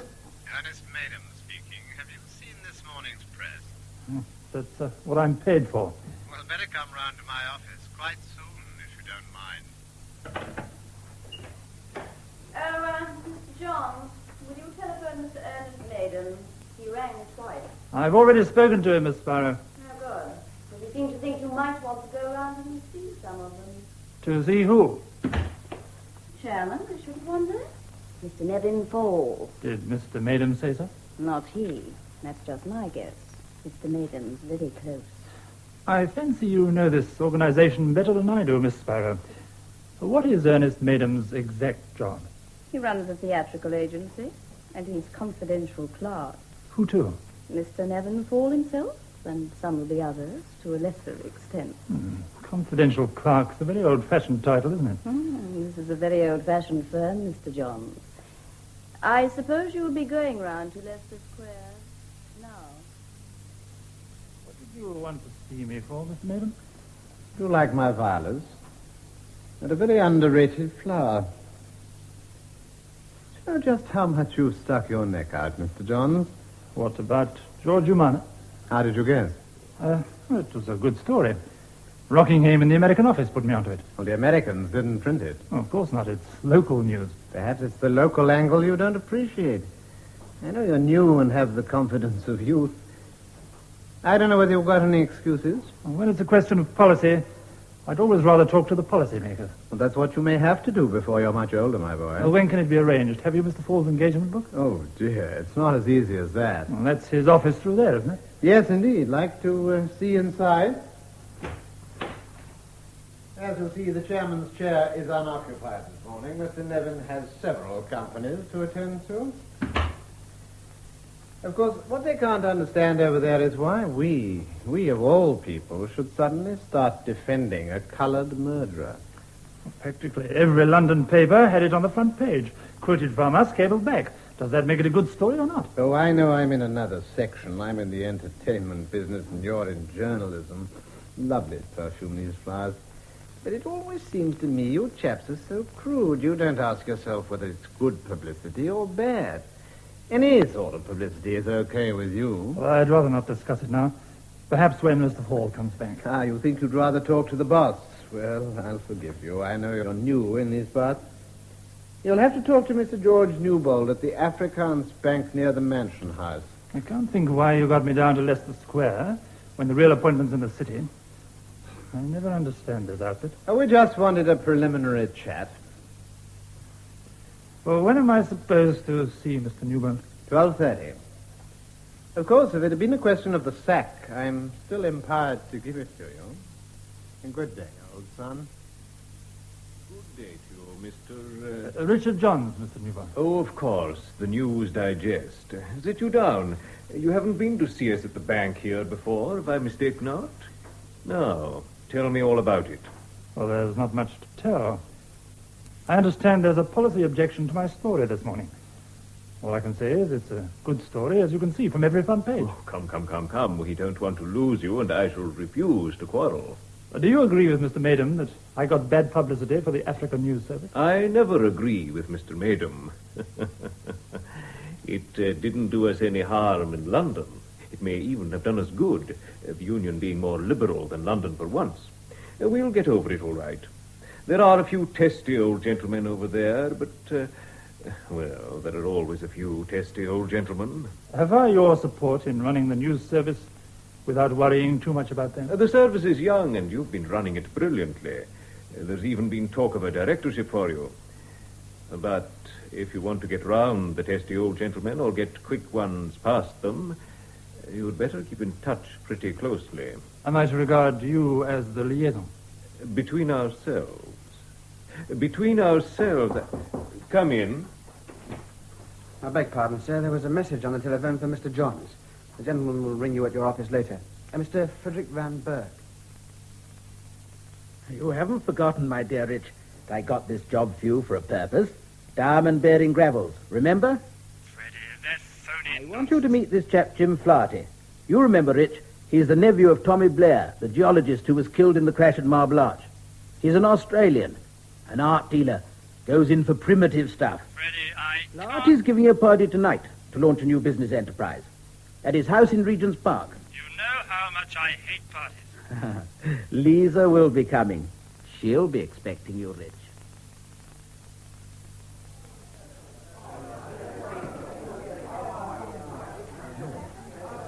Very much an art dealer's evening, isn't it? All the world is here. I even caught a glimpse of George Newbold in the distance talking with Freddie. George Newbold? Well, where is he now? Over there with the bald, shining dome. He's like an actor, typecast for rugged part. Well, he can be fatherly as well as rugged. Here comes our hostess, Susanna. The party joke seems to be to call her Susanna and the elders. Well, she can't be much more than about 20. Mrs. Flaherty, I want you to meet... Oh, do call me Susanna. And you're Rich Johns, aren't you? We colonials get on Christian name terms pretty soon. Well, Susanna, you haven't probably met my friend Lisa Stevens, have you? Lisa's a bit in your world, you know. She's Dashwood Wilkie's secretary. Ah, the top international art dealer. Jim's always trying to get hold of him. Well, he's in